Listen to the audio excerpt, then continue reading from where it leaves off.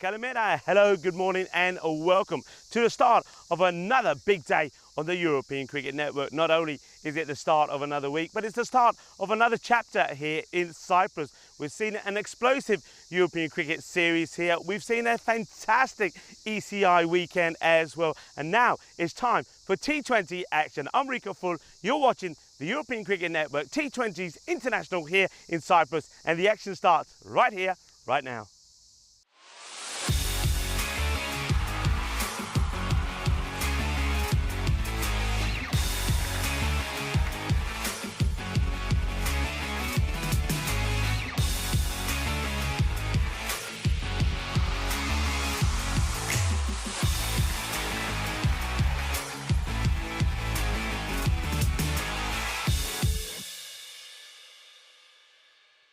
This European Cricket Network event is proudly brought to you by HCL Software and Paramatch. Really looking forward to the T20 internationals here. We know plenty about these two teams already, the men and the women, of course, of the home side, Cyprus and Estonia. They entertained us over a very exciting and entertaining weekend of action, ECI action, that was T10 format. But now let's see how they perform in T20. I'm certainly looking forward to it because it's been a while since I've commentated on some T20s, and I'm looking forward to see how the players do adjust. We're going to see 3 matches here today, 2 featuring the men of Cyprus and Estonia, and then at the end of the day we'll have a good classic between the women as well. First of all though, let's join the 2 captains, Arslan and Stuart Burdekin, with the umpires Steve and Tom for the coin toss. Heads. Cyprus have won the toss. We will bat.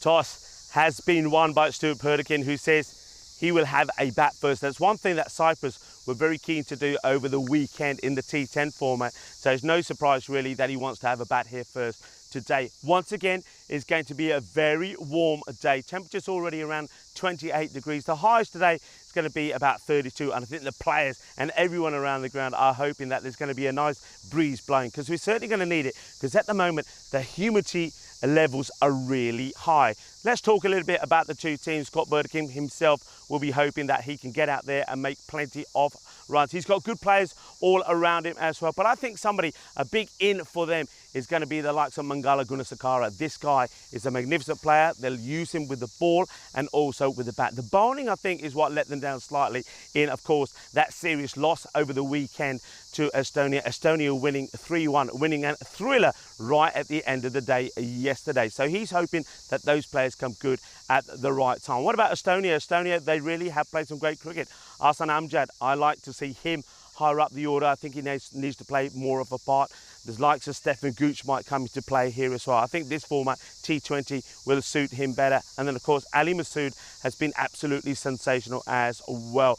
But it's going to be a tight game. I think there's going to be a lot of tactics involved here as well. And I think the way that the teams manage themselves as well with the heat is going to be very important as well. One guy I know is looking forward to the start of this one is Nishay Bhatt. Nishay's been fantastic through this series so far. And I know he too is very excited for the start of the T20 Internationals. Nishay will tell you a little bit more about the squads and will talk you through the first ball. Nishay, the news from the middle is that Cyprus will have a bat first.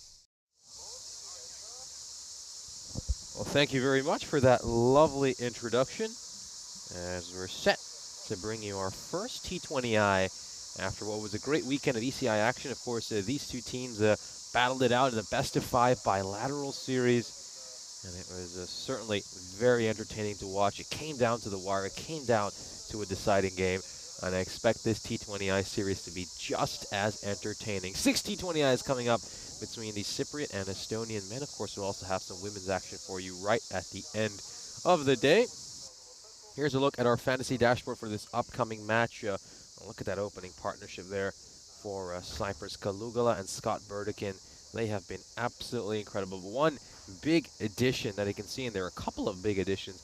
Buddhika Mahesh, who didn't feature during the ECS, and also James Khalufas, who we didn't see featured during the European Cricket Series either, so it'll be interesting to see how he fares in this T20I series. Meanwhile, for Estonia, well, we saw these players, most of them play a big role during that ECI weekend. Just have a look at some of the quality batting they have in there, the likes of Ali Masood, Arslan Amjad, Chauhan obviously coming off that MVP performance. He was spectacular over the weekend, smashed a century in that deciding match, the only century we have seen over these first couple of days of international action. But we now switch to T20 cricket, and of course things will change a little bit. So the first thing to keep in mind is we now have 6 overs of power play, not 3 overs. Of course, just a few different regulations in terms of wides as well. We're going for a profile wide rather than the typical T10 wide, where anything down the leg side is called a wide. The umpires are taking the field. The teams will be making their way out shortly.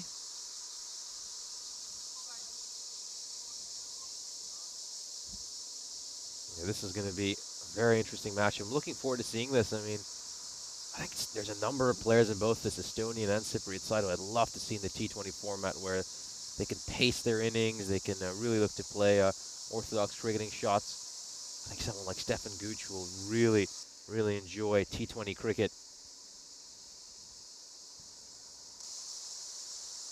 And you also look at some players like Burdekin in this Cyprus side, Chamonsadun, both of whom are real stroke players. And I think, you know, the slightly longer format of the game, I should say, in T20 cricket will just allow them to construct an innings. They won't feel the need to try to smack everything towards the boundary rope. I had a quick word with Burdekin prior to this match, and he said, well, we were looking to run a lot more 2s and 3s during this innings, rather than looking to just smack everything to the boundary. And you can just hear a big cheer from Estonia. They're going to be entering your screen very shortly from the left. Yeah, big moment for them. A great start to their tour, of course. Came in here, picked up a trophy yesterday by winning the T10 ECI series we had, of course. Now they're ready to make a big impact here in T20I cricket. Anytime you can start a tour with a trophy, you feel so good about yourself, don't you? Now they'll be looking to make it 2 trophies here in Cyprus, picking up this T20I series as well.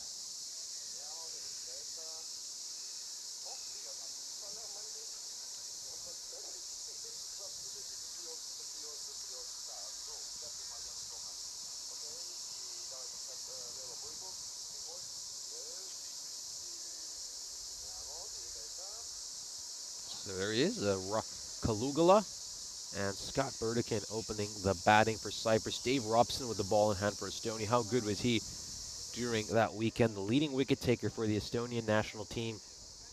Great left armor, pulls a very good length, Robson. He keeps things nice and tight, gets a little bit of shape away from the left-hander, back into the right-hander, of course. Yeah, he's a lovely bowler. Really enjoyed watching him play. And I think he's the kind of bowler who's going to enjoy this format even more. And with the consistency of line and length he bowls, it's certainly going to help him. Yeah, looking forward to this. Cyprus fancied as 71% favorites according to Win Predictor. I think that's a little bit generous considering they just lost over the weekend to Estonia in that series.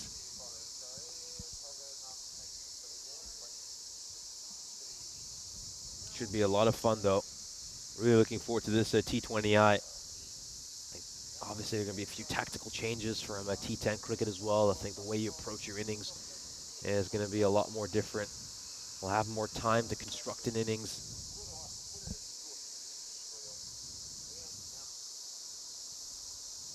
Going to start off with looks to be 4 fielders on the offside from what I can see, and 5 on the leg side.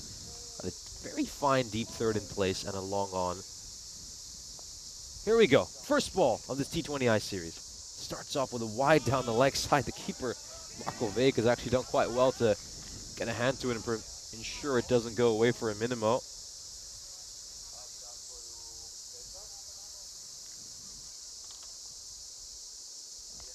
Yeah, it's good work there. Just diving on that soft, spongy grass. Watches one go past him. So now there's something you wouldn't see in T20 cricket. Mind you, you don't see too many leaves in T20 cricket either. Should have said you don't see too many leaves in T10 cricket. But yeah, I don't expect Kalugala to leave too many more deliveries. He reaches out at one. That's going to be given a wide. So a couple of wides here to start off for Robson. Just a little bit loose. These first few deliveries.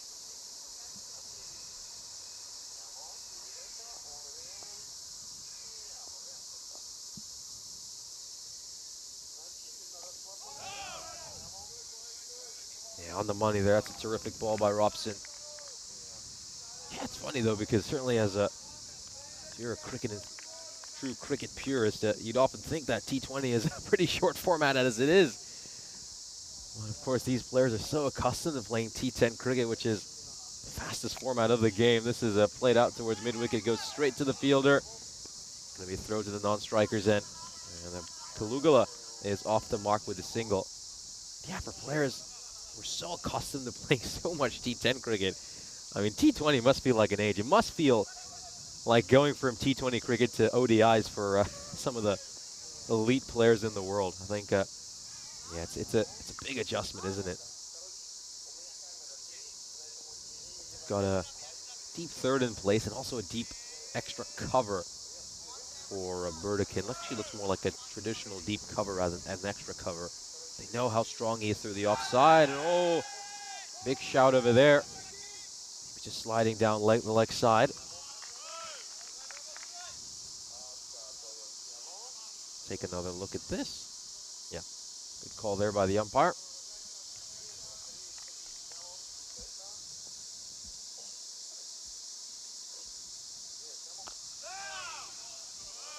There we go. That's not a shot we saw too much of during the weekend, did we? The forward defense, but I think we're going to see a lot more of it, particularly early in this power play. I think there's Cyprus, you want to attack during the power play, don't you? You know, take advantage of these fielding restrictions, but don't want to lose too many wickets. I think keeping wickets in hand is a lot more important in T20 cricket than it is in T10.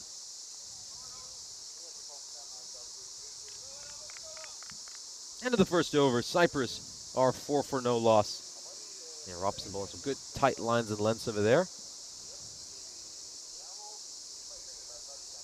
Looking at this Estonia team, got a number of different bowling options they could use early over here. Obviously got Robson. I wouldn't mind giving Robson 3 overs at the start, and maybe just leaving 1 for the death overs for him and seeing if he can make some inroads. Of course, I'm Nish. I'll be taking you through these T20Is alongside European cricket icon Rico Full. It's good to be here, and like you're saying, it's a bit strange, isn't it? When after seeing, especially myself, I can't remember the last time I did some T20 matches. I think it might have been the Continental Cup in Romania. But yeah, it seems very different, different kind of pace. And also, of course, we will see bowling from both ends as well. So welcome to everybody. Welcome to a lot of people in the chat that are tuning in on this Monday morning to the action. Hello to Terry Richmond. And very warm already, quite a lot of humidity around, certainly felt that when I was out there in the middle. So, time for us to see how Scott Burdekin can get on here. But you can see, yeah, very much more of a defensive mindset. It is interesting though, isn't it? Because sometimes I often feel, well, if you play your natural game or the way that you play T10 and bring it into T20, is there anything wrong with it? I don't know. I think if you're a natural aggressive hitter, you should playing your shots, and that's why, because this is nicked behind. Stefan Gooch gets a wicket straight away with this ball moving away. Just catches a little bit of the bat, and a nice straightforward catch there by Marco Vake. And that's what I was really trying to refer to, is that if you are naturally aggressive, then play your aggressive way. See, he just dabbles at this, gets the edge, gets a breakthrough. So Stefan Gooch, what a start from him. Yeah, I'm expecting him to be a key player. He certainly will be, and to get the early wicket of Burdekin. Burdekin, somebody who I know was very excited to play T20 cricket. I remember when he made his T10 debut, he said, this T10 stuff's a bit too fast for me. I'm used to playing T20s in the longer format of the game.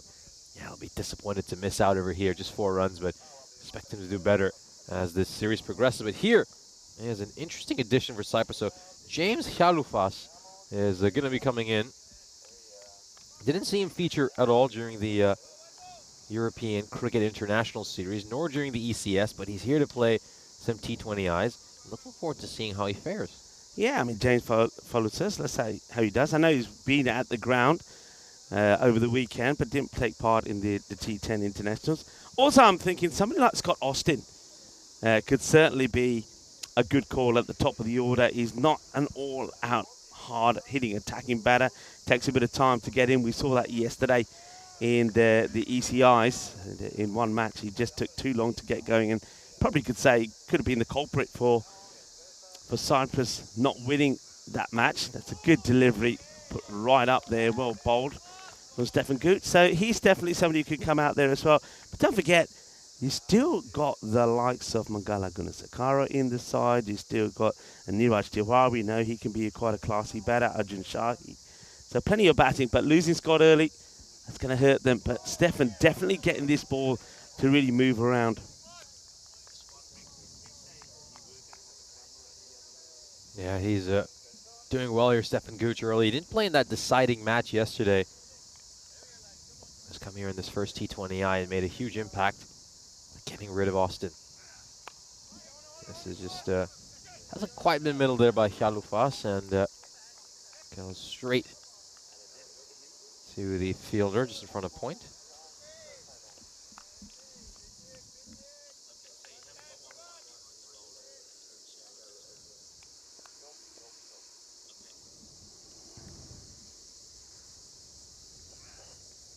Oh, is there an edge there? Yes, there is. The batter is walking, and Gooch does it again. The second wicket this over. He's on for a double wicket maiden here. What a start for Estonia. Brilliant bowling. He's getting that ball really to move away. It's all about the swing. And Stefan Gooch, yeah, there he is. He says, "I like it."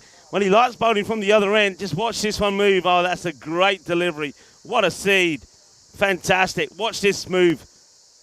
Oh, that's a top delivery. And for somebody who hasn't had too much time at the crease, James Shaffelus, that's always going to cause some problems. So he gets a little snick. Another one bites the dust, and he's going to go without scoring just for 0.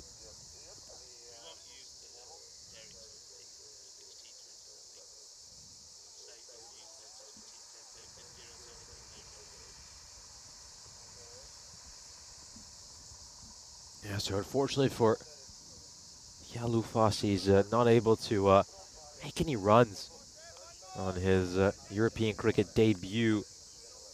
And Scott Austin comes in here with his side in a lot of trouble, 4 for 2.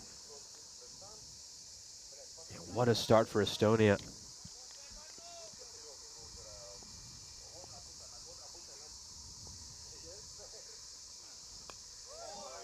Starts off with a defensive stroke. Of course, these two teams played each other in a T20I series back in 2021, and Cyprus won all 4 of their encounters back then. But just looking at the two team sheets for both these teams, how much have the squads changed for them? I mean, looking at Cyprus right now, there's only a couple of players who still play for the team, 3 to be exact. And then you look at the Estonian team as well, so many changes for them as well. It just emphasizes how much these teams are evolving, how much cricket is growing in these countries. Yeah, what a top over though that. It is, in the end, a double wicket maiden for Stefan Gooch. Sensational bowling. And he's just getting that ball really to move around. Now, I wonder if it's just to do with the humidity that we have around the ground here at the moment, because it's very humid, but that ball was certainly swinging around. And also, don't forget, we haven't seen any bowling from that other end. It's the first time we've seen it. We've, of course, over the weekend, all the bowling's come from the end where Robson is at. So we've got a good idea from this end, but certainly from the other end, Stefan Gooch getting that ball to move around. 2 wickets and 2 big wickets. Getting the wicket of the captain, Scott Werdekin, and James Shalifus, all in similar fashion. That ball just moving away. Kaligala just trying to get this away, but missing out on it.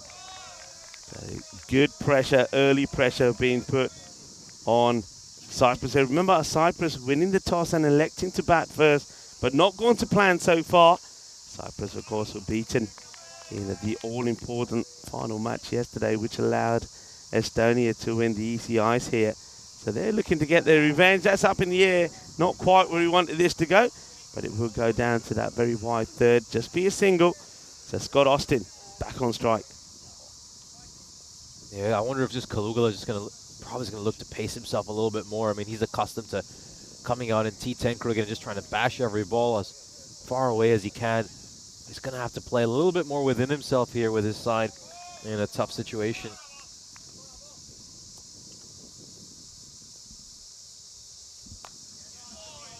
Just blocked out by Austin. Yeah, it is. It is very interesting, especially for me after probably doing, I would say, hundreds of T10 matches. And now watching this, I'm waiting to see the batters go after the ball and attack. But of course, different mindset going into the T20 format. That one will be called a wide. Now it's on wides as well. Speaking to both the umpires, that's umpire Steve out there and Tom at Square, they were telling me that for these matches they'll be using profile for leg side wide. So that's something different as well for us. That's hit pretty nicely, but will just be I say just be a single. It's a misfield, and the 2 batters, yeah, that's a little bit sloppy, really. Kalugala is not the best of runners. He's taken the single, and he's not looking after he gets to the other end. And you can see that Austin's pretty keen to get back, but Kilaguli, by the time he has a look, it's too late. But so, yeah, it's on the profile wides. Played nicely, but no run. It's the end of the over. That's 3 overs now complete. 7 for 2.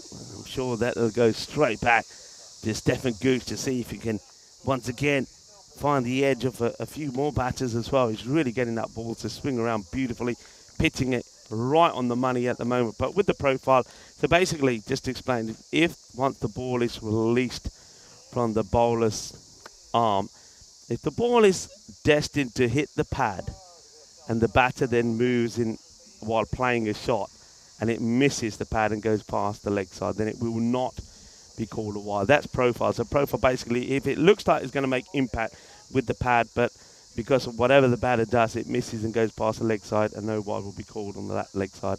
On the offside, it will be as normal.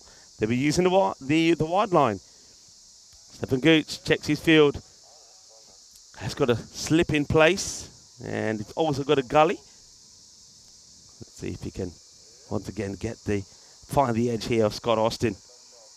Yeah, I've just been looking into some of James's cricket stats as we were having this conversation. I'll just update you on that right after this. Austin will pick up a single here. So, yeah, he has featured in the past in some international cricket, played a little bit against Greece, batted in 3 innings. But he's played plenty of cricket out in England, plays his cricket for Amersham CC over in England. So, yeah, very experienced cricketer. Probably haven't had the chance to see him much on the European Cricket Network, but it'll be a handy addition to their side. Probably hasn't played much cricket in England either because of the weather. I know that both the umpires, Tom and Steve, was telling me that it's been pretty wet in the UK where they've come from, and not too much cricket being played. Oh, well, this is Arslan Amjad who sticks out one hand here. I think this is probably a catching opportunity. You know, I know it's been hit pretty well. You might get another chance to have a look at this.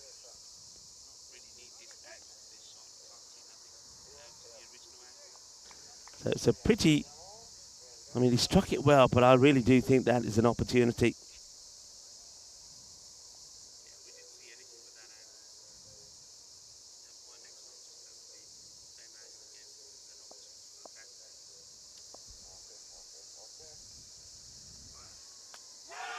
Gone. It's the 3rd wicket. Stefan Gooch is on fire. 3 for 5. It's not a good shot this time from Akila Kalugala. It's a bad shot. He's going across the line here, gets a bit of an inside edge, crashes it back to his own stumps. And Gooch, he is on fire here. That's his 3rd wicket. Dream spell here for Gooch. Picks up the 3rd wicket. It's a danger man, Kalugala. That one going on to crash onto the middle stump. Just moves back into the left-hander ever so slightly. Yeah, as you said, not the best stroke, especially considering the situation. We're probably been better off just playing it through the line with a straight bat. Well, Kalugala, well, these are the adaptations you have to make when you play T20 cricket. Cyprus in dire straits at 12 for 3. Yeah, it's not a good shot at all, is it? So Akila Kalugala goes for 6, the powerful left-hander. And, well, let's see who they opt for to go out at this very crucial moment. It looks like here, is that Niraj going out, or have they? Yeah, looks like Niraj Tiwari coming in at number 5. Yeah, I like this move to bring Niraj Tiwari in. They just need to settle things down. Niraj Tiwari is a stroke player, someone who is more than capable of batting a long innings. And I think T20 cricket just suits him a little bit better than T10 too, although mind you, he's not too bad at T10. We saw that when he was opening for Sherif Punjab alongside Pavandeep. But yeah, I think this is a format where he could just look to nudge a few singles around, build a partnership here with Scott Austin. These two, yeah, they have to look to bat at least 7 or 8 overs together. Yeah, and look at this. Look at the slips. Another slip comes into play here. So really attacking the batters. I like this move. And there's that movement again from Stefan. He's enjoying himself out there this morning.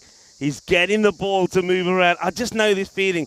There's days when you go out there and you bowl your first delivery and it does everything you want it to do, and you feel, this is my day, this is my time. And at the moment, that's exactly what Stefan's going through here now.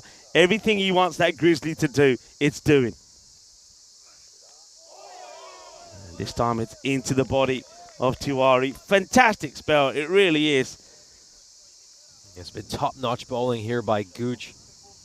2 slips and a gully. I mean, how often do you see that in this format of the game? But the way he's bowling, you certainly want as many attacking fielders in as possible. The 2 slip fielders are just trying to maintain the right distance between each other. This is going to be blocked out by Tiwari. And he certainly has to give Gooch the respect he deserves here. He's on fire. 3 for 5 in his first 2 overs. I'd be bringing him back for a 3rd. Yeah, definitely. You wouldn't hold back. I think I'd get one more in. Teams will take drinks after 7 and 14 because of the heat. So, yeah, I certainly say, right, give me one more, and then take a bit of a rest, and I could call back on you when I need to. That's what Arslan Amjad will be thinking. You want to keep the pressure on and see if you can take maybe another one or two of the top order here. Robson will also continue, and these two make a nice opening attack, don't they?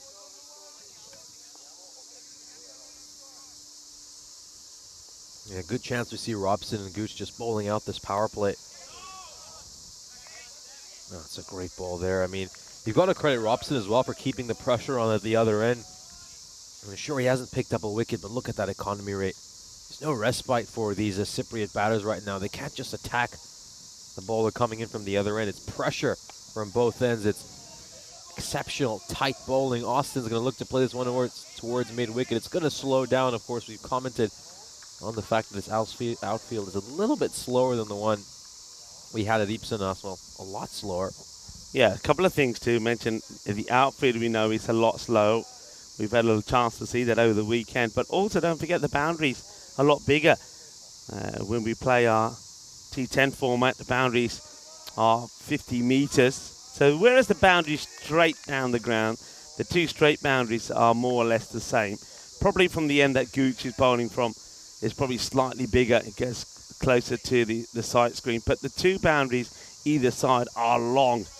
And so along the ground, to get boundaries either side, in the square leg boundary or the point boundary, it's going to have to be a good hit along the ground. It's well played. Wants to take the single. That's good. I like this from Tiwari.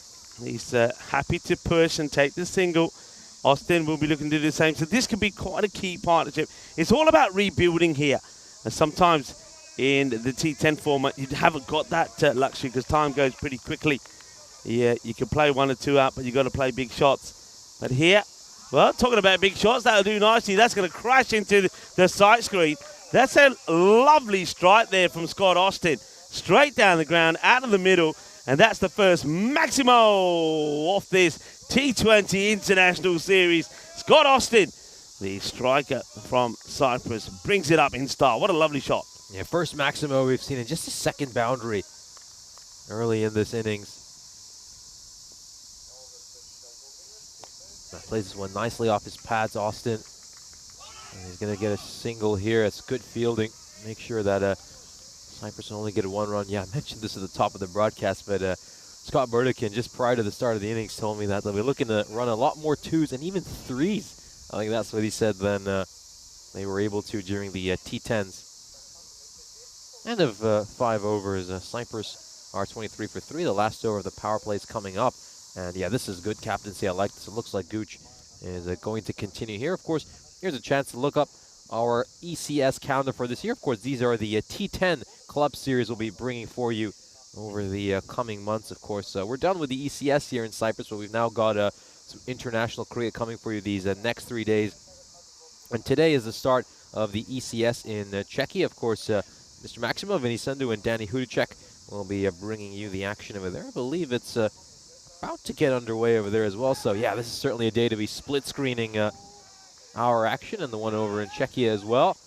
A little bit lucky there. Slightly streaky source of runs for Austin. That one just going over the fielder at Gully's head. And they'll get a couple of runs.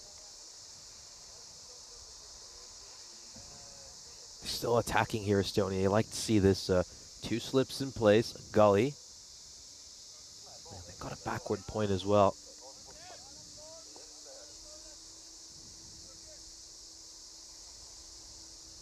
Two slip fielders are Sahil Chauhan and Stuart Hook.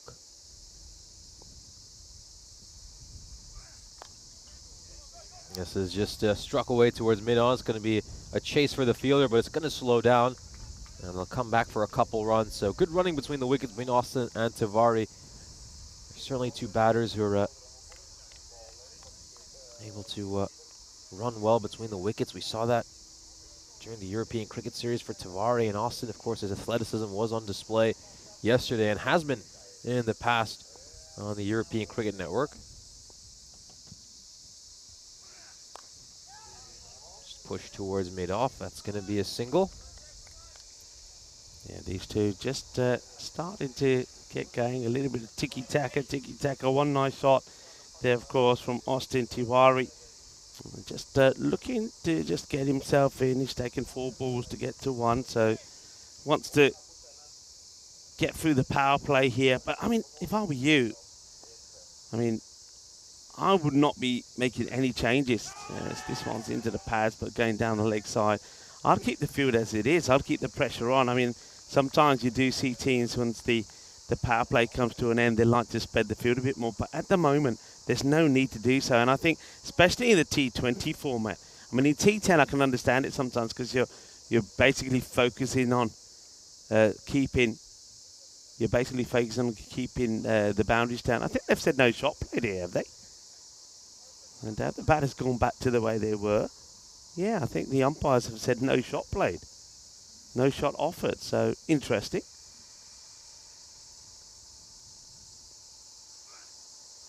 Oh, well bowled. Lovely movement away. I mean, that was a seed. Beautiful ball in the channel. Just moves a touch away from Tiwari. Beats the outside edge of the bat. Yeah, I do agree with that. I think sometimes teams can just let up on the pressure a little bit at the end of the power play. Just have a look at how that ball just seams away beautifully from the right-hander. There's certainly something there from that side, isn't there? There's something there that we haven't seen with the bowling of this side. There's one little spot just short of a length with the ball just about there, and Steph knows about it. That's why he's trying to dart the ball into that area, hit that area, get the ball to move away. Fantastic spell.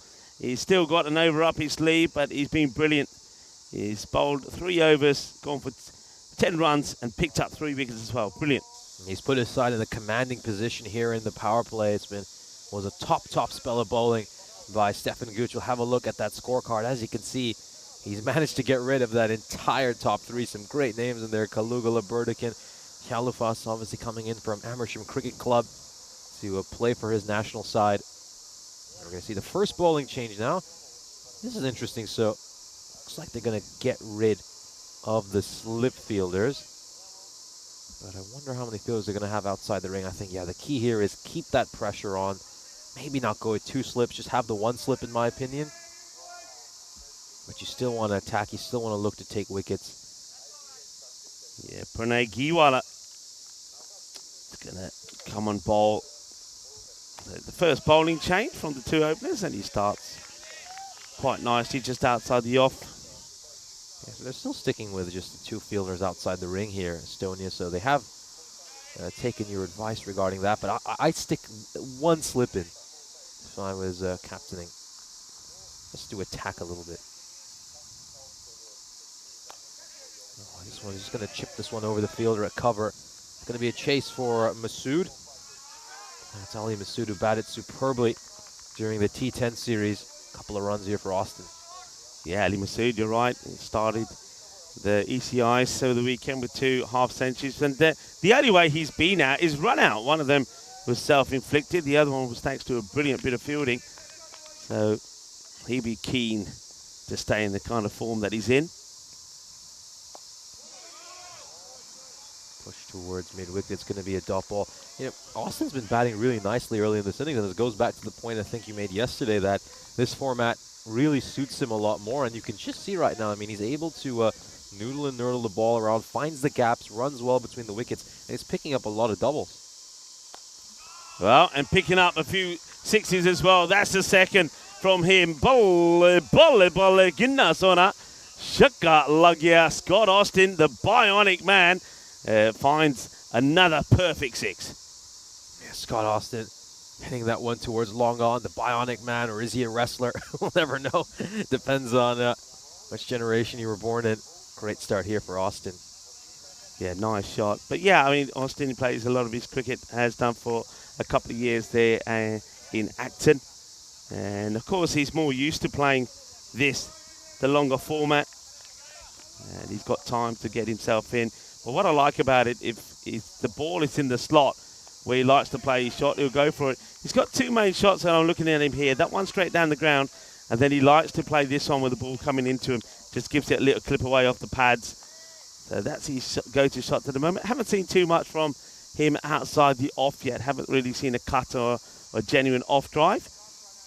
Yeah, just the one shot that he chipped over the fielder. But other than that, yeah, you can see strong on the leg side. I do find it interesting, though, as a real cricket purist, that T20 is considered the longer format of the game after doing all that T10 action. This one's going to be buys. Yeah, it is quite incredible. I mean, with all the T10 cricket we cover, it does feel like we're covering the longer format of the game when we come to T20Is. Yeah, this is not that far away. Just gets the ball to come in. Tiwari. First time that we've seen him lose his shape, actually. So the end of the 7th over. Our players will take an opportunity to take some drinks on board. And gives us a chance maybe just to talk a little bit about the two teams and about some of the cricket that we've seen already here. Of course, the ECIs went down an absolute treat. We saw some good performances there, and from the men and the women. Now, the women, we'll see them in action a little bit later as well. But I suppose the main man to talk about was Sahil Chauhan, who was absolutely fantastic in the ECIs. He will be playing. He is playing this match, so we'll keep an eye on him. He's got a fantastic and all-important century in the all-important 5th match when both teams went into that with 2 wins apiece. So an eye on him. And we mentioned Ali Masood as well, who scored in those ECIs 193 runs and 237 there to Sahil Chauhan. And Scott Burdekin, the captain of Cyprus, he was their highest scorer, 150 exactly, but of course he went pretty early here today, as did Akila Kalugala, who made 133 runs. So they've done well to send both Akila and Scott back into the shed already. So drinks have been taken, and the next break will be at the 14 over mark. And I think what Cyprus will be looking to do in these two, they would have talked, is, right, the next 7 overs, well, up to the next drinks break, me and you are still going to be here. We're probably going to try and go, if we can, around about the 6 to the 8 and over, and keep ticking along. And then with still those wickets remaining, with the likes of Roshan Sriwadana, who showed good form over the weekend, and with Samilat Mangala Gunasagara in the side as well, those guys then come out and play the normal game, Arjun Shahi as well, and just try and get them a good electrifying finish to the innings. Yeah, it's going to be interesting to see what's a par score over here. I mean, during the T10s, it was around that 130, 140 range where we were seeing a lot of scores. Cyprus with a few scores in the 150s as well. This is going to be a tight single. Oh, he struck Austin firmly on this side. That's going to hurt. Yeah, that's right on the back of the leg. Aditya Panawa comes in. Both the Aditya players, Aditya Panawa and also Aditya Savia, were fantastic in the last 2 matches for Estonia, the last 2 that they won as well. They showed good composure and good technique when they bowled. And let's see if they can take that form into these T20 internationals as well. That one's been left by Scott Austin, who's moved on nicely to 26 and looks to be building a nice innings here. I think if they could make 130 or 140 runs in about 10 overs, that something around the 170, 180 range would be good in T20 cricket. But yeah, I guess at least so far, Cyprus playing a lot more within themselves because of those early wickets. Yeah, I'm gonna say that a score around 160 is probably going to be a good score, and I'm basing that on the outfield being pretty slow, the longer boundaries. What we saw at the international level, we saw that 130, 140, well, on a couple of times on 120s were good scores. So I think, bearing in mind that the boundaries on either side have gone a bit bigger, I think if you can get to even a 150 score, I think 150 score here is a good score and a defendable score. Yeah, so during the T10s, the boundaries were at 50 meters, and so how much have they been extended for the T20Is? Okay, go back to that after this delivery. And, well, this will give us an example. I mean, that's a nice shot. That was easily a big 6 over the weekend. You can see here that's bouncing once and going over the boundary. I reckon that these boundaries here now are close to about the 70 meters. They can't go any further I think on, as you're looking at the screen behind the batter here on the leg side, because I think they've gone as far as they can. Remember, there needs to be a little bit of allowance between the rope and then what you got beyond that, so at least 2 meters. And I think they're probably the same on the other side, so I reckon they're about 70 meters. So at least another 20 meters added to the length of the boundary, or the distance of the boundary. Oh, that's a good comeback. That end, I'm telling you now, that end, that's where the spice is. That is where the spice is. There is extra bounce, more bounce coming from, we'll have to give these ends a name, wouldn't we? But there's more bounce coming from that end than we've seen from the end that we were coming from over the ECIs. There's life in that pitch. It's short of a length, and Stefan Gooch found it, and now Panama just finds it. A little bit over pitched this one, it just gets punched away. Yeah, I think with a T10 mindset, that one is going for a 6, or at least he's trying to smash that one away. But Tavari, a little bit more reserved right now, batting within himself, a bit more cautious considering the situation for Cyprus, blocks that one out.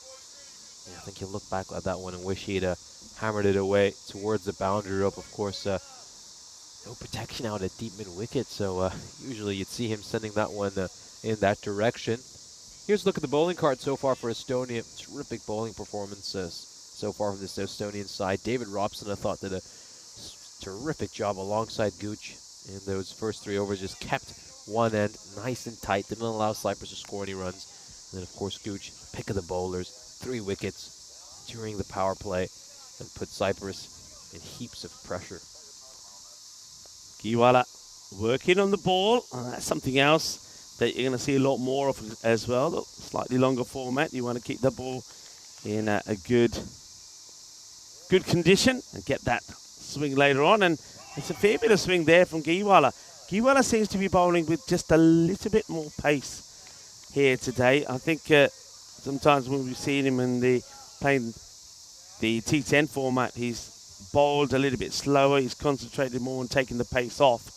But here, he's certainly given it a fair bit. Now, what's happened there? I think there might have been an issue with Giwala's spectacles. So he's taken the glasses off now. I wonder if that's more to do with the sweat that might be getting. So it's going to be interesting. I mean, he obviously needs those spectacles, does Brian Giwala. So just relying on a bit of instincts here now. You see a lot of players that typically wear contact lenses when they're playing, but Giwala going with the spectacles. Interesting field. Stefan Gooch comes across to the offside, so 6 and 3 being deployed, just the 3 on the leg side. And you can see that there with that line, just going for that wide Yorker. See why they've looked to pack that offside field. Still just the 2 fielders outside the ring for Estonia, long off and long on. He takes his glasses off, so maybe that's why he needs them. Goes a little bit too wide. I told you, relying on instincts. Yeah, okay. And kapala. And kapani lani asina. Un punia penia yar punia penia kuch dista nahi. Anyway, he just shrugs it off and said it's okay. But look, he's made a change in the field. Probably he's talked to the captain about it. He's got one extra person on the offside, so that's why I think he's making a conscious effort to get this outside the off. Up in the air. And I think also he's going to have to hurry. Does get in.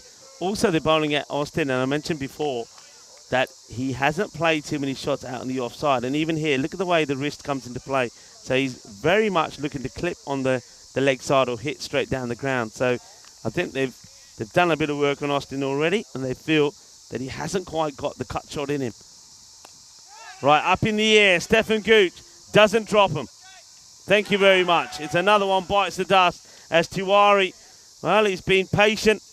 He's been looking to get going, hasn't really been able to, and he's going to lose his wicket now. Tiwari, just the 1-4 in the 13 balls that he would face, and he's going to go for 6, and caught by Stefan Gooch, and a good bit of bowling and persistence there from Pranan Giwala. He's been involved in every wicket so far this innings, Gooch. Took the first 3 and takes the catch on this one. That's going to be the end for Niraj Tiwari, who managed to face a lot of deliveries, was probably going a bit too slow. Well, at least I guess he held up one end while Austin has been looking to score and be a bit more aggressive. Yeah, good captaincy there as well from Arslan Amjad to just get the extra play across. And it was Stefan Gooch, funny enough, who did come over from the leg side onto the off, and it's Stefan that holds onto the catch as well. So everything going to plan at the moment here for Estonia, the visiting side. Cyprus just under a little bit of pressure, but that pressure can soon be, well, released because Mangala Gunasakara comes out now. He's been in pretty good form with the bat. Left-hander, powerful hitter, and he likes to hit big down the ground. That's his shot. Likes to take a little step into the ball and hit it sort of over that long off and extra cover area. And they know how dangerous he is. He's got that quite open stance. Gets an swinging Yorker first up, which is well dug out there by Mangala. And you get a right-hand, left-hand combination in here as well, Cyprus.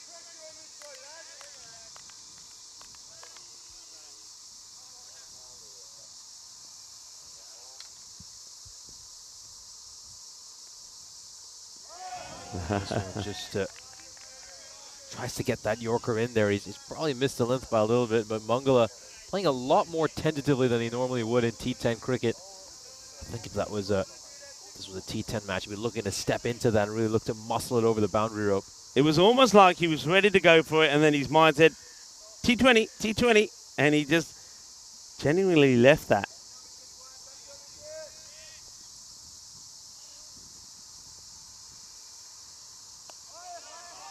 This one's blocked out. I think, yeah, for Cyprus, looking at these first few overs, there definitely is a little bit of a mindset issue. Of course, they've lost a few wickets, and you can understand why they're playing a lot more conservatively. That maybe they should look to approach this as the T10 innings, try to be attacking, look for your shots. But then, compared to T10 cricket, where you just look to try to bash everything, when you get a good ball, respect it. And for Cyprus, I think it's just about finding that right pace. And hopefully for them, they'll just work out that right balance as this series progresses. It is, after all, just the first T20I of what should be a exciting 6 T20I series. Good over from Giwala. Just the 3 runs. Picks up the wicket as well. So outstanding stuff at the moment this from Estonia. And hasn't been any error at all yet. They've been so good. The bowlers have bowled a good line. Also, it's worth bearing in mind there hasn't been that many extras as well. And just the 6 wides, which mainly have come because bowlers are just trying to sneak that ball in the guideline. And that one, now I wonder what this would be called. So that's a good example of what we talk about profile. Umpire Tom says no wide. And the reason for this is umpires decided this ball is going into the pads. Then that's a very good call. That's a good example of profile there. And so umpire Tom gets that perfectly right. So the ball was always going to hit the pads. The bat has moved inside, it's missed, it's gone down leg side, but not going to get the wide because, of course, we're playing T20 internationals and profile comes into play. Austin probably wasn't expecting that. I think he's just going to have a word right now with the umpire just about that wide. And he might have that explained to him. One thing that Estonia so far have done so well is they've pitched the ball up. They haven't allowed batters to get the big shot in there across the line. And just as I say that, it's the first one that is a little bit short, and that one will go all the way. Shaba, Ginna Sona, Shaka Lagya, a little bit short. Gunasakara was looking to get hold of one. He stopped himself in the last over, but doesn't stop himself this time. Panawa gets the treatment for being too short.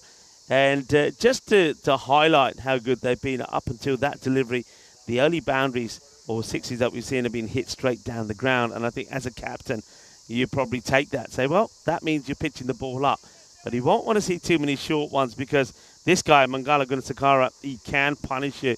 He's a powerful hitter off the ball. Yeah, Mangala, I think he really needs to look to be the aggressor in this partnership. Go for his shots while Austin tries to rotate the strike and looks to bat out the innings. He needs to play that Rishabh Pant kind of innings, you know, in that middle order just to get his side going. Yeah, there was a bit of discussion there between Arslan Amjad and Stefan Gooch. I think they're just potentially perhaps looking at a fuel change here to the Mangala Gunasekara because they feel that he's going to try and execute that shot more than once. So they do get, yeah, I think it's Stuart Hooker's out there. They're moving him just a little bit wider. They don't want him too fine. They want him in that legitimate mid-wicket area. So you got mid-wicket back and also square behind square. Then Stefan is in between the two short. And you got long on, who's very straight as well down the ground, and long off. So basically trying to cover those areas, but nobody on the offside boundary.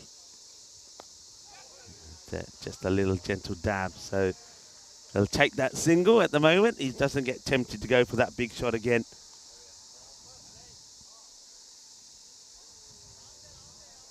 That's why they just, I think he just tucked that one off his pads there, Gunasekara.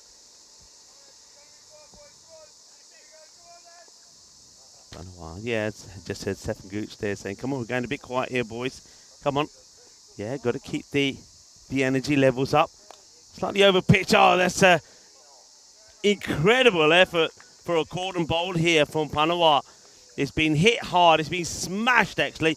Panawa dives to his left, gets a hand to it, but it doesn't stick. Just have a look at this. Oh, if that stuck, would have been an amazing catch.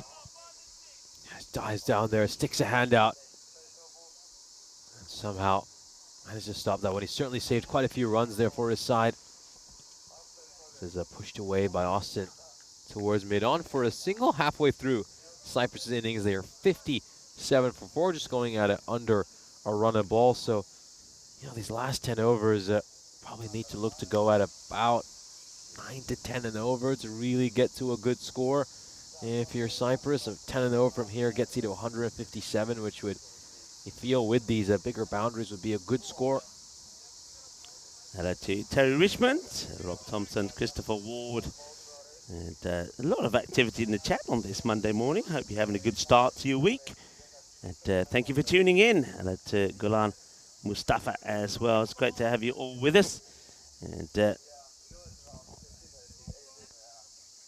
hope you're enjoying the T20 action that we're bringing you here from the beautiful Happy Valley cricket ground in Cyprus, about 40 minutes or so outside of Limassol. Beautiful setting. It's like I describe it as like an oasis in the middle of nowhere. It really is. It's quite beautiful. And, lovely mountain views around us. A lovely sort of trees and shrubs in the air, but too wide from Stefan. Now this will slow up, I think, or will it? Just kisses the boundary. Just kisses the boundary. Stefan Gooch gets the dive in. He can't get anywhere near it. Then the captain, Arslan Amjad, has to take a long way around, slightly over pitch as this one gets punched away down the ground. And watch this. Just gets to the rope. Only just. A little bobble over, 4 runs. It's a nicely timed shot from Austin. Just trickling over the rope there. A good shot through that cover boundary by Austin. This one's a bit over pitched as well, but this one should be stopped and will be. This is a couple of good shots here by Austin. Kiwala coming back for his 3rd over. Giving up 17 runs in the 2.2 overs he's bowled so far. Right, high in the air, Arslan getting underneath it. And, oh, it just gets away from him. Just gets away from him. That's a big opportunity to remove Mangala. And it's Arslan Amjad, the captain. You'd expect him to take this. When the ball was hit, he checked where the boundary was, and that was just him thinking about the weekend. He knows that the boundary's a lot closer. He realizes he's got loads of space, but he's not able to take the catch. Mangala Gunasekara gets dropped on 7. A rare drop for someone like Arslan Amjad. We know how good he is in the field. They'll take advantage of this wide and get some buys over here as well. Cyprus just to drop some more salt into Estonia's wounds. But yeah, we usually see Arslan Amjad take those sort of catches. We saw him take some very important catches yesterday during those last couple of games, which Estonia won. Huge let off here for a player of Mangala's quality.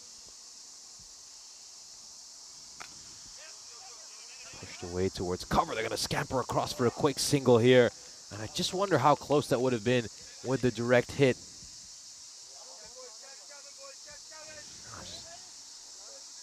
It's a good pickup here, and it's a strong throw. If there's a direct hit, ooh, would have been close. Would have been really close.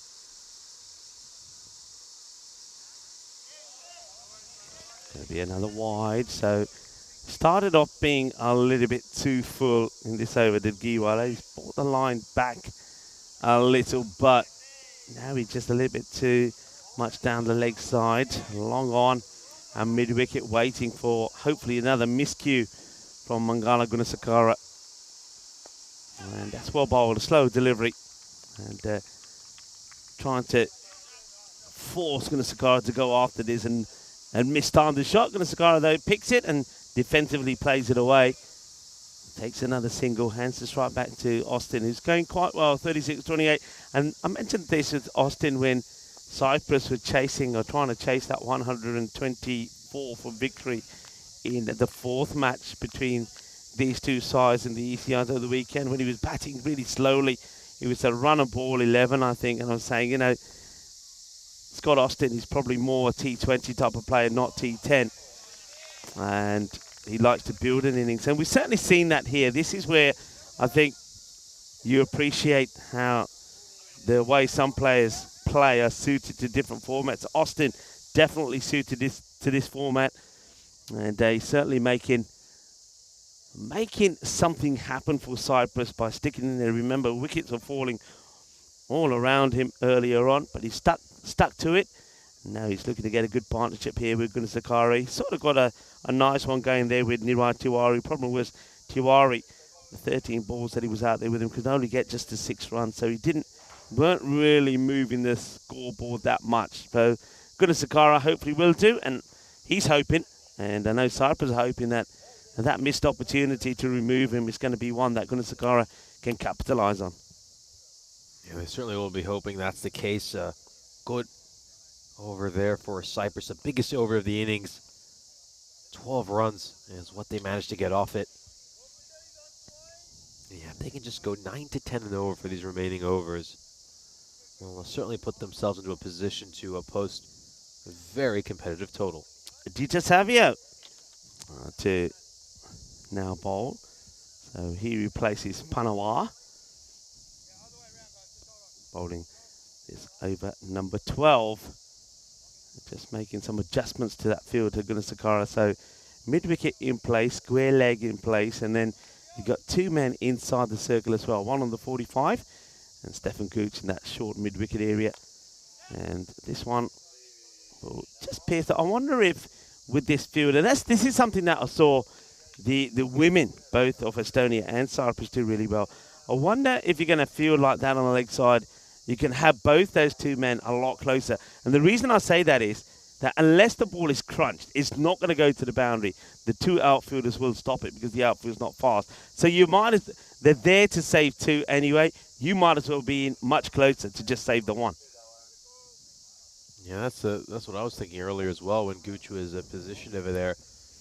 Just like to have him a little bit closer to avoid Cyprus from getting some of these drop-in runs that are available to them, because yeah, the single is on for Cyprus. Whenever you get a chance, maybe it's always a good practice, maybe just before the start of an over, just show the field and then go to the first ball. It just helps us talk about the field when you can. Just strikes his pad, like going down the leg side over there. Yeah, they could probably do the same out on the onside as well. Just have one fielder closer, so on either side, just one close. So you're just basically stopping that single and bearing in mind the pace of the outfield. You have a look at the field there now. You can see there on the leg side, you almost got that line of 4, but nobody on the boundary to Scott Austin on the leg side. And, well, he's going to look to capitalise on that, and he'll get a 1 bounce 4. It's not a good delivery, though. It's an easy hit for Austin. Xavier tries to bang it in, but his areas are wrong. I think if it's outside the off, it's not a bad delivery. But he bowls that in an area where Scott Austin says, thank you very much. And, well, if he keeps getting a boundary every so often, it just keeps the pressure off the batters at the moment as they start to continue to make this recovery after a shaky start. Fine leg inside the ring. It's a very safe shot. It's always going to go away for 4.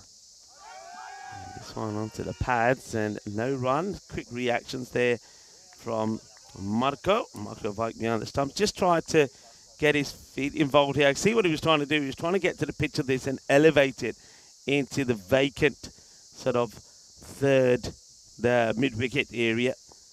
No third man on the boundary either. So, and he's very wide. Gets this one past the infielder. They're running hard. They should be looking for 2. And they'll get there quite comfortably in the end. So Austin, just noticing from him the last couple of deliveries, seems to be looking to attack just a little bit more. Once again here, early footwork. And that's just a sign that he feels that he's seen the ball well enough now to start to make those early movements and still rely on his hand and eye coordination to get the ball away. Plays that nicely, gets it past Stefan Gooch and will take the single. So, yeah, that's what I think we were both talking about with Gooch. Just bring him in a bit more. Just actually have him there to stop that single. Because if it gets past you, they're going to get only 1. Anyway, I don't think they're going to get 2 because the outfit's pretty slow. So, end of the over. Another over comes to an end. And 12 overs now completed. Score 77 for 4. Yeah, Cyprus' last couple of overs just pushing that run rate up a little bit. 20 runs off the last 2 overs. As I mentioned, they need to look to go to about 9 to 10 in this second half of the innings. We'll have a look at that scorecard here for Cyprus. Great innings by Scott Austin so far. Came in this situation with his side in plenty of trouble. It just helps settle things down and put them in a position where they can look to get to a par score. 5 men on the offside. Only Arslan Amjad, the captain, straight on the boundary. All the others inside. And on the leg side, a wide long on is back.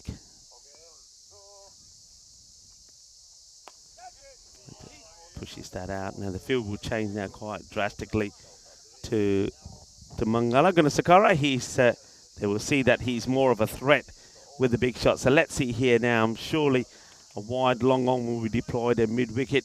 Haven't gone for a square leg as yet because they believe if he is going to hit it, he's going to hit it straighter than get a swivel on it. All right, up in the air, it's a false shot. It comes at the ball on the bat. Fielder getting underneath it. Can he take it? Be a great catch if he can. No, he can't get there. And the batters will come back for 2.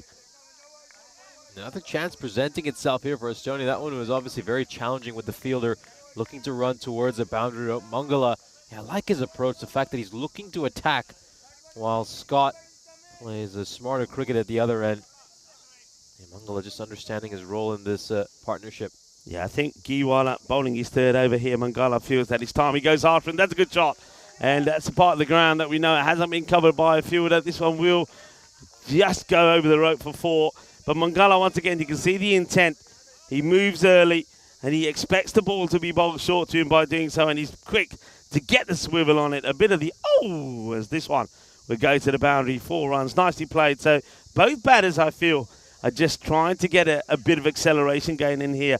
The intent to find the boundary seems to be a little bit more aggressive. Yeah, look at how he's just opened up his stance so much more. That front foot is planted probably on a 6-stump line. We're looking to target that mid-wicket boundary. Oh, well, this one, I wonder if this guy, I think it might have caught the pad rather than the bat. Let's see if there's any signal here from umpire Steve. I haven't seen anything, so it definitely does catch a bit of the bat. It's almost like a false shot. Well, he must have caught a bit of the bat on the way through. Haven't seen a leg by signal, so Gunasekara will be rewarded the run. got Austin quite happy just to stroke the ball around, and they've got the field well set to Austin now. They realise just how he's playing. He's just pushing the ball around, so Austin pretty straight, as well as it's the man at long on, Ali Masood.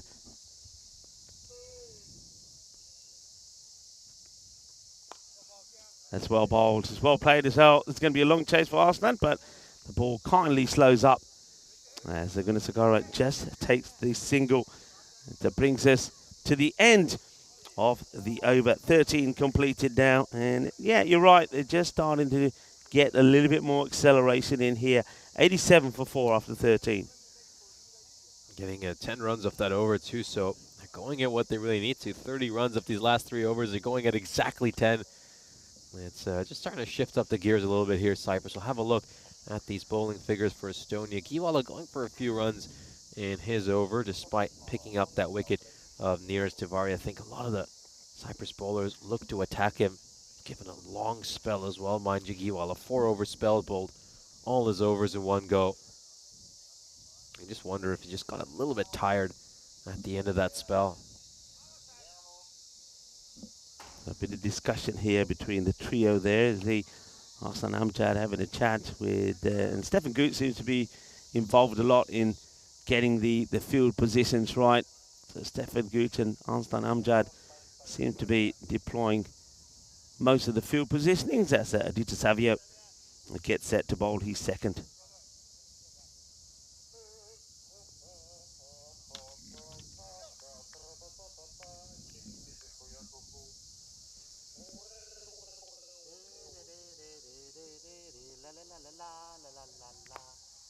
Oh, looking to hit this towards mid-off.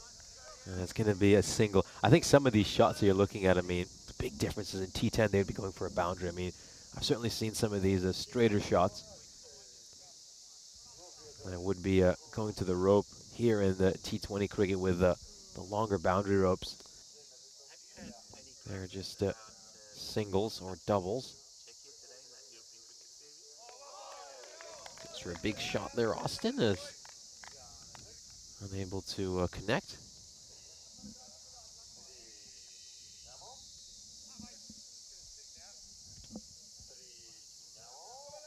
Got currently 3 fielders outside the ring for Austin. A deep fine leg, a long off, and a long on. Looking to play across the line here again, Austin. I think I've seen him playing through the line really nicely throughout his innings. I think he's just going to step away, think a little bit about these last couple of shots he's played. Yeah, he's done a lot of hard work. He's put a good, solid shift in. He doesn't want to throw his wicket away now. He's got to be thinking about, look, get through this over. I'll take on some more drinks after over number 14, and then start really thinking about what to go about the last few overs. This was another one that similar to where I think Panama had the opportunity to take a catch. Been well struck. A good effort there from Aditya Savio, but he's not going to get anything on that. He'll take the single. The Mongolese look to be the aggressor at this end. You know, he's trying to hit it towards that mid-wicket square leg region. They've got deep mid-wicket in place and a deep square leg as well. Mongola's going to go big again. And I think just before that ball, I was going to say I'd have another fielder out of the boundary on the leg side for Mongola. But forget about having fielders when he's going to muscle it a good 10 meters over the boundary rope. That is an enormous 6. It's cleared the hedge out at cow corner very, very comfortably. Yeah, that's a top shot. It is a top shot, isn't it? I mean, it goes to show just how much power is required to get the ball over the boundary. That's a big hit. That's gone easily I reckon some 90 meters. Fantastic strike from Gunasekara. It gets beaten this time. I wonder if there's a little bit of bat on this. The umpire, yeah, does say that there is a little bit, so he'll get another single. And that will bring us to the end of the 14th over. So players will take a bit of a break. They'll take just a few moments to take on some more water. 96 is the score. So remember, we also have a European Cricket Series that will be starting today in Czechia after the women did battle in the T20s there.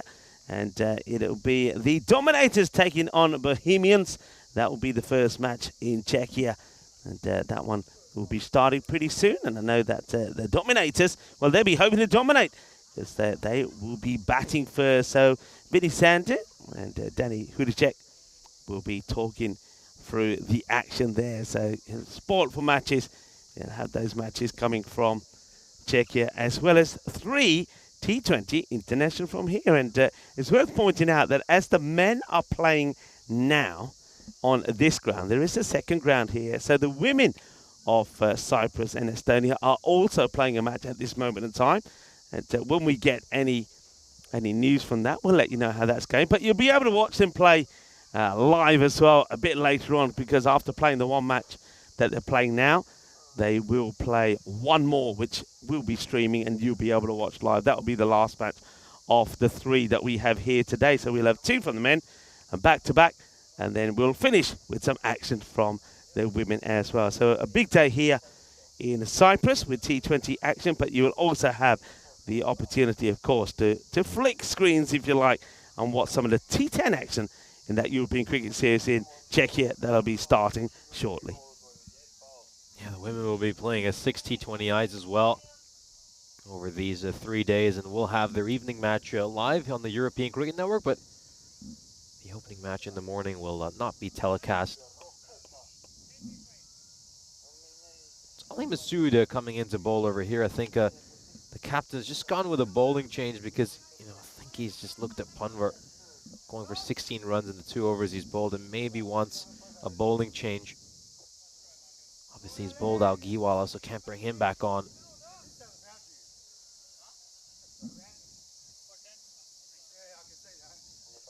Got a long on. Cow corner in place for Mangala Gunasekara.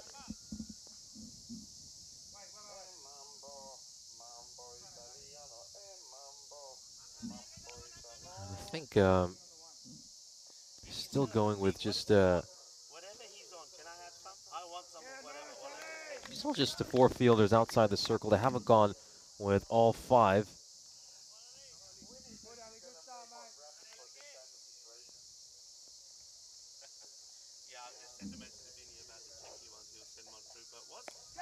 Oh, it's gone up in the air. This could be a catching chance. And oh, Giwala, well, we talked about his butterfingers, but he does manage to hold on to one here. Aye. He's taken him plenty of attempts. He's had to juggle it around a little bit. And Giwala, the man whose name literally means the man of butter, does manage to hold on to one. And it's going to be the end for Gunasekara. Count them. 1, 2, 3, 4, 5. 5. Well, 5 is the lucky number. Giwala. Oh यार, मैं कई बारी किया है ना, हाथ साफ कर लिया कर. पुरोने दा रज के खंदा अपना प्राण Giwala. पर हाथ भी करी साफ कर लिया कर यार. Well, at least he's held on to this one. He's had a bit of a shocker over the ECIs at the International, but he gets this one. He holds on to it. I don't think I've seen anybody juggle the ball so many times before he takes a catch. That's going to have to be his new name, isn't it? Giwala the juggler. But he holds on to it, and it's just as well, because I think Mangala Gunasekara was just starting to look a little bit dangerous. Yeah, keep in mind, Mangala was dropped on 7 as well. That time, Giwala was the one bowling. And his captain failed to take the catch, but quite a few mistakes there by Giwala, but he does eventually manage to take it. And this bowling change has worked, so the captain looking like an absolute genius right now. Masood comes into bowl, gets the wicket of Mangala Gunasekara. And this is interesting. So Cyprus have gone with Taranjit Singh at number 7. Still a lot of hitters in that lineup. You can see the likes of Arjun Shahi still there, yet to come. So yeah, for Taranjit Singh, he has to treat this like a T10 match. Just go out there and look to give it a big hit. And that's exactly what he will do. He has launched this one all the way for a 6. Great hit by Taranjit Singh, off the mark with a massive shot. Yeah, fantastic. That is what Taran does. And this is the right setting for him, really, isn't it? Normally we see that in the T10 format, he hasn't been opening, which I have my own views about that. I think he should open. But when he has been coming in, he's been coming in with maybe 6, 7, 8 balls to go, and he's had to go big, and quite often he gives his wicket away because that's the nature of the innings that's required at the time. He's got a bit more time here. Let's hope that he can be a little bit more selective. He brings 100 up for Cyprus. Gonna go big again, once again towards that boundary. There's a fielder out in the deep who's done quite well to get to that, and it's just going to be a single. Yeah, Taranjit Singh, a very hard hitter of the ball.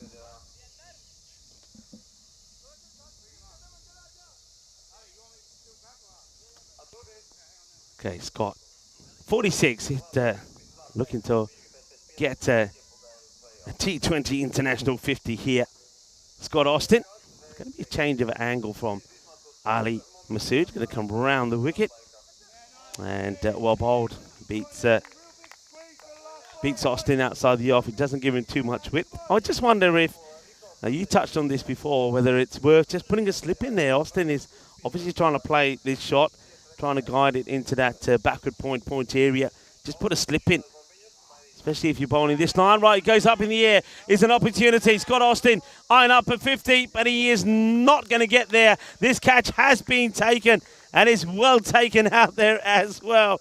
As this time, Aditya Panwar, he makes no mistakes, gets it in his hand, and he snuggles this into the body. It's like he's holding a baby.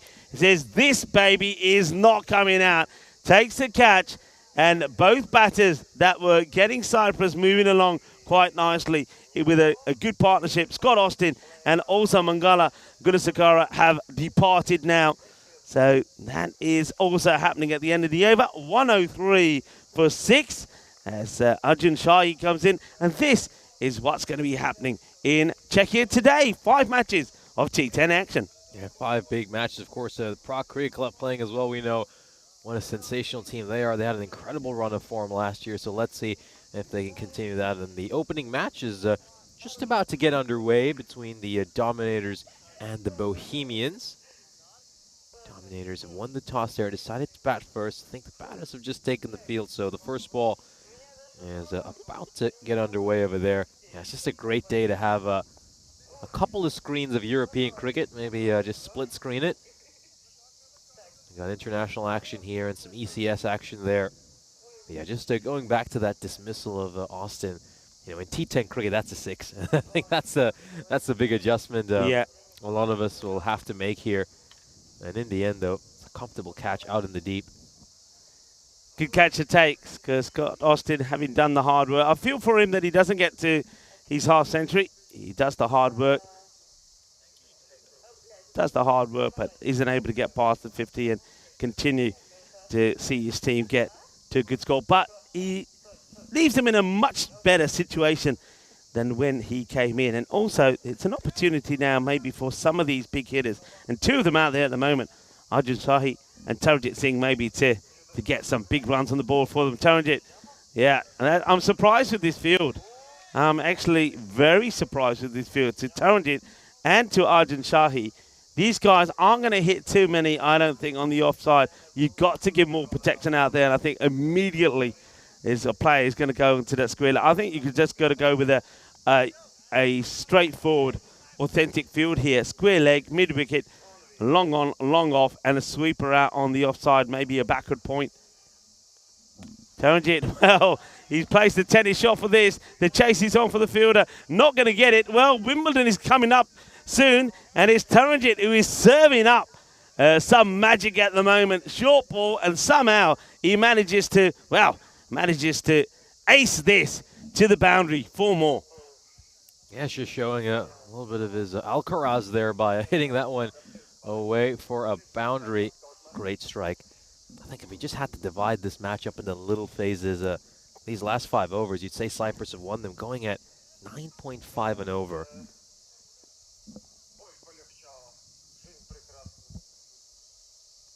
Oh, that's in the slot. Adios, Bolota. Adios. Taranjit Singh. That is an awesome strike. That has gone all the way over the generators. It is motoring. It's a monster shot from Taranjit. What a big hit. 6 runs. Shaba, shaba. Oh, see you later. What an enormous strike. That one has traveled a mile away. Massive, massive hit.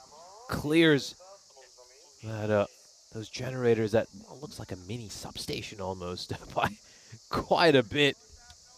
And now Taranjit Singh, I just love the intent he's come out with here. You know, he's treating this like a T10 match. He's attacking right from the outset. And Estonia under a little bit of pressure for the first time in this match. But yeah, these last 5 overs, though, I think, you know, I kept saying this point, can Cyprus go at about 10 and over? They're going at that right now. I think in this second half of the innings, they've got that acceleration they needed. And these last 5 overs are going to be so crucial. Yeah, Taran will be looking to go again. Savvy under pressure. Short hasn't worked. Pitched up hasn't worked. And now it's another full toss down the leg side. It's going to be 4 more. Cuatro más. And it's going to be 4. I wonder if we can see just quickly the height on this as well. Because Metaguch, who of course was playing for the women's Estonian national side in the ECIs. Now, yeah, I wonder the height. I don't know if we got this on side. It was a little bit high, you know, but umpires are quite happy with it, being given as 4. Taranjit, 25 of 6.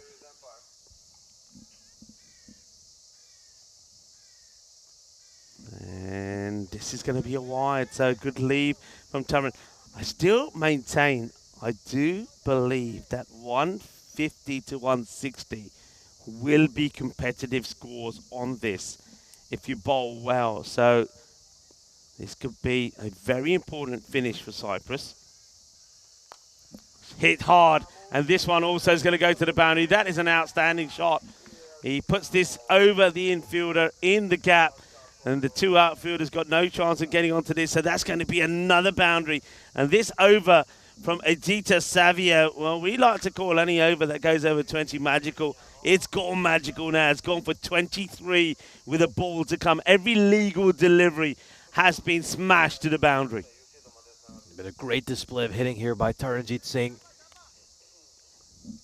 Savio under the pump. Still got 1 ball to come in this over.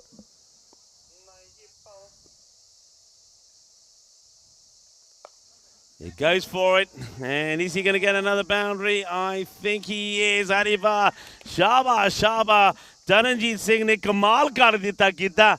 Unta swad aa gaya ki nahi. And this for me is a T10 monster hitter coming out at the right time for Cyprus and doing what he does best, hitting the ball hard to the boundary. That means that 27 come off that over, and just like that, Cyprus 130 for 6 after 16. Absolutely, that was the big over Cyprus desperately needed. Have a look at that current run rate. It's shot up to just about 8.1. And it's thanks to this great display of hitting by Taranjit Singh. I think that's where Cyprus have such a huge advantage when they're very deep batting order. The amazing thing about that is everything's just gone sky high for Cyprus. Arjun Shahi hasn't pitched the ball yet. Taran's done it all by himself. So if Shahi can hit the ball as well as we know what he can do, this will be interesting. I get the feeling here that Arslan Amjad would love right now to bring Stefan Gooch onto bowl. But I don't think he will, because Stefan Gooch would prefer to still bowl from the end where he bowled from.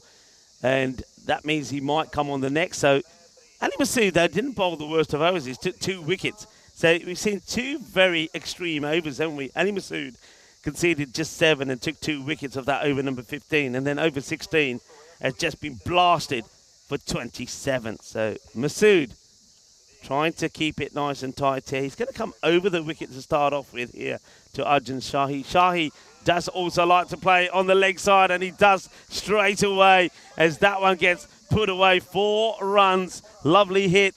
Beautiful played. So these 2 dangerous batters. Oh, look at that. Talk about getting the swivel on that. That was the proper, as that one races to the boundary. If these 2 really get going, then this could get very ugly for Estonia right at the end of this innings.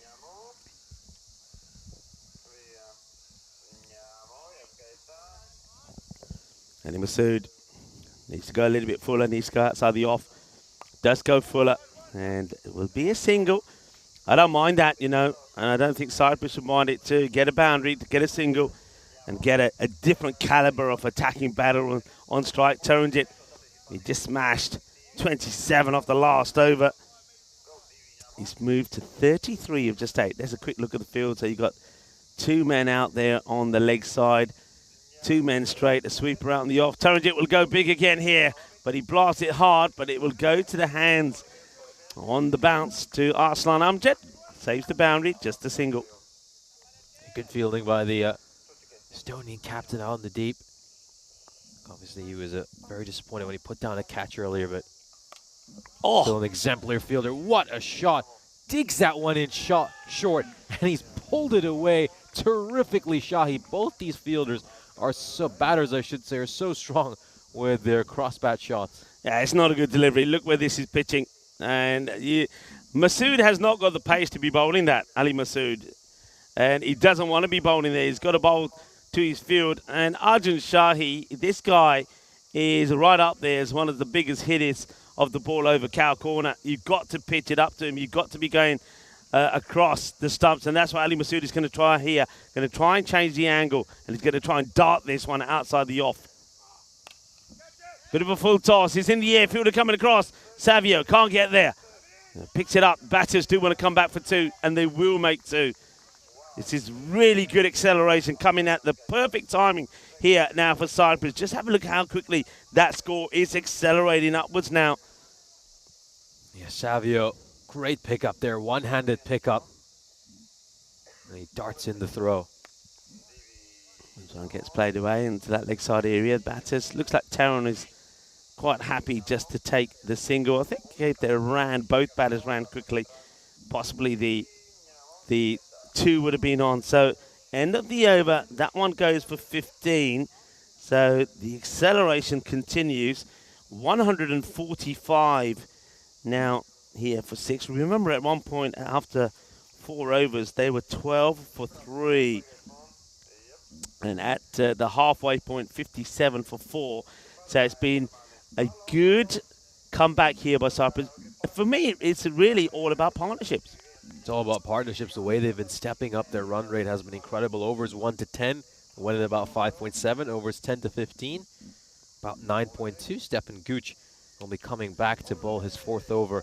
Now these last 2 overs, 42 runs off them. They're just getting that run rate up in each phase of the match. It'd be interesting here now. I mean, Stefan, if he bowls anything like he did in his first 3 overs, it was outside the off stump, getting the ball to move away. So he wasn't putting anything in the arc for the batters. So he's still got the field set at the square and at mid-wicket, and he's got long on back.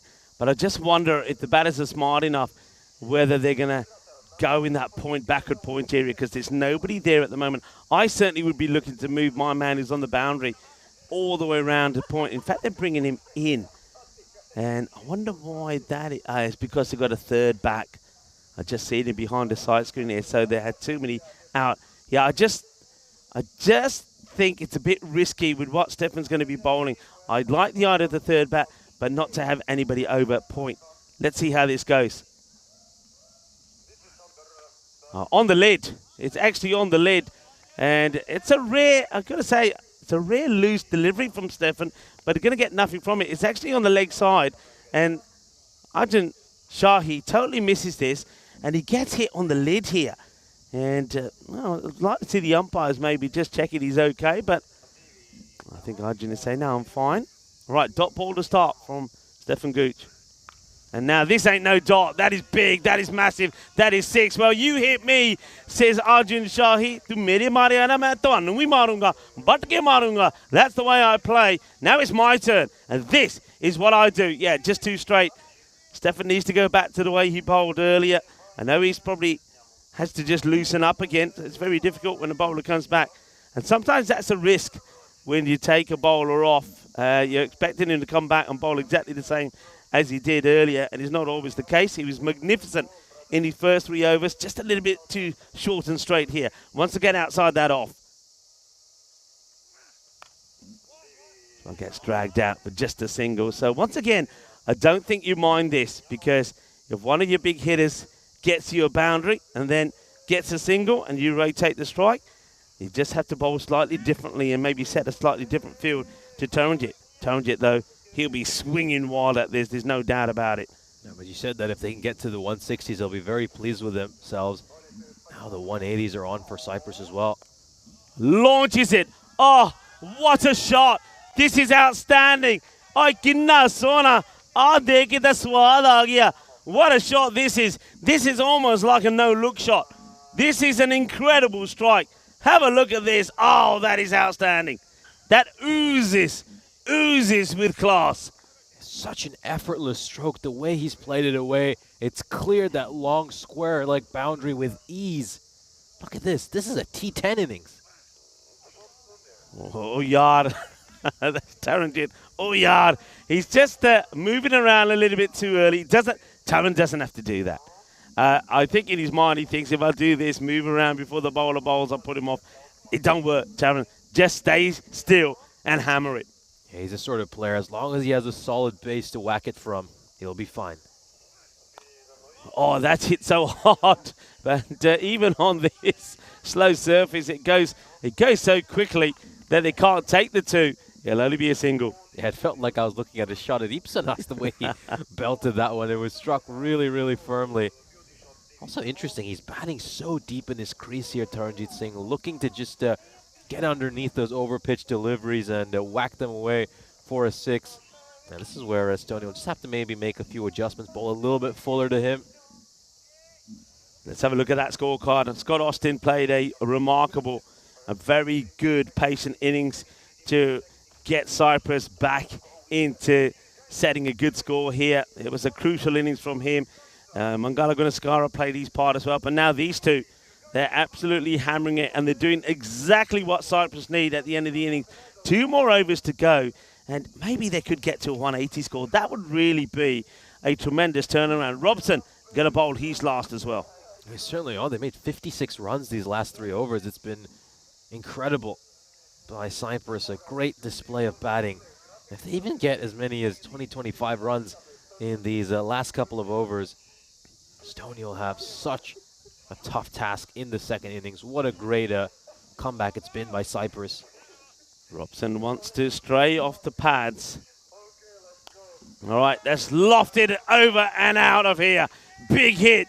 Taranjit Singh moves to 47, I think. Yep, 47 of just 13 deliveries. This is striking that, well, you very rarely see. It is just awesome. And he's doing it at this very high T20 international level. Taranjit Singh, amazing stuff.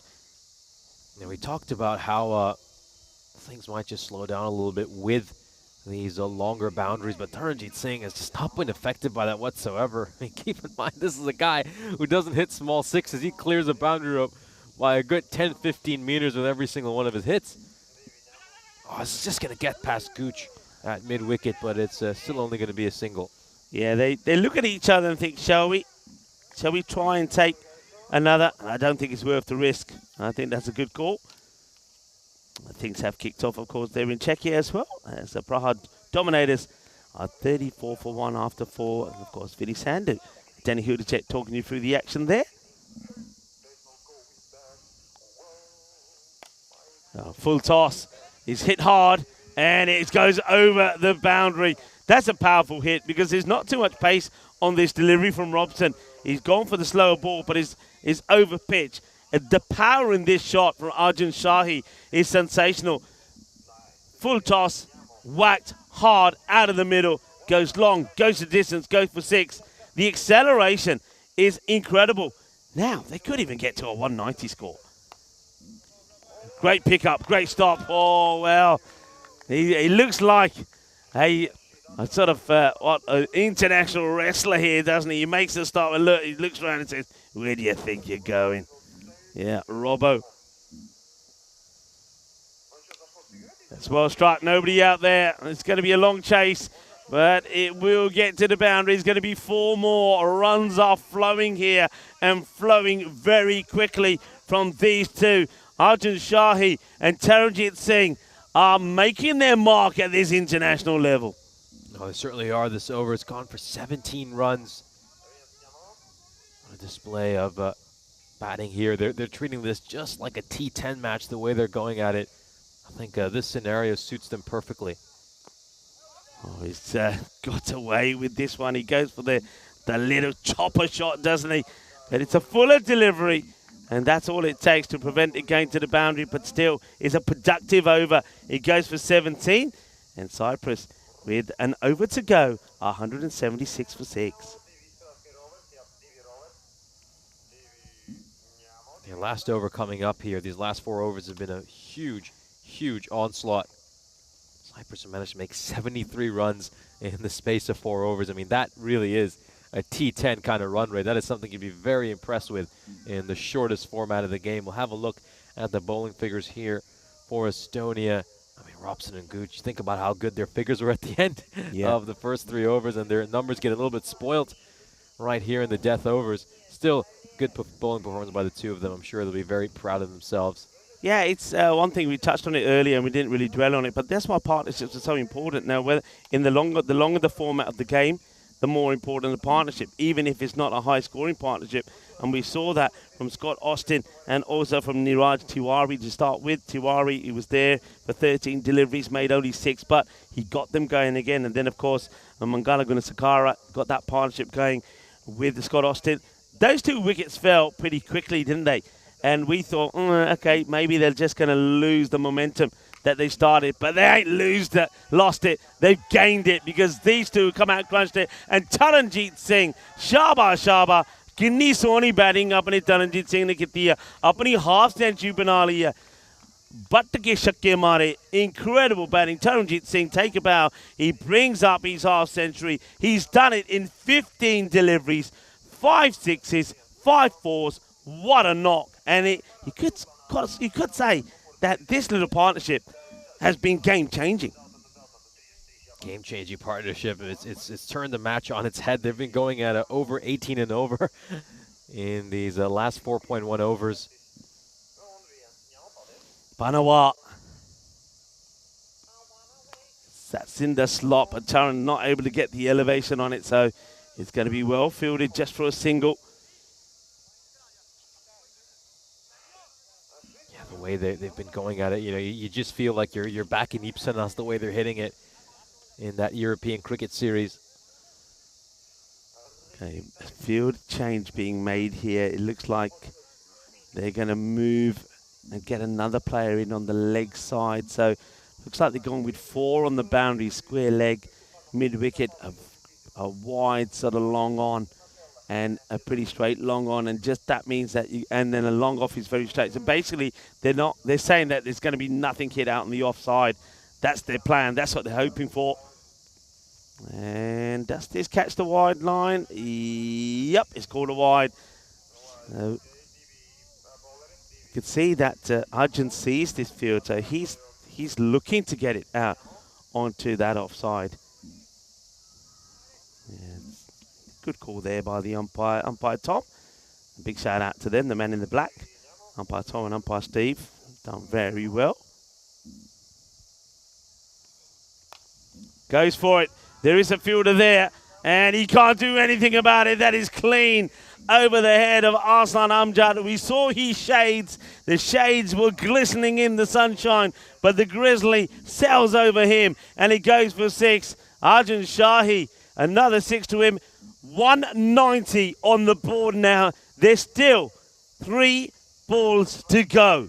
A beautiful shot through the line there by Shahi. And he clears a very tall Arslan Amjad with ease. And now he goes out in the offside. Very intelligent shot. Gets his wrist into play. Gets 4 more. 200 on the board here now, perhaps. 200 perhaps on the board. That takes it to 194 with still 2 balls to go. Oh, great shot here. Just opens the face of the bat. Plays it towards point. Got underneath that ball so well. He's just got those fast hands, hasn't he, Shahi?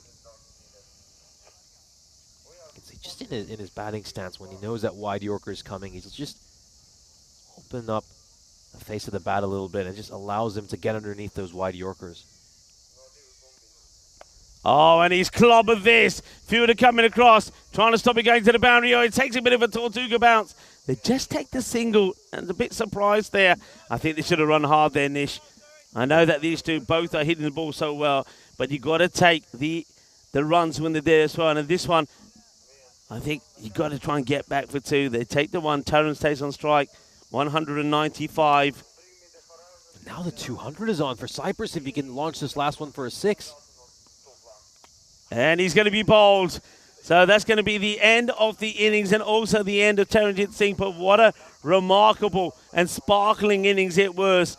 55 he scores of just 18 deliveries. It means that Cyprus, well, you wouldn't have thought it early on. They get to a very credible and defendable 195 for 6. A sensational finish when we see, I'm just going to work this out here, over 92 runs being scored in the last 4 overs, actually. Last 4 overs. That's quite incredible. Yeah, incredible. They went at 18.4 and over those last 5 overs. A great display of batting by Cyprus right at the end. But Estonia were on top to start things off on Cyprus. Well, they were in real trouble. They lost 3 early wickets thanks to a great spell of bowling by Stefan Gooch. Cyprus were 12 for 3 at the end of the 4th over in all sorts of trouble. And then you've got to give a lot of credit to the likes of Scott Austin for just settling their innings a little bit. The two of them came out along with Ninos Tavares and just got things underway for Cyprus. They tried to go at about a run of ball, and Cyprus found themselves at about 57 for 4 at the end of the 10th over. But that's when the acceleration started to come in. They went at about 10 and over, 9.2 to be exact for the next 5, and then they had that big finish. Yeah, and I think what we've seen the difference here, and what we don't often talk a lot about, is having the patience and taking the time to settle down to build a partnership. I mean, you've got more time here in this T20 format than in T10, and I think Scott Austin showed the way to go about it, a very composed knock from him. Well, this is Giwala doing his juggling act.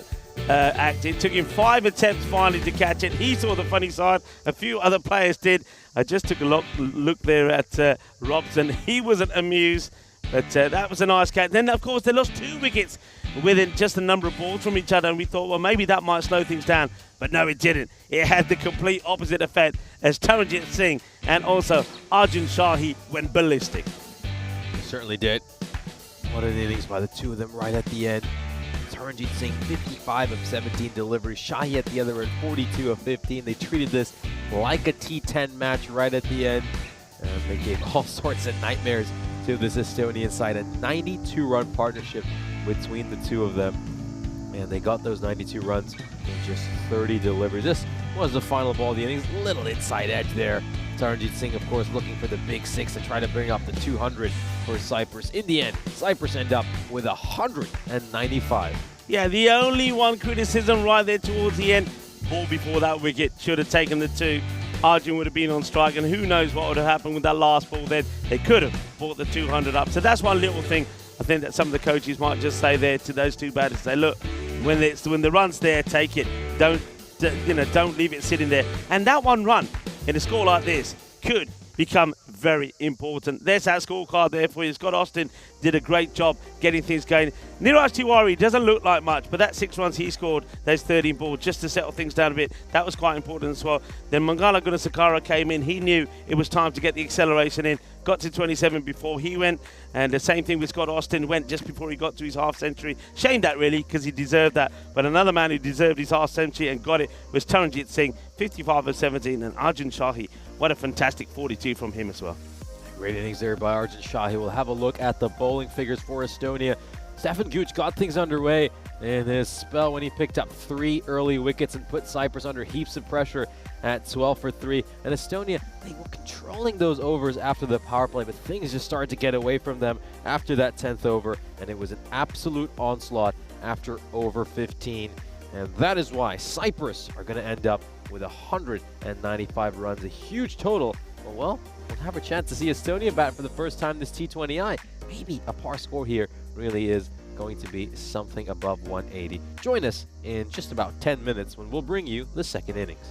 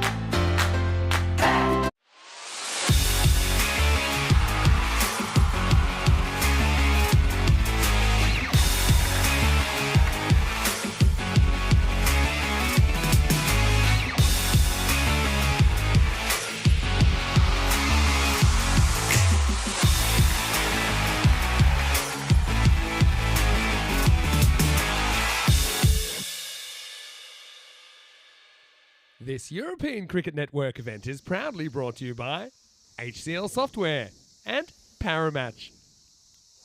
Welcome back for the second inning. Cyprus had a great rallying comeback in the second half of their innings. They were in all sorts of trouble in that power play at 12 for 3, and then they went on an absolute incredible spree, particularly in those last 5 overs where they made 92 runs thanks to a great display of batting by Taranjit Singh and Arjun Shahi. They now find themselves in a great position in this game, having set 195 runs on the board.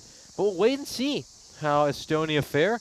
Of course, we haven't had a chance to see them bat just yet, so this innings will probably help us just gauge what might be a par score here in Happy Valley. Of course, the boundaries have been extended further than what they were during the T10 series when they were at 50 meters.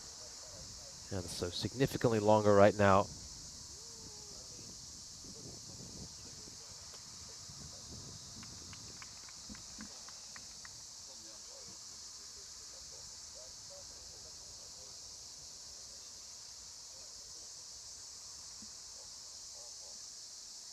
We're just moments away from the first ball. The players are set to take the field.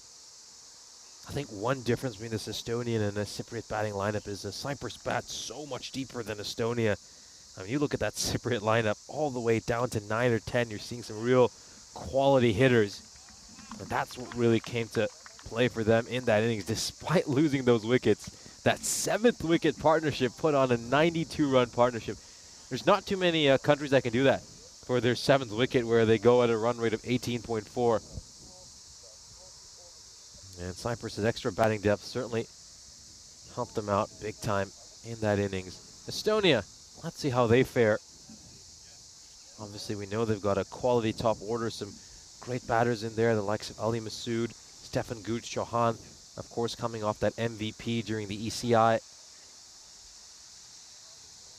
Made a great century in the decider between Cyprus and Estonia and helped this side pick up a massive, massive victory. Their first crown during this away tour, and of course, they'll be looking to make it 2 trophies in 2 during their tour of Cyprus. Yes, hello, welcome. And you're absolutely right. It was a fantastic finish, that 92 runs coming off those last 5 overs. And I think, you know what I think, Nish? I think that's where the T10 format of the game has really helped a lot of these international teams, because I think before the introduction of the European Cricket Network's international program, if you like, I don't think batters would have had the belief and the audacity maybe to go out and bat like that. They just didn't think they could, and they never really backed themselves to do it. But now, having played, and a lot of these players, having played T10 format and been asked and required to do it regularly, and quite often doing it regularly, they've got the confidence to go out and do it. And I think, you know, this is where I think the T10 format, not only is it a great and exciting format within its own right, it's changing the game. It's changed the game, and we've seen that in that last inning. So a fantastic fight back there from Cyprus to give them, get them to 195, target 196.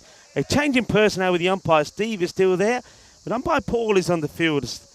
Umpire Tom was feeling just a little bit unwell at the end of that last inning, so he's just going to probably just take a bit of a rest. Once again, I think these guys coming from the UK, not used to this scorching heat perhaps, as the first ball from Arjun Shahi, a wide delivery.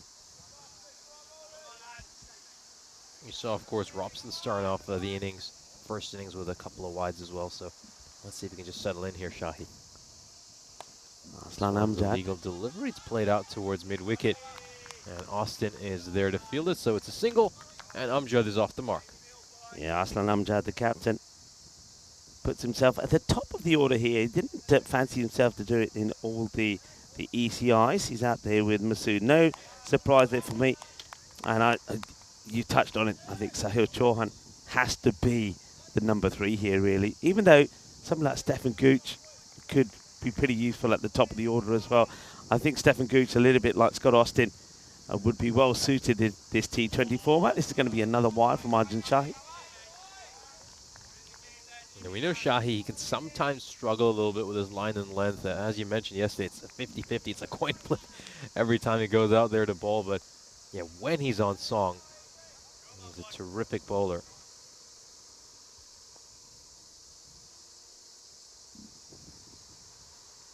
That's much better. Much better line and length, and of course, bowling to his field, his protection out there. There's Budika Mahesh, someone we haven't seen feature whatsoever in the action so far in Cyprus. He didn't play in any of the ECS cricket we had, nor did he feature in the ECIs. But he's got a chance here, coming in for the T20Is to make a real impact. He's a left-arm seamer. Seen him play a few times on the network for the Sri Lankan Lions. A lovely ball there. Very wide channel, Masuda. Big part, Amjad looking to drive at it on the up, and it beats the bat. Yeah, good delivery. That's where Arjun Shahi has to be, and he demonstrated to us yesterday that he does have that lethal Yorker delivery in him as well, and he'll be looking to get that executed here a few times as well. The field at the moment, the two men back. Here's the man at third, and the sweeper out on the offside. Goes for the big heave again. Amjad just beats the bat, so Shahi getting some dot balls in. Plenty of noise being created there by Cyprus go into this second innings, I think, feeling the more positive because of the way that they rallied round and got a good score on the board, that 195. So they'll be hoping to make the most of these early overs. That's a good sharp delivery, just short of a length, and gets played away. I'm also going to be interested to see who from the Cyprus side is going to be surprised. I actually would have liked to see Arjun Shahi bowl from that side, because that side certainly did seem to be the more lively side. The ball seemed to do a little bit more. And, this is going to be another swing and a miss. It's a bit of an ugly shot. That brings an end to the first over. Only 5 coming from it. 5 without loss after the first. You'd like to see a big, tall bowler hits the deck hard, bowling from the other end. So if it's not going to be Shahi, maybe go for someone like Taranjit Singh, who bowls with a bit of pace, has got some height. Yeah, Taranjit is not a bad chat. Taranjit does like to bend the ball in. Another person who could be Gunasakara. He's another one that could. So I'm just having a look at the bowlers available. The likes of Roshan doesn't bowl really with too much pace. And Scott Burdekin, if he bowls, again, doesn't bowl with too much pace as well. You mentioned Budika Mahesh. Haven't really seen enough of him to know what he will bowl. So it's going to be interesting. But my first impression would have been, from what I've seen so far from the players in that squad for Cyprus, that Arjun Shahi probably bowling from the other end. Yeah, I think Budika Mahesh, though, he's an accurate bowler, generally, but he's someone who doesn't bowl with too much pace, a little bit short as well. I think, yeah, Arjun Shahi is the best shout, and then Taranjit Singh would be the second shout for me. They're the two quickest and tallest bowlers in this Cyprus bowling attack. Gunasakara, good shout as well, but does bowl a little bit slower, more of a medium pacer. Doesn't have a long run-up. Well, Mahesh in the side as a key bowler, and he will be given the ball to bowl from what we're going to say. Come on, we've got to come up with a name for these two ends, so let's have a think about it. I think this end, probably the other end, of course, not the end the bowler's bowling from the first end. It would naturally, I assume, be the camera tower end. Yeah, the tower end, yep. There's down the leg side, that's going to be a wide. And I wonder if that little hill has a name over there. I think if we knew the name of that hill, we could probably just name it after that. We'll go on then, get onto your Google Maps, find out if there's other we just call it hill end or mount end, whatever. But yeah, I like this end. I think tower end, and whatever that hill is called. Let's see if we can find out. All right, in goes Mahesh. He's straight down the leg side to start off with. That's been hit away, and that is probably going to challenge the fielder who's chasing hard after it. It won't go to the boundary, and the batters take a rather casual 2 runs. There's Arslan Amjad, plays that into the onside, gets it through the infield there. A lot of bodies tight on the onside, and straight away they're making a change here. So James Chalufas is going to go into the leg side just to put another body in. They're trying to plug that gap there for that shot there from Arslan. Just wants to go a little bit fuller, doesn't he, Mahesh? Left armour. That's well bowled. Asking the question. And I think the umpire signal there is that it's a little bit too high. And that's the leg by signal. And that's It's umpire Steve, who's stepped in for umpire Tom, who's just feeling, umpire Paul, beg your pardon. Steve, of course, is already at square. Umpire Paul stepping in for Tom, who's just feeling a little bit under the weather after that first innings. Yeah, still needs to go just a little bit fuller as Ali Masood takes guard. They don't make any change to the field. You still got the 4 on the leg side, all inside the circle. A long off and third back. Into the pads. So from that you can see he's still just straying slightly into the pad. So as the left armer, he's got to try and get the ball to be going a little bit more across. That's an Amjad. Now comes back on strike. So the street just running across behind. Yeah, I the see end it. over there is called Derbyshire Road. We can certainly look to name some of these after the streets. Derbyshire this, End. this over here is Shropshire Way. Okay, so Derbyshire End, that's right behind it. There you go, Derbyshire End. I like that. That's the road where we have to come down and make that amazing turn to come into this complex. That's where this oasis of cricket grounds and sports facilities first become visible to the naked eye. That one gets played away. Once again, it's going to be a bit of a chase for the fielder. It'll just be another single. Yeah, on the leg side to the right-hander right now. The street just running down, which goes into the Happy Valley Tunnel. Down there is called Shropshire Way. And then there's another street just behind what we're calling Tower End called Hampshire Terrace. So actually, we do have some contenders for some names here.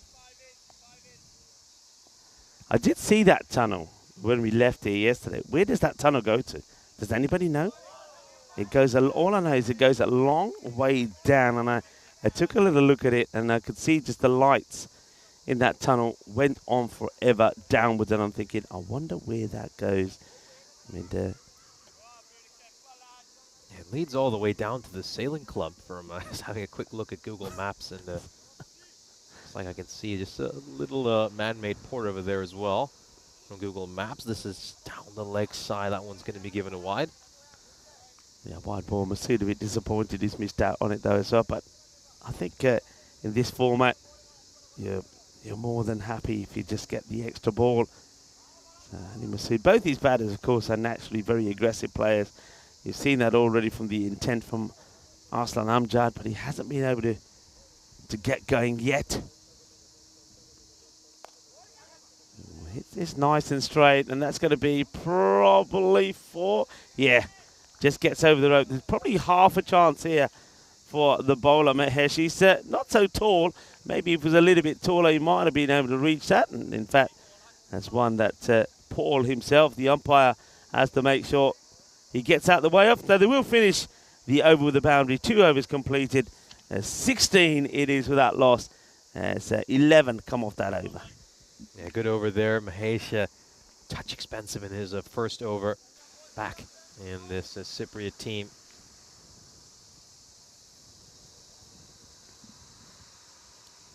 Arjun Sahi gets given the ball. So he's bowling. Well, we're still with Tower End at the moment. I quite like Tower End. And so the other side, we just saw the over come to an end from Mahesh. And that's the Derbyshire End. We could even say Derbyshire Road End. As that one gets played away. It'll probably confuse a few of our listeners that are be tuning in from around the world, thinking that we've gone back to the UK. We haven't. And you know we haven't, because you just have to look at the weather. It's not raining here. There's no floods. It's just hot. Very, very hot. And very humid today as well. As you see that bit of fielding. That's Nalin Patarana. Gets the ball safely into his gloves. It's well bowled. Taking on the single. And it's good running from these two. And Hassan Amjad knows that it's safety past Scott Austin. Scott Austin, he's going to be pretty keen to prove himself in the field today, isn't he? I mean, his ground fielding was just sensational, but his catching, on the other hand, was, well, it let him down yesterday. Here's the man that we're talking about, Scott Austin. Yeah, he dropped some crucial catches yesterday, which you could say may have cost them the ECI title.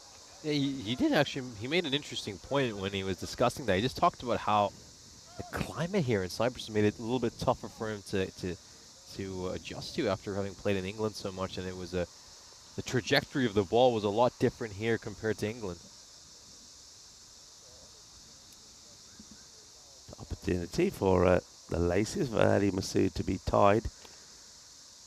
Maybe tied together, perhaps it might help Cyprus trying to get a breakthrough here, but no, a bit of sportsmanship between the players. Oh, that's a very good delivery. Asking the question, the umpire, a quick shake of the head, liking that from umpire Steve.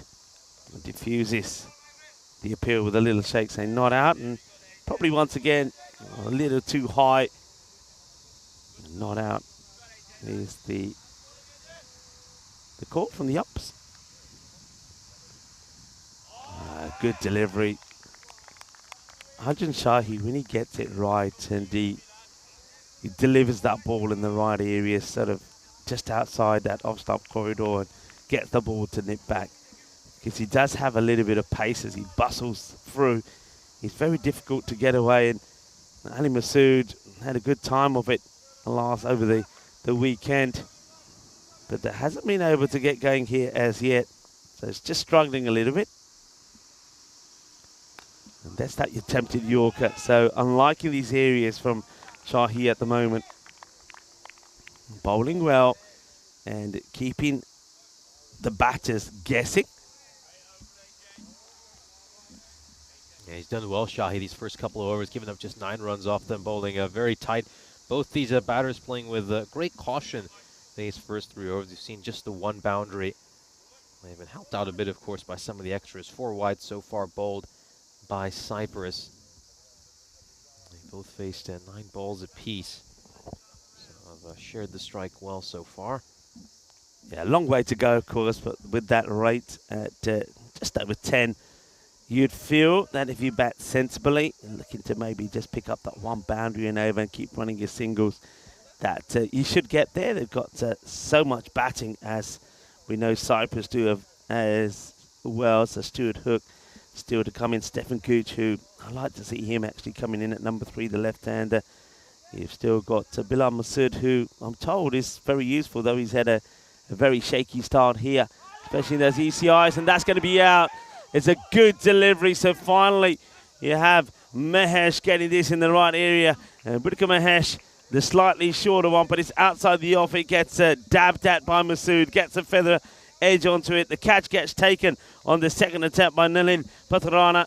He gets a hand to it. It's quite clever, actually, when you watch this again. He uses the one hand just to keep the ball within his grasp and then ends up taking it 2 hands. Well done. It's the first wicket, and they get the dangerous Ali Masood early. Yeah, great wicket here. The first match, of course, first T20 match Budika Mahesh has played on the European Cricket Network, and he gets his first T20I wicket, so a big congratulations to Budika Mahesh. And well taken. That's the old Sri Lankan Lions combination coming up big here again. Budika Mahesh bowling, and the catch taken by his captain, Nan Patharana.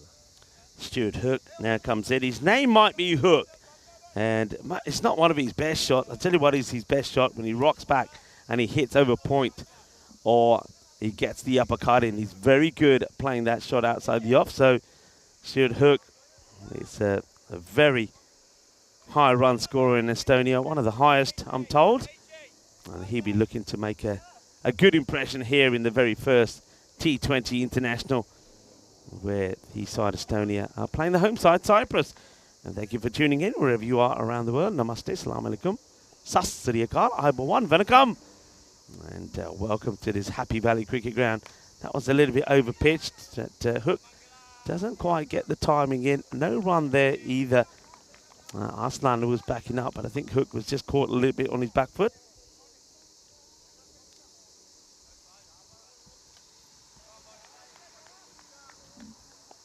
Good start here for Budika Mahesh. She's been on the money in this over.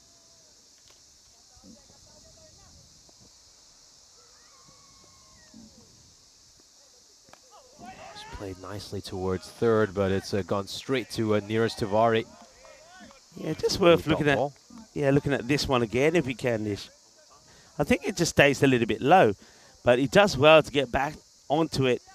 Yeah, it doesn't see that. It doesn't quite come up as much as, just think about when Stefan Gooch was bowling from that end. He was getting the ball ready to carry through. Does change his angle here, Mahesh. Yeah, a little bit more slingy, isn't it, his action? Yeah. Than someone like Gooch, who just bowls it nice and upright. Looks like Cyprus might have done their homework. I was talking about Hook. He does like to play those shots, play at point to backward point, and they do have a field one well set. They've got a backward point in the ring and got point on the boundary. So they've done some work here, Cyprus, and so far paying off.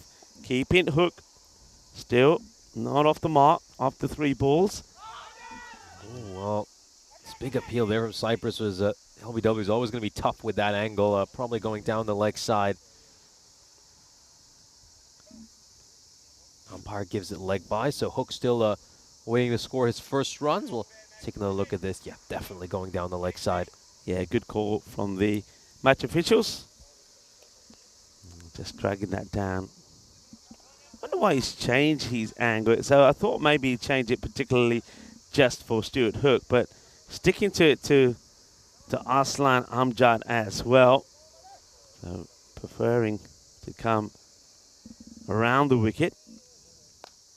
He's going to go for the shot through extra cover here, Amjad. I think it's taken 1 bounce over the rope, and it's going to go for a boundary. Just the second boundary we've seen so far this innings. Yeah, brings up his first. That's a lovely looking shot. Just gets the length that he likes, and he latches onto it pretty quickly. Good movement from him. Sort of walks into the shot as he puts it into the gap and gets the boundary. So a boundary at the end of the over, very similar to what we saw in the first over from Mahesh as well. So that one just goes for just the 5 runs, actually. So it's a very tidy over. Gets a wicket in there as well on 1 leg by. And the score at the end of 4, 25 for 1. Yeah, Estonia going along a lot faster than Cyprus were early in their innings. Obviously, at the end of the 4th over, Cyprus were 12 for 3, but what Cyprus managed to do was get that huge acceleration in the second half of their innings. Hook still waiting to get off the mark. Shahi is going to bowl his 3rd over here. Expected to be the last over of his spell. Hook is trying to play that one towards the cover boundary. You can see with that rehearsal, he just needs to get that front foot closer to the pitch of the ball. Right now, he's just pushing at it a bit too much with his hands, playing away from his body. Good areas there from Shahi. I think the last sort of 5 deliveries he's bowled have been spot on. Oh, gets him bad on that one. Just tailing down the leg side there. Shahi very frustrated with himself with that delivery. And Hook will get a couple of runs here, so he's off the mark. Oh, it's been given leg byes. Oh, I just thought they might have taken some bat along the way, but it's been given leg byes. Yeah, so Hook just struggling to get bat on the ball. So still, he's without scoring, though he has kicked a few, I suppose, for a couple of runs. Oh, that's the ball they're looking for there. They're taking it on here, and it's maybe a little bit risky. The fielder who's coming in, Niraj Tiwari, not able to pick it up straight away. And, Niraj Tiwari also is the only spinner in this. If you look at the 2 squads, Estonia, we didn't see any spin from them at all. So Niraj Tiwari could be quite key when it comes to him coming on to bowl. Another big swing and a miss here. So he's getting that ball to see him away to the right-handers. And we've seen a number of them. And Arslan Amjad, and before him, even Ali Masood, Stuart Hook as well, have a go, but not able to get hold of it. So he's bowling that very teasing length at the moment. The batters feel that they now have to come out to him to get to the pitch of the ball. The problem with that is Arjun has been very clever. Every time he's bowled a couple outside the off, he then comes back with one right into the block hole. So very good bowling this from Shahi, and it's been reflected on his figures as well. Hasn't taken a wicket, but the economy has been sensational. And with a ball to go in his third. He's only conceded just 10 runs.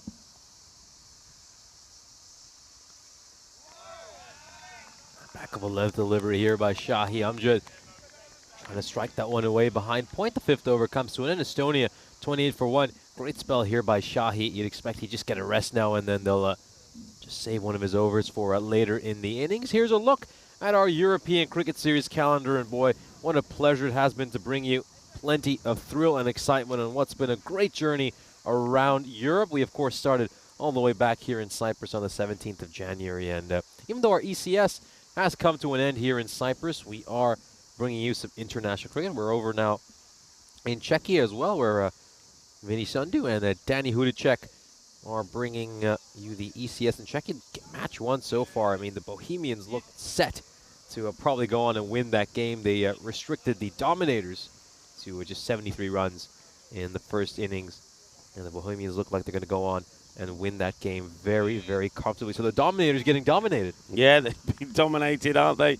Having not scored as many runs as they would like. Have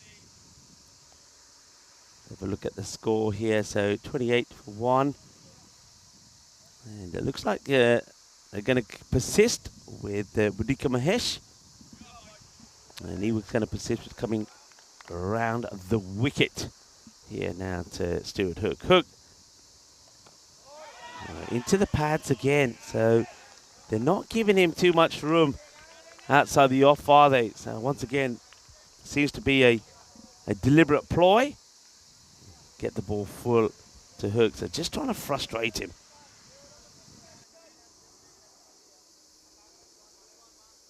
Budika Mahesh, after just struggling a little bit when he was coming over the wicket, seems to be bowling a much tidier line round. Just bat onto ball there, no run. Looking a little bit cagey, Stuart Hook, but you know that similarly to the way that something like Scott Austin and also Mangala Gunasagara did, he's got time to get in and build his innings. He won't be too put off by things at the moment. There's still a long way to go. Though the rate has gone from being around the 10 mark to approaching around 11.5 from here on in.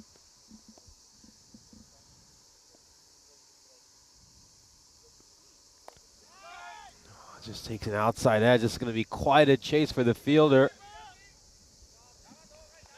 He'll come across here and get a couple of runs. Hook getting runs by hook or by crook. I like it. I like it. Yeah, he's struggling at the moment. I suppose in the ECIs here, he didn't get that many opportunities to be out there. Never really got a big score to his name, though he did play some handsome shots, particularly out in that backward point and point area. I wonder if there's more. I think that's pad rather than bat. Just going to wait for the umpire signal. Given leg buys. Yeah, I think he scored more with his pad at the moment than the bat. It's a Hook.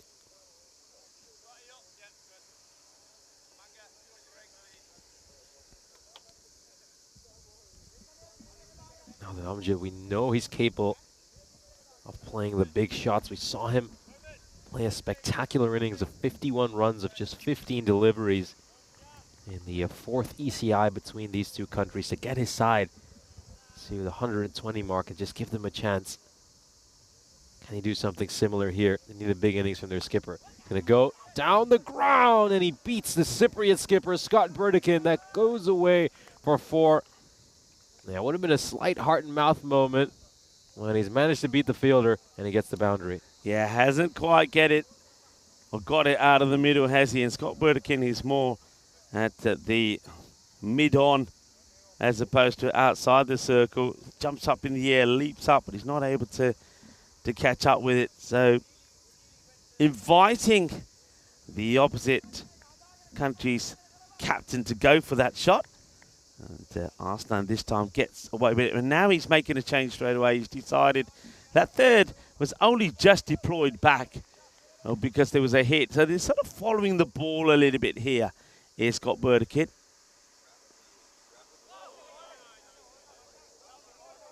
Now this one just gets played. So, yeah, they're just making it a little. So we saw one that was hooked out by Stuart Hook that went over to the third.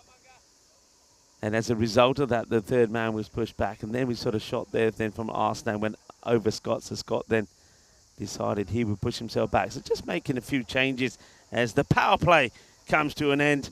And to be fair, not being too much of power in either of the power plays, because we know that after 6 overs, Cyprus were 28 for 3. And at the same point in their innings, Estonia a little bit ahead, 35 for 1 after 6. Yeah, I think with Cyprus is a bit more understandable because they lost all those early wickets. Some of those players were looking for the big shot and got out playing some false strokes, but Estonia have been a little bit tentative, I think. You want to go at least 7 or 8 and over during this power play. You know, you do want to look to cash in and try to get as many runs as you can. They are a little bit more light on their batting compared to a team like Cyprus, but they still bat down to number 6 or 7. Okay, Mangala Gunasakara is going to be given the ball. He's going to be the third bowler to be used here. And let's see how he starts, starting from the tower end.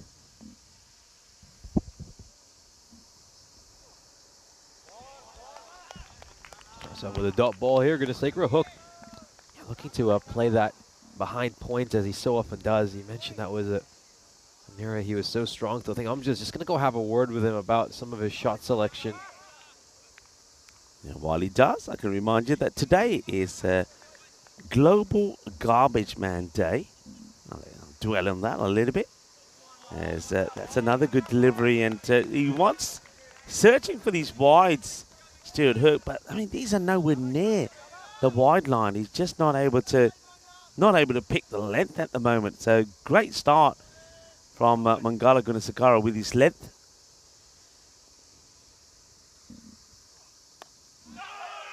Big shout of nose, another dot ball. Yeah, Global Garbage Man Day honours the garbage men and women of the world, from collecting our garbage to seeing it through the entire disposal process. Garbage collectors provide their services to the world relentlessly every day, keeping our streets nice and clean. That's the shot he likes to play. And on this occasion, they haven't put a filter. I am quite surprised, because certainly to the earlier bowlers, especially when it was Budika bowling to him at this end, they did deploy both a backward point and point on the boundary. If you give him the opportunity to play the shot, Hook will, and that's his shot, if you like, to get out of jail, isn't it? Yeah, gets out of the way to the rope there, Hook. Needed that boundary, desperately needed one. As you mentioned, he's probably made more runs off his pads than his bats so far.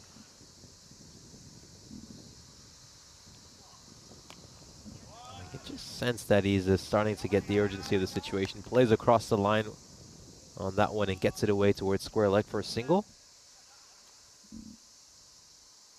And drinks will be taken by the players at the end of this over, as Mangala just fine-tuning his fielder there on the leg side boundary.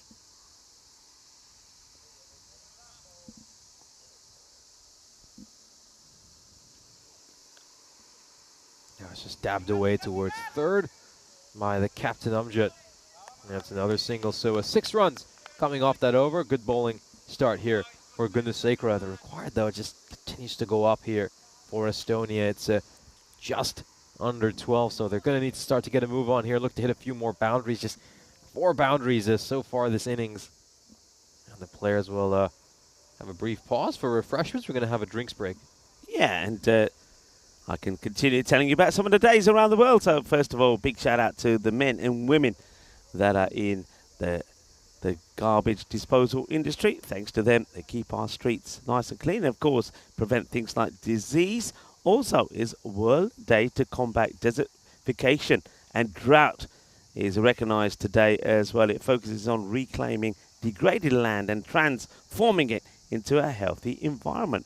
Droughts are one of the most serious risks to long-term development, particularly in developing countries, but also its affluent countries as well. The major goal of the day is to develop workable answers to the problem of desertification. So another big day. And here's one that a lot of people, I don't know I know a lot of people on the chat will remember this day, but on this day, Nish, in 1994, American football hero O.J. Simpson was charged with the murders of his ex-wife, Nicole Simpson, and her friend Ronald Goodman. Though after a sensational trial, he was acquitted the following year. I think everybody remembers those scenes of him taking a drive down the motorway. Yeah, very iconic images, one of the most famous celebrity trials, I believe. O.J. Simpson passed away earlier this year. We had a quick look at what's coming up here today as well. So the men will play 2 matches. The next one's scheduled to start at 12:45. And then the last T20 International will feature the women, who currently are playing their first match at the second pitch here, this beautiful Happy Valley setup. And, well, we'll bring you maybe some information of that when we get it through. Nothing coming through yet from anyone, but I'm sure we'll update you maybe at the end of this match how that one went, and certainly give you more information on that before they play their final match. And, of course, as you've touched on this, plenty of action happening in Czechia today, as Vinny Sandu and Danny Hudacek are talking us through the start of that European Cricket Series. And it looks like Bohemians have, well, they've won their first match in sensational style, getting to the target of 74 in just 4 overs. So they will start with all the points. So like you said, the dominators are being dominated at the moment.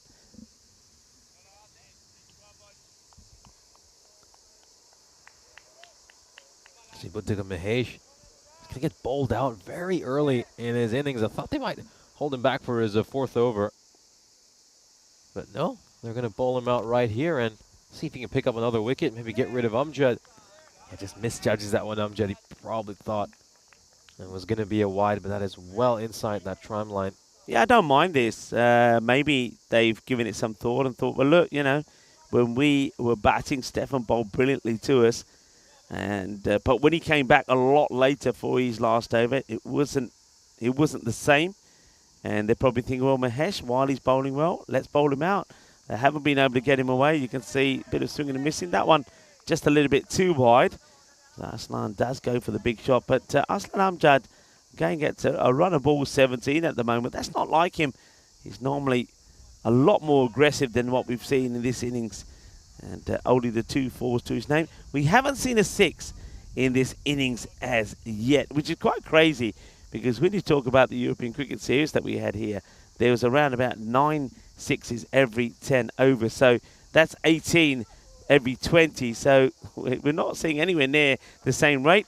That one, though, will be his 3rd boundary, his 3rd 4, as he hits this hard into the ground, and he hits it dead straight, and that will give him 4 runs. Yeah, great shot. But the Kamesh desperately trying to get out of the way of that one. Doesn't want to risk his shins. And it hits the side screen. And it goes away for a 4. And just the 5th boundary we've seen so far this inning. Still looking for our first Maximo so far this innings.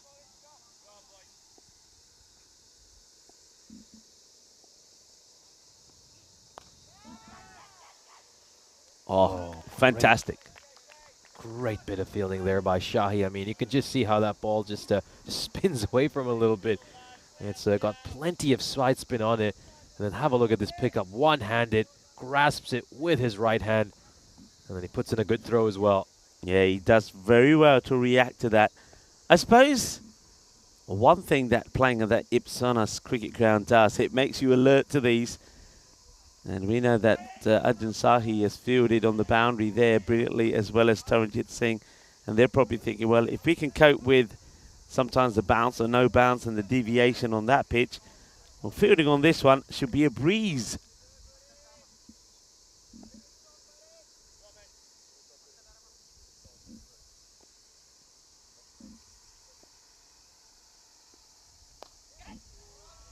Nicely played away by Hook towards extra cover, and not even Shahi is going to be able to get to that. So good stroke there by Hook. He strikes just the 2nd 4 of this innings, looking to accelerate a little bit after a slow start. Yeah, it is a nice shot, isn't it? I think there's a second one. There was one from Aslan Amjad that was played in that same area as well. So just a nice, powerful shot. It brings the end of the over. And not a bad spell of bowling at all there from Boudica Mahesh. He'll go for 33 off his spell and picked up the wicket as well. And it was a wicket of Ali Masood, an important one. So that's the end of the over. 7 overs now, no, 8 overs now completed. 55 the score for one.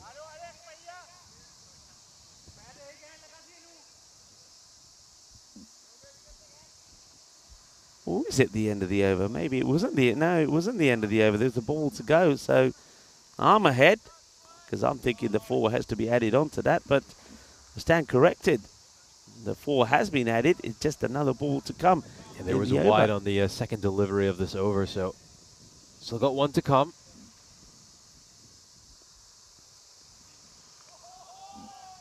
And it's going to be a dot ball to round out this over. Estonia 51 for 1 at the end of 8. Yeah, so Mahesh, his bowling figures are better than what I was calling then. It was 1 for 29. And he, as I said, took the important wicket of Ali Masood. So well bowled from him, and a good shift bowling his 4 overs outright there. That last one, the more expensive though of the overs, goes for 10. So 51. The 2 batters just having a bit of a chat. That rate just hovering just above that 12. Like for like here. I think their opponents still ahead of where Cyprus were. They were 45, but I think that's going to be the case. They probably will stay above Cyprus until it comes to that 15th over. That's when it all changed round, because the last 5 overs, some 92 runs came off it. So Scott Burger King, bit of a change here. Scott coming on to bowl before the likes of maybe something like Tiwari.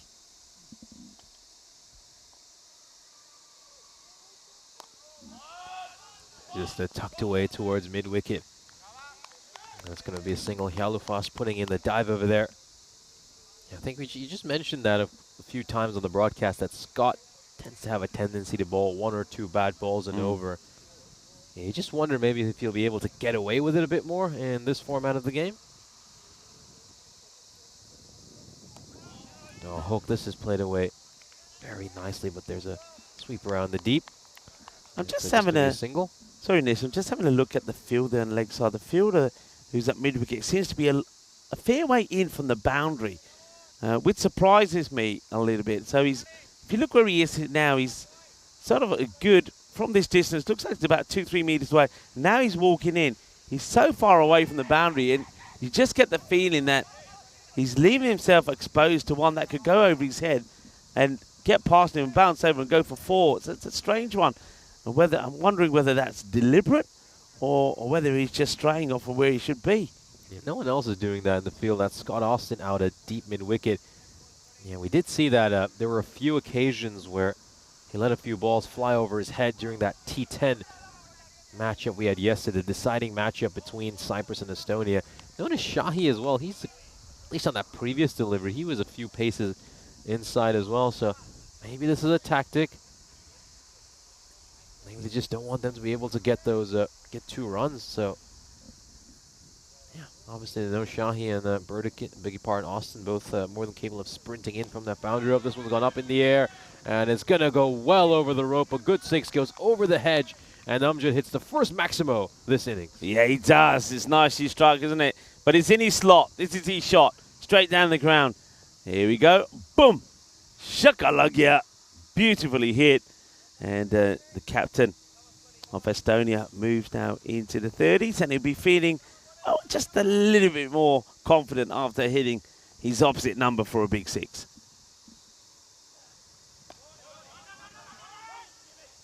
Pushed away towards Yalufas at mid-wicket. Just a single, so Amjad keeps strike. Heading into the 10th over. Estonia get 10 runs off that over. A couple of good overs for Estonia. They managed to get 20 runs off these last 2 overs. These two just starting to shift up the gears a little bit, trying to get that run rate of theirs going at 12 and over right now. So they can keep it at 12 to 14 heading into those last 5 overs with maybe 7 or 8 wickets in hand.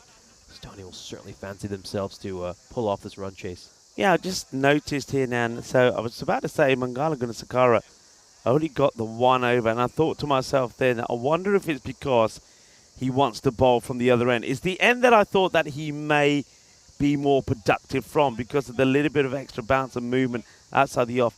And that looks like what that plan was. So Scott Woodkin bowls that 1 over. Now, whether he comes back again to bowl the next, we'll have to wait and see. But I think that was so that Mangala can continue, but continue from the other end. Let's see how this works out for them tactically. It could be quite a clever move.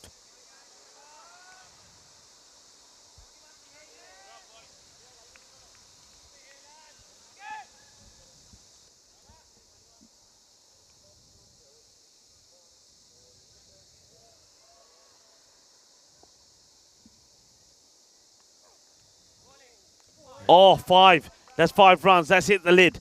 That has hit the helmet. This will be 5 penalty runs. 5 penalty runs. Nilin Patarana can't stop it. There you go. The umpire signals the palm outstretched and patting means 5 for batting because look, it gets through and on the lid. Oh, that's disappointment. It really is. Just giving 5 away like that. Yeah, it's a game of fine margins, and little mistakes like that can make a big, big impact. So Mangala, though, this is why he wants to be at this end. He believes he'll get a little bit more extra lift. Other thing is, of course, a lot of the players from Cyprus will know how this pitch plays. They have played some of the domestic cricket here, so Mangala probably knows and feels that he bowls better from this end. Stuart Hook just having a chat here with Arslan Amjad, and he's probably saying to Arslan, hey, look, you're trying to hit the ball straight down the ground, which is wide off you. Try and play in the gap on the offside. There's gaps there. Get the single. Stuart Hook, of course, in his trademark, just holds his helmet, puts it on at the last moment. It's another one that gets through him, and Hook still having a chat with his captain, saying, hey, Skip, I just told you. So definitely likes this side, Mangala, because he gets that extra bounce niche. Yeah, using his height well here, Mangala Gunasekara. Hitting the deck hard. He's extracting some bounce from it. And Amjad's had no answer so far. And oh, another spicy bouncer. He's been given the 1 for the over here. Yeah, and these are good short deliveries because he's following Arslan Amjad. And they have set the trap, though. Look at the field. Fine leg just a metre or 2 away from me here on the boundary. So the trap is set. And that one gets hit into the area where Arslan has got a couple of his boundaries. But that would just be a single. And apart from the 5 penalty runs on the ball hitting the helmet, it's been a very good over. Just the 1 coming off the bat.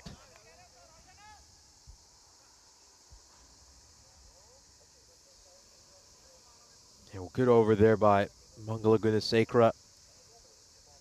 I think I'll expect they just keep him on here for another over and look to exert some more pressure on this Estonian side. So Estonia 68 for 1. They are ahead of what Cyprus were at this stage because keep in mind Cyprus were a little bit slow to start off and really picked up their run rate in the second half of that inning. Cyprus were 57 for 4 at this stage. Here's a look at the action we have coming up tomorrow. So this will be our schedule for every single day of this series. We'll have a couple of men's matches for you starting in the morning at 8:45 local time, 5:45 GMT, 7:45 Central European time, 11:15 Indian Standard Time. And then we'll, of course, round out all the action with a women's match in the evening. There's currently, of course, a women's match going on in the cricket field adjacent to us. But that match is not being telecast. We'll certainly make sure to update you with what occurs in that match as soon as it concludes. Asking the question as the batter does go right across the line, but I feel that Scott Woodkin just straying slightly. Scott will fancy himself more as a bowler with these longer boundaries as well, won't he? Because that's sometimes the drawback of him bowling at the T10 format. This one's being just slashed away onto the onside. It would just be a single. So currently going at just under the 7 and over. And needed to be going around about the 12s, and every time it's a few overs that go by that they don't get there, that goes up a tad, so the 12 becomes 13 now. So looking for and over that kickstarts their reply. That's a good shot coming your way, and that's going to be 6 runs as this one bounces just wide off my fellow commentator and good friend Nish Bhatt, who now has to pluck it out of the bushes. Nicely done there, Nish. Yeah, that wasn't that far from Nish. Nish springs into action, but a good shot as Stuart Hook hits the second 6 off the innings, and that's a nice shot straight down the ground. Now he goes again, and this one is right on top of us, I reckon. Oh, just to the right. This one goes over the bush. Nish is looking around and saying, what have I done to deserve this? Stuart Hook going down the ground, and he's taking on the captain, Scott Burdekin.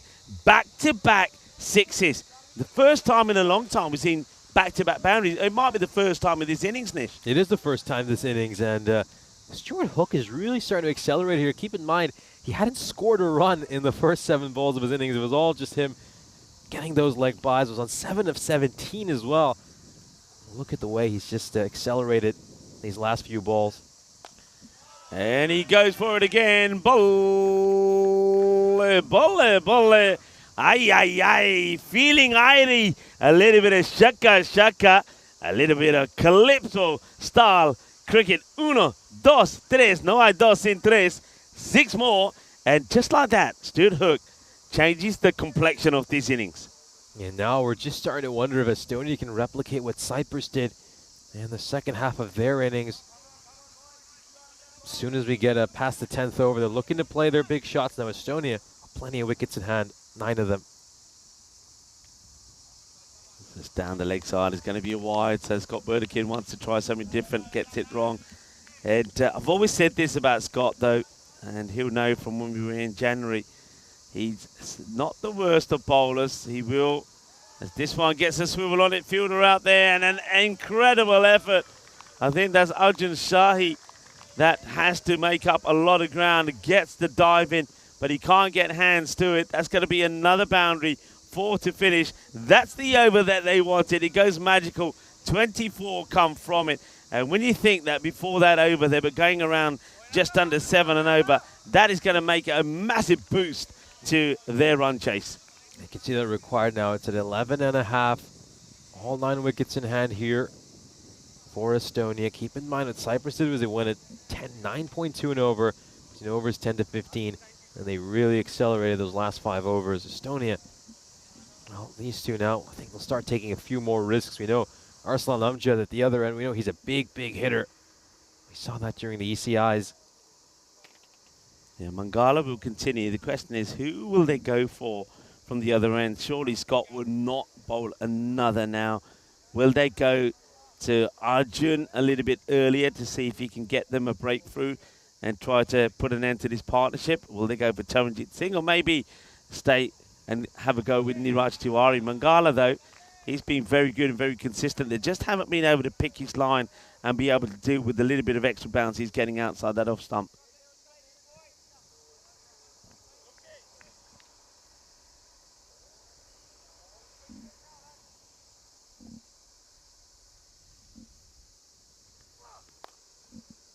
It's nicely hit and a beautiful pickup. Excellent bit of fielding.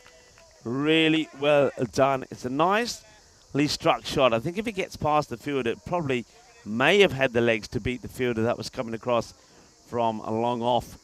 So that stop had to be made. A terrific bit of fielding at mid-on. Fielder putting his body on the line, sliding across and preventing some runs there for Estonia. Oh, this is beautifully played by Hook. But there's a protection out in the deep, and it's only going to be a single. Just loves to do that, doesn't he? Just backs away. Yeah. Gets that late cut in. It's his shot. We've said that before. That's his shot. That's what he likes to play. But only on one occasion did they forget to put that fielder in that place, and it did go for 4. This time, just a single. Another swing and a miss. So Mangala Gunasakara is causing a few problems for Arslan Amjad. Arslan, you can see there after that swing and a miss, he drops his shoulders a little bit. He's getting a bit frustrated. It's going just over runner ball, 34-33. There's shots that he would normally put away, but he's just not getting that step across to play that shot. in the air. Now, fielder coming across. This one is not going to go to the boundary. And comes across, keeps it to just 2. So Arslan certainly having a few struggles here against Mangala. He's been struggling to play. He's not been able to deal with the bounce. He's not in control of that shot at all. And he's just lucky it lands safely in the end. Mangala just making a bit of a change here. He's bringing the... it's almost like playing mind games, saying, hey, I brought him up. Well, this one's an interesting one because, oh dear, that's sloppy. That's really sloppy. It's going to be 4 runs. The fielder needs to have done better there. I think that's Boudica. And he lets the side down a little bit. Boudica Mahesh really has to stop this. The fielder that got moved in, and Tamas Taranjit Singh, he was still actually running in when the ball was bowled. I'm quite surprised that the umpires didn't call a dead ball there before it was actually bowled. But the batters are happy it wasn't, because it goes for 4.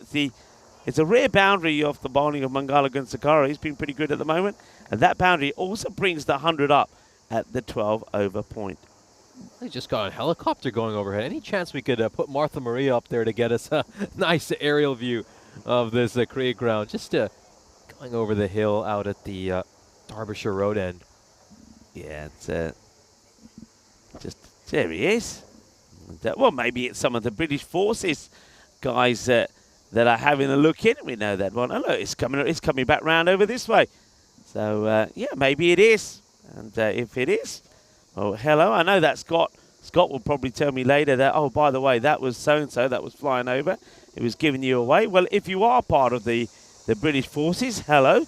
And maybe some of the British Forces are tuning in. And if you are, let us know who that is. But that's a lovely shot of the helicopter that's circling the Happy Valley cricket ground. Yeah, from what I've just looked up, it's a Puma HC2 support helicopter that's going above us. Oh, don't you know your helicopters? I suppose that's what military service does for you, is it? No, I wouldn't say. I think that's what having Google does for you. This one struck towards mid-on.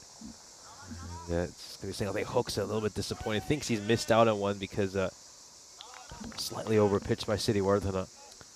And this partnership continues to grow. Remember, came together when they were on 20. That was when the wicket of Ali Masood did fall.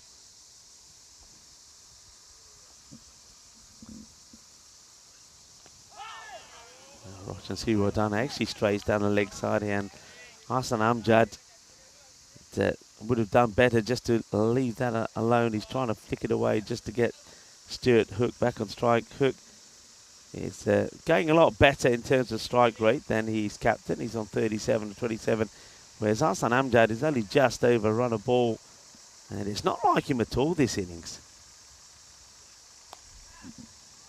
This one gets over the umpire, and they are taking it on. In comes the throw. Good hard throw there from Scott Austin. He's got a wonderful arm.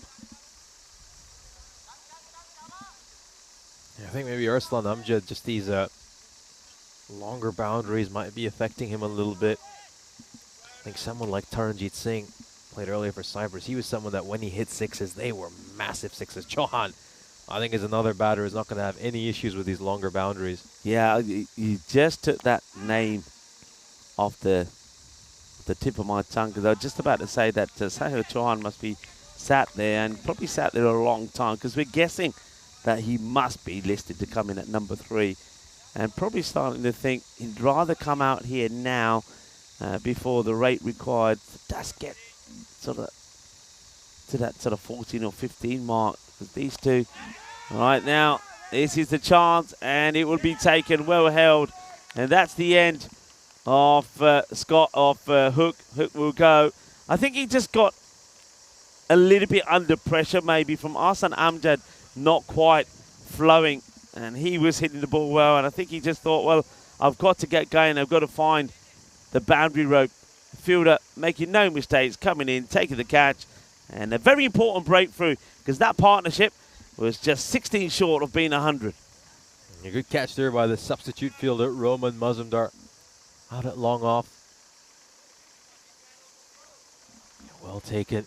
And it looks like We are going to get Sahil Chauhan here. Well, talk of the man. We were talking about he must be sitting there pretty frustrated that he's not coming out. Well, he does come out. And he's a guy that can make a difference very, very quickly. Yeah, someone else has decided to visit us here as well. The ice cream van is here.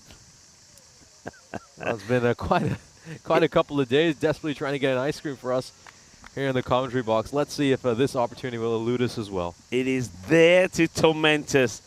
And it will go before we get the opportunity to get that ice cream, I bet you. Okay, so Mazumda takes the catch. Who's he on for, Mazumda, by the way? Do we know? Do we know who's find out? Who's not on the pitch? Well, Mazumda takes a very good catch. Gets Roshan a well-deserved wicket. New batter now comes in, and it's Sahil Chauhan, the centurion of yesterday. And, well, he could go first ball here today. He will. It's going to be a golden duck for Sahil Chauhan at the international T20 level. The man who delighted us all yesterday with a scintillating century. The very first we had in the ECIs, and it was our 17th century here in Cyprus, 109 or 33 yesterday. But how things can change. This time round, he'll fall for a golden duck. Good catch there by James Chalufas. And, well, how their fortunes have turned after Sahil Chauhan hits a massive 100 in that deciding match yesterday. He's going to depart for a duck here. Derek comes out to greet him. And that is going to be 0 for him. So Gooch will come out to bat.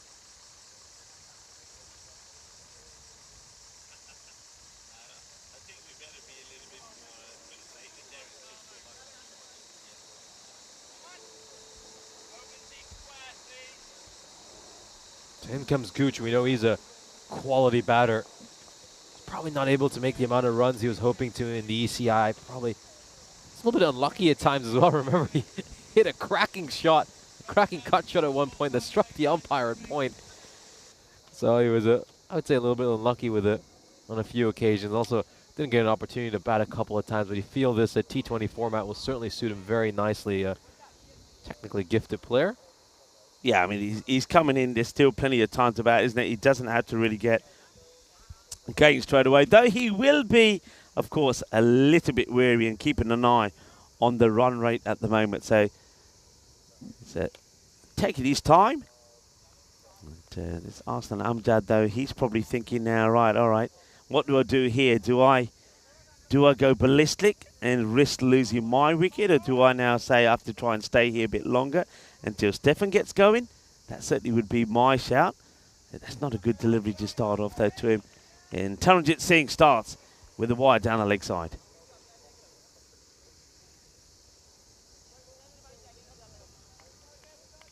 We have to remember when Roshan Siriwardana does come on to bowl again, his very first ball will be a hat-trick ball. That was a cracking over from him.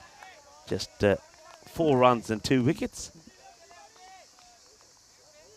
I like Taranjit coming. I think you said it. Taranjit coming from this end might be able to extract a little bit of extra bounce from that end.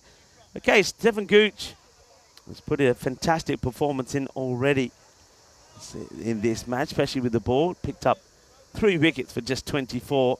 Now, a solid left-hander. Let's see if he can get a good score here as well. Yeah, if he plays a big innings here to guide his side to victory, you certainly assume he'd go on to win man of the match after the bowling performance he put in as well. Taranjit Singh, who did the trick with the bat in hand, is now going to be with the ball in hand. This is just defended. My Gooch starts off by blocking one. Taranjit just needs to make sure he doesn't stray out on the leg side. Stefan can be suspect sometimes to the shorter delivery straight away when he goes for the big shot and ends up skying up to short mid-wicket. So that's why Scott Burdekin, who has caught him in that position before, has got himself stationed there as the helicopter certainly is enjoying circling us, and also where the women are playing at the moment and enjoying some of the action. Into the pads, and Stefan Gooch very quick to get down to the other end. I think Gooch will be keen to return the favor to Taranjit Singh after Taran took him for a few runs in his final over. Still early in his innings, though. Required, though, just have a look at it. It's just under 14 now. It's starting to go up after a couple of quiet overs. Oh, this is just played away towards point. I think he's just, he tried to anticipate that one there. It was Arjun Shahi. But he's misinterpreted. Beg your pardon, Arjun Shahi. It's Roman Mazumdar was walked in over there. I think he's in for Akila Kalugala, because I haven't seen Kalugala out on the field.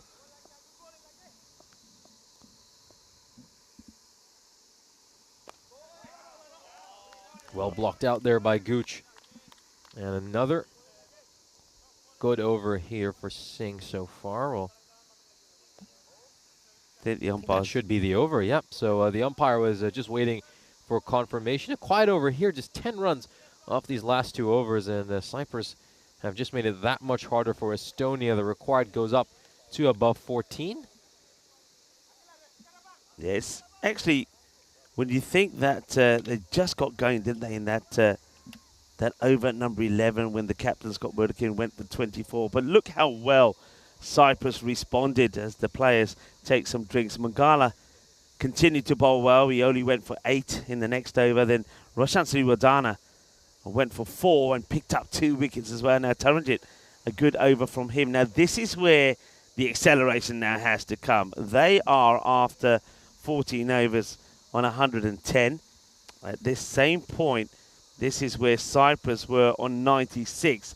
But then, of course, we know what happened in the next 5 overs. They almost doubled what they made in the 14 overs in the last 5. So from here on in, Estonia really have to get going and just keep an eye on that rate now. They need to be going at over 14. So it's the highest that it's been. So it's time to get going. They have also lost a few wickets and losing the centurion of yesterday, Sahil Chauhan, very first ball. I think that's going to hurt them a little bit. So Stefan Gooch has got to make sure that he's trying to keep going at this rate about 14. So, and that means to me that you're looking to get 2 boundaries and over and run your singles hard. Keep in mind, Cyprus went at 18.4 and over those last 5 overs, so it's certainly possible, but it's very, very hard. I think from here, they just have to look at this as a T10 match. 86 runs, you need to get up 6 overs. Put yourself into that T10 mindset, the mindset you've had throughout this weekend. Aslan Amjad, though, he's in, he's set, 44, 41. He's looking to unleash now. He knows he has to. He knows he has to. It's going to be taking on the man who's on a hat-trick. Goes for it in the air, but he's going to get it, is he? Oh, well, that would have been the best ever hat-trick we've seen if this catch was taken. He's diving on the rope, gets fingertips to it, but he's not able to hold the catch. That would have been amazing. And who is that out there? Is that Taran? Yeah, it is. Is it? Taranjit Singh? Yeah, it is Taranjit Singh. Great effort by him. Sticks a hand out. If that one had stuck, would have been one of the finest one-handed catches we've seen. In the end, though, it also goes for 6 because he just palms it over the rope. Yeah, and Aslan Amjad gets his 50. Now gets a Gandhi ball down the leg side. So the captain looking to lead by example and timed this run chase to perfection. Starts the over well by getting a boundary, but could have been an incredible catch, which would have brought up the 3rd wicket for Roshan and his hat-trick. That's a good delivery. That's where he's got to be. And Aslan Amjad respects that one. That's well bowled. So Roshan Sriwadana doing what we saw him do all the way through the European Cricket Series, where he's bowling around the wicket. Yesterday in the ECIs, he bowled a lot over the wicket, which surprised me a little. This one is not going to reach the boundary, but it goes gently to Taran, who keeps it to 1, so they won't mind that. It means that they've got the in-form batter in this innings. Arslan Amjad, the captain, at the non-strikers end, so a little bit of pressure here on Stefan Gooch to try and get going a little bit quickly. 8 off the over so far, needing at least another 6 to stay within the rate. He slightly miscued that previous ball. Amjad didn't quite get that out of the sweet spot of his bat. That beautifully struck straight down the ground by Gooch. And the long off going to come across to cut that out. Good fielding there by Mangala. He's come back well since getting hit for a 6 off his first ball, Siddhi Wardana.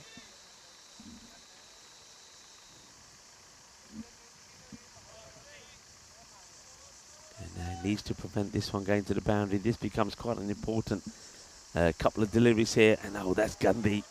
Gandhi ball down the leg side. That's it's not the first one that he's fired down there to Arslan. So that's 2 wides, which just helps the cause of Estonia here, trying to stay up with the rate and not fall too far behind. 120 now comes up.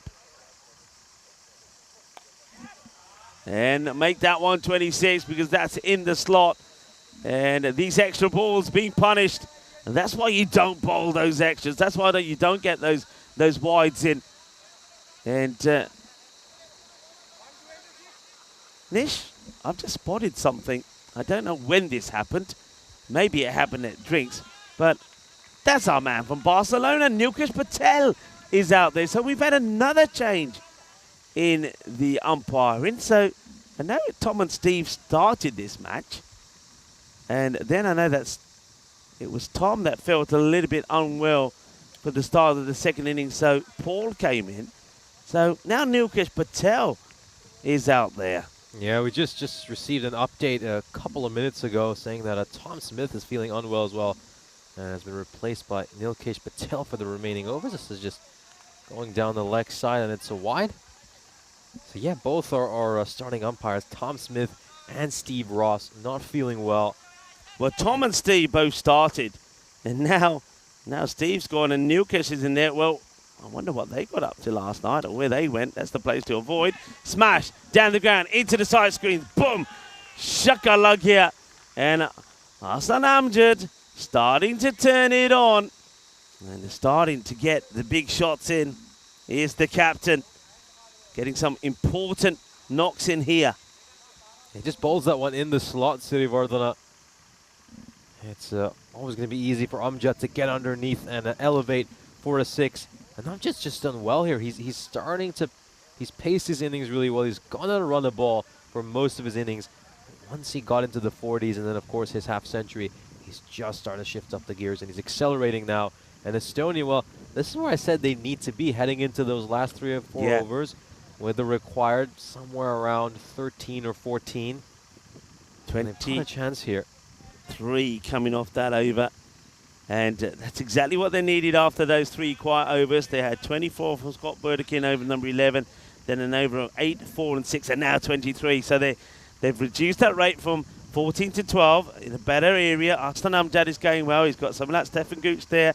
The perfect partner to have at the moment, but not a good over there from Rushan. After his first over was 4 runs and 2 wickets. 23 of that one. Those 3 wides cost him because those extra deliveries were hit to the boundary. This is up in the air. It's going to plug. The batters should come back for 2. They will. Interesting that Taran starts with that shorter ball.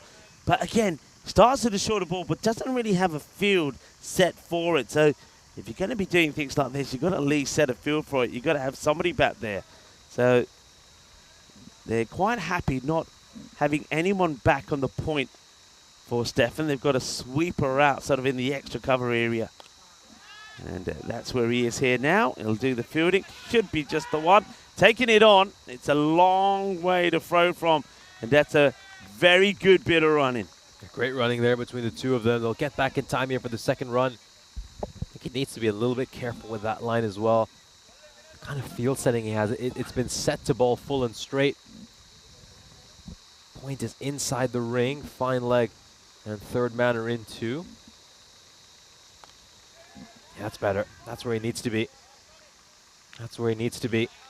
Yeah, better delivery. That's where we saw Chamal Sudun get the wicket of Stefan Gooch yesterday with that pitched up delivery with Stefan. The cannon back onto his own stumps. Taranjit just making a few changes to the field now here to the right-hander, Arslan Amjad. I suppose the key to Arslan Amjad is you don't let him drive you. That's where he's been at his best. Oh, dear. And the number of extras also have just suddenly crept up at the wrong part of the innings for Cyprus. We saw the last over from Roshan Sriwadana, 3 wides, which were expensive because the last 2 big sixes that came off that over came because of those wides, had to be re-bowled. The Taranjit Singh gets a wide in here as well. We need to avoid that. So hit hard in the air. Austin takes the catch. Scott Austin takes the catch. And he said to me yesterday when we were talking, and he was very open about it. He said, yeah, I know I'm dropping them. He said, and you've touched on this, there's something in the air. It's different here in Cyprus. The balls seem to be flying more. And he said, I'm going to work on it. And he said, I'm going to get here early, and I'm going to tell the guys to hit some balls at me, and I'm going to take 50 catches before the start of the day. Well, if that's what he's done, it's done the job, because he gets an opportunity and he takes it. And it's a big catch because they remove Arslan Amjad, the captain, who was looking like he was going to be the man that takes his team to victory. They get him on 63 of 47 balls, 4 60s and 4 4s. And that could be game-changing. It certainly could be. You can just see Arslan Amjad on that delivery. He steps really, really deep into his crease. His back foot wasn't too far from the off stump. And in the end, I just don't think he was still enough at the point of contact. Doesn't quite get the timing he wants.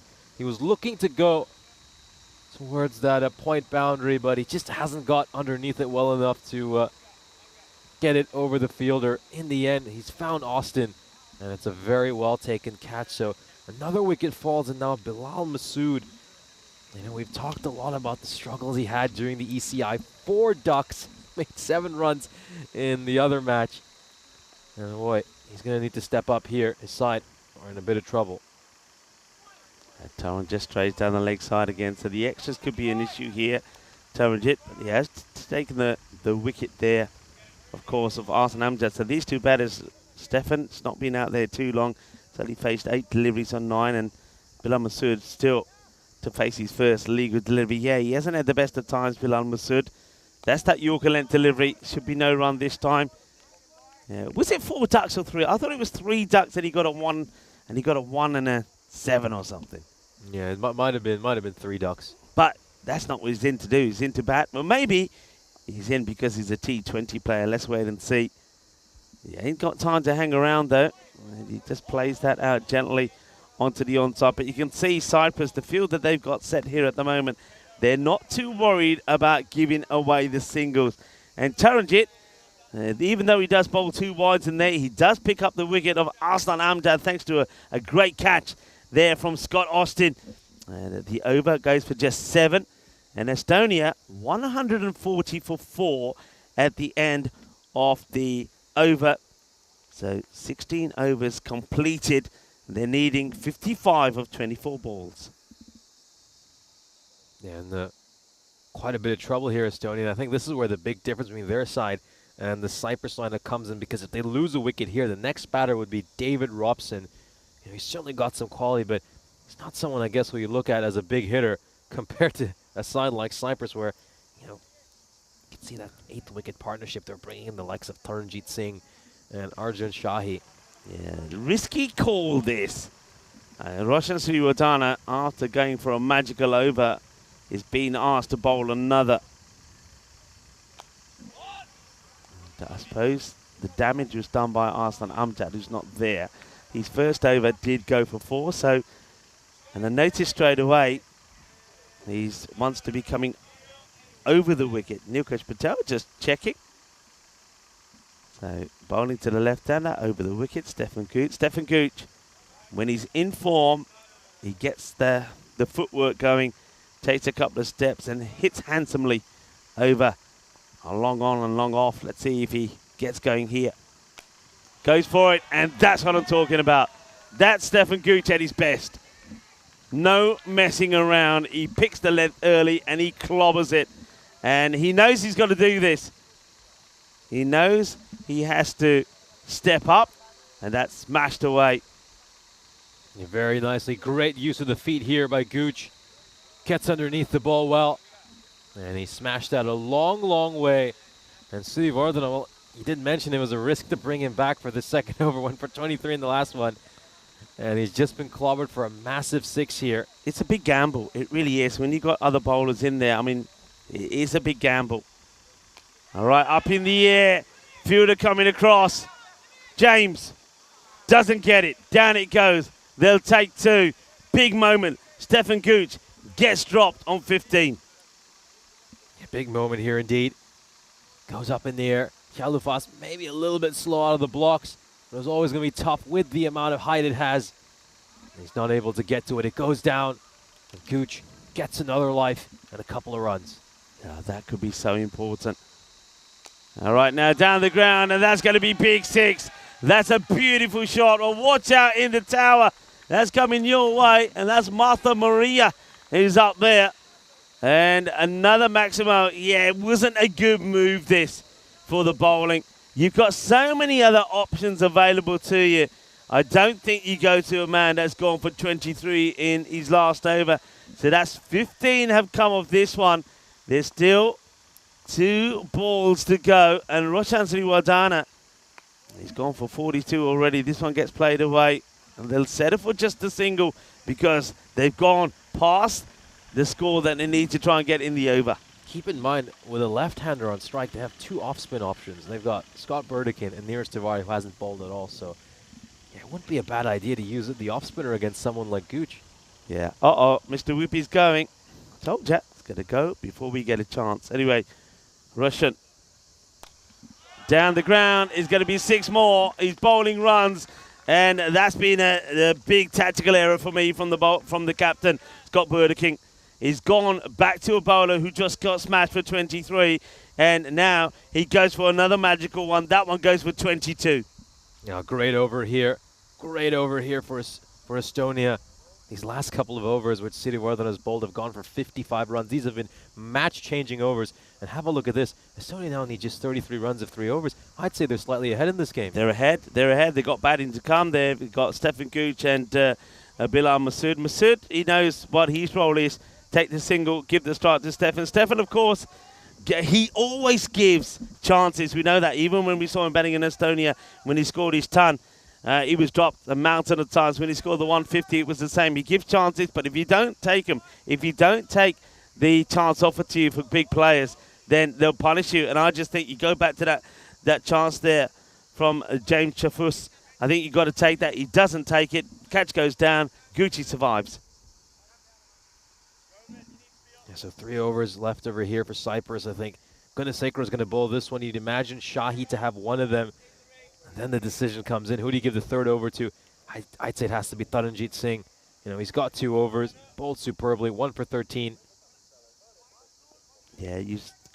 Yeah, I think it's a slight mismanagement, in all honesty. I mean, when you have an over of Shahi, a couple of overs from Taranjit Singh, big and time. an over of Gunasekara. Yeah, big time. It's a really big error, especially when you got away with one big over already. If that one's into the pads, it'll be just the leg by. So this is where now I expect to see maybe a little change in the field. Maybe, whereas before they were quite happy for singles to be taken, maybe they now want to put somebody in closer on the leg side, maybe a short mid-wicket, not to give the easy single away. I wonder what the play is here. And at the moment, it doesn't seem to be. They feel that Bilal Masood is going to go for the big shots. So the fine leg coming into the circle. So they've got 3 on the leg side, a straight man on long off, and a sweeper on the offside. Gets played away. Fielder's got to do work to get there. Can he get there? No, he can't. It's going to be 4 runs. A big chair from Team Estonia. So that's going to be 4. This game's now, you'd say it's within Estonia's hands. Just 10.5 and over from here. You'd really expect them to be able to get over the finishing line from here, unless Cyprus could pull off a couple of remarkable overs. And this goes back to our discussion. You know, we had a debate about what would be a good score during these T20Is. I did feel that 160 is probably too low, and it would probably be around that 180, 190 range, but maybe it's even 200. Maybe that's how good these two sides are. That's hit well down the ground. And they'll fire it in quickly. Oh, what's this done? It's hit the edge of the pitch. They're taking it on, and the wicketkeeper can't get his glove off to get the throw in. Lenin Patharana, and just not good awareness there. I'm looking at the man at fine leg. He's too late and too quick to react here. Budika Mahesh, he has to be backing up this throw. It hits the edge of the pitch. He's not backing it up. It's unfortunate. And then you can see Lenin Patharana can't get the glove off, so Bilal Masood comes back for 2.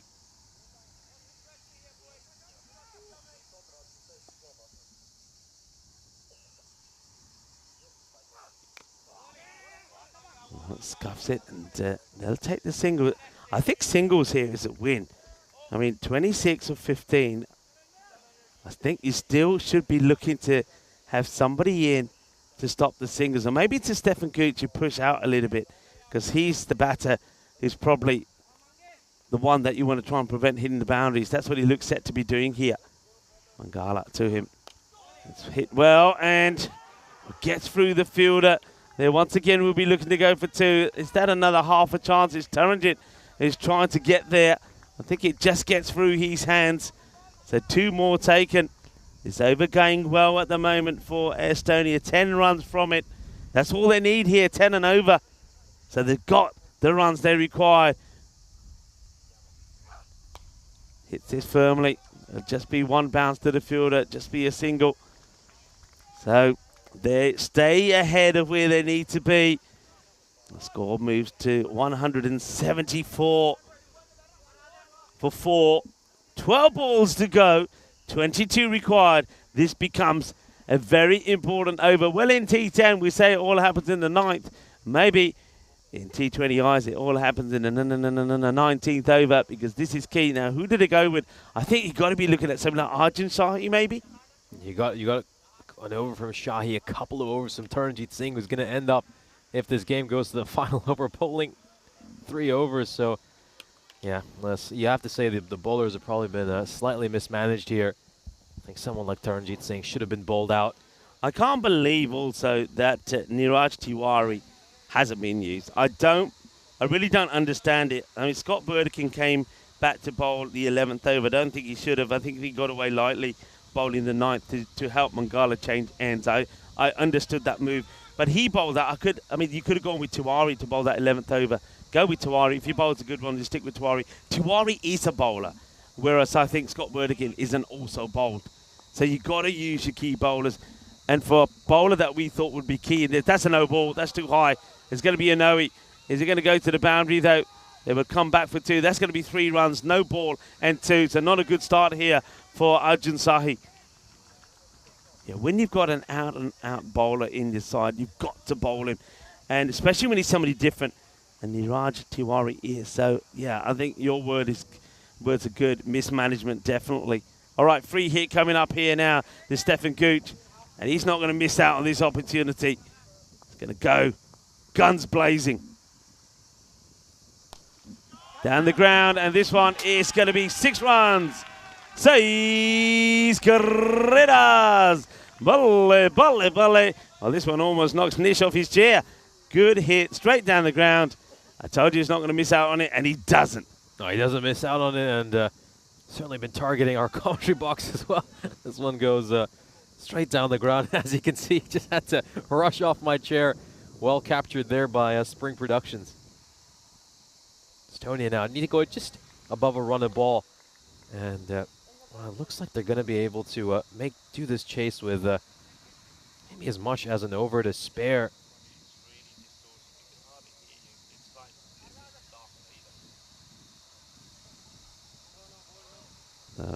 Another ball will come out. Arjun Shahi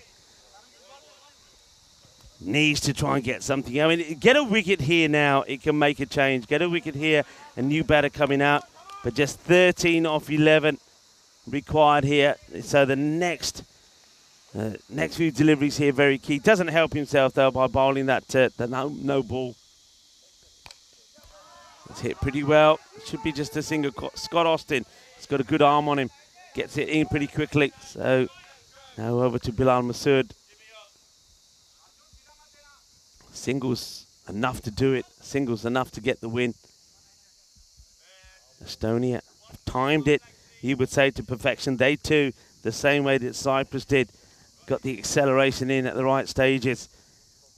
Well, they spoiled the party for the home side yesterday in the win in the decider in the ECI T10 Internationals, and it looks like they're going to do the same here, as this one has been beautifully played. Bilal Masood gets a boundary, just clips this one off his pads.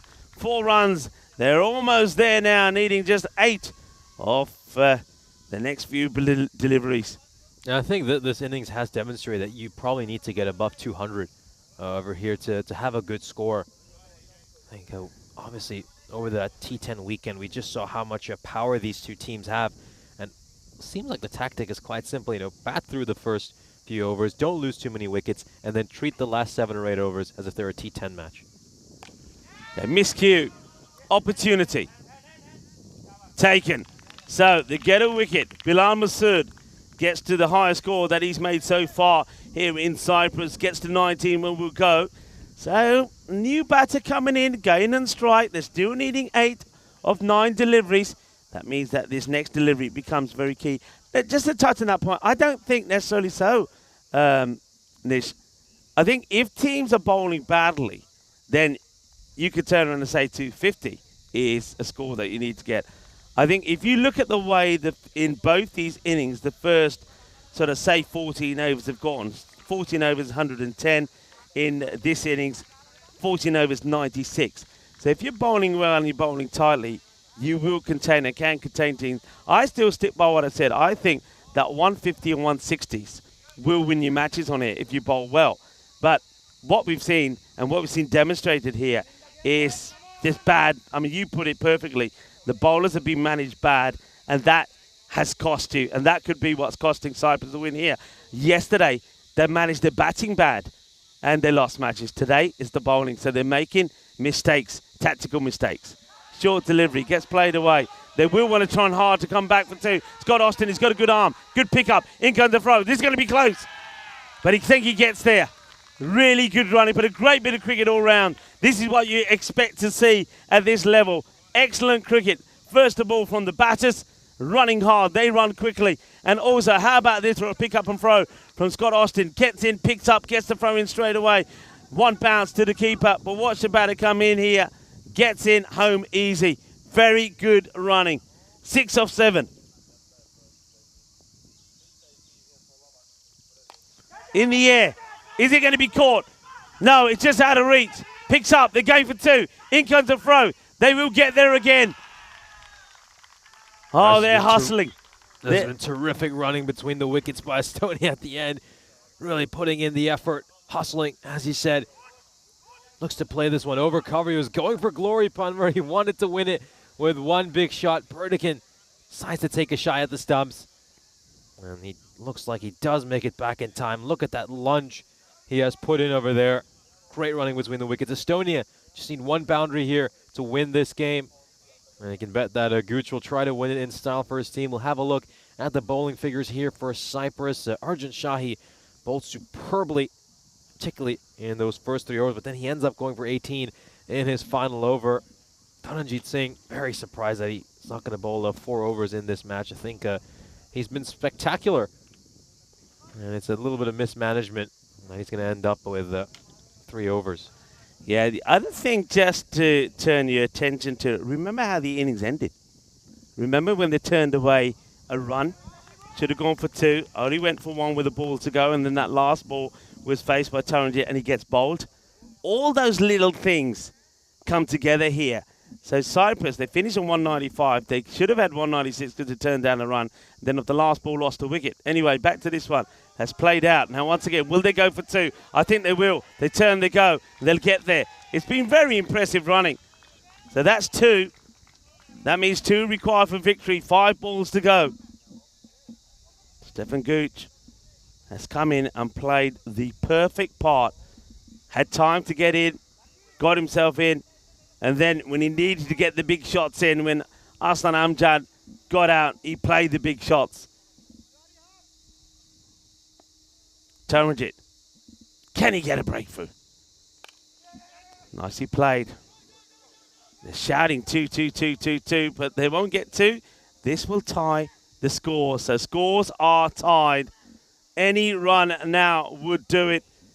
Cyprus will once again be disappointed. They thought they recovered well after a poor start to get to 195. And they look like, especially when they got Estonia to a point when they needed 14 and over, that they may have done enough to win. But Arslan Amjad and Stefan Gooch stood in their way. And that will be it. A gentle touch. It's going to be a victory for Estonia. They'll win the very first T20I in this series. And they'll do it with 3 balls to go. So congratulations to Estonia. Nice moment there. Stefan Gooch and Adita Panwa get into a huddle.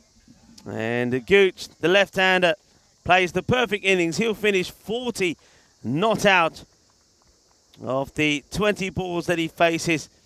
And after the 63 from Arslan Amjad of 47 deliveries, he picked up just when he had to as well. And then Stefan Gooch played 3 brilliant sixes straight down the ground. But there was that one over, wasn't there, everyone? That very first ball from Arjun Shahi when he came back to bowl over number 19. We said it all happens in the 19th, maybe T20 Well, it did. 18 came off it. There was the no ball, which turned out, and the free hit was dispatched straight down the ground for 6. There was another big 6 in that over as well. And after that over, it was more or less done and dusted. It certainly was a big Roshan City Worthen over. I think his last 2 overs going for a 45 runs really turned the tide of this game. We'll have a look at the highlights of this innings. Cyprus got off to a good start, much the way Estonia did in that first innings. They picked up that early wicket of Ali Masood. He would depart having made just 6 runs. But Arslan Amjad and Stuart Hook came together. They played a good innings. They were a little bit slow at the start of it.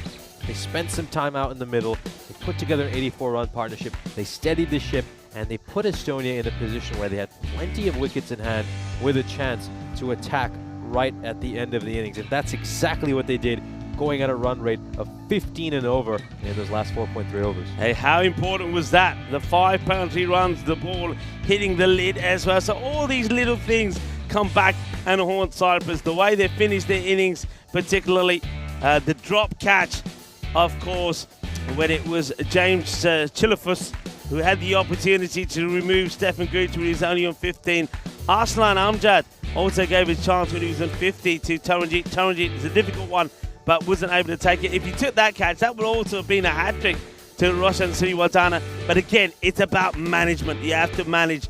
And when a bowler goes for 23, to bring him straight back on, and then he goes for 22, that's where you lose a match, especially when you got, like you said, Taranjit Singh, who ends up bowling only the 3, doesn't bowl his full quota of 4. And then you have someone like Niraj Tiwari in the side, probably the only spinner in the 2 squads in this match, and he doesn't get a chance to bowl a ball.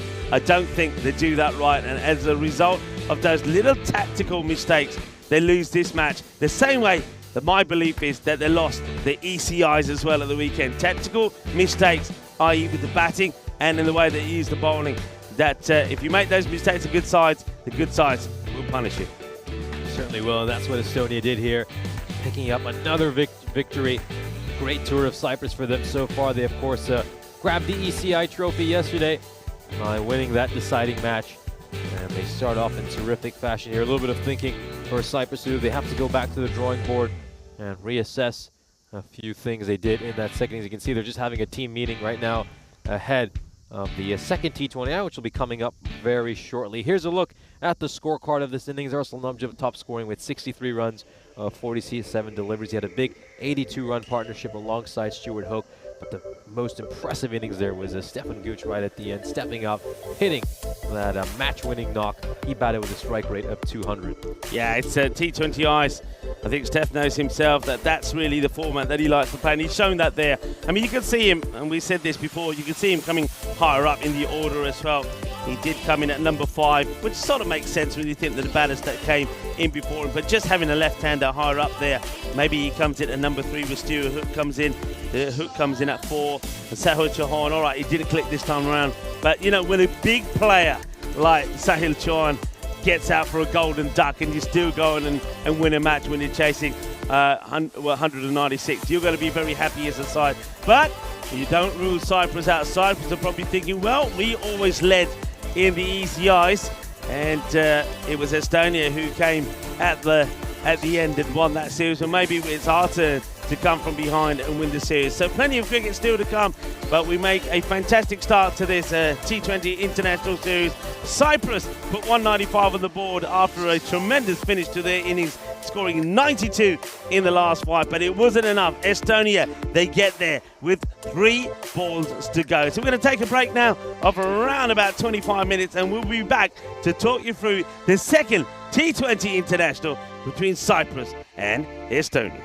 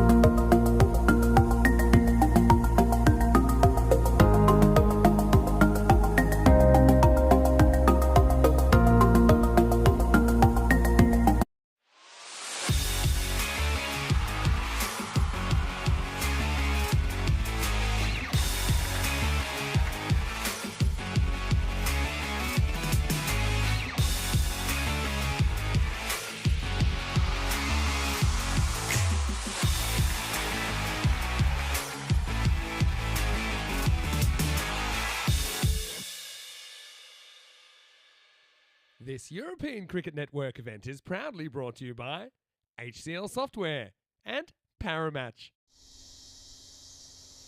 Hello viewers and welcome back to the second T20 International between the home side Cyprus up against Estonia. The first one was a real humdinger of a match. Cyprus recovered well after a shaky start by putting 195 on the board. Taranjit Singh was fantastic. He is a master blaster and he showed that here in this Happy Valley cricket ground when he scored a half century. He was well supported also by Arjun Sahi. They got to 195 and then they did well with the ball as well. They restricted Estonia and they got Estonia to a point where they needed 14 and over. But Ahsan Amjad, the captain, he timed his innings to perfection, getting past the half century mark. And then when he fizzled away, somebody like Stuart Hook got some important runs in. And then right at the end, Stefan Gooch, who was the player of the match, not only did he take 3 wickets, but he scored 40 not out and saw his team home, Estonia winning with 3 balls to go. That means this second match is going to be very exciting as well. I know I'm excited. Nishay Butt in the commentary box is excited as well. So we're going to go over to the coin toss and then join us back in the commentary box and we'll talk you through the lineups. Estonia has a call. Tails. Tails is a call. It is head. Cyprus will bat. Cyprus won the toss and decide to bat first. What do you require? Thank you very much for that lovely introduction to both Rico and match referee Nilkesh Patel. We're set for our second T20I of the day here between Cyprus and Estonia. Estonia took the first one, a great victory for them, chasing down a target of 196 with 3 balls to spare. It was a fun match, and this one looks like it's going to be exciting as well. Expect these next 3 days to be very high run scoring, and don't be surprised if you see scores around that 200 region throughout these next few days. Here's a look at the fantasy dashboard for our upcoming match. As you can see, Kalugala is listed to open alongside Burdikin. Chamal Sudun is back into the lineup for Cyprus. That is some big news for them. Meanwhile, having a look at Estonia, Ali Masood, Arslan Amjad, right at the top of the order. You got Sahil Chauhan listed to come at 3. He's, of course, coming off that MVP crown he won in the ECIs over the weekend.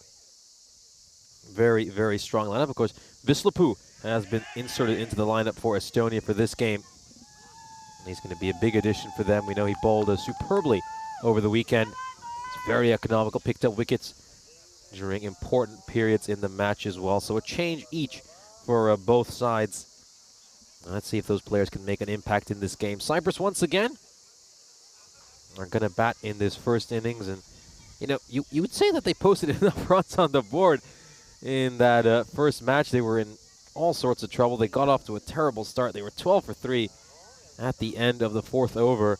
And then they rallied somehow, managed to get to 195. At that point, you thought they probably have a huge chance of winning this game. They're in a commanding position.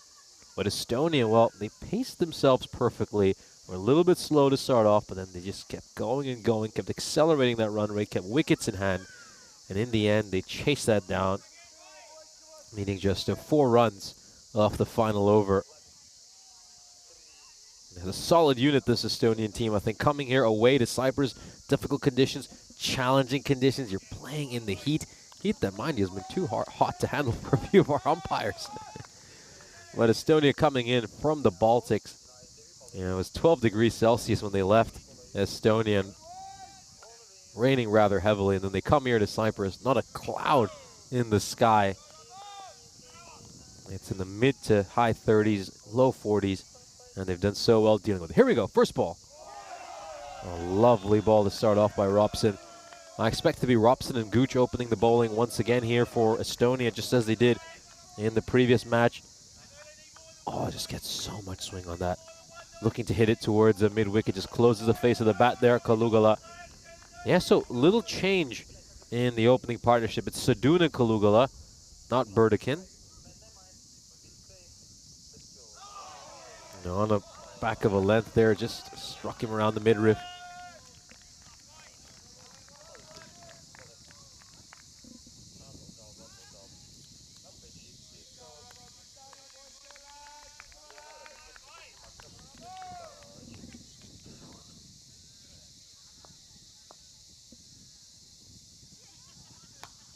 No, beautifully played by Kalugula. It hits straight to the fielder. Picks out the fielder over there. Yeah, nice start here for Estonia. Robson pulling the way he so often does for his country. It's going to go big here. There's a fielder out in the deep, but it's going to sail over his head. Masood didn't have a chance of getting to that one. It was an enormous six. Kalugula targeting that cow corner boundary. Probably hasn't timed this as sweetly as he'd like, but he's got enough power to get it over the rope. And it's 6 runs, so Cyprus are 6 for no loss, just waiting for that scorecard to update. Edged! Oh, the keeper had a chance. Diving effort, but he's unable to get to it. Eventful start to this innings. Kalugula coming forward, looking to hit this towards long off. And oh, Marko Vake spreading himself out, trying to get to that ball. Yeah, I'd be tempted to get a slip in here. I think the way Robson's bowling, you want a fielder in its slip. They had 2 slips and a gully at the start of the previous match when Gooch and Robson were causing all kinds of issues for these sides. End of the first over, Cyprus are 6 for no loss. Yeah, apologies the scorecard hasn't been updated, but I'll try to keep you up to date as much as I can. So 6 for no loss at the end. Oh, for beg your pardon, 7 for no loss at the end of the first over. Of course, Kalugula picked up that streaky single as well. And there we go. The update has been made. Now the Gooch is going to be bowling from this end where he terrorized Cyprus in the first match. Picked up 3 wickets in his first 3 overs and went for just 8 runs. Was a little bit expensive in his 4th over, but Taranjit Singh and Shahi were smacking it all over the place.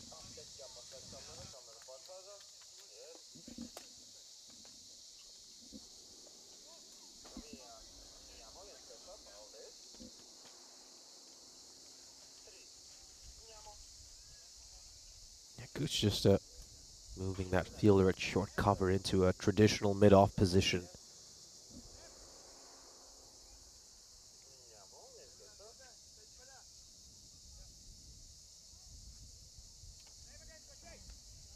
The fielders out in the deep for Kalugula in this power play are a cow corner and a long off.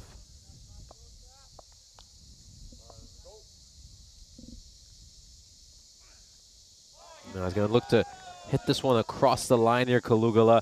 Keep in mind he was dismissed playing a similar shot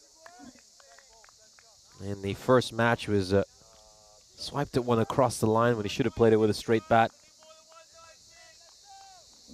He's just trying to hit this towards square leg.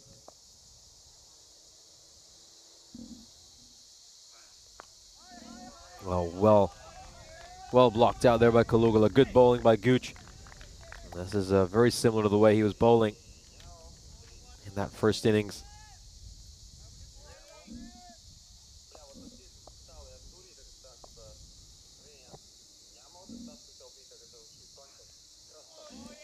Goes for the big heave over there, and it's another dot ball. So yeah, I could just feel that there must be some frustration right now for Kalugula. A little bit of pressure will be building on him. Sadoon's just going to go have a word with him, say, well, look, you're a good cricketer.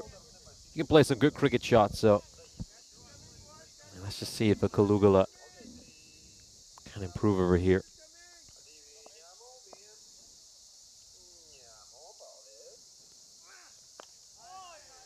Another good ball here. This is top bowling by Gooch. Bowling it on a good length and making it really tough for Akila Kalugula.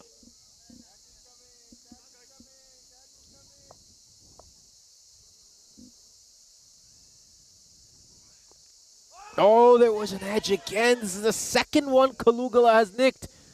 Puts a direct hit in, but Kalugula was well inside. And once again, Kalugula presents a chance.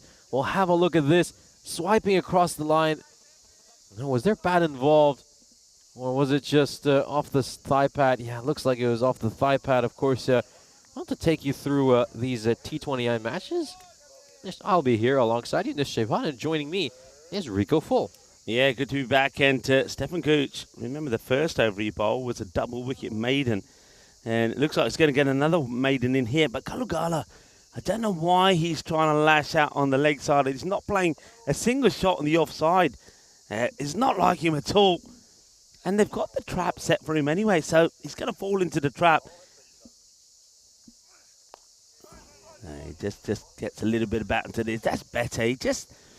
It looks like somebody who really seems to be battling something out. We don't know about his fitness. Remember, he didn't take the field in the last match. We had the 12th that was on for him. So maybe he is, you know, like a few people going down with the heat here, but it doesn't seem to be playing his natural game. And that's a good look there for Estonia. I can hear the music. I can hear the music. Look who's coming down Shropshire Way. It's Mr. Whippy. But why does Mr. Whippy only get in here when he knows that me and you can't get away? He's got this time to perfection. Mr. Whippy is definitely really rubbing it in on us. So it's going to be Robson to continue.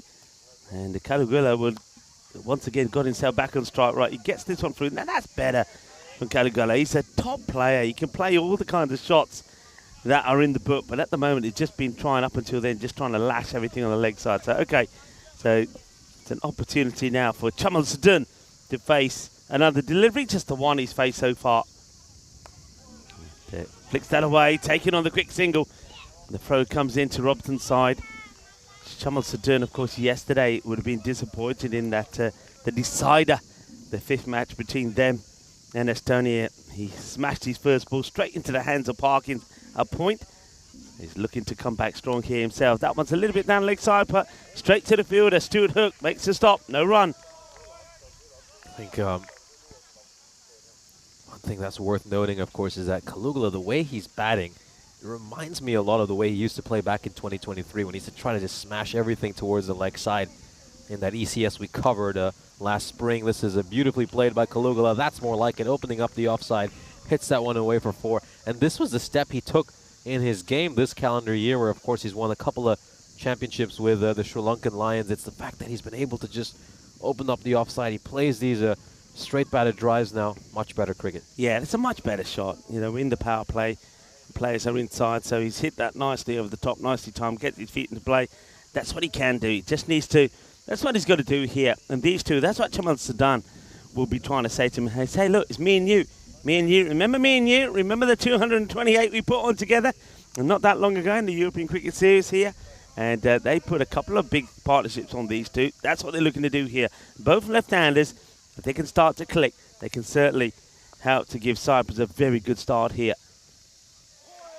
He goes for that big shot again there, doesn't he? So, he's got to play shots on merit.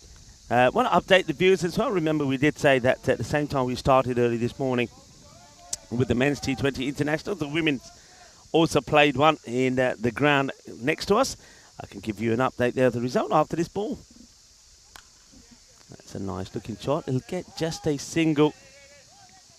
And yeah, it could pick up on throws for Stefan. One thing, keep an eye on Stefan. When I was talking to him earlier, he did say that he was struggling with a little bit of a twinge, a bit of a groin strain. So you saw he wasn't putting a big effort in chasing that one.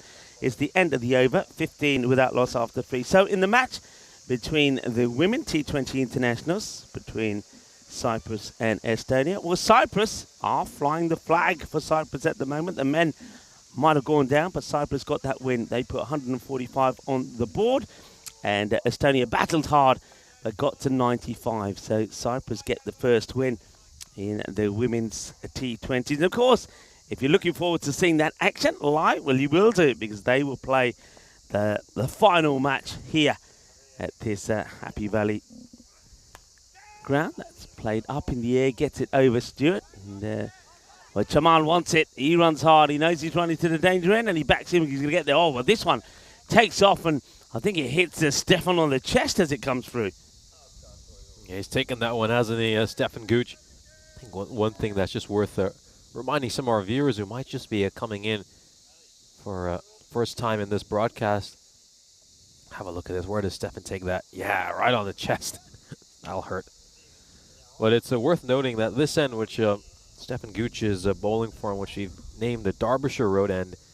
Seen a lot more spice from the wicket at this end. Seen some sharp bounce. So this is beautifully played away by Kalugala.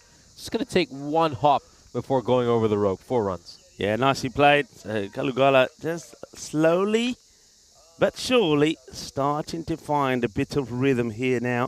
You can see they're just taking a little step outside the crease.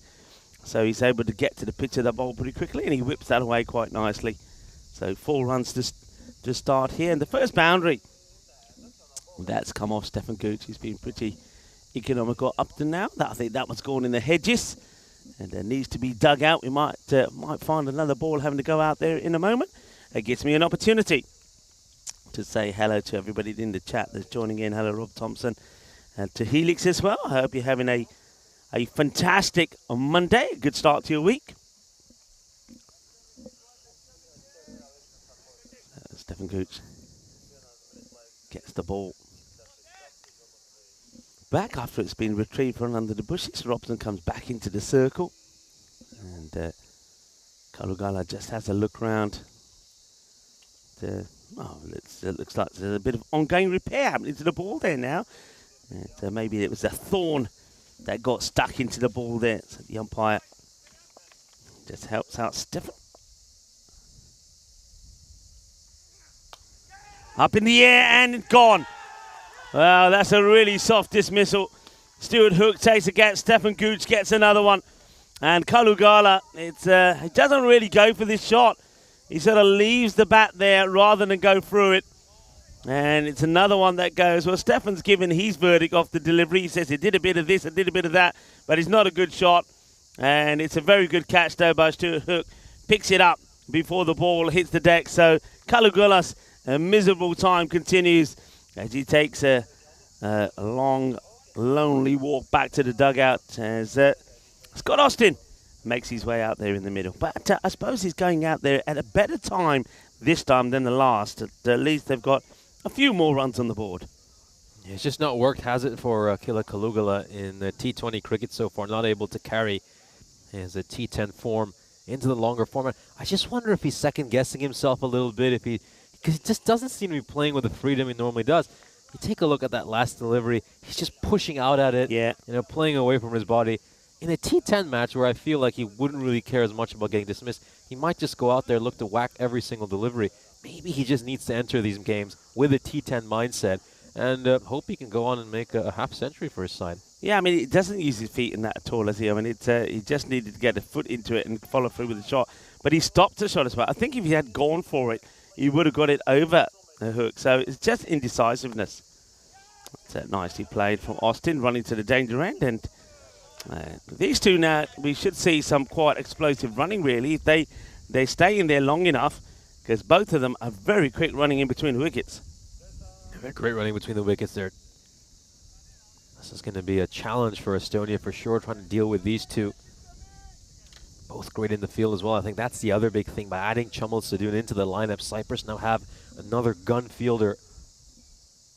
Yeah, gun fielder, and also a very good bowler as well, who's been in very good form. And you'd certainly want to get 4 overs in from him if he's bowling well. No, Roshan Siriwardana this time. Roshan bowled 1 good over, but 2 very expensive ones. Very good call. That's exactly what we're talking about. Look how quickly that this is called by Scott Austin. Very good backing up. As soon as that ball's played away, Austin saying, yes, 1, and he's there. Scott just missed out on a half century himself. He batted very well. Led the recovery, didn't he? 46 of 41.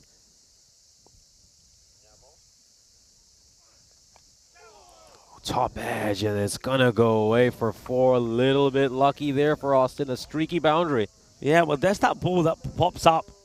And we've talked about this before. From this end, look at how that one climbs now.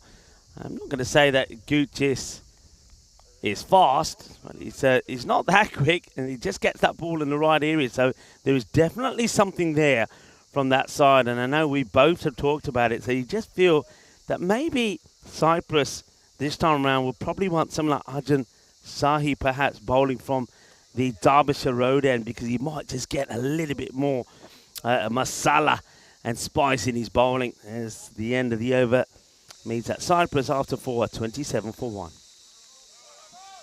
I'm going to continue with Robson. He's going to bowl 3 overs, just like he did in the first match. This one's going down the leg side. That's going to be a wide.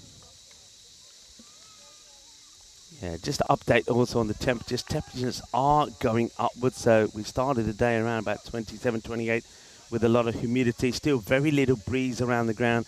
If you look around the ground, you can see the trees and the bushes. They're hardly moving as well. There's no wind. And as a result of that, and temperatures also now in the 30s, about 34. And drinks will be taken after 6 and then 12 overs. So 2 drinks breaks per innings.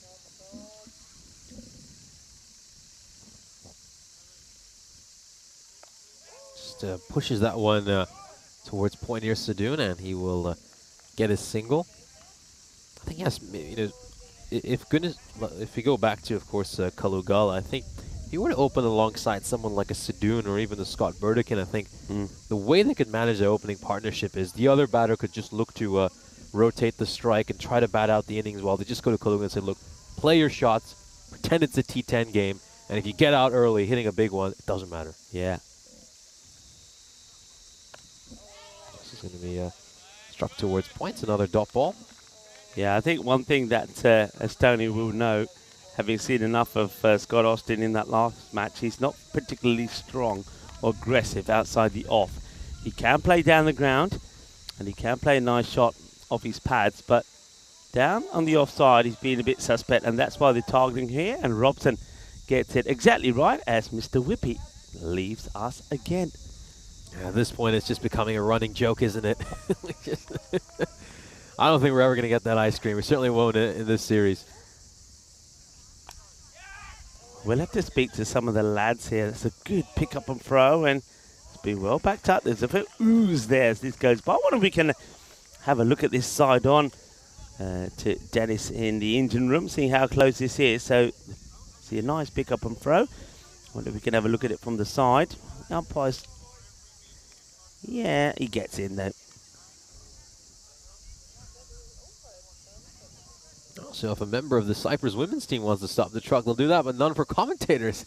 This one is struck straight onto the stumps, and Sadoun. Oh, well, it's going to get the single over here. The throw wasn't the best, a little bit wayward, and the keeper has to do well to prevent overthrows. Still a very good over from David Robson. Of course, David Robson will have a lot of youngsters, both young boys and girls supporting him on, because we know that back in Estonia, the bowler there you see on the screen is a key figure in junior training, gets a lot of kids playing the game. I know that last year he got up to about 1,500 juniors getting involved in cricket, and the plan is to double that this year. So a big shout out to Robson, and his bowling very well as well. Looks like there might have been a ball left in the over because he took his cap and everything off pretty quickly, and now has to bowl another one. So we can just keep the camera on him, and maybe now that we're talking about him, we can give him a little bit of good luck. He's bowled very well so far, completing his 3rd over. But yeah, Dave Robson does amazing work there in Estonia, getting the juniors playing the game. And I know we did see a lot of juniors playing, of course, in the European Cricket Series there as well. So, wishing well. Let's see if this is going to be the lucky ball. He's coming back to bowl. No, it's a bit high. The umpires, I think they may want to... No, it's been called as a no ball, so it's not the lucky ball. It ends up being the unlucky ball.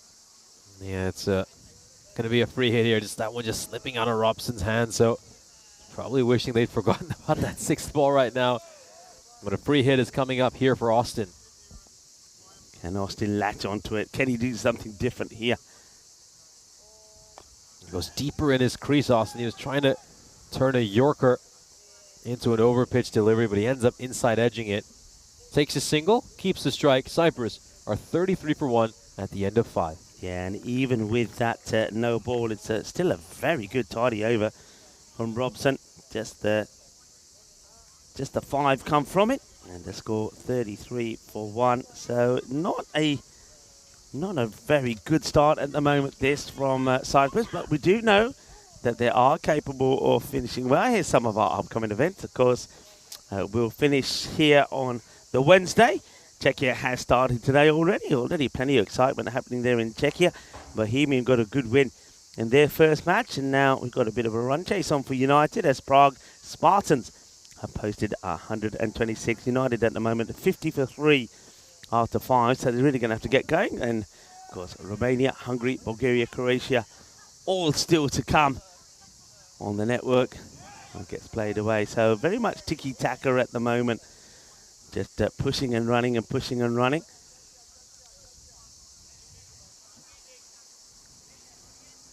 Yeah, these two, they rotate the strike really well, don't they? Let's see when they're going to try to, if they're going to try to take a few more risks. It's the last over before fielding restrictions are lifted. If you look at the Cyprus team, though, you can always afford to take a few risks if you're a batter because they bat all the way down to 10. That's how deep this Cyprus batting lineup is. So I certainly think they can go out there, play some shots, be aggressive. Yeah, tiki-taka at the moment. I don't mind a little bit of tiki-taka, especially when it comes to the Spanish football team. They made a good start, but tiki-taka, I think, belongs on the football pitch. I think we like to see a little bit of boom-boom and shaka-shaka when it comes to the cricket. Well, he tries to go for a little bit, but he just gets this over the hand. I think that's Prinan Giwala who can't get to this, so it's not the best of shots from Austin. And now Jamal Sadun wants to have a chat with him straight away and say, hey, calm down. What are you doing? Calm down. Remember what we said? We said we're just going to plod it along, take the singles, stay here up until the next drinks break maybe, and then cut loose. Well, Jamal might have said that, and he might have given his wicket away. Oh, that's going to be a little bit shabby in the end from Arslan Amjad. It's going to go for 4 runs. Stefan Gooch won't be too happy about this. I think I'd like the fact that Arslan has gone for the catch. Yeah, he decided to go for the catch, but he's actually nowhere near it in the end. And worst of all, it's going to be a boundary too. Probably would have been better off just staying back and ensuring it's just a 1 run. Sadun just tries to play this one towards fine leg. And it's going to be a wide, so that's a little bit wayward here, Stefan Gooch. Yeah, just lost that one slightly. I think he maybe tried to do something different. Doesn't get it right, so that one will be called a wide. And the batters also swap over as well, so they'll get 2 from that, make that 2 wides. Oh, great ball. Very well bowled there in the channel. And Austin has to respect that delivery. Yeah, Austin trying to stay focused here, trying to do the same thing that he did in the last match. What's your view here on Scott Burdekin not bringing himself in towards the top of the order? I mean, he probably hasn't had the best of knocks the last few times. Oh, that's not good fielding.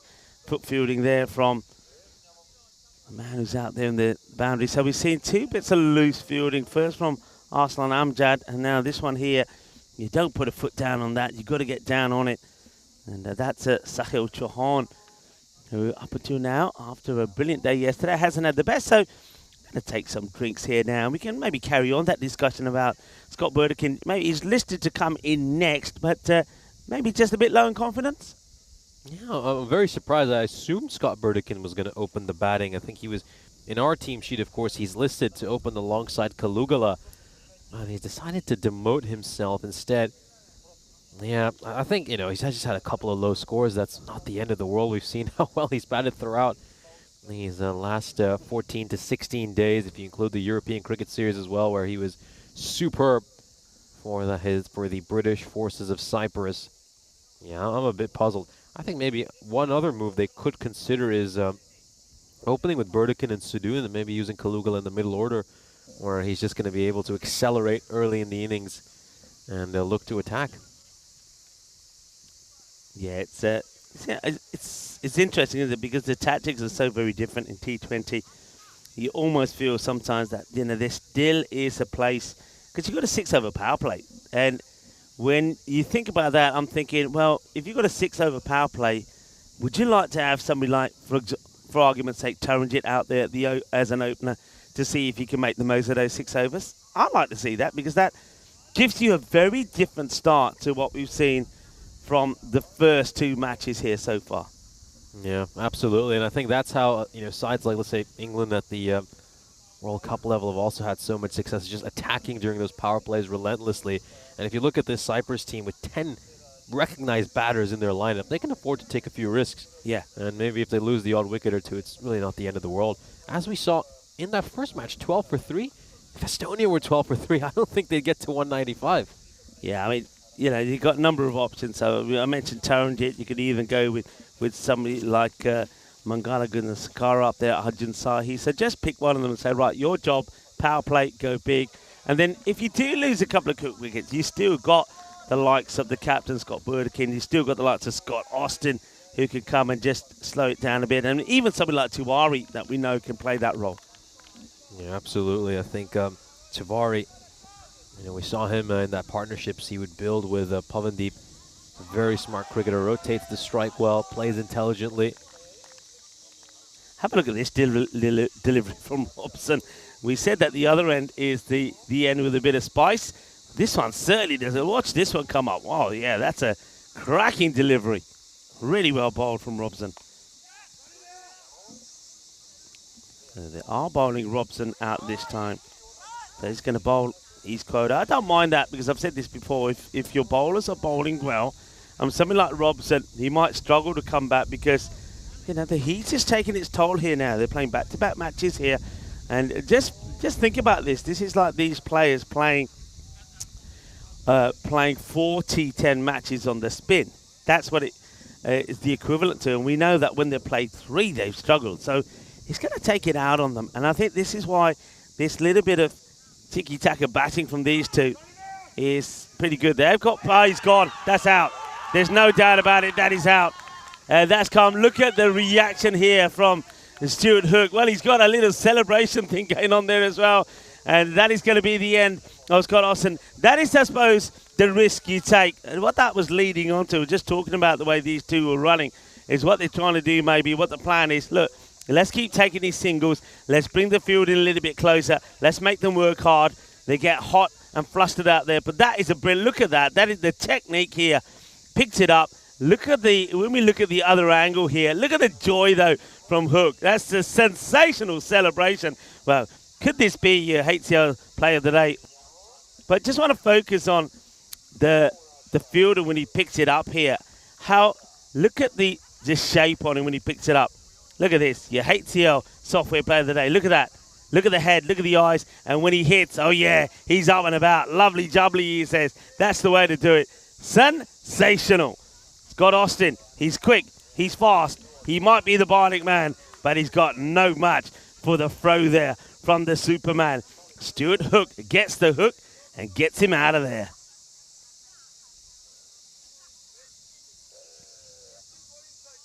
Just what a moment there for Hook. Absolutely incredible. Gets the run out. Big direct hit. And Estonia pick up their 2nd wicket. This ball just tailing back into Sadoun. Yeah, it's little moments like that that can make such a huge difference. You break a partnership. Just when Sadoun and Austin were starting to really put together something good here for Cyprus. There's little momentum swings like that, which can be massive in these games. Yeah, James Shafalus comes out. He didn't have the best of starts, did he, in the last one? When he went very first ball. He got first ball. No, 4 balls he was in there for. But he didn't get any runs to his name. Let's see if he can this time around. We'll have to face this first one, because Robson finishes a very good spell. He's bowled his 4 overs. And very economical.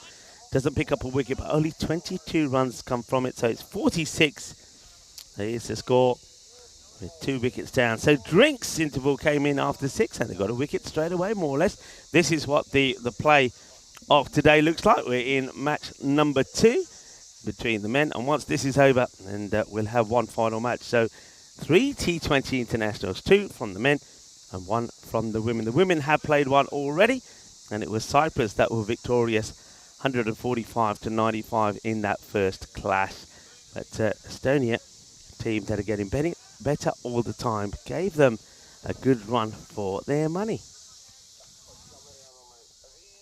So you can see the field now being set. So they're going to go with Gooch straight away as well now. So they've decided that last time around bringing Robson and Gooch back didn't work because maybe they, after fielding and coming back, they were tired. They just couldn't get the same line, the same length.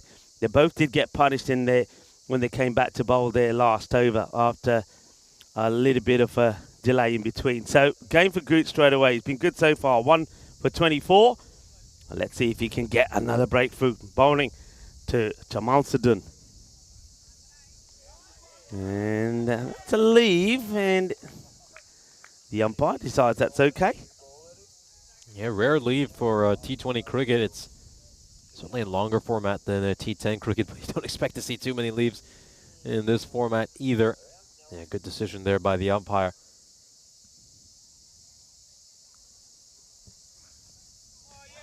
A wild swing by Sadoun. That's not what you usually see from him. It's a better cricketer than that. He knows that. And you can just see, look what the shot he's rehearsing right now. Oh, doesn't end up rehearsing a shot. Yeah, look to just play that through cover. I mean, there's a big gap through covers right now. There's a fielder stationed at point, and then there's a mid-off. So I think if he's willing to drive it on the up, there's certainly runs to be had. That goes to those rather wide-ish mid-off or extra cover.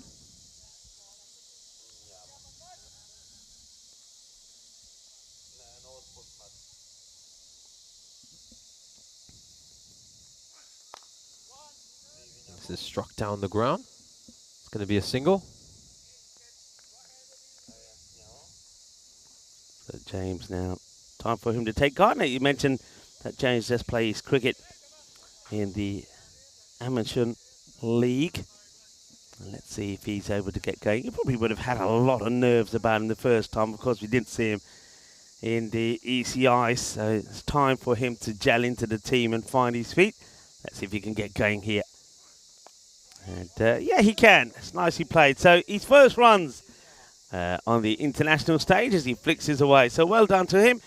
And he'll be hoping now that he's got off the mark that he can contribute with a few more here and try and get Cyprus once again trying to post a score past that 170 mark. You were saying this, that you think this is definitely a 200 plus sort of pitch. We need to be seeing those sort of scores, and certainly from what we saw in the first match, it was very evident 195 wasn't enough for Cyprus, and I think a lot of that's got to do with the depth of the bowling as well. And I think there's variations that you probably expect to find perhaps at the international level, not quite there.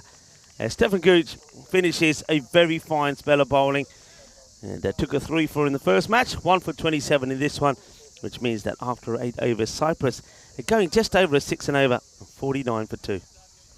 Yeah, 200 obviously would probably also be taking into consideration the quality of some of the bowling we have seen. I think both these sides are very strong in the batting department, maybe have a few concerns with their bowling. So yeah, it looks like this T20I is going to be very similar to the ECI. It's going to be a run feast. Here's a look at the scorecard of the innings. Kalugala made 20 runs of 19 deliveries before he was caught. And of course, Austin run out courtesy of a great direct hit by Stuart Hook. Hook involved in both the dismissals so far, taking the catch to get rid of Kalugala and then running out Austin with a very good direct hit. Okay, this will be the moment now that Cyprus will be looking to try and get going. Aditya Panwar, starting from the opposite end to where he bowled in the last match. So maybe this is an opportunity for the captain just to try and from a different end, to try and see which end works well for him. That might mean that we'll see Savio perhaps come from the other end. So the two bowlers just changing ends to see if that suits them. There was no change there for Gooch and Robson. I think they both have found their ends. Okay, in the air, doesn't quite get it out the middle. And, oh, the fielder has made a bit of a hash at this. I don't think the ball was going anywhere near the pace that he's trying to deal with it. He's trying to push it forward and pick it up. I think he could have just picked it up by himself neatly and got the throw in.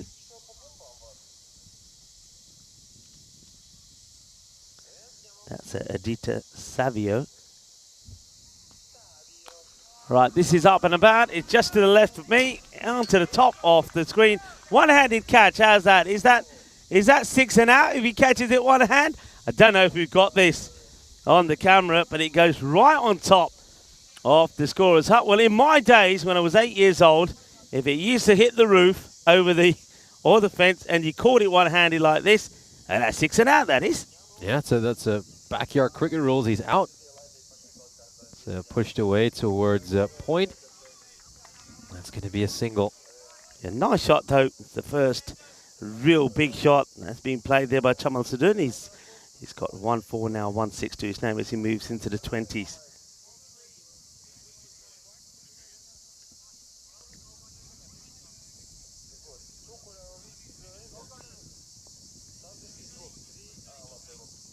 Just making a few changes in the field here, Estonia. That's the reason for the hold-up. So obviously going from the right-hander to the left-hander. Gonna have a long on and a cow corner in place for Hjalufas, a very wide long off. And as you can see, deep third as well, right at the top of your screen. Gonna go down the length side. Yeah, it's gonna be a wide. A little expensive this over so far from Panmur. 10 runs off these first 4 balls.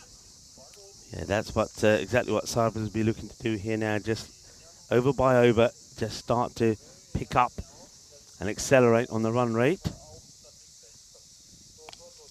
It's nicely bowled. He doesn't put too much pace in it, just drifts that through that Panama. Nice looking delivery. It's very similar to the sort of bowling that you often associate coming from someone like Pranay Giwala. We've got some good bowlers here. Also, Kale Vislapu coming into the side this time as well. He can be pretty key as well.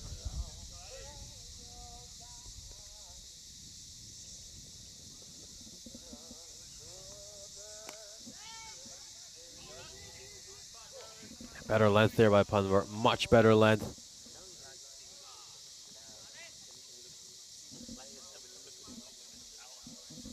End of the 9th over. Cyprus are 60 for 2. Good comeback there by Panmur. Those last couple of deliveries that gave up just 1 run off the 2 of them after being a little bit wayward to start the over.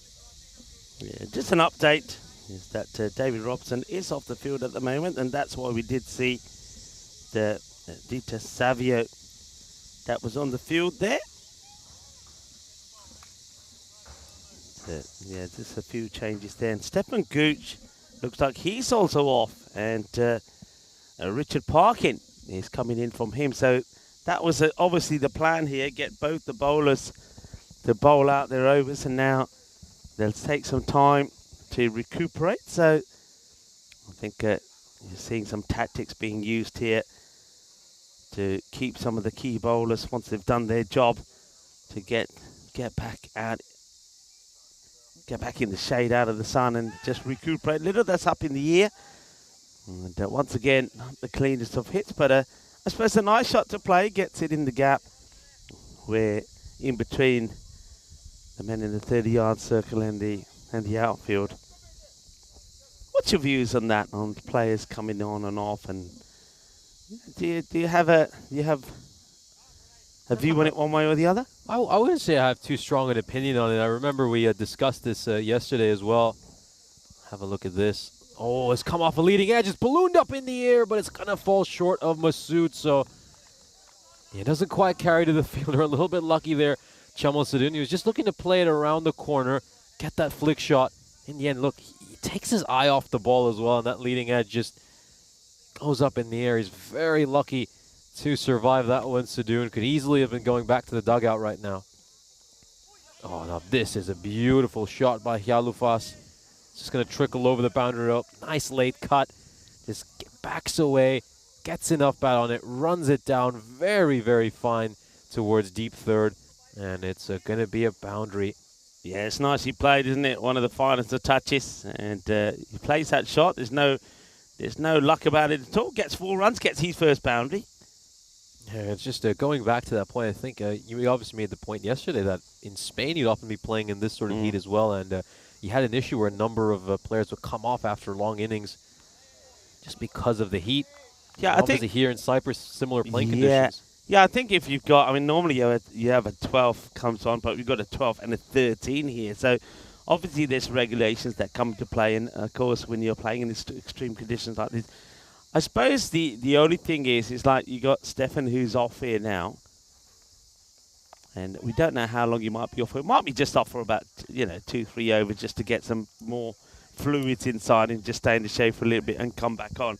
But I don't mind that. I'm not a fan though of bowlers that will do what they've done. Say for example, open the bowling, bowl their spell, then they'll sit out the rest of the innings, and then when it comes to the second innings, they'll go out there and bat, straight away. I'm not a fan of that. I think if you're going to do that, then you got to follow certain regulations. Say, hey, soon you can come back on and have a bat. And I think I quite like the idea that they say, well, okay, if you are off the field for whatever it is, 6-7 overs, then when it comes to you doing the batting, you can't come in until those 6 and 7 overs are done. I'm a fan of that because I think we're not talking about an injury here, where if there's an injury, it's different circumstances that apply. But I think this is just players coming off to they've excelled themselves and they bowl very well. Both of them have, so they're taking some time out.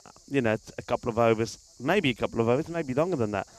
But I wouldn't like to see that it becomes a trend, and then what you do start to see is that very tactical. I mean, for example, is there a ruling on the number of subs? I mean, could they have, for example, we know that Cyprus could have a squad here of 20, and every time a bowler's bowled 2-3 overs, they just keep subbing them and taking them on and off. That would become a bit of a nightmare, wouldn't it? So there's got to be some regulations to it. I won't get pushed away. Chaman Sudan is, for me, playing a very cautious innings. A ball like that, in the European Cricket Series, he's smashing it over cow corner. So he's and the problem I have with it is he might go and do exactly what he did there in the ball in the last over, try to be extra defensive, gets the edge and gets caught because he's not playing his normal game. No run this time as James Chaffalus does start to back up but doesn't overcommit. But that's where cricket is a little bit different to most sports out there. I mean, where they need to regulate every tiny detail. I think, you just assume that sides will play with the right spirit and they won't exploit these little loopholes. So this is a nice bumper there. It's given the one for the over. And ultimately, the fact that we're talking about over-regulating so much is just doesn't say a lot about the state of the game, or certainly paints a very sad picture.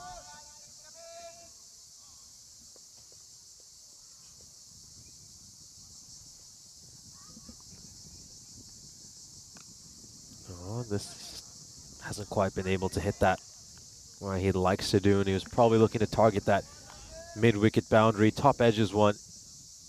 And you like to see the fact that Estonia do have that very fine deep third, which just so many sides do not employ. That is, of course, Visselpuu, who was out in that position. You'd expect him to bowl. Use 4 bowlers so far, Estonia. You'd assume he'd be their 5th bowler.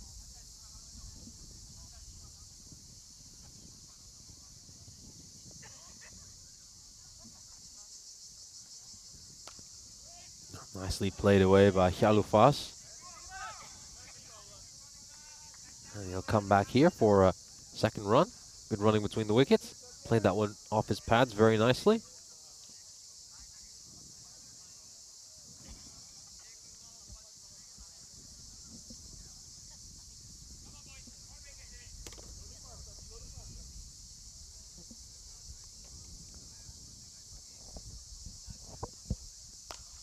Full toss. This is struck out towards long on. He'll be a little bit disappointed.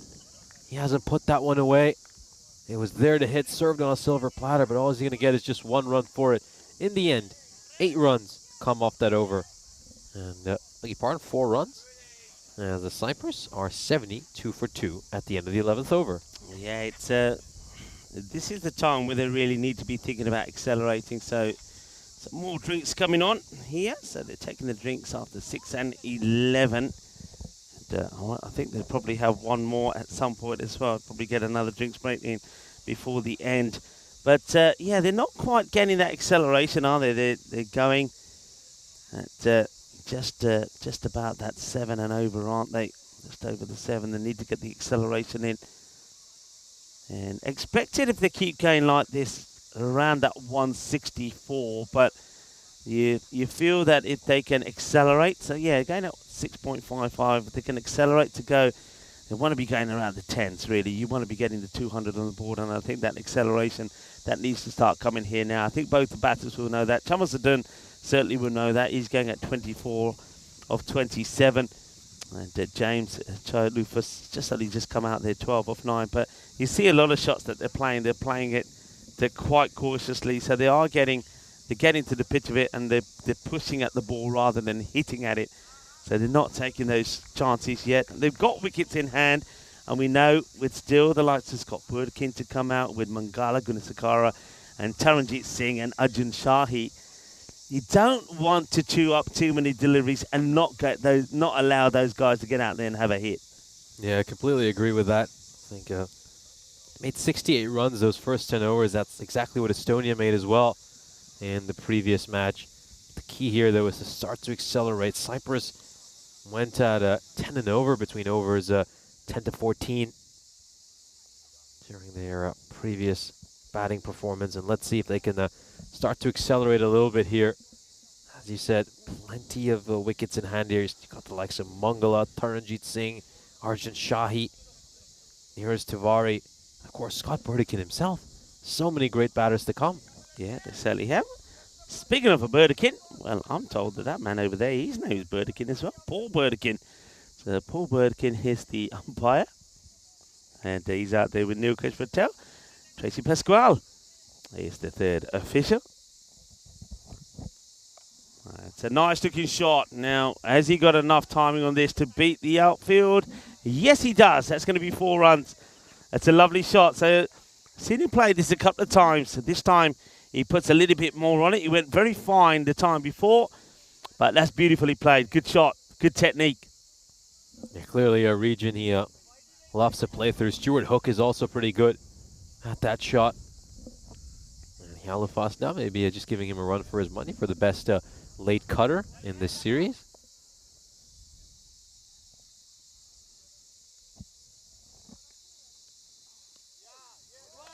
This one's just a little bit fuller, and he's not able to play that same sort of shot. So we've seen him play, yeah, that late cut nicely a few times, even to the ball that is a bit uppish. He's able to, we've seen him play a few nice ones off his pads. Giwala. And that one just gets blocked out. So that's the ones which we haven't seen him really get away yet. Anything straight down the ground. He's been able to push at a few, but no powerful shots in that area as yet.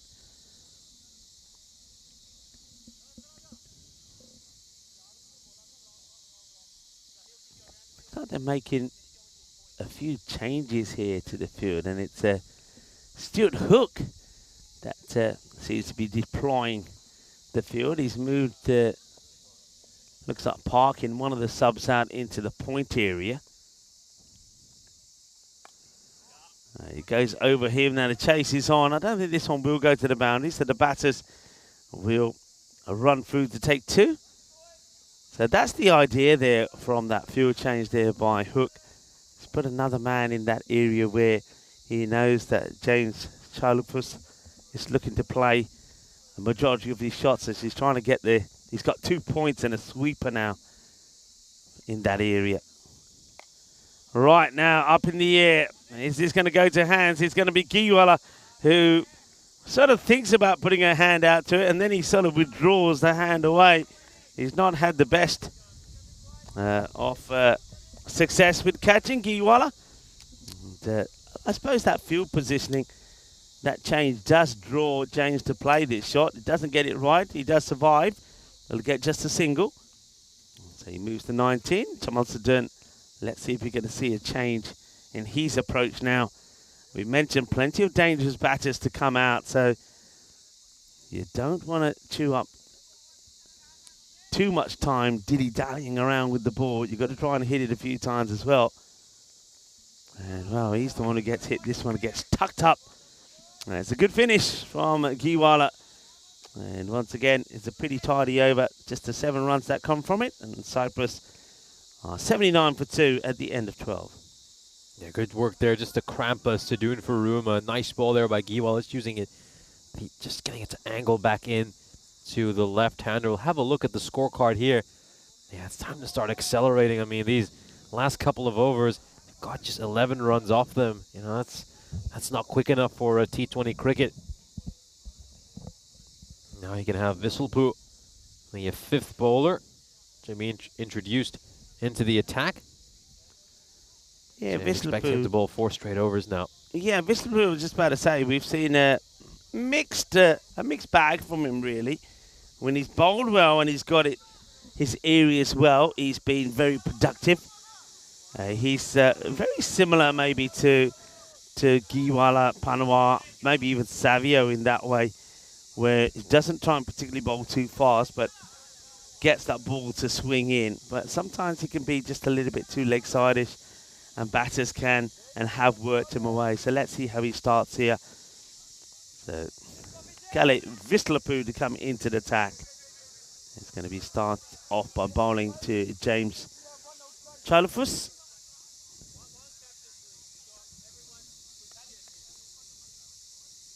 And they should send a deep third back for Chalufus, and it looks like he's starting about 3/4 right now, that fielder. This one is on the leg side, and it's gone all the way for 6. Big hit here by Chalufus, his first Maximo on the European Cricket Network. Yeah, good shot. Visselpuu coming from the tower end, just straight down the leg side. He ends up being an easy hit, an easy put away from the batter. And this is what they need. They need someone to start. Is Visselpuu the bowler? Then they're going to target.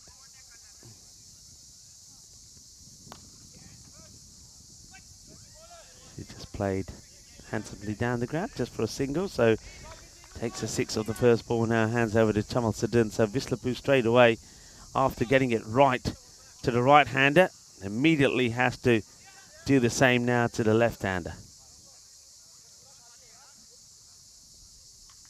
Gonna have a long on and a wide long off in place. And a cow corner as well for Sadun. Deep backward square leg. A very fine deep third. He's unlucky here. It's the same sort of shot that Chamal Sadun played yesterday, but he played it too uppish and he was caught in that area, so he needs to find a way to go either side of that fielder there. Maybe play it just a little bit late or get his wrist involved to get the ball past him. Well, that's one way maybe. It's going to get over the fielders. They think about a second and in the end decide against it. It definitely was on because the fielder was not able to take that cleanly. Yeah, it wouldn't be a bad idea to take some risks here if you're Cyprus. 8 wickets in hand. As we said, pat all the way down to 10. Plenty of big hitters sitting in that dugout, probably feeling a bit agitated, itching to get out in the middle. Played nicely and very quick is Chamal Sadun between the wickets. So even though they shouting Marde, Marde, Marde, have a go, hit it, hit it, hit it. It's already home and dry before that one comes in.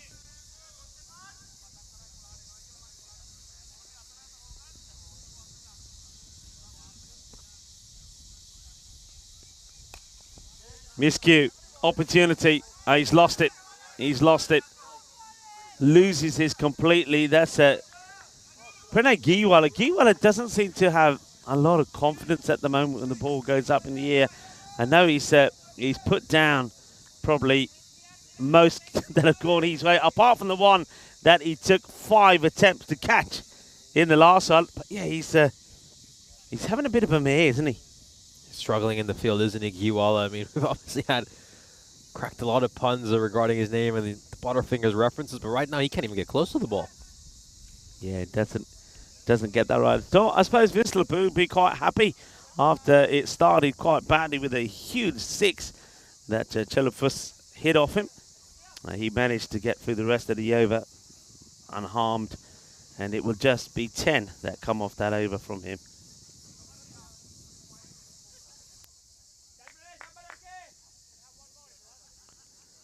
$89-2. When is that acceleration going to come? Well, it came at this point in the last match. Remember, 92 came off the last 5 overs. So at the end of 14, they were on 96. So this time round, they're below that, and they haven't lost as many wickets either. This is pushed by Sadoun towards cover, but the acceleration also came between overs 10 to 14, where they started to go at about 9.5 and over after going at well under 6, well under a run a ball in the first 10. Haven't really seen much of a change in the run rate in these last 3 or 4 overs. What a shot there by Sadoun, and just, well, when T10 cricket, that would have probably gone for a boundary, but that's the difference with these longer boundaries. It's cut out by a Whistlepoo in the deep, and it's just a single. Yes, it's a big shot just for one, isn't it? The field now changes to the right-hander. You can see them deploying the wide third and a second man at point for that nice little late shot that he likes to play. Okay, goes down the ground, and has he got enough of this? And no, he hasn't. It's into the hands of the fielder. So James Sheffield will goes for 27 of 18 deliveries. No mistakes from the fielder. Holds on to the catch and rewards Giwala with a wicket. Nice little innings here by Yalufasa. Batted with a good strike rate, 155. Knew his side needed to accelerate, went for the big shot, and ultimately found the fielder in the deep. And a good performance by him. He'll obviously have been disappointed to be out for a duck in his first innings, but he's come back well in this second match.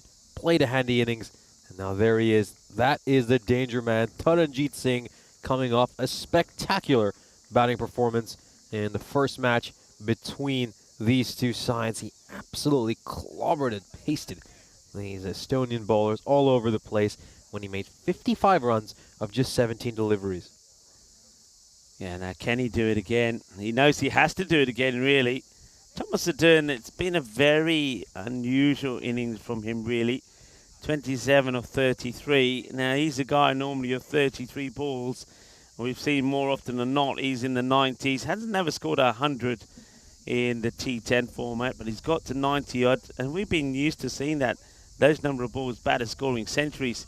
And we've seen plenty of them in the European Cricket Series that was here. Just being played as little as 3-4 days ago. So the strike rate and the intent, it's just the intent from Chamal that's been missing. There'll be no missing intent from Taranjit though. There he goes. So he'll be looking to latch onto every ball that goes his way. They'll just take the single to start off with.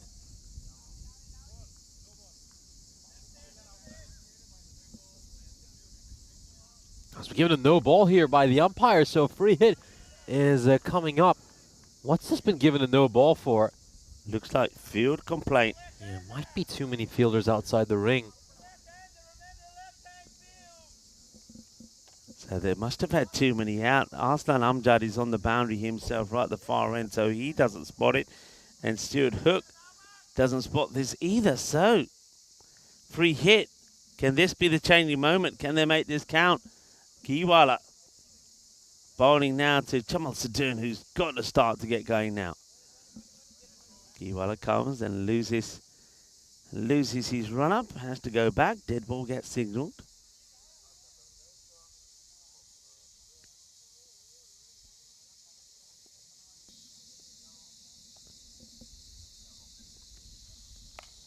And it's been taken, but it won't be out. In comes the throw. Yeah, that's the story so far from Chamal Sadoun. I guess he's done a job, hasn't he, when he came out at number 2. Saw Galugala go pretty cheaply, 20 of 18, but hasn't really been able to find some sort of rhythm here. Hasn't been able to find any sort of hitting form.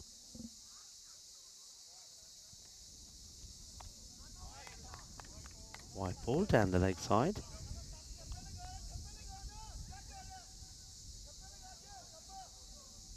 See a lot of words being shouted out from the Cyprus boys to the batters. Okay, hits this pretty well, trying to get it in the gap, but he won't. It's just going to be another single. And you're right, Nish, I mean, with these boundaries, much deeper and further out in the T20, and we're expecting those to be going for 6 in the T10 competition, but not in T20Is. It's just going to be another single. It just makes a huge difference, doesn't it? Just adding those few extra meters. All those 6s are now just singles, and a lot of balls that would have gone for 4 are now 1 or 2 runs. So last ball of the 14th over coming up. It's been a great one by Giwal so far, just 4 runs off it. That's a better looking shot, but Aslan Amjad is there, and he's held on to a great catch now. Yeah, he's well inside the boundary. What a good catch this is.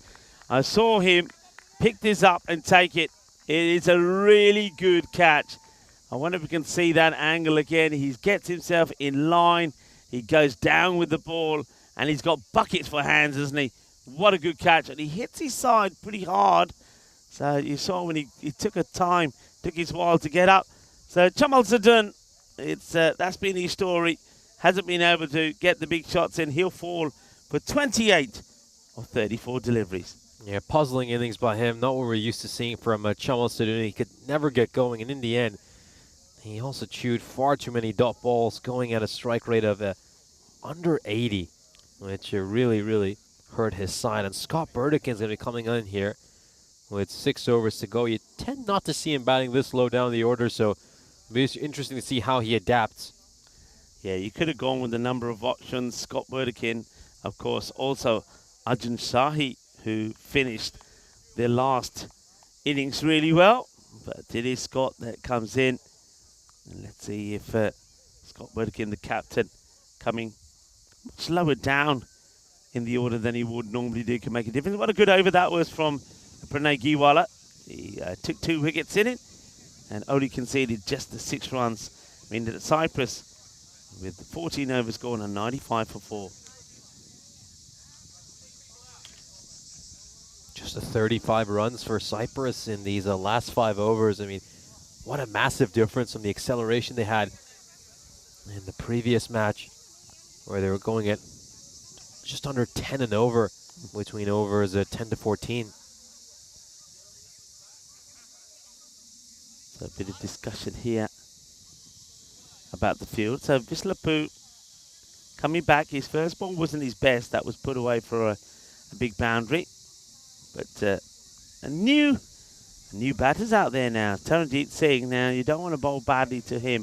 Taran will be looking to hit straight down the ground. That's where the shorter boundary is. Every time he's gone to go over cow corner, he hasn't quite been able to clear that boundary. It's the longest boundary. So just having a look at this field. So they are Aslan Amjad, who is probably believes that he's the best catcher in the deep, goes in that crucial mid-wicket area. Now here comes Vislapu. And Taranjeet gets hold of it, and it's going to be 6 runs. And Taran, can he get started here? Scott Burdikin has a chat with him.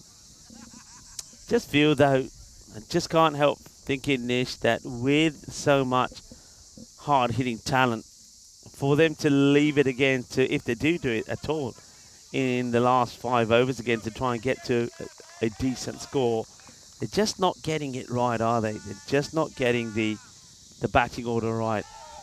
Well, this is that no-look shot that Taranjeet executed when he put the half-century on the board in the last match. Maybe you get a chance to look at this again. Just watch how he plays this. Look at the head. So, yeah, they call it the no-look shot, no looky-looky, but he misses out on it. It's a dot ball.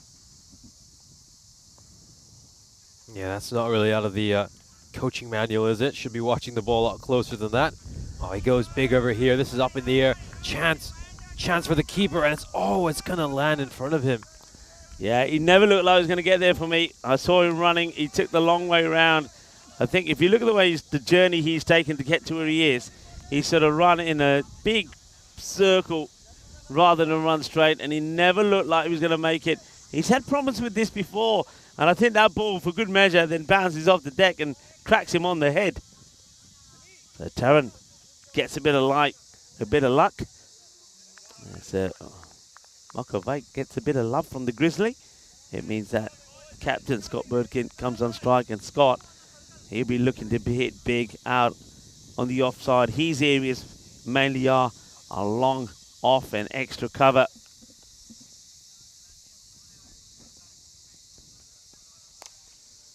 Straight down the ground, and that's going to be 4 runs. Cuatro carreras. Lovely hit. That's what I'm talking about. Scott Birdkin, he likes to go big down the ground, doesn't he? And if you give him a little bit of width, he's very powerful out on the offside. So finally, we're starting to see some boundaries here. We're starting to see a little bit of excitement. And that's going to be 6 runs. That's going to sail over the side screen. Bolle, bolle, bolle, kinna sona. Así me gusta. Me no gusta la tiki-taka. Me gusta la boom, boom, boom. He reaches out of that one and manages to elevate it over the fielder to go for 6. Yeah, just a cross-batted slap right down the ground there by Burdikin, and it's back-to-back boundaries for him to start off his innings. Visselpuu under a little bit of pressure here. It's the first time we've seen consecutive boundaries in this innings.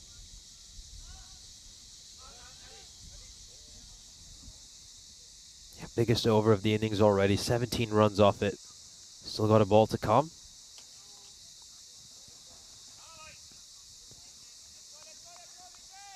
Accelerate, accelerate, accelerate. That's what Cyprus are thinking here. And they do have the batters that can do it. Slightly shorter one this time. Gets this one through. That'll be 1 for the over. Not that it matters because it is the end of the over. So 17 off it. And it's the best over that we've had so far. Before then, I think the highest that an over's gone for was probably way back over number 4 when Stefan Gooch went for 12. Yeah, and this is just what Cyprus need. They need a lot more of overs like this here right at the end. You can see the expected score right now at 171. They'd have to go at roughly 12 and over to get there. Yeah, Cyprus will be hoping for much more than that, we know. They can go at 15 or 17. The last match they went at 19.1 and over at the end. It's still very strange to me. I mean, I'm just putting my coaching cap on, and you know, some of the things that we're seeing from Cyprus. I mean, in that last match, the way they used their bowlers, and then in this match, I just think it's criminal when you see the 2 batters that are in now. They've come in with what, just under 6 overs to go. You still got someone like Mangala Gunasakara to come out who can smash the ball all over the place. You got still some like Arjun Shahi to come out who can do the same. And let's face it, even Nalin Patirani can do the same. Look, we're seeing examples of it now. This is what they've got in the camp, and yet we're only going to see them coming into the last 6 overs. That tells me that really, I think the team after today, whatever the outcome of this match is, has to come together. They've got to sort out what their bowling plan is and sort out their batting plan. I think stop thinking about it's T20. Stop thinking it's T20. You know, he's the T10. Stop thinking that. Think about the batters that can go out there, that can score runs quickly, and say, let's get these guys up there to score runs. And you can mix and match it. You can have a Scott Austin out there with Mangala Gunasakara. You can have a Taranjit Singh out there with somebody like a Chamal Sudin. At the moment, they seem to be bunching up all of their cautious batters in one bundle and all the dangerous hitters coming in when it's far too late. Yeah, I think the way they should be looking to set up that top order is to have one real big hitter who will look to attack during the power play, take advantage of the fielding restriction. This one's gone up in the air as well. Is it going to clear the rope? Of course it will, because it's Taranjit Singh. It's another 6 for him. Consecutive 6s to start the over. Well, that doesn't clear the rope. It clears the ground. It goes over the side screen, over Arslan Amjad, over the bushes, over the trees. It's over and out. That's what that is. Over and out. That is a biggie. Taranjit Singh. See, look, that tells you the story. 21 of just 7 deliveries. And yet before him, you had the likes of Chamal Sadan, 28 of 35. James Charlufus, 27 of 17. So again, mix it up. You know, don't be branding batters as, they're not openers, they're not the top 3, they're not the top 4, or the T10. Stop be branding them as what they are. Look at them as, are they dangerous? Can they be effective in the power play? Yes. Get them up there. Yeah, just imagine someone like Taranjit Singh in that power play, looking to attack the bowlers, and without any with fielding restrictions in place, he could really wreak all kinds of havoc. Scott Burdekin, not a bad start from him either. 10 of the 3 balls. So look how quickly once you see a couple of boundaries happening, a few back-to-back boundaries, look how quickly the score starts to accelerate. So Scott gives himself a little bit of room, but he gets this little bit wrong. That's one of the problems that Scott sometimes has. He gets too focused and giving himself room down the leg side so he can play out on the offside. I think sometimes he's better off just standing still and trying to play the pull and the hook shot as well. This one gets through, and it's going to be a bit of a chase for the fielder, who will get there, but batters will come. It's been signalled a wide as well, and also one for the over. So given us wide, I suspect, for perhaps over the head height. So that's going to be a handy 2 extras, and it also brings Taran back on strike here now. So if Taran is able to hit this for a big boundary, then that ball really does hurt them.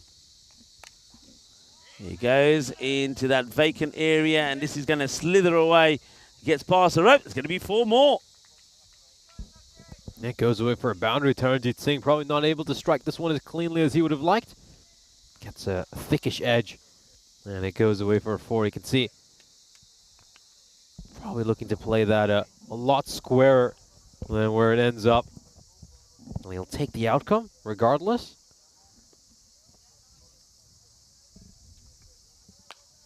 That's been hit very hard. The 2 fielders trying to get to it and stop it. They will do, but they will take the single, and that means that that's 20. 20 runs have come off the over. So the over before went for 17. This one goes for 20. And as we suspected, Taranjit Singh is starting to get the acceleration going here from the 27 of 10.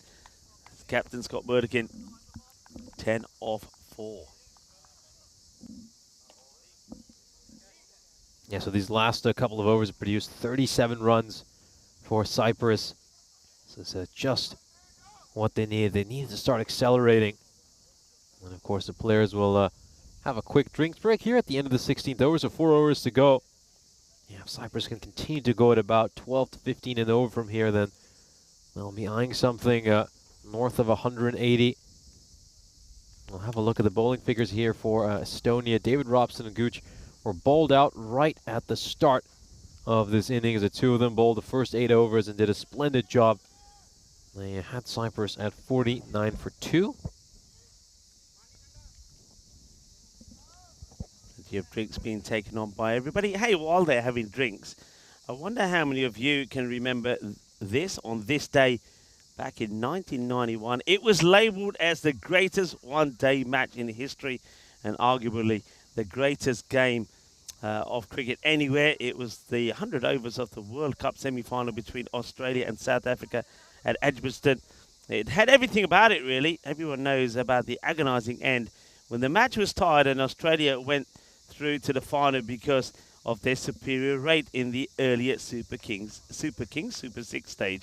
It ended with 2 balls to spare and 1 run needed. Klusner set off for that fatal run, only to find that Donald had lead in his boots, and South Africa, their dream died in the cruelest of manners. Yeah, I remember watching that, and I remember watching the screen and screaming, "Run, run! Why aren't you running? Why aren't you running?" And of course, Donald didn't get there, and well, yeah, it was a big talking point. I can't believe That was back in 1999. Yeah. So one of the memorable cricket moments, and it was a great match. I agree with that. That World Cup semi-final. All right, I go back to this match. Players have had some drinks. They're ready to go. And Aslan Amjad taking a bit of time. Now, Stefan Gooch has also come back onto the field of play here now. I'm just having a look around to see if I see a Robson on the field. So, don't think I see Robson yet. So, Robson's still off the field. I think Gooch is back because I suppose if he doesn't come back onto the field here, he's gonna have to probably wait some time before he can go out and have a bat. So I get the feeling he's been off for probably, I would say, the 5 overs, because he would have gone off, or maybe less than that. He would have gone off after he bowled his, yeah, it might be 5, might be even more than 5 actually. We bowled the 8th over, so he's probably been off 6 to 8 overs. Hit well, and the fielder coming across, and it's going to be probably 4 runs, just at a blind spot that we have where the side screen gets in the way. So 4 more runs. And, that one gets blasted away. Lovely hit. So Taranjit looking to keep the pressure on here. Now this is where I suppose not having Robson or Gooch to come back could be the drawback. I'm not saying that when they came back in the last match they were 100% productive or successful. So it depends which way you look at it. If you bowl them out straight away, then you don't have them to come back if you need them. But if you don't bowl them out when they're bowling really well, there's a chance that when you do bring them back, they're not able to capture the same sort of form and line and length that they were showing earlier. So a lot of debate about it. The first one really from Panawar, Aditya Panawar that is, gets smashed away for a big hit. Robson, though, he's still not on the field. I think he's still out right now.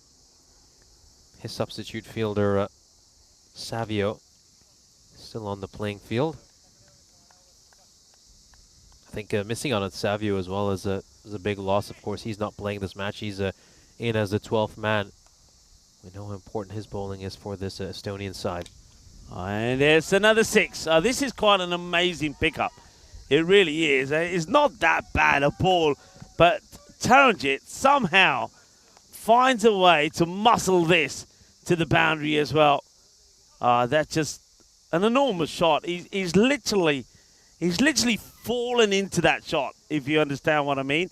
The ball is sort of outside the off stump, and he sort of jumps into it, and still, in the motion of moving towards the ball, executes a deadly shot for 6. Yeah, transferring your weight onto the ball, very literally there, Singh. All right, 2 balls, 4 and 6, looking pretty slick. Taranjit Singh again. Okay, that's a better area to be to, and well, they will run in the end. As I think this is a classic case of Hook watching the batters and not the ball. But having said that, that might work out well for them, because I suppose if you can keep Taranjit off strike, that's a good thing. Taranjit doesn't want it. And then that ball does do a little bit of the Tortuga there. I think we missed that first time around. He gets done by the spin. All right, Scott. He's not had too much strike, to be fair. Just 4 balls.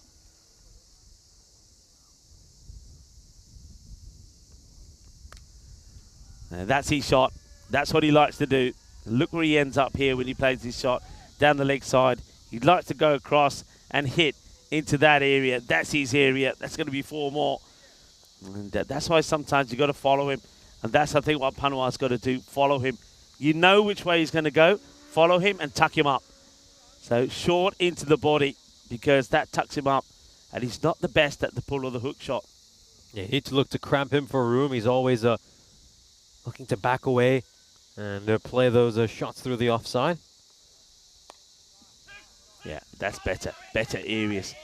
They're wanting to go to, and Taranjit wants to go to. Taranjit gets to the other end, and he's already put the stop sign up, saying, nope, we stay there. All right, he'll be looking to smash the last ball to the boundary as well. So 15 becomes 16 off this one so far. The last 2 overs have been productive, 17 and 20. They're looking to finish the same way they did in the last match. And of course, the debate that myself and Nish have been having, we'll follow up on that after this ball. Oh, well, tell me, that is a Bizaway Super 6. That is a thunderous shot. That is a monster strike from Taranjit. I don't know if I know anyone that can hit the ball harder than this, Nish. What a hit. He's absolutely clobbered that over cow corner for a 6. A massive strike. That's the thing with Taranjit Singh. He has been clearing the boundary up with ease, sending these balls a good 10-15 meters beyond the rope. These have been massive 6s by him throughout this day. He's now just 6 runs away from a half century. Yeah, and he brings up the 150 for his side. But yeah, the debate that we've been having here is, you know, have they got this batting order completely wrong? Should the likes of somebody like Taranjit Singh, who hits the ball like this, should he be up the order in the power play? I mean, it doesn't always work. Some batters, and I know I've said this about other batters in the past, they've really excelled at certain parts later on in the game. I said, I'd like to see him in the power play, and for some reason it just don't seem to perform in the same way when they're in the power play, when they are up the order. But Taran, we know that he's done it. He does it a lot for the teams that we've seen him play in here in Cyprus. But Taranjit really, and you've got others who are Taranjit, Gunasakara. I mean, I wouldn't even mind if you went with opening with Mangala Gunasakara and Taranjit Singh. Just say, right, you two, go out there. We want you to come back with 50 to 60 on the board and in the first 4 overs. And then somebody else can go at someone like Arjun Shahi could also go out there in the power play and try to make the most of the next 2 overs. So you're looking to get to about 80 in the power play to give yourself a cracking start. At the moment, in the power play, they've been going at sort of around about the between 40 and 45. In fact, in match number 1, they got to 28 after 6 overs, and in this match, they were on 44. So I reckon they've got the batting to go bigger in this. They've got the batting that can get them to a good start. Yeah, I think someone like Taranjit Singh would be really good at number 3 or 4. Yeah, some discussion here about something. I'm not sure what this is between the 2 umpires. Arslan Amjad. Yeah, now this is about his action. So they're just having a discussion here about Arslan Amjad bowled that ball, and Nilkesh Patel straight away went up to umpire Paul. Now, are they calling it? Don't know if anything's being called. The first ball was a wide. And this one's been hit down the ground. So they're having a look at this action of Arslan. I know that in Estonia, there was a bit of talk and discussion about it as well. So Nilkesh Patel, I know, is watching this pretty closely because Nilkesh was in Estonia. So he's got to make sure that he keeps that arm. Well, either he keeps it nice and straight, or if it is bent, it stays bent, if you know what I mean. Now let's have a look. So the action being monitored here of Arslan. Making a few changes in the field. The behind square comes up so you can have more players in front. And now they're running hard here. I must admit that I don't see... Oh, they should... Oh, Scott. I reckon... What do you think here? Still go for that? I still go for it because it means that Taranjit is... You could sacrifice the wheel of Scott, but it means Taranjit would go back on strike. Just catches him a little. Yeah, they're still looking at this action. I can see there's a lot of talk about it. I like the way that the umpires communicated that across to Arslan. Scott looking for a boundary.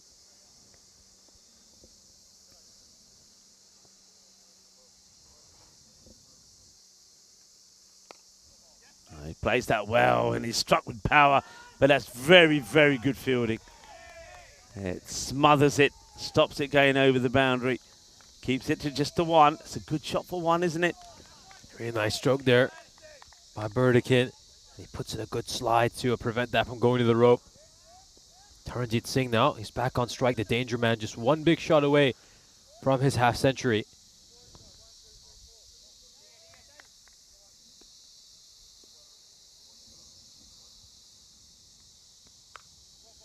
There's a change up in pace over there.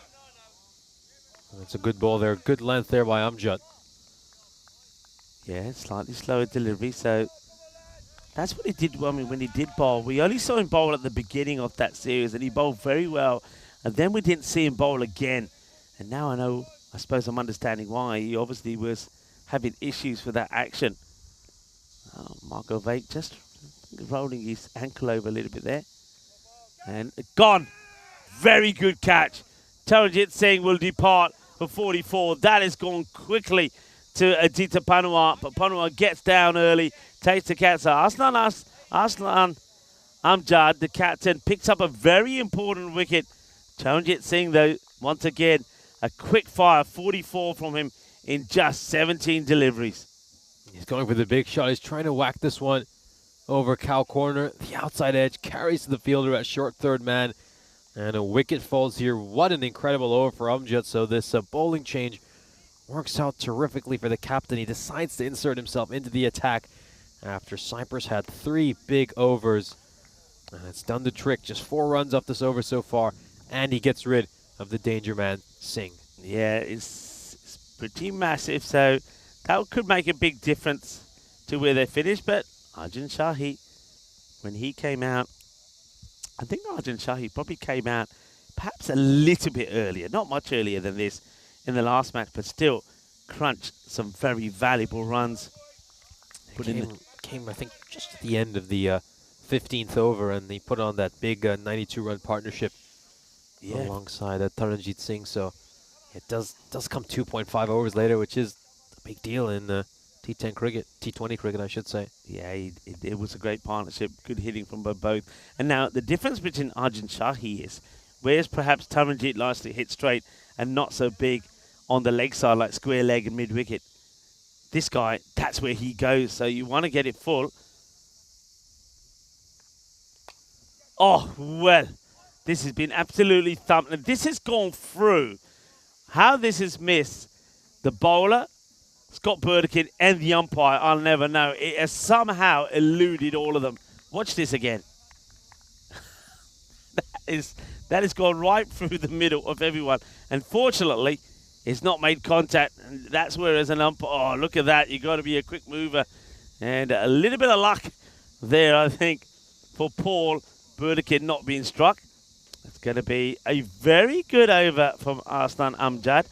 I know they're watching him closely with his action, but he's managed to satisfy the match officials, and he's bowled a good over. Only the 5 runs come off that one. Good over there by Arslan Amjad. Got rid of Taranjit Singh as well. And it's just helped settle things down for his side here. Does he come back for the final over? That's going to be interesting to see. Well, he's got to really, hasn't he? Because after 2 magical overs on the spin, he came back.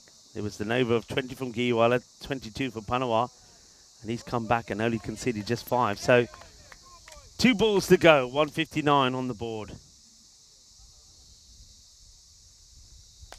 Oh, that's going to go all the way. Probably going to go over the sight screen, over the hedge, and to the other side. So that's what he can do, Arjun Shahi. It's not the best of deliveries, though.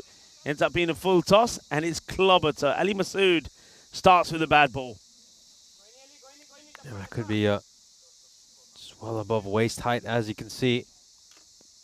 Enormous hit.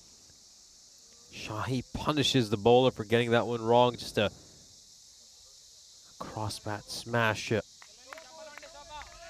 it's been given a 6 here by the umpire. Yeah, but clearly it was.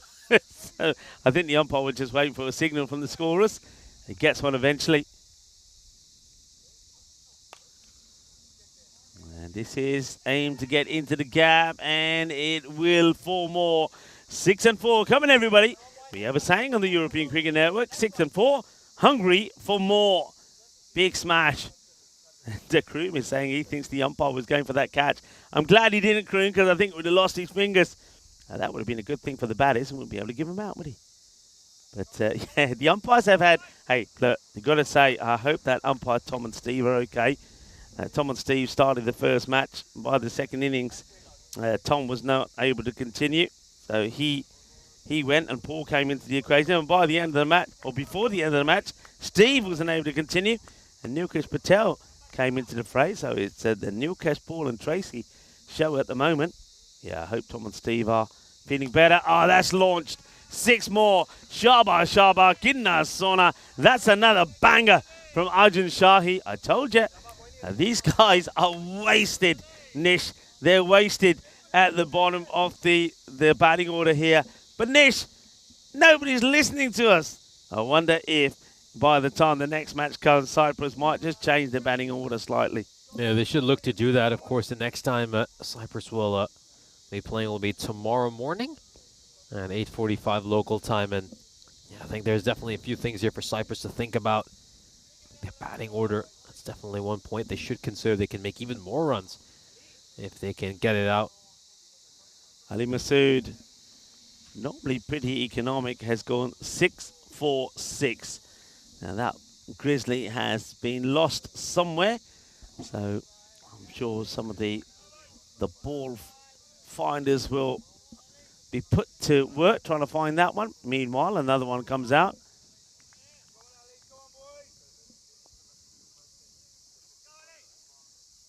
So it could be around about the same sort of score as last time, you know, into the close to the 190s. This one's hit out to long off. Amjad comes across and feels it only the one, says Scott Perdiking.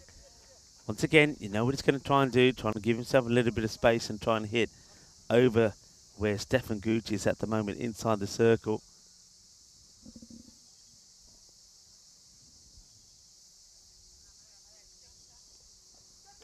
That's a wide delivery down the leg side, not a good ball, good take from Makovic. Gets down and makes the stop.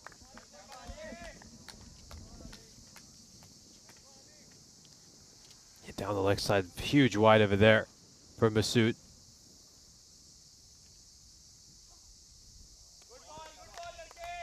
Yeah, gets that one in. That's the one that, yeah, that's the shot. That's the one, Scott. That's the one you should be playing. Just rushes that one through there, Masood, as it goes through to the keeper. Look to dart that ball in.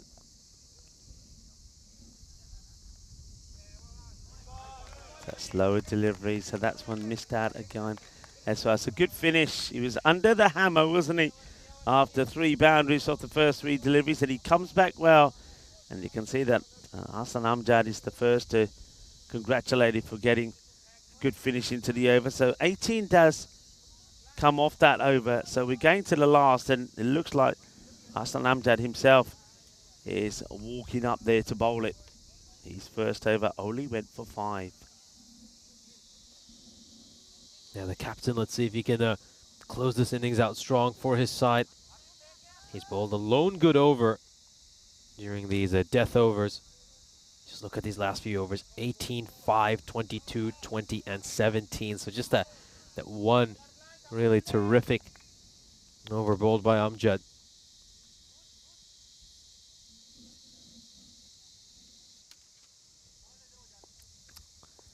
Moving his field around, getting set for this last over. So can they get, I mean, they'd love to get 20 from it, get 20 from it, they'll finish sort of just more or less where they did the last one. So he goes big, there's a fielder out there, and it will be taken. It's a very good catch, very good catch. It's not the first time that man's come across and taken a good one. It's really normally where Hassan Amjad would be positioning himself, but it's a good catch. You can see him, watch this one, you'll see him coming into play here. Keeps his eyes on the ball, and even though he's still moving, he's got his hands in a very good position. So that's the end. Oh, Arjun Shahi scores 18 quickly before he has to go. 2 sixes and a 4. You got to credit Arslan Amjad for the way he's bowling. He's just taking some pace off the ball. I think, you know, one thing we talked about this Estonian lineup is a lot of the bowling attack is very similar, and Amjad just provides something different to this Estonian team. Takes some pace off it. The 12th man, or the, I don't know if he was the 12th or the 13th or maybe the 14th. I've no idea, but it's Savio who takes the catch. I think Savio was the 12th, actually. He came on for Robson, who was the first to go up, but takes a very good catch. And now Mangala Gunasekara comes out still. Got batters coming out that can hit the ball a long way. The left-hander to deal with the captain, Arslan Amjad, coming from the Derbyshire Road side. And smashed. That's what he does. And you know what we're going to say? Why are these guys coming in so late? I don't know. This guy should not be coming into an innings when there's only 4 balls to go. Or so be it 5. Smashes that away. So they get now themselves into the 180s. With still 4 balls to come in the innings. Arslan Amjad doesn't get this right to the left-hander. That gets smashed away. So a healthy hit from Mangala to start the innings.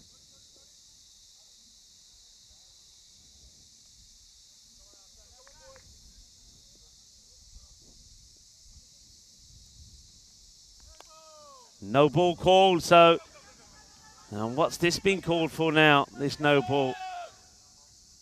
It could be a number of reasons. Was it? Oh no, it's sloppy, very sloppy. And well, they might even, no, I don't think they will. I think Mangala probably gets what he wants to get back. So no ball has been called here. And we're not sure if that was for a foot fault or fielding position.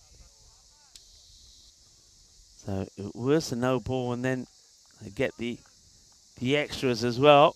So that's 3 runs from that 1 ball. Batters run 2, 1 for the no ball, and also will have to be bowled again. Still 4 to come.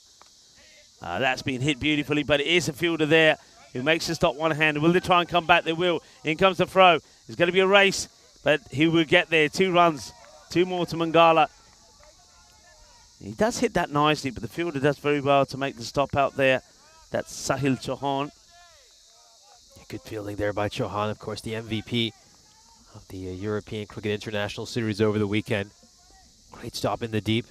Mangala is able to come back and get back on strike. Yeah, it's a good delivery. It's right in the block hole. So just a single this time.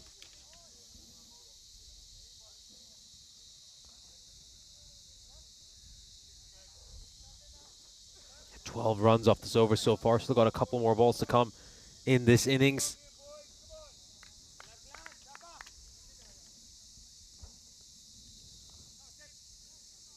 Look at the field sitting here for Burdekin. Long off, deep extra cover and deep cover. They know where he loves to hit it, and they protected those boundaries.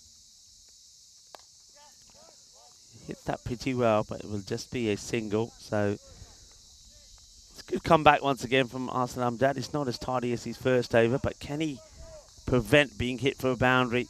If they get a boundary here, it'll be the same sort of scores as last time. Last time, of course, they finished on 195, setting 196. So he'd be loving to hit a maximum here to set 197, the target.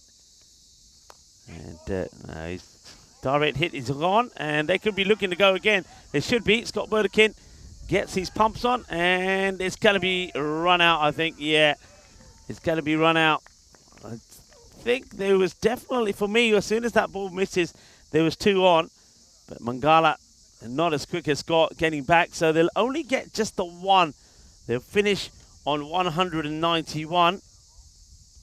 And that means, again, they had a good finish in the last 5. This time, not quite as many as 92 coming from it, but 79 of the last 5. So they do get a little bit of an acceleration game. And once again, a lot of question marks will be left out there with regards to the batting order that Cyprus are deploying here at the moment. 191 it will be, which means 192 is going to be the chase as we take a look at the highlights. Kalugala and Shamal Saduna open the batting for Cyprus. Kalugala is a lot slower than usual, going at barely above a run a ball. And Saduna struggled as well, batting with a strike rate of exactly 80. That was the end of Kalugala. He pushed one to Stuart Hook, who would take a nice sharp catch. This was a misfield by the skipper Amjad. Probably a little bit better off staying all the way back and preventing it from going to the boundary. This was the direct hit that would get rid of Scott Austin. Austin just pushing one towards Stuart Hook, who would run him out at the non-strikers. And then Sudun and Khalufas played out a pretty big partnership worth 45 runs that helped settle side in Cyprus into the game, but just felt at times they were a bit too slow, and that would cost Cyprus, as a lot of their key batters lower down the order would simply not get the chance to face enough balls. Yeah, James Chalufas liked a couple of shots that he played, especially when he clipped those ones, the uppercut and the late cut. And that was the end of him, though. Going for the big shot down the ground. You can see that they don't quite have the same sort of power as what Taranjit Singh and Arjun Shahi and perhaps even Mangala Gunasekera do towards the end of the innings. So every time they were going for the big shots, the same as Chamal Sudun, they weren't able to execute it and were finding the fielders. Once again, though, a good performance there from Estonia in the field. Once again, for the first of the 14 and 15 overs, they had things nice and tight under control. And maybe one thing they need to do is, when it comes to those 14 and 15 overs done, just don't get any wickets. Leave the batters that are out there. Don't allow Taranjit to come in. Don't allow Arjun Shahi to come in. And if you do that, and you can say even Mangala Gunasekera, if you don't let them come in, you can maybe just keep that score down to around about that 130, 140, because certainly a lot of the scoring, a lot of the acceleration only seems to happen for Cyprus in the last 5 overs. Yeah, we're joking about tactical drops during the ECS back in Ipsanas. I guess some sides might look to employ that at the international level as well. Here's a look at the scorecard of this Cyprus innings. The top scorer, Taranjit Singh, with 44 runs of 17 deliveries, coming off a great half-century in the previous match. So very good start from Taranjit Singh to these international T20s. We'll then move on and have a look at the bowling figures for Estonia. I'll be very impressed with this bowling. David Rapstamoni, 4 overs, gave up just 22 runs. Stefan Gush, the figures of 1 for 27. Then some of those batters are coming lower down, especially the ones who bowl near the end, particularly with death overs, went for a few runs, courtesy of Taranjit Singh. Yeah, but good bowling there from the captain, Ahsan Amjad. 2 wickets of his 2 overs and only 18 runs. He certainly made a difference. You saw he took the ball there after those 2 expensive magical overs from Kiwala and Panama, and he bowled very, very well. Ali Masood, he went for 3 boundaries of his first 3 deliveries, but he did finish well, but though that one also went for 18. So it's going to be pretty similar sort of chase for Estonia. Again, they managed a chase of 196 with 3 balls to go. This time, it's a few less than that, 192 they're going to need. I wonder if we'll see any change from the batting order from them. Well, you ain't got long to find out. We're going to take a short break here, and we'll be back in around about 15 minutes' time for the reply of Estonia, needing 192 for victory.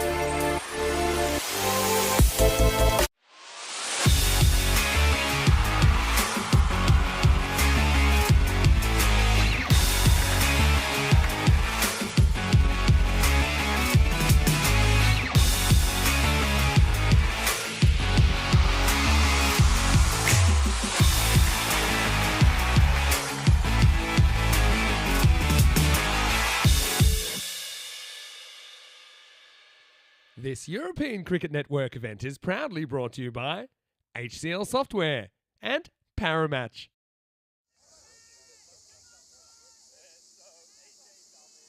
Welcome back for the second innings of our second 2020 here between Cyprus and Estonia. Of course, Estonia took the first match between these two sides. And then we're looking to make it 2 wins in 2 and get a big advantage in this 6-game T20I series between Cyprus and Estonia. Cyprus have once again set a big total here for Estonia. They set a target of 196 in the first match. They've set 191 here. Well, we know, of course, Estonia managed to chase down that target of 196 with 3 balls to spare. So it'll be interesting to see how they do over here.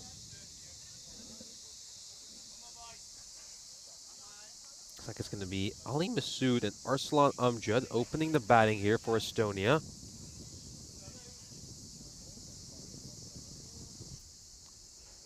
Yeah, so we've seen no change. We were just wondering whether we would see a change there. Maybe see someone like Stefan Gooch, the left-hander who batted very well in the last match. Arslan Amjad spent a long time out there in the last match. Of course, he just spent a long time in the field as well. So it looks like he is going to be the striker. And not sure what's happening here now between the umpires. Just like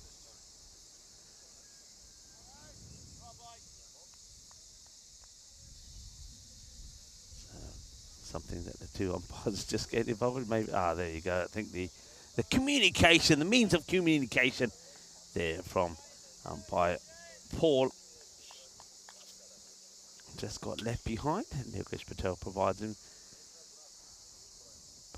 with it. So we are ready to go. So looks like Arjun Shahi. Yeah, I like this move. I was thinking to myself that Arjun Shahi probably is the bowler, probably is the quickest bowler when he gets it right for the Cyprus side. So he's the bowler that I would have gone with from bowling from this Derbyshire road end.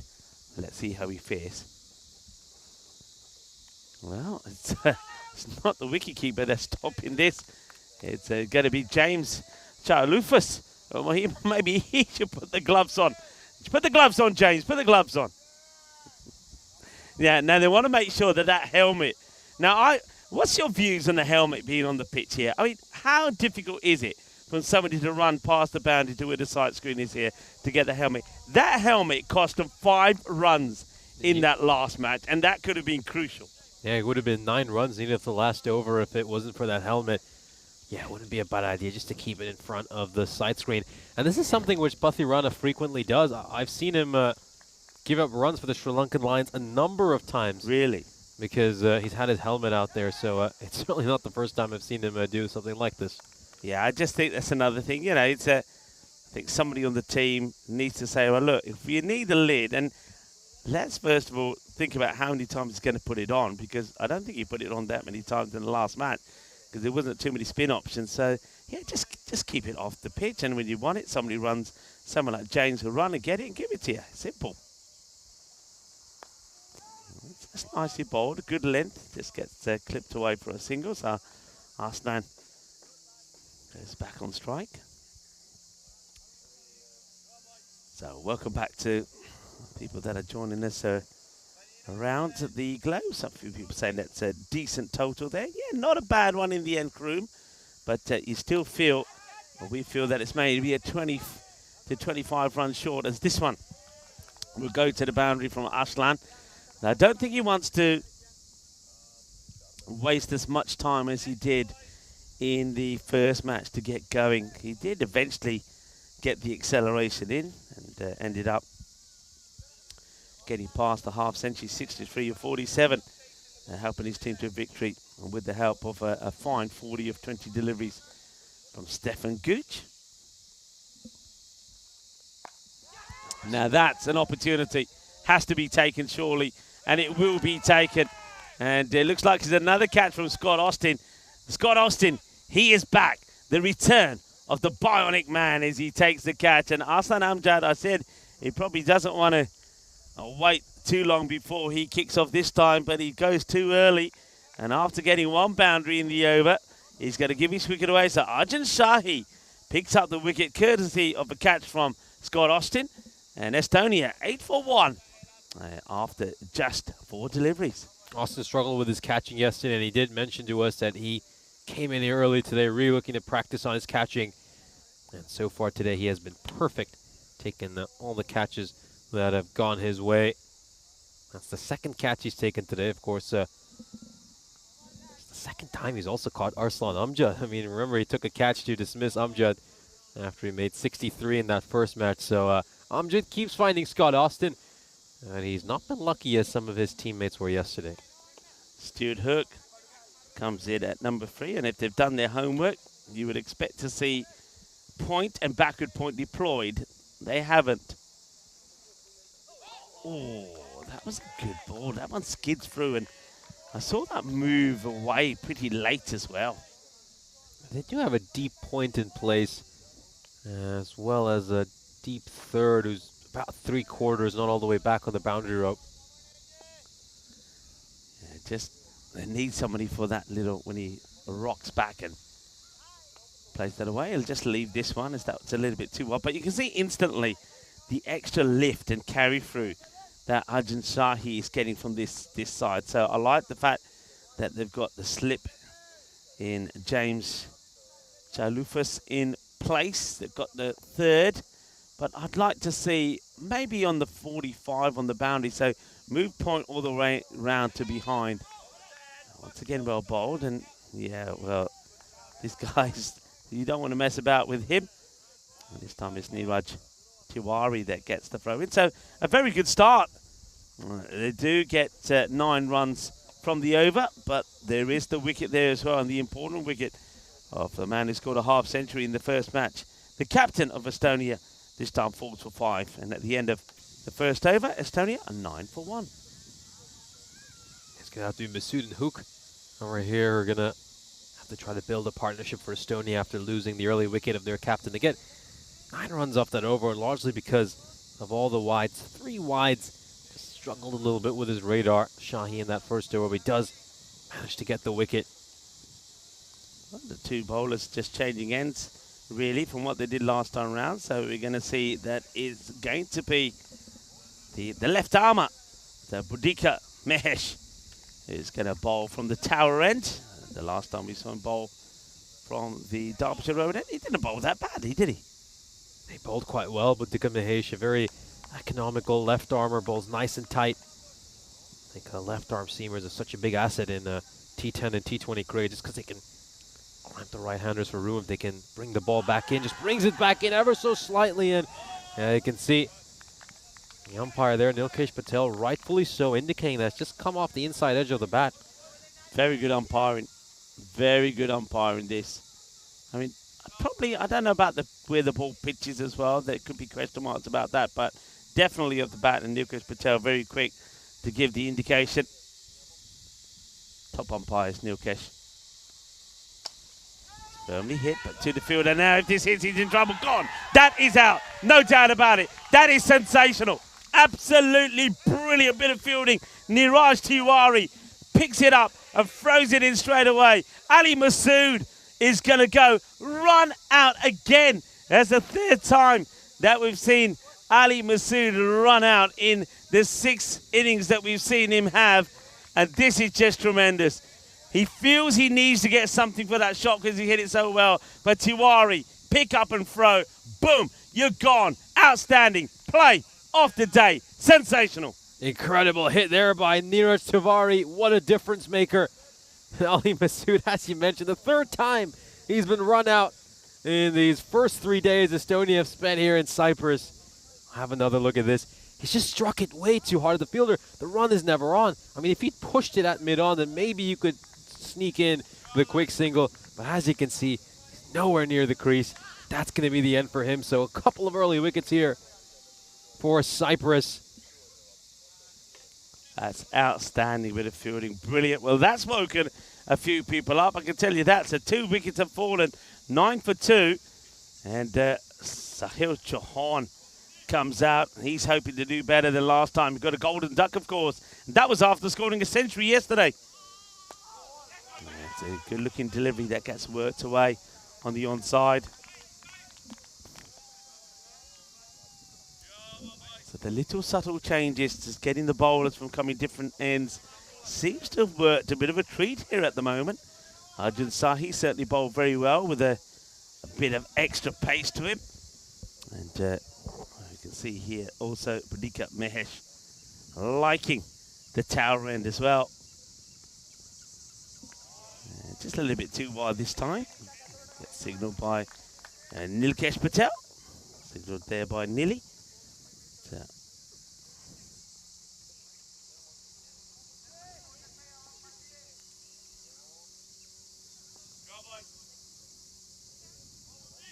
I just noticed there that Nalin Padrana just moved the helmet back just a little bit more.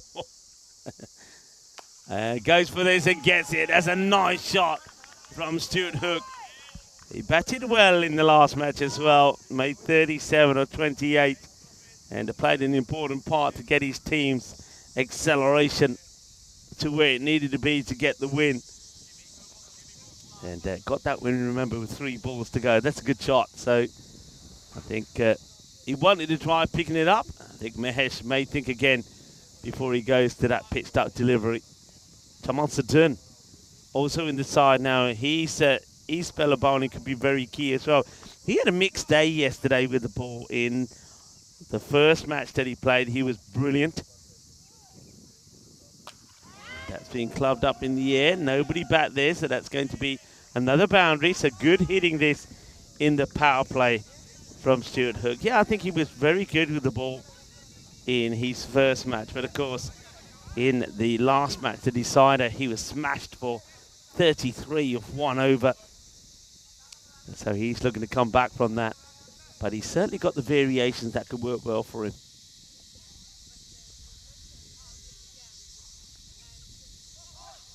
Down the leg side, that's going to be a wide. Bodika Mehesh just misses line over there. It's a big throw back to the keeper, but I think they're going to make it back on time. They will. Good running between the wickets here by Estonia. Chauhan was dashing back to the danger end. Have a look at this. Yeah, there are no bat involved there. And it's going to be a wide. Yeah, beg your pardon. The man doing the hitting is, of course, Sahil Chauhan. I'm giving credit to Stuart Hook. He hasn't hit a boundary yet, but Stuart Hook, still, we know he can be pretty key. It shouldn't really confuse him. Stuart Hook is always the man standing at the non-striker's end without the helmet on. He doesn't like wearing it, does he? Has a look around to where the field has been deployed. They do push one man back now here to Sahil Chauhan at the long on area. The thing is, though, if he does get hold of it, it's going to travel a long way. And just like that. You don't bowl there to him. He's too good a player. Well, everybody, he's back. He may not have had the best of luck in the first T20 International that he played in here, but he's on song here as he finds another boundary. So that over in the end goes magical from Bodika Mehesh. Started with a dot and a wicket, then a single, a wide, then after that it went 6, 4, 3 wides, and then 6. So 21 off the over. And Estonia, though they have lost 2 wickets, they're 30 for 2.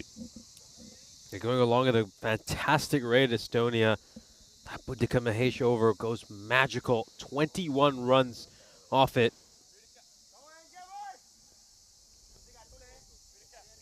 It's one of those, though, isn't it? So I think we've talked about these sort of things before. And if you get the wicket, I know the wickets of somebody like Ali Masood that comes in that over, do you give 21 runs to get rid of him early on? I suppose you would, really. Stuart Hook plays this defensively away, and maybe an opportunity for the single, but they decide not to take it. It's because they don't actually start there. They don't look for it. Because they're standing watching, by the time the misfield happens, it's too late to take it.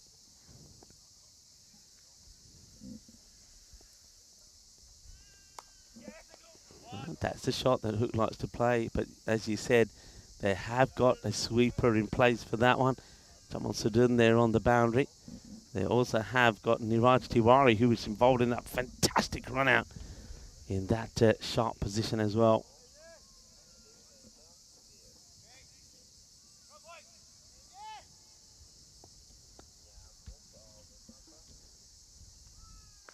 Straying down the leg side here. He's going to get enough bat on that, Chauhan. Doesn't have enough to go for 4, not quite. It's going to slow down on the outfield, but they'll come back for a couple of runs here.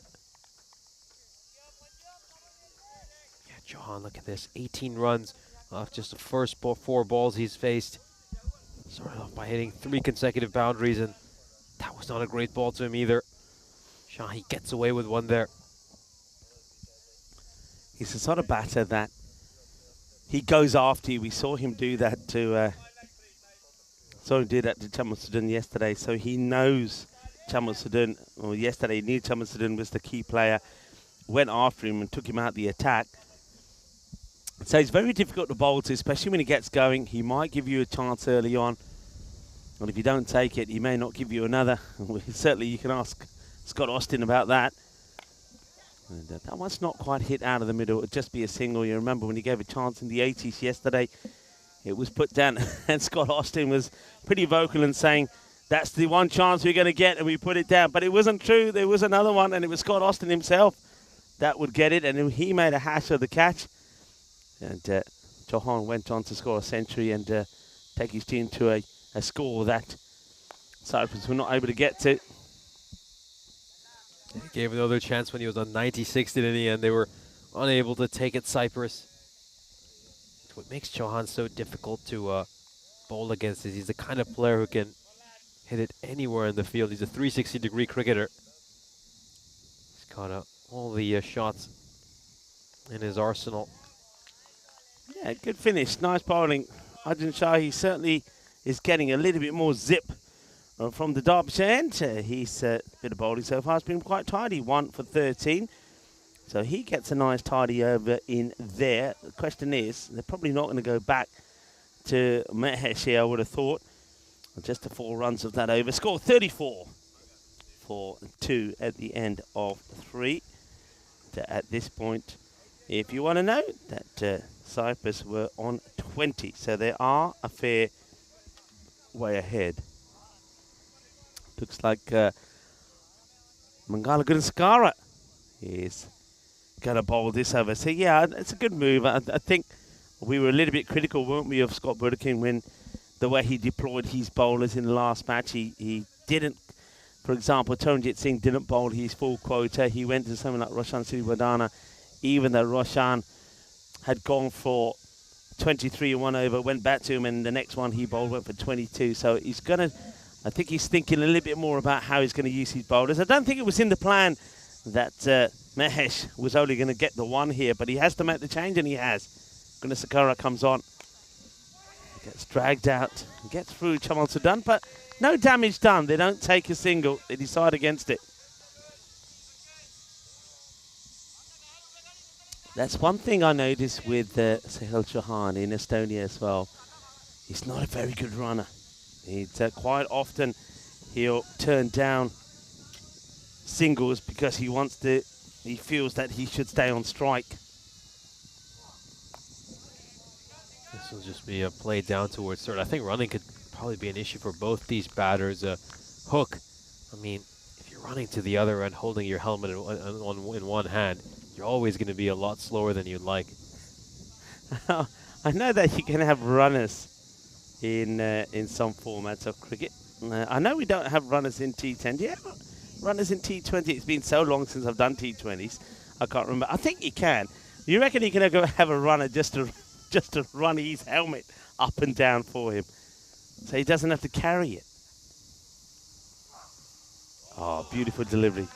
Absolute beauty. And yeah, liking that also from Stuart Hook. I think we get a good look at this again. Thanks, Dennis. As the ball gets bowled, it gets past Stuart Hook, and Hook gives the nod of appreciation back to the batter. Just watch this. He says, look, just here, he says, yeah, good ball, good ball. You got me there. It's absolute peach.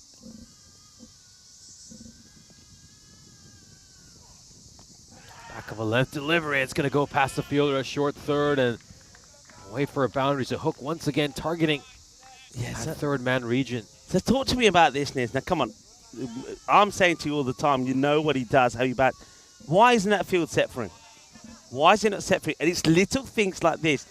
A team's got to know. You've got to know what the strength of that's his shot. So don't let him play it. Don't let it play it a few times before you change that bit. The field has got to be set for that shot for him. It's the shot that he plays very well. That shot and over long on. And that's what he goes for, over long on. He could be gone here. Tiwari. Oh, he can't get there. He can't get there. I would have liked to have seen a dive there right towards the end from Tiwari. I know he's been brilliant in the run out he took, but just get a dive in here to try and take that catch. It's worth it.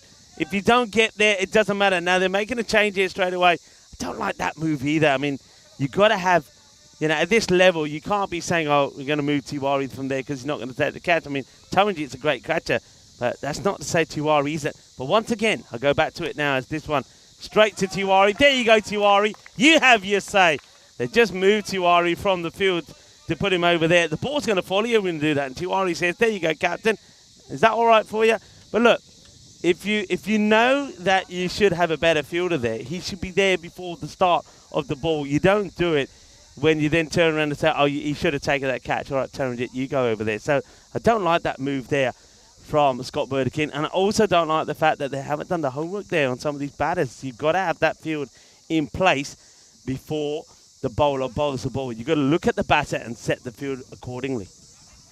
Yeah, absolutely. And I think that these sides have played each other a number of times. This is the 7th match between these two teams in these last 3 days, so you'd expect they'd know each other very well by now and have identified one another's trends. Good over, though, from Mangala Gunasakura. He needed to come in after that very expensive over from Mahesh, and both he and Arjun Shahi have done just that. Shahi's one just went for 4. That one has only gone just for 6. And there was a half a chance there of a catching opportunity as well. 40 for 2 after 4.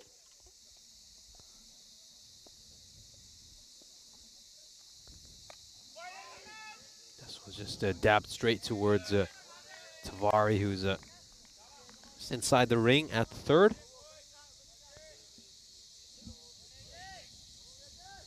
So I think probably will give Arjun Shahi this over, and they might rest him for one because it's going to take a lot out of him.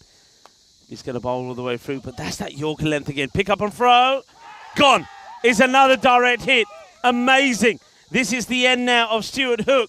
Hook is going to be gone. Hook, line, and sinker. And it's Taranjit Singh. Who else, of all people, that gets the run out? Once again, we've seen 2 world-class run-outs in this innings already. First was from Niraj Tiwari. Now is the turn of Taranjit Singh.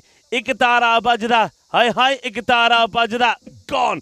Taranjit Singh gets the big wicket of Stuart Hook. Fantastic bit of fielding. And at the moment, Cyprus, they're looking on top thanks to their fielding as Stefan Gooch comes out at number 4 with the score on 40 for 3. It's another great direct hit here. We saw one by Niraj Tiwari back in the second over. Taranjit Singh, you can't keep him out of the game. Makes the impact with the bat in hand. And now an incredible direct hit to get rid of Hook. Third wicket falls here for Estonia. Their run rate is fine, but it's the amount of wickets they've lost. And the concern for Estonia, of course, is they don't have the same batting depth that Cyprus has. I think you look after this one, well, struggling to have a few more batters. I think Bilal Masood is still to come. But then after that, who do they turn to? Yeah, they've got, they have got batting depth. There's no doubt about that, but it's about how much time they've had out there. Oh, that's a chance. That's a chance. It's an edge. It's flown off the bat. It's hit the gloves. And that could have been the end of Sahil Chauhan. I always say he gives chances. It's not an easy one, but you'd expect the keeper to take that. I don't want to be too critical, but Nalin Pathrani knows that that's the catch that he should be taking. Could play across the line there, Chauhan. It catches the edge of his bat. And Nalin Pathrani, who holds such high standards as a wicketkeeper, feel he should have taken that. And now this one is going to be 4 more. Yeah, not a good delivery. There's Arjun Shahi, probably the disappointment of seeing the last one not being caught. Fires this down the wrong direction, and Sahil, who was dropped on 20, now moves on to 28.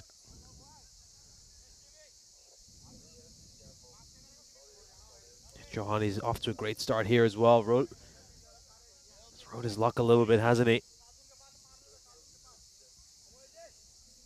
28 runs of these first 10 deliveries. Go for the big shot again. Does this have enough to go to the rope? It does. And it's 4 runs here for Chauhan, looking to play that through extra cover. A slightly wider delivery by Shahi. Gave him the width, extends his arms, and gets the boundary. Hasn't quite middled it. It's come off the bottom edge of that bat. And that's the thing about Chauhan. So from the very first ball he faces to every other ball that comes his way, he plays the same way. If he goes first ball like he did in the first match, so be it.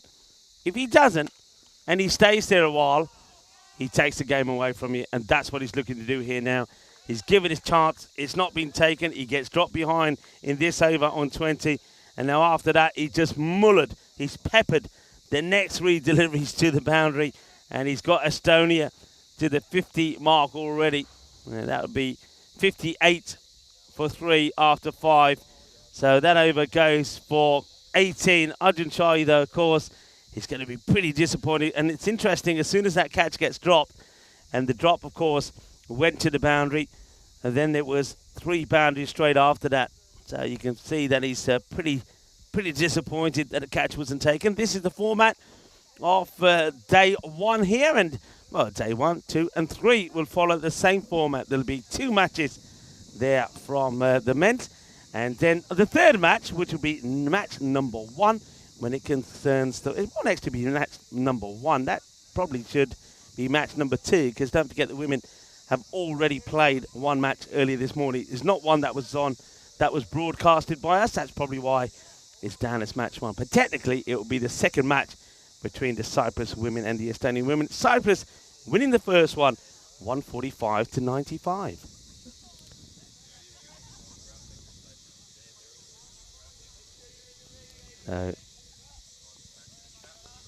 Bowler is going to be Mankala to continue, and he's going to try to see if he can tidy things up again a little bit.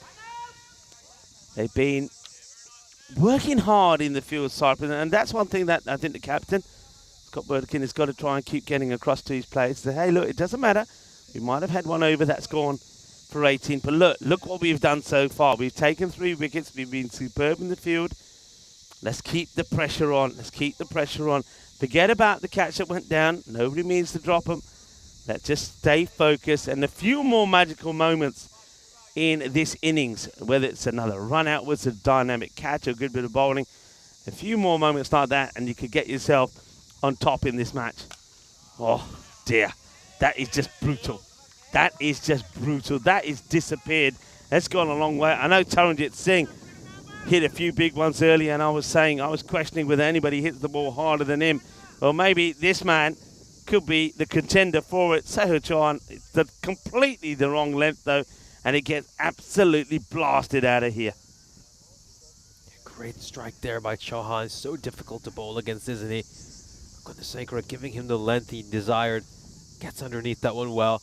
And blasts it away, Chauhan.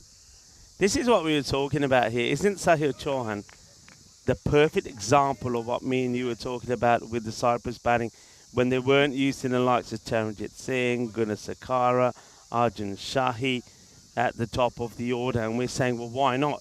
Sahil Chauhan bats this way in T10, and he's batting this way in T20. He's not out there thinking it's T20, you can't play these shots. He's out there thinking, I don't care, watch out, coming our way somewhere.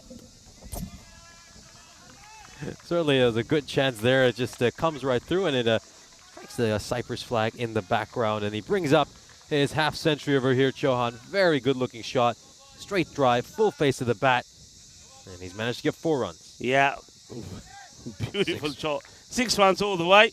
That one came from nowhere, popped up. I almost had it, bounced over me, but that's a 50 or 14, and he ain't done yet, as this is another one blasted away. Well, I tell you what, Estonia are doing it again, and Cyprus will know all about this guy. Sahil Chauhan turned it on in the decider in the ECIs when he scored that incredible 109. And I tell you what, I called it early then when he was in his 50s. Just as he got to his 50s, he said we could see something magical happening. And bear in mind that they've dropped him already. Maybe he's going to get another one here. He's already on 56 of 15, and he's given a chance. It wasn't taken. Now he's looking to cash in. This is the fastest start we have seen so far in these T20Is. These sides have generally been going at under a run a ball during the power play.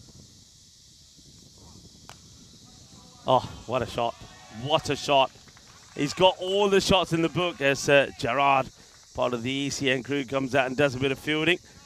This is just magnificent. Look at the way he holds the pose as well.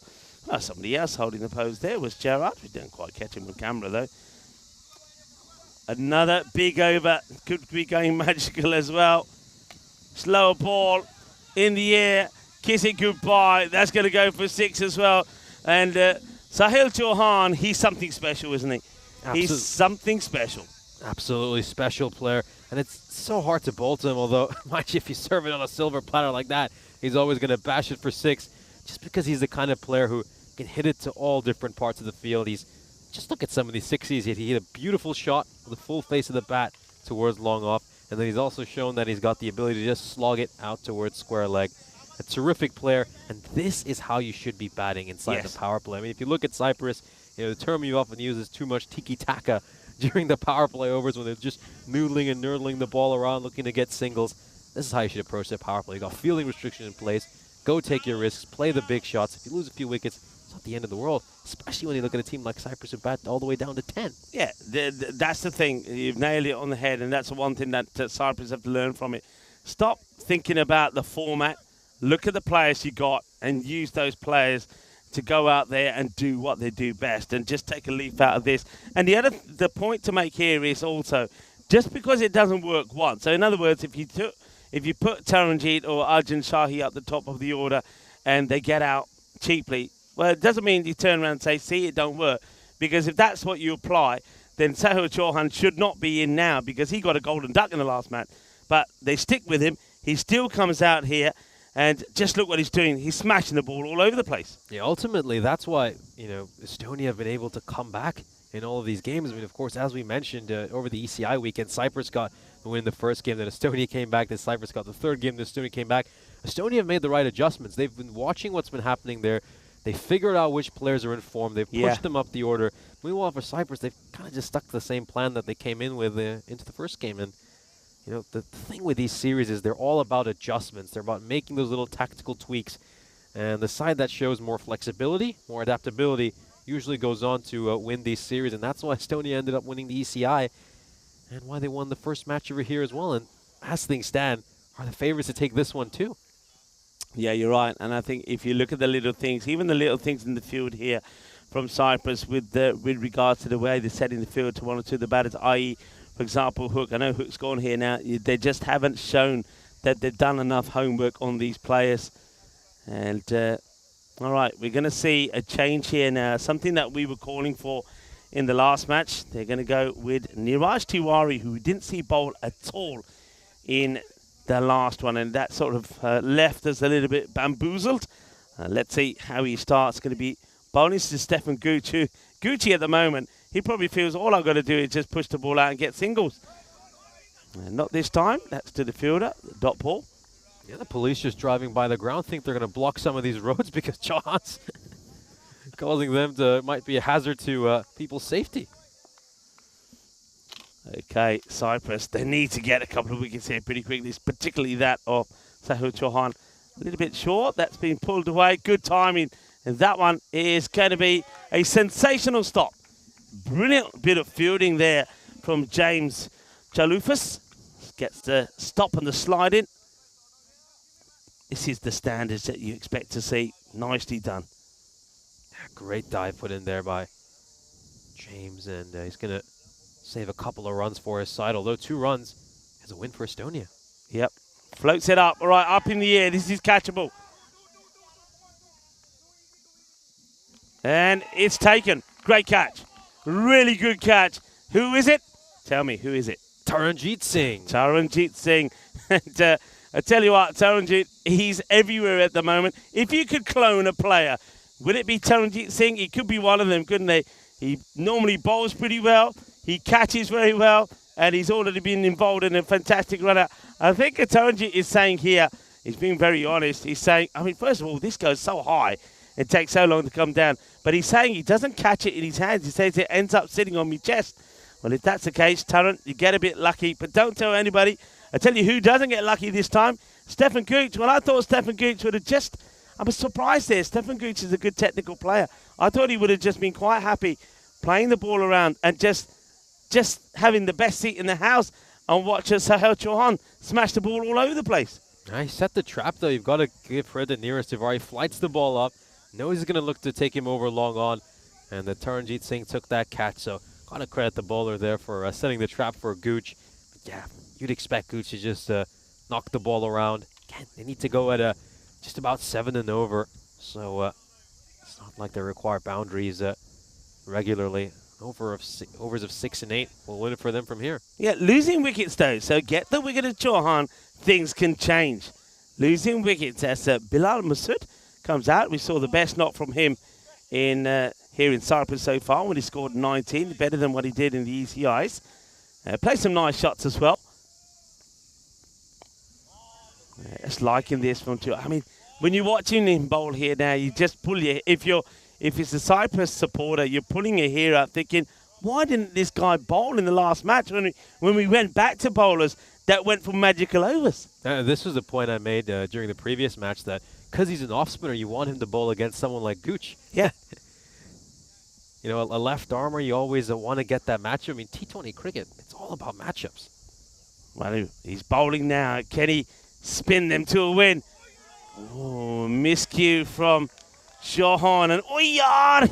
Here's the cry there from Tiwari. He thinks he's going to squeeze one through. Chauhan, you can see what I mean about him. He doesn't stop what he's doing. Still plays the same way. Well, if that one was a little bit straighter, it could have gone on to the stumps. Will he float this up? No, he goes to the leg side. It's in the air. It will just bounce before Scott Austin, who comes in and fires in a throw, which bounces over little Nalin Patarani. He can't stop that when it bounces that high. It's like the one that came into the commentary box. Better. They needed that over, didn't they? They needed the wicket. They needed the over. It's only gone for 4. And that means that that rate just starts to climb back up a little bit. And they can get rid of Chauhan here as well. It's game on all of a sudden for Cyprus, and Estonia would be on the back foot because, as we've mentioned, Estonia, they bat to around 6 or 7, but after that, got a long line of bowlers coming in. They have a pretty long tail, Estonia. We'll have a look at the bowling figures here for Cyprus. Arjun Shahi bowling from the Derbyshire Road end for much of this innings. And he managed to extract a lot of bounce when he was bowling from that. Picked up a wicket as well.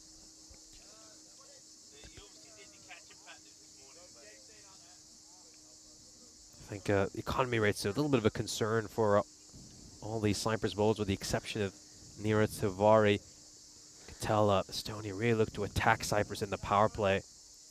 Liking this move. Sorry, Nis. Liking this move. Chamal Sudan coming on the ball. Yeah, I love this move. I think there's someone who can get rid of Chauhan. This man, Chamal Sudan. And that one is going to go over the boundary, though. It's well picked up. Now, remember that it was Sahil Chauhan that ripped into Chamal Sudan in the match yesterday. He smashed him for, I think it was 33 in 1 over. And so Chamal would love to get his own back here, but it starts at a big 6. And that's one thing I always say. I think with that over, they went for 33. The first ball actually was a dot when Sahil Chauhan really went for him and missed it. But after that, he smashed everything out of it. And this was what he was doing yesterday, and he's doing the same here today. That's another one. That is huge. That is massive. I mean, that has gone into cow corner and beyond. So 2 balls, 2 sixes. Yeah, him and Taranjeet Singh don't hit small sixes, do they? I mean, these are massive hits. That one has just been deposited into that huge line of trees we have out at cow corner for the right-hander. Yeah, it's deja vu for Chamal Sudan. Feels like he's bowling in the decider from yesterday. And it's the same sort of score as Chauhan now into the 70s. He's going to try coming around the wicket. I don't think that's going to help at all. He's got to stay over the wicket, but just bowl a different length. Get that slower kind of Yorker going. That works for him pretty well. So after a good over from Tiwari, This one looks like it could be expensive. First 2 balls go for 6. Gets the toe end of the bat on this. Oh, that they almost throw. They do throw it away. That's poor. I suppose poor, but maybe tactically, it's a good idea because it takes Chorhan off strike. Yeah, but if you do have a look at that run rate, though, I mean, singles will do it from here for Estonia. Cyprus need wickets. I mean, 1 run isn't a loss for Estonia. That's the only way they win this match. I think you've got to try and bowl Estonia out. That's a nice looking shot, but once again, it goes into hands and away. And just for all the good that they've done to get themselves in a good position early on, Cyprus, with those fantastic run-outs and a really good catch there from Taranjit, for all the good they've done, they still make it little errors, basic errors. That error there allows Chorhan to get back on strike and smash. Next ball is probably going to beat the boundary and we'll go for 6. So that's how those errors cost you. Good players, they punish you for any mistakes that you make.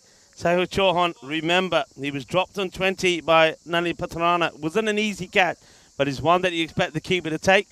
And after that, and that didn't happen that long ago because you can have a look at this. He's moves to 86 now of just 23 balls, eyeing up another century. Will it be back-to-back? It could be century, golden duck century. Bang, gone. Getting even closer. Wouldn't that be something? When's the last time you've seen that? On player code, scores his first century. He scored a couple of 90s in the European Cricket Series in Estonia. Then here yesterday in the decider, he scores a century. The very next day, the very next match he plays in, he gets a golden duck. And now he's on course for another century. 92 of 24 deliveries. The score at the end of 8 overs, 117 for 4. They are well ahead. Well ahead of this stage. And this is just maybe a preview for Cyprus of what might happen if you promote someone like Taranjit Singh up the order.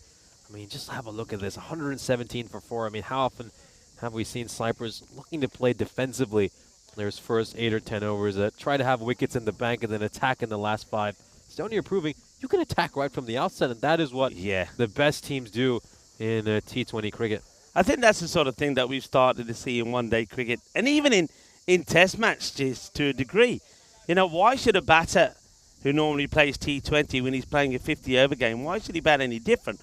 Why shouldn't he attack and play the same shots?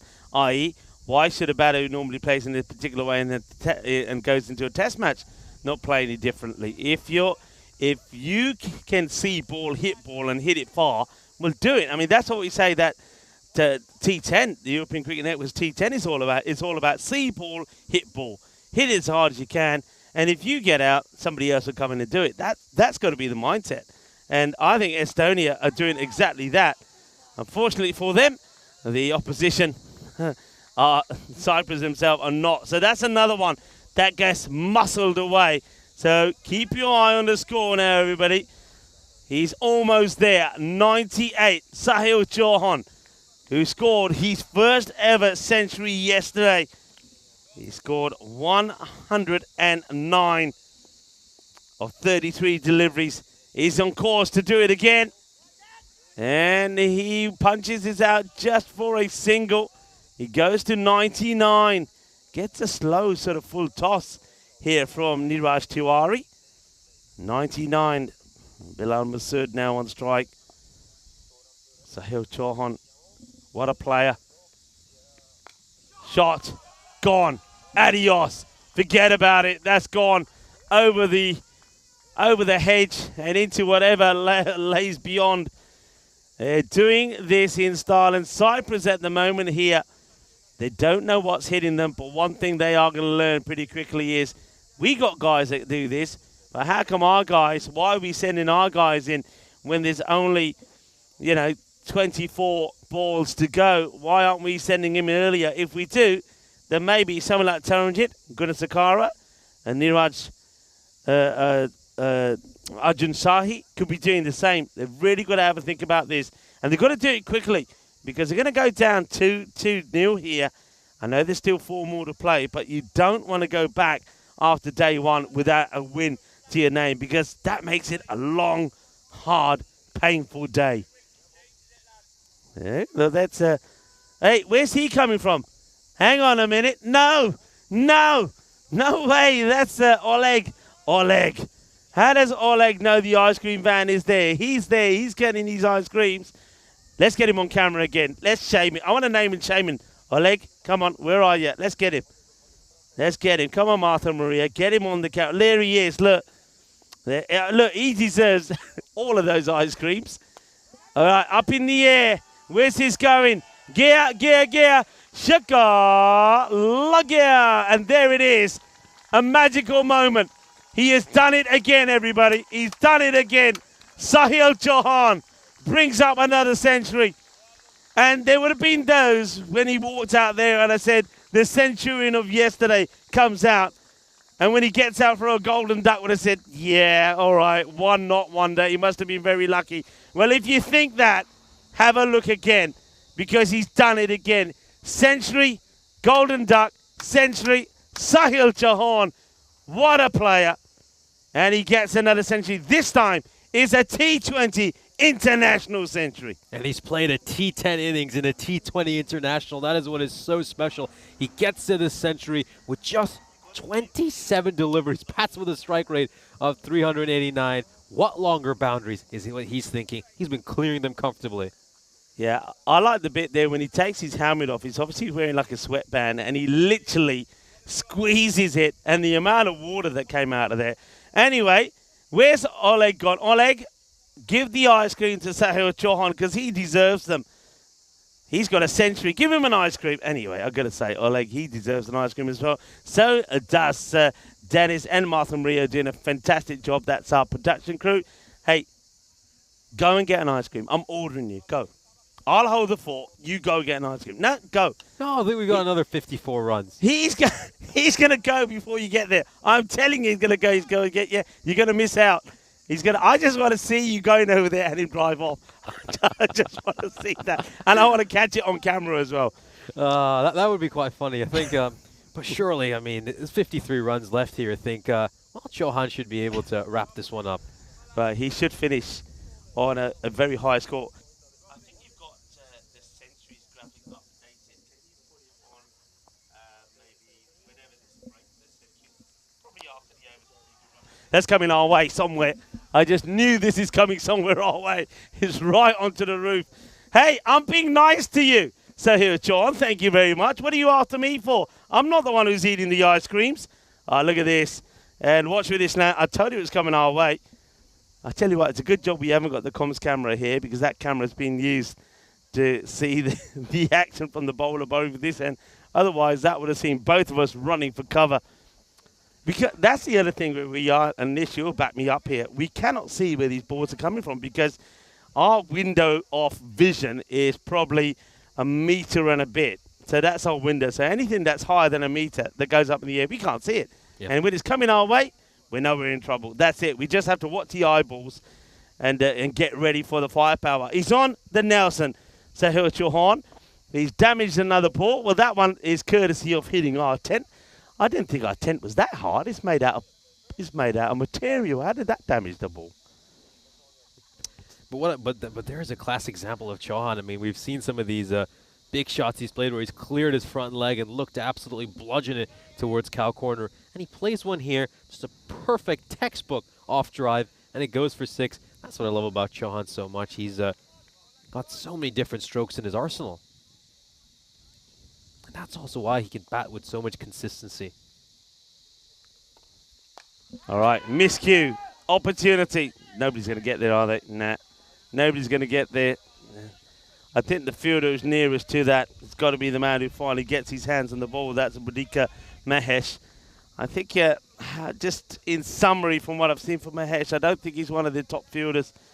I think that's one that he's got to try and get to. If you think about it, the fielder that's on the boundary here has gone all that's Arjun Shahi, has covered so much ground and almost gets there, which means that I think Bodika needed to get to that one. Oh, that's big time wide. That's going to be a minimum. I don't think, is it going to go to the boundary? Will it slow up? No, it will get to the boundary.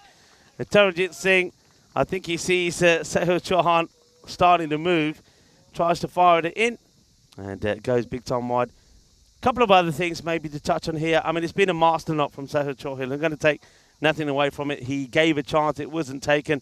And Nelly Patrani put him down on 20. But where are we seeing some of the other, like, for example, a wicketkeeper puts the lid on and stands up just to put a bit of pressure on him. Not, so you can see he wants to come down the pitch. He does it there. So he's stepping forward. So I know it's not easy, but it's something you can try. It's something you can deploy. It may not work, but it keeps him inside the crease. So there's definitely a lot of work to be done here by Cyprus. Otherwise, if they come back here tomorrow and it's the same sort of issues for them, they're going to find themselves being well beaten. All right, Taranjit, surely he won't drop this. Well, he does. If there's one man who should have caught it, it's Taranjit. He puts it down off his own bowling.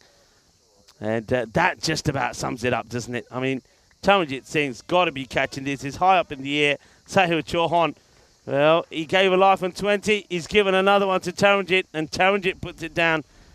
That sums up the day that Cyprus are having today. Yeah, certainly summed it up really well. I think Taranjit Singh, he's not a man that tends to drop chances like that. He's got a very safe pair of hands. Let's put the catch down there. Now, this is a shouted catch, but it's in between the two fielders. Should just be a single. James comes across and makes the stop. It's absolutely incredible, though, as we come to the halfway stage of this innings. Estonia are 154 for 4. They're on track to make 308 if they continue with this run rate. Of course, they have lost 4 wickets.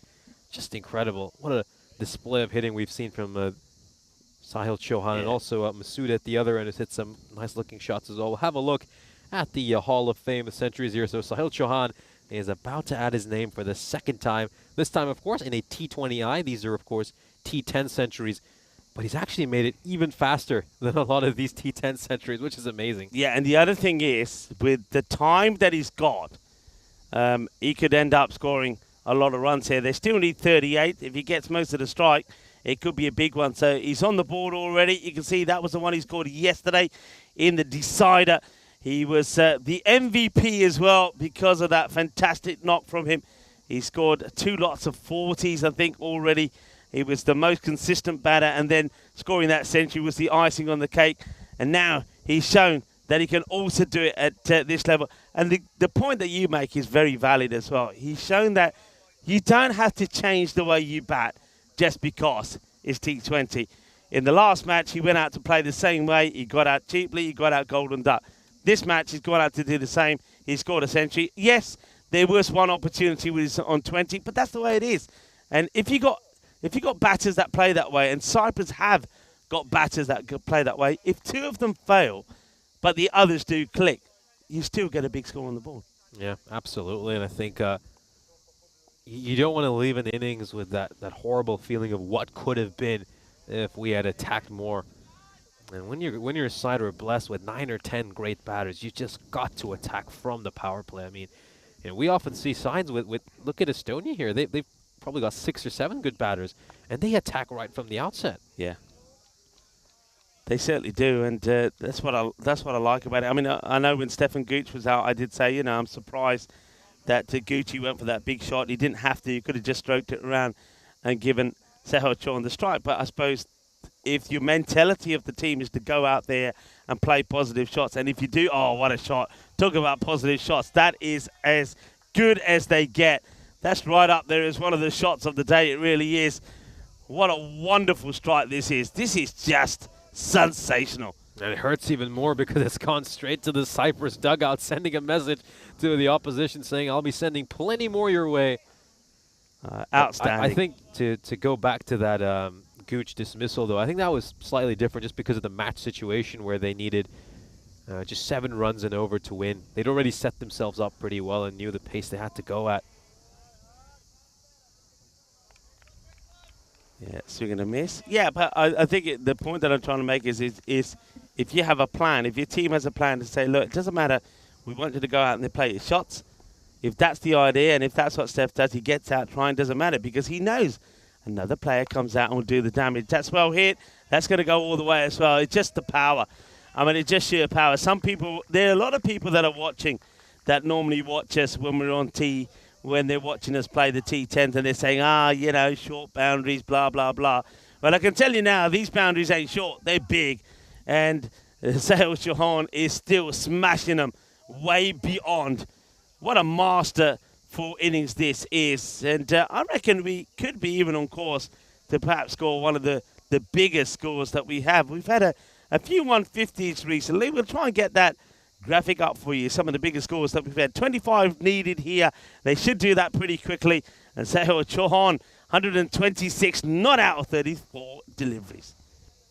What a display of hitting by him. We'll have a look at the standings here. We imagine it'll be Estonia now moving on to 4 points. But the big thing is Estonia will have such a big boost in their net run rate whenever they pick up this win, because they're so far ahead in this match. You'd expect them to wrap this up within the next 3 to 4 overs, maybe even earlier. Here are some of the highest individual scores on the European Cricket Network. But keep in mind, these are in T10 cricket. Yeah, they're in That's T10. amazing. So Ashad Butt is on there, 143. Now, can he be wiped off it? He probably could be. But have a look at some of the big scores that we said. Stefan Gooch is on there from Estonia, 150. He scored. How about Powandeep? We know that he's done that here. Just look at Arslan Amjad. I talked about he's 183 also in Estonia. And that's the thing. When you got players like that in your side, use them. Akila Kalugala, he's on there, of course. I mean, who knows? You could see him being knocked off. But that's the point we're trying to make here. I think Estonia, they know what they've got. And there's no point changing what you got. If you got aggressive players like that, tell them to go out there and be aggressive. If 1 or 2 don't click, they don't click. Fair play. Cyprus, they also have the same.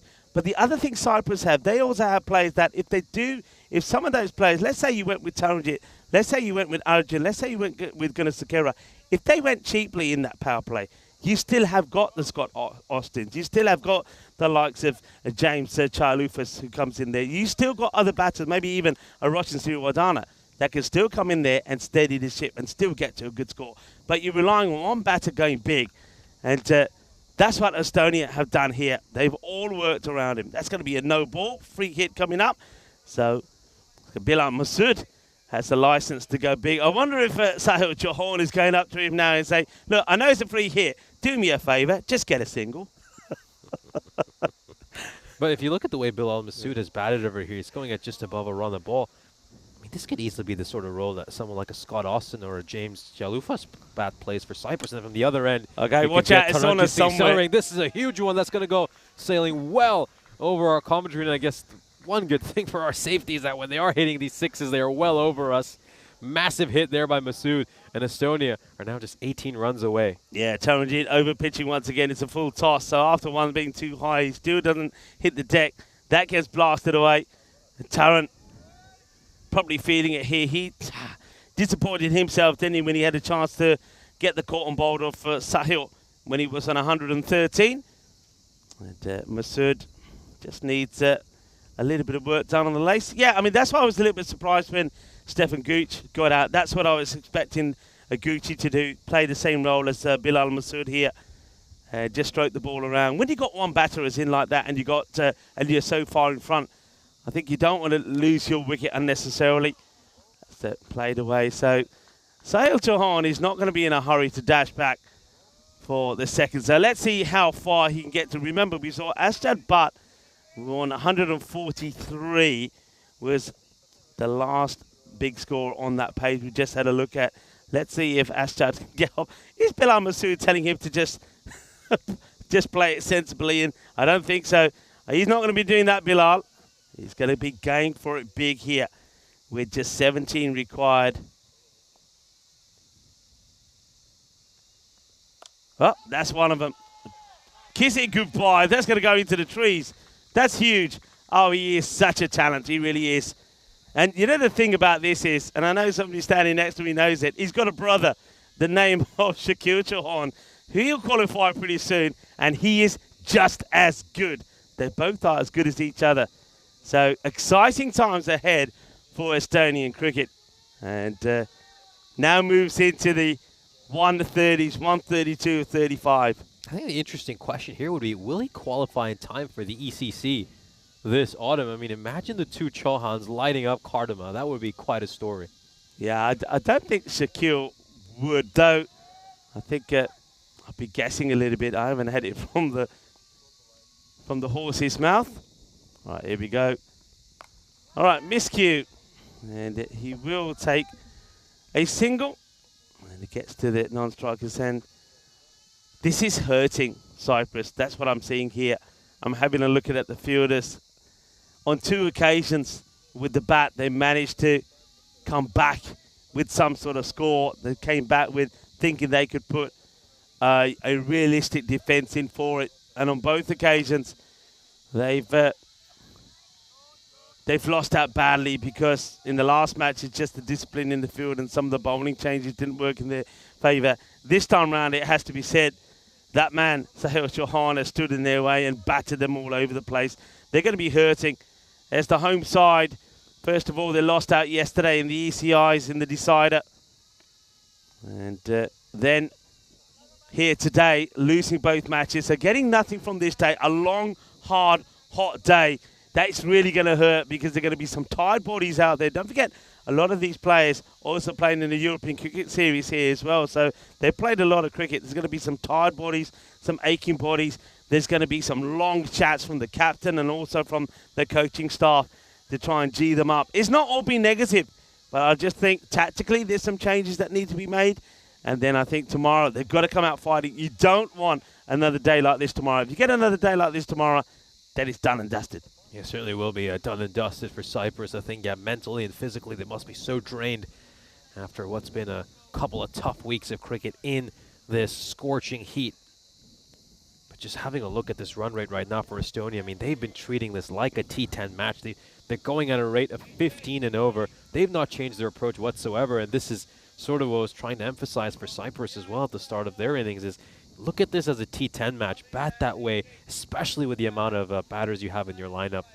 And Estonia have done exactly that, and that's why they're on course to pull off a remarkable chase. I mean, just have a look at that score. They're 10 runs away from chasing 192, and they've still got 8 overs to spare. Yes, unbelievable. Going to see a change here. James Charlufas is going to come on and have a bowl. Thing is, though, before as James comes to the bowl, let's not take away from the positives. As we see this delivery, it's a little bit short, and that's going to be 6 runs. So, bye-bye, Pallotta. So, he moves now on to 139. So, if he does hit a 6 here, then he will end up on our Hall of Fame, the main page, because Arslan Amjad was 143. So, a 6 here would take him past it. A 4 would put him joint on that score. But, the positives, the run-outs, 2 fantastic run-outs. A very good catch. Well, he goes for it. I don't think he's got the middle of the bat here. What's that going to go to? So it's just going to be a single. So looks like he might just not get on that main page. It's going to fall just a little bit short because I think Bilal Masood will take an opportunity to go for a big shot himself. And well, he actually just strokes his out and says, there you go. I'll let you have another go. So gets another opportunity to go for a big shot. Yeah, I mean, there were highlights there. Neeraj Tiwari, great run out from him. A fantastic run out from Charanjit Singh as well. Okay, not quite the ball he wants. That one won't go to the boundary. That's not a 6. He's waiting for the right ball. He wants to finish it in style, doesn't he? He wants to finish it in style.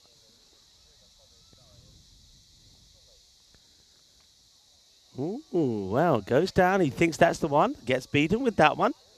So, James Charlufas, not the worst of overs. Yeah, Charlufas bowling very decently, and also, just he's getting a little bit of spin there, and a leg spin option. I mean, how useful could this be for Cyprus tomorrow?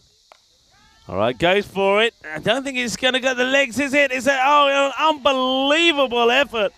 Unbelievable effort. Now, what is this gone as? Is that 4 that's been signalled? It's been signalled 4, so 144. So he will, 144 not out. Fantastic knock from Sahil Chauhan. It's quite incredible. Look at the congratulations he's getting from everyone. Well deserved as well. So 144, he will make it on to that main leadership board. But of course, he'll be on the Hall of Fame. What a moment this is from Sahil Chauhan. What a knock. And what form he's in at the moment. And he just goes on to prove everything I said about him when I saw him there in Estonia. The guy is class. He's sensational. He's a great player. We haven't seen him bowl this time yet. He's been a pretty decent bowler as well.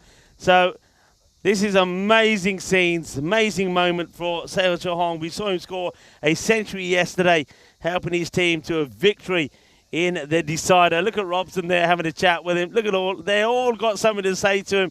And of course, most of them congratulating him because they know he's got talent. And now he's showing that talent on the big stage. Fantastic knock.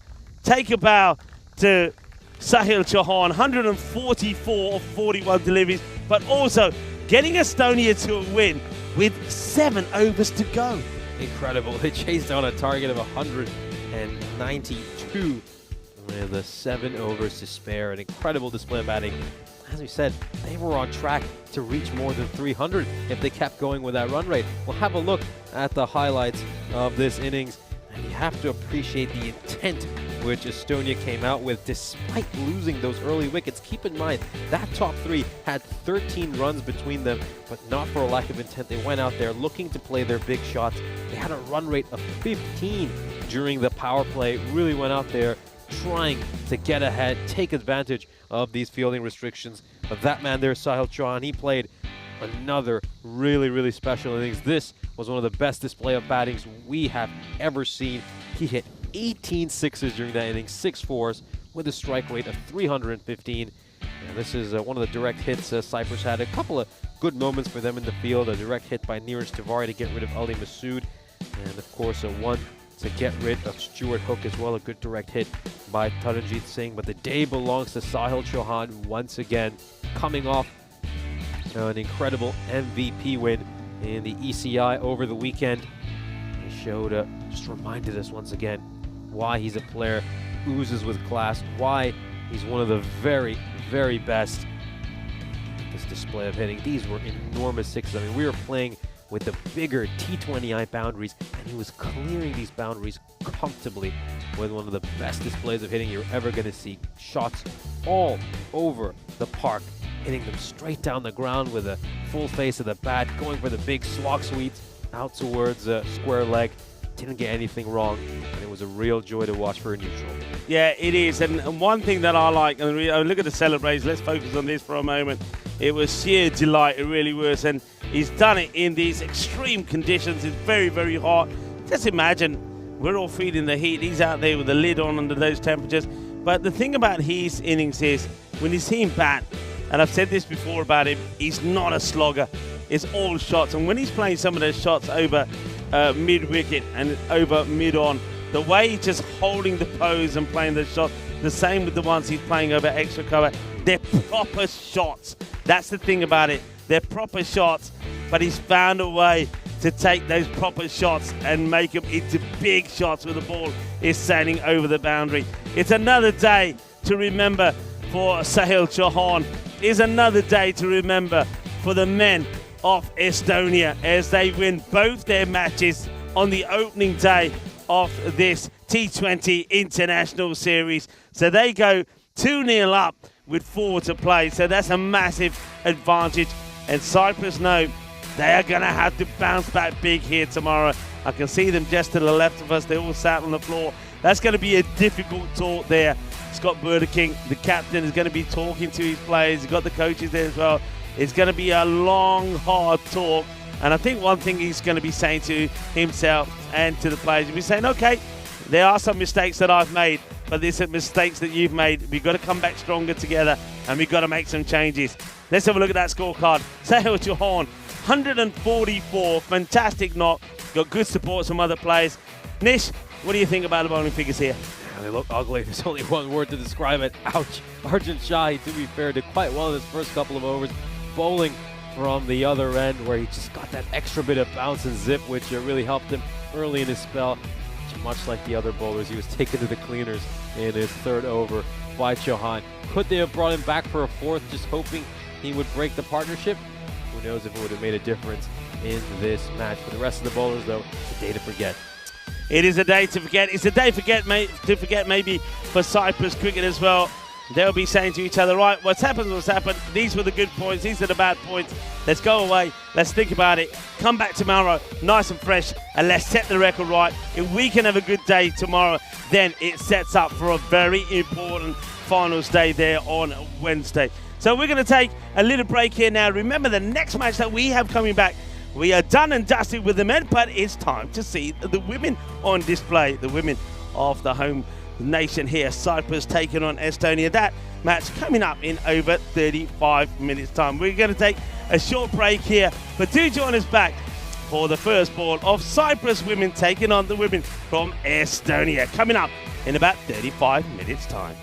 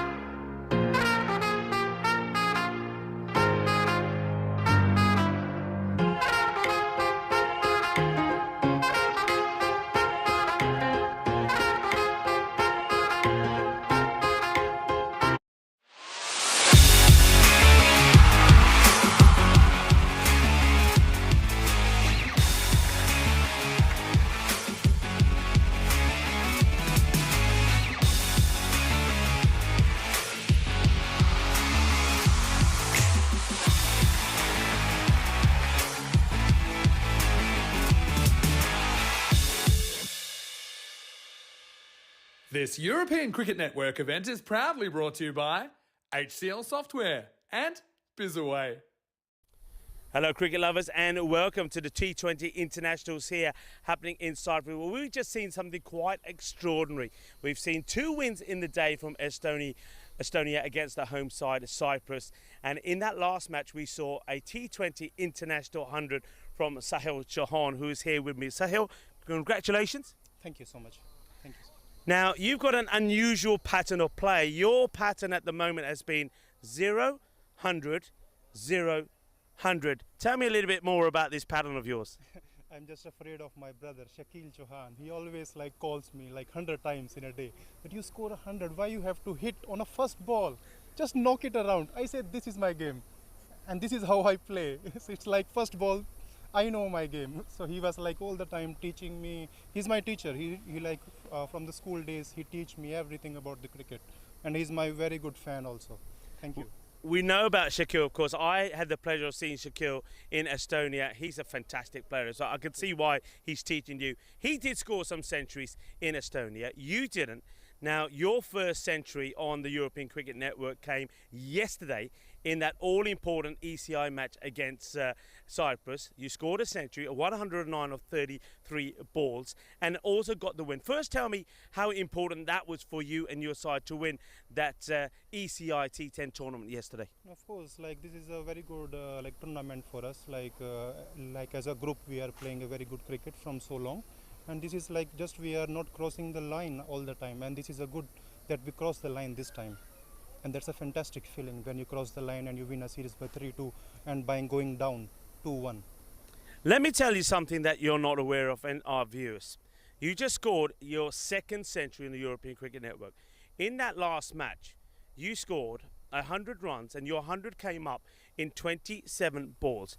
What if I told you that before that, the fastest international T20 100 was done in 30 balls by Chris Gale? You have scored the fastest T20 international 100. How does that make you feel? That's amazing to come in that list of the great hitters. I can say they are they play a lot of cricket, and I'm very much blessed to have and come in this elite list that I am here to talk with you and scoring. I while batting also, I'm not concentrating on what's team and what's my game. That's it. I'm concentrating on my game. It's quite amazing when you think of all the players on that list. I had to do a double check. It's the fastest T20 in the international 100 we've ever seen. It was 30 balls. You did it in 27. A lot of our viewers probably want to know more. Tell us about Sahil Chauhan. Where did you start playing your cricket? How did you learn to play the game? As I already told, my older brother is my teacher. I love to go to play with him in the schools, in college. I love to bat. When he bats, I always see him how he is batting, and he always teaching me. He's my guru, you can say, in Indian, and he's my guru. It's all shots I learn from him, that don't take just pressure, don't see the scoreboard, don't listen what somebody's saying, just play your game. Let your bat speaks. That's it. I like that attitude, and that's one thing I've said about your batting. You're one of those players, you go out there, you don't change your way, you play your own way. Sometimes you're out first ball, sometimes, like in the match before, sometimes you go out there and you score a century. It's absolutely amazing. Look, tell me one other thing though. Extreme conditions here. When you're out there for that length of time, you're wearing the helmet, you did it yesterday, you did it here today. What's going through your mind? I mean, how much is that heat affecting you? Of course, in India, we used to play in that heat.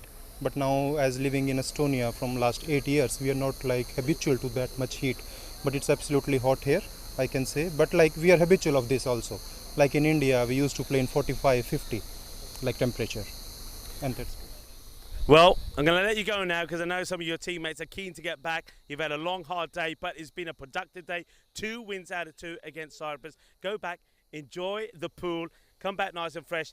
Folks, here he is. You're talking to the man who's the world record holder, the fastest T20 international century in the world, Sahil Chauhan. Well done. Thank you, sir. Great talking to Sahil. Now we're going to go over to Niche Bhatt, who's going to talk to you a little bit more about the T20 International coming up between the women. Thank you very much for that lovely interview, Rico. It was a real joy to listen to the Centurion Chauhan. A record-breaking century. It was a real privilege to be here and witness that fine innings. Let's now turn our attention to our upcoming match, the second T20IW between Cyprus and Estonia. Umpire Tracy Pasquil is alongside the captains Mare Valner and Iresha Chauhani. Okay, Cyprus home team will toss, Estonia you will call. Tails. Tails is the call. It's come down a tail. Estonia have won the toss and they've chosen to bat. Thank you very much to umpire Tracy Pasquil for that lovely introduction for the coin toss. Yeah, no one said introduction for the coin toss. That sounds stupid. Thank you very much to umpire Tracy Pasquil. So Estonia are going to have a bat first. Let's have a quick recap of the ECI we witnessed here over the weekend. So Cyprus took that series 4-1. 4 of their 5 victories were bonus point victories. Chaturani won MVP, the captain of the Cyprus national team, because she put up more than 150 runs over the 4 innings she batted in. She was incredible, led the side by example. Koralalage was amazing as well for Cyprus, took 8 wickets during that series and bowled with an economy rate of just 3.6. She gets some lovely in-swing back into the right-hander and is so hard to deal with.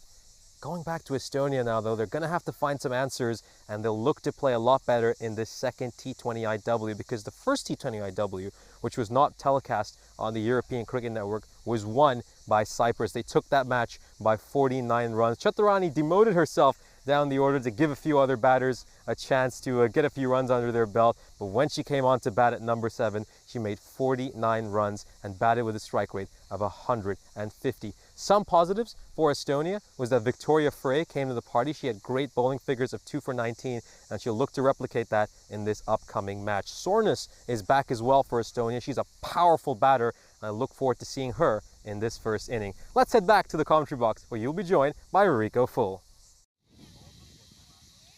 Thank you very much to Nishay Bhatt for giving us the intro to this match. It's going to be the second T20 international between the two sides, and as you heard there, it was Cyprus that were victorious in the first. And of course, what a lovely moment it was to speak to Sahil Chauhan. He was absolutely made up when I gave him the news that he has the world record of the fastest T20 international 100, beating the previous record of 30 balls from Chris Gale. He does it in 27, so it was fantastic to talk to him.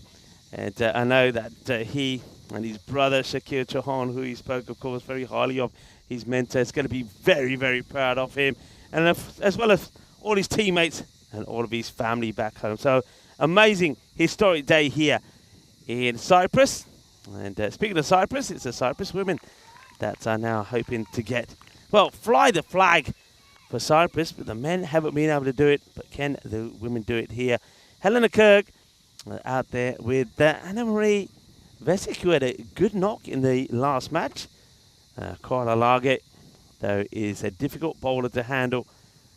Bowls good line of length, and it's nice and straight. No run this time.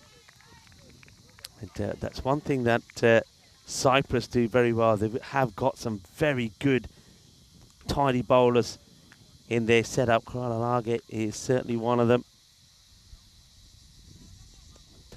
Just have a look at that lineup. They've also got Duncan Denia in there as well. Don't forget the captain, Irsha Chaturani. It's going to be very key.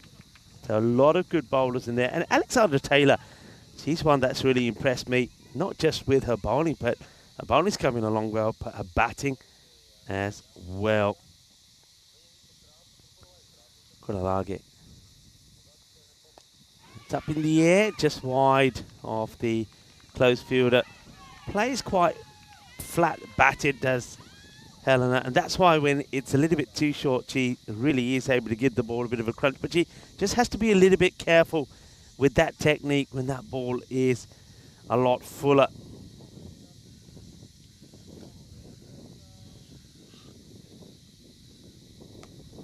Okay, it's defensively played.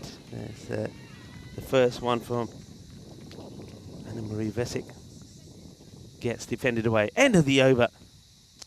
And from the first, just the one run on the board. And of course, we're at that time of day where it gets quite pretty muggy. The heat is on. You can feel the heat coming in from off the ground. Of course, I'm Rico Full.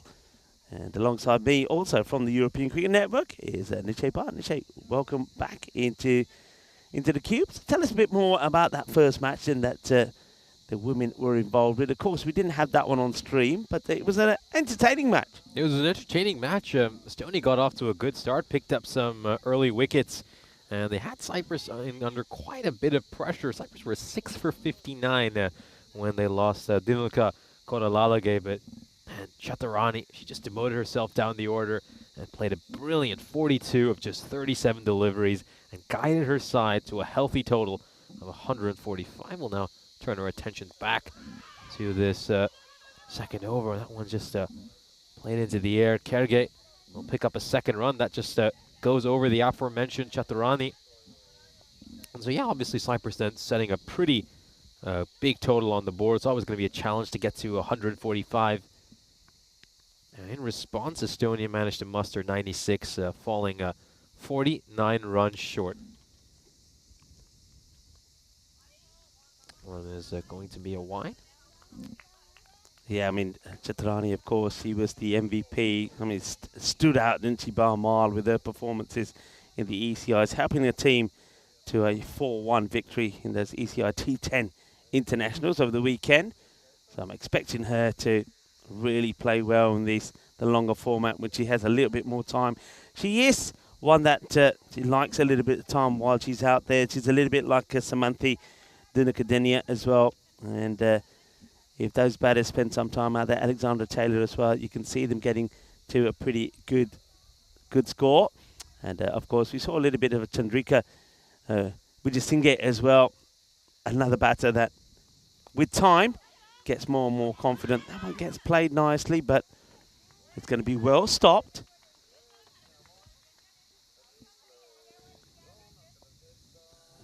Nicely timed shot. Gets a nice step into the shot, but ends up being well stopped there by Vijayasinghe.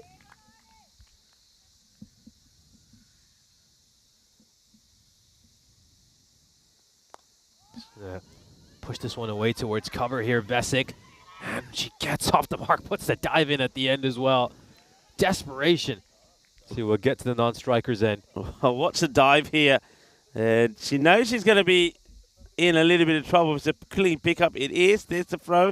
That's one fielder you probably don't want to take on. I know we see the dive there, but I get the feeling if that hits the wicket that she may have been in a bit of trouble. Bat on ball. Goes up in the air, but no runs there. Nice tidy from Dunkadenia.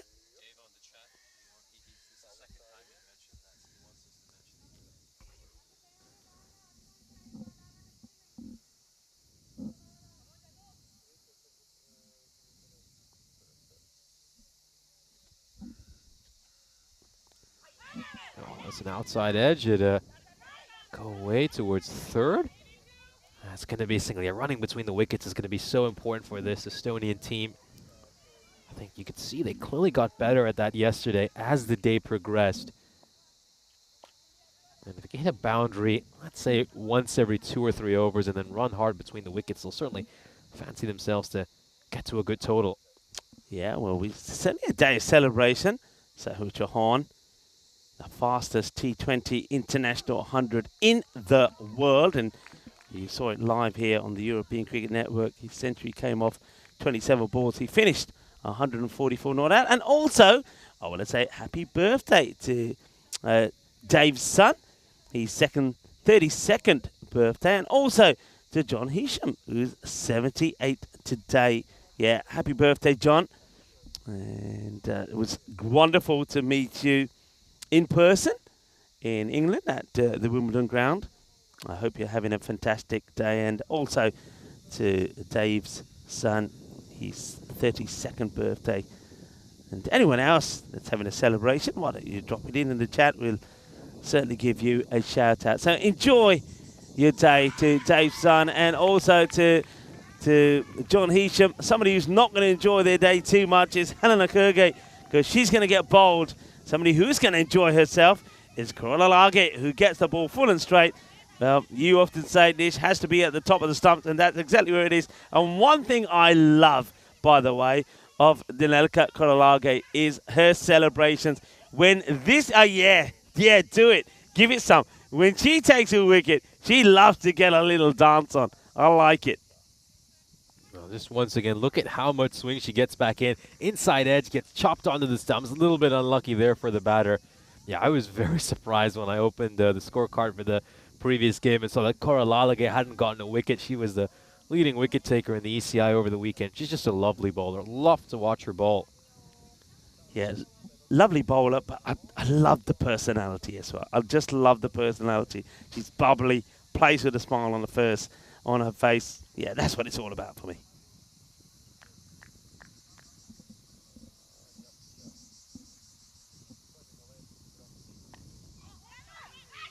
Gets played away. They want to take the single on. They will take it. And that's pretty key, isn't it? I think here for Estonia. They've got to pace themselves well. They've got to try and get partnerships going and take those singles. But they need to make good decisions, good early decisions. Because last time we saw them in the ECIs, there were some run-outs that could have been avoided. Korolage once again. And that's that pitched up delivery, and there you go. Come on, dance for each other. Nacho que dejar this, no? And Nacho. Come on, give it some of those vibes. Ay, ay, ay, ay, ay. Así me gusta. That's another one. It's full, it's straight, and it's going to be the end of Anna Marie Vasik. Anna Marie Vasik, the top scorer from the previous match between these two sides, made 17 runs in that game. She's going to depart here. Another beautiful in-swinging delivery. And she's going to be castled. It's timber. Estonia lose their second wicket. Yeah, so both the openers have had their stumps knocked over by the same bowler. And Korolage, not only does she knock the stumps over, but when you're walking back, you know she's doing a little bit of the jive. And she gets the dance on in celebration. So Helena Kerge was the first to go. She made 3 of the 9 deliveries before she got bowled. And then Anna Maria Vasik, after taking that single to get on strike, she'll disappear. She'll go for 1 of 5 deliveries. So in comes Joluds. We didn't have a chance to see her bat during the ECI weekend. This is Natalia. That's nicely played away. Played quite a nice shot. It's certainly got I reckon there's a little bit of a baseball DNA in the family looking at that shot. Yeah, that is just what I was about to say. Standing there nice and low like she's a Derek Jeter waiting for the ball. So Lutz gets off the mark. She's out there with Lena Surmus. Surmus is also somebody that wasn't available for the ECIs. I think Surmus is a big addition for this Estonian team. She was an important run getter when they played against Malta in the series, well, both in their away series and in their home series back in November. She's a powerful hitter, someone who, when she can connect on a few, she certainly is capable of finding that boundary rope. Korolage has been a good over. Can she finish well? And that one also comes in and needed to get the bat down on this, did Sumus. So end of the over, 3 overs complete. And Estonia struggling just a little bit, 8 for 2. Yeah, but look at Surmus's technique. It's almost perfect, nice and side on. She's got a good bat lift. Yeah, when you just look at her, you can tell she's a proper batter.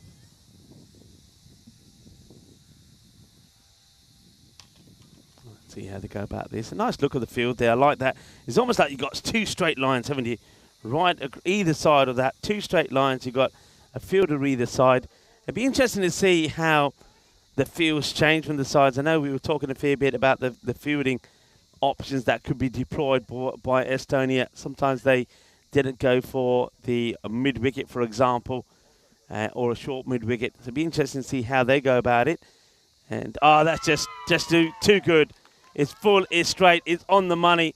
And Dukadenia, now it's her time to get some, there we go. Party time, everybody. Party time. And, yeah, they're enjoying that one. That's a good delivery. So Samanthi Denia gets this one on the money. Gets a bit of pace on this because that comes through a lot quicker than what Natalia is expecting it to do so. So it's going to be bowled. Yeah, just watch this. She's very late on it, is Natalia. And the stumps get knocked over. And now she says, come on, wind it up, everybody. Wind it up. It's my turn. But just watch this. I reckon that's coming a fair bit as well.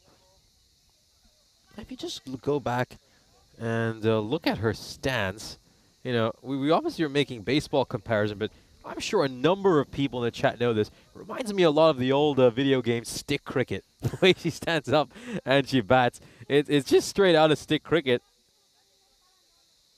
Yeah, really popular. I'm sure a number of people in the chat know what I'm talking about when I reference that.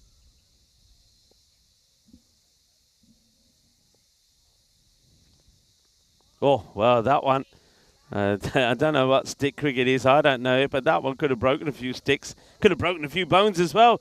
As Dunkadenia just goes a little bit too high. Yeah, that one has just slipped out of the hands. Good stop from the keeper. Okay, Nish is now shaming. Stick. What's all this about? Obviously, what was it? An arcade game? It was an old game. I think now it's a mobile game. You can get it on Android as well. But yeah, I remember back in the early to mid 2010s, a lot of people be playing this on the old Flash player back on desktop. But now, yeah, a number of people will be playing with it on their mobile phones instead. Nadia Valner, the skipper, has come out. Yeah, in a tough situation here for Estonia. They've lost 3 wickets for just 9 runs.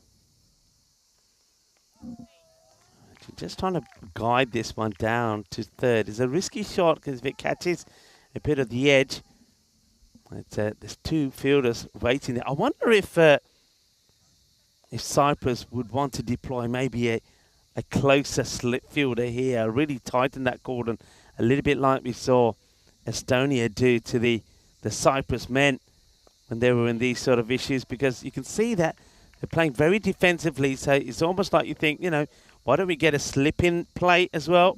Because these balls are good deliveries there. She's trying to target outside the off.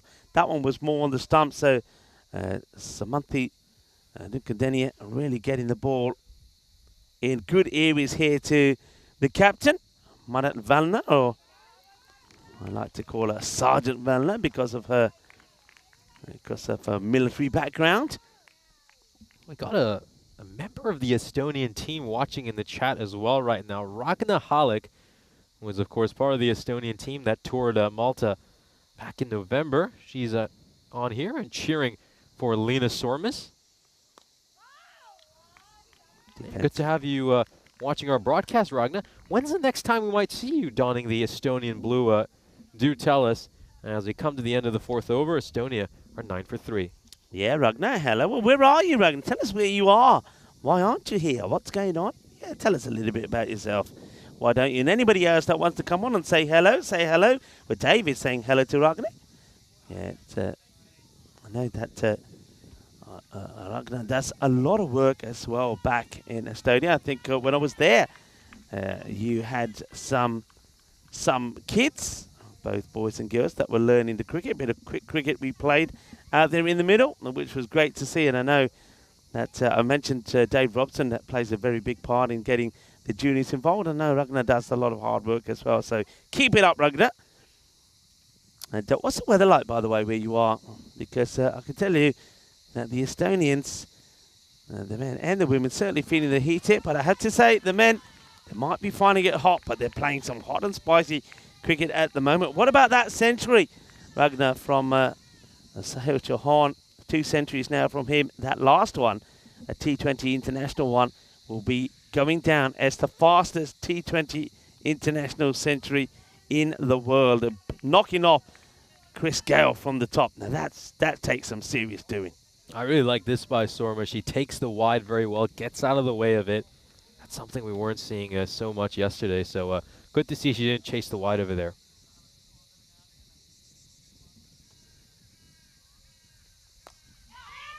And, oh, catching opportunity.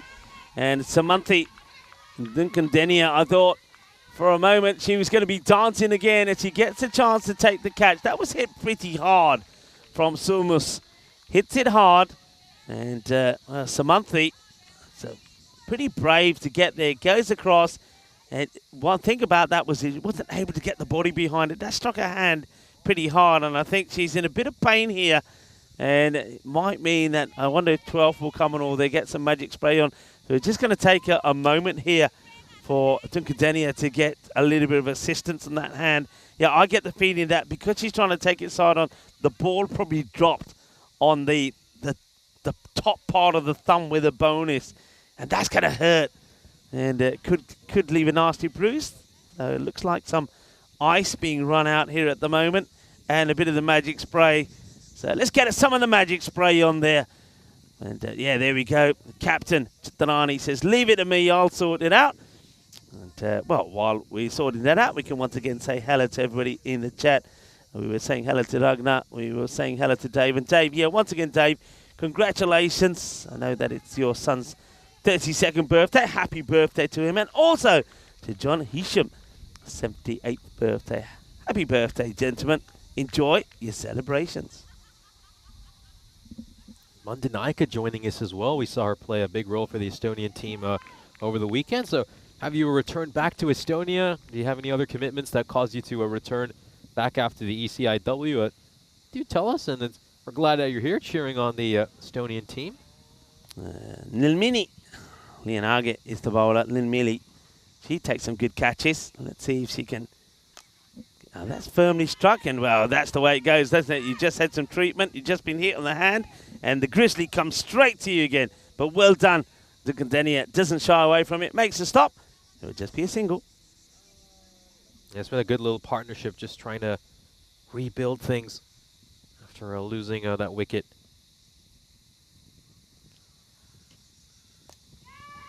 It's up in the air, and it just gets over the umpire. No run there. Mari Valner just looks to go the aerial route there. Chips one. And it lands safely.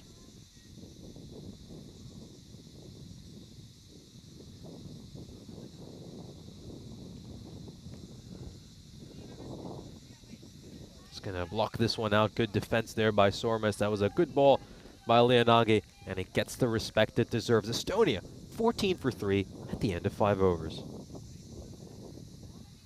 Yeah, 5 overs complete. One more over, and the players will, of course, take on some drinks.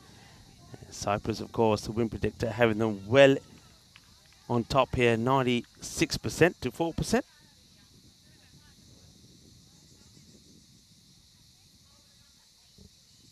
Just checking the field here as the bowler walks to a mark. So I'm liking this move, Alexandra Taylor. I mentioned her a bit earlier. I think she's a very good all-rounder. Coming on to bowl with the score at 14 for 3.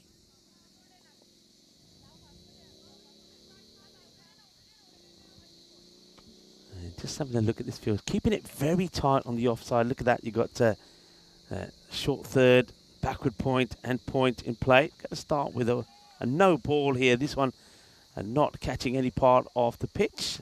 Called there by umpire Tracy. Taylor had figures of 1 for 24 in the opening match today between these two sides. It's the second most expensive ball, so you look to be a little bit more economical in this match. Another wide, so the no ball will stay in place. Tracy's out there with umpire Sajith. Third umpire for this one is Luke French.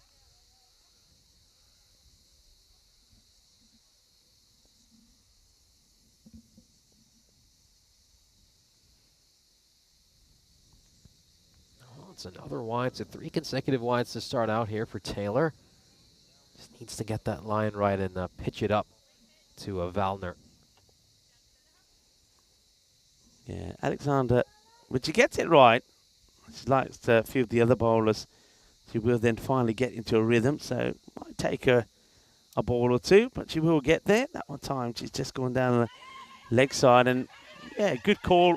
It's good running. And a nice direct hit from the wicketkeeper. And that is, of course, Therma de Silva. But the batter clearly in.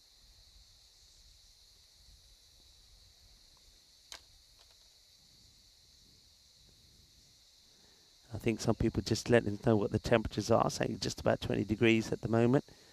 And Gitma Mundenaika saying that she had to return. But glad that you are tuning in.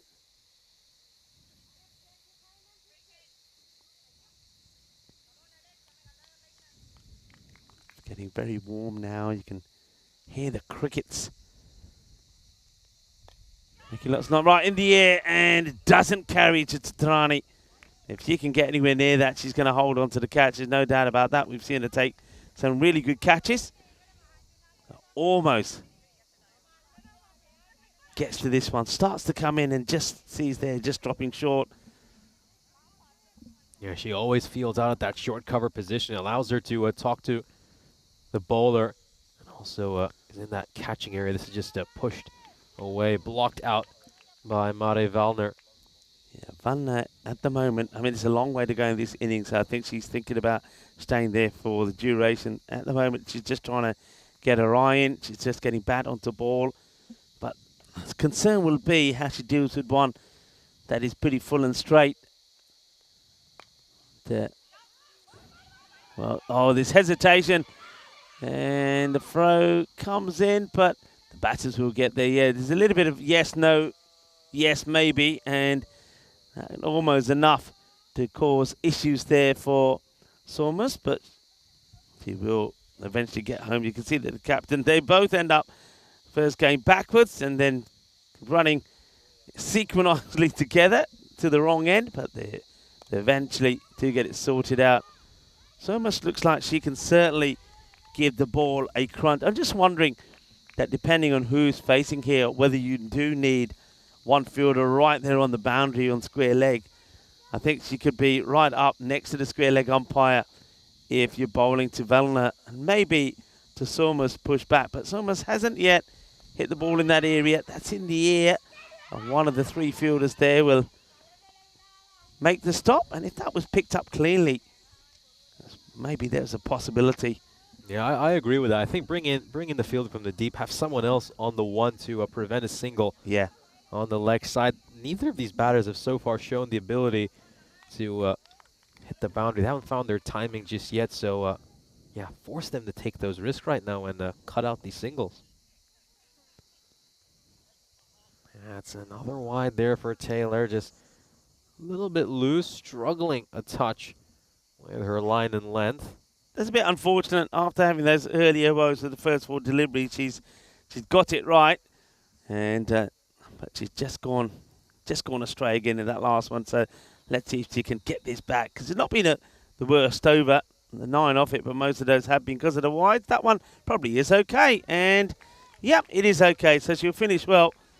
It'll just be 9 from the over, and that takes the score up to 23 for 3 at the end of 6 overs. And it's time to have a few drinks, and while players are having drinks, we can have a look at some other things that we got down here. And for example, on this day, back in 1943, American pop singer and songwriter Barry Manilow, who specialized in elaborately orchestrated romantic ballads, was born. And I reckon I know that Dave he likes his music. I've seen some videos of Dave playing in his little band, and also I've seen Dave with his guitar at Cartama. Well, Dave, are you a Barry Manilow fan? Is there any Barry Manilow fans out there? Let us know. What about you? Nishi's going to say, who's Barry Manilow? No, I know who Barry Manilow is, but I think here's where my lack of musical knowledge gets a little bit exposed. Yeah. All right, what sort of music you like? Come on, let's find out what the music taste of Nisha Bhatt are. Come on, Nisha. Oh dear. I'm going to look like such a dunce when I give this answer. Come on. Is there any way I can avoid answering this question? No, we're waiting. And it's the last match of the day, so random questions still apply. So come on, I'm going to start it off with your favorite type. This is to everybody. What's your favorite type of music, or who's your favorite singer or artist or band? Come on, people in the chat. Let's have a bit of chat. So come on, Nisha. So when I was a teen, I would say sort of around when I graduated school, I used to listen to a lot of EDM and house and that sort of stuff. A little bit of alt rock too, indie bands.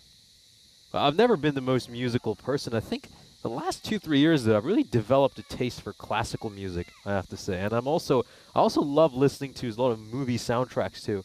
All right. I always appreciate composers, people like John Williams, Hans Zimmer, of course. His name's just escaping my mind right now, but the Scandinavian composer who's done a lot of Christopher Nolan movies. This one is just pushed towards a cover, and that's going to be a single. So, yeah, I have learned to appreciate a lot of that sort of music as well. Okay, so you basically go from house music to sort of classical. So when you say classical, you mean just like easy listening? So, A lot is of that Beethoven, music? a lot of Beethoven, Richard Wagner. Oh, as you're well. talking proper classical then. Is that you have that on in the background when you're doing work and stuff, or is it like to relax? Originally, yeah, it started off as just sort of, having it in the background when you're doing a little bit of uni work, and then I started to just fall in love with it, and then would just leave like Eroica, the Third Symphony on while cooking. This is, yeah,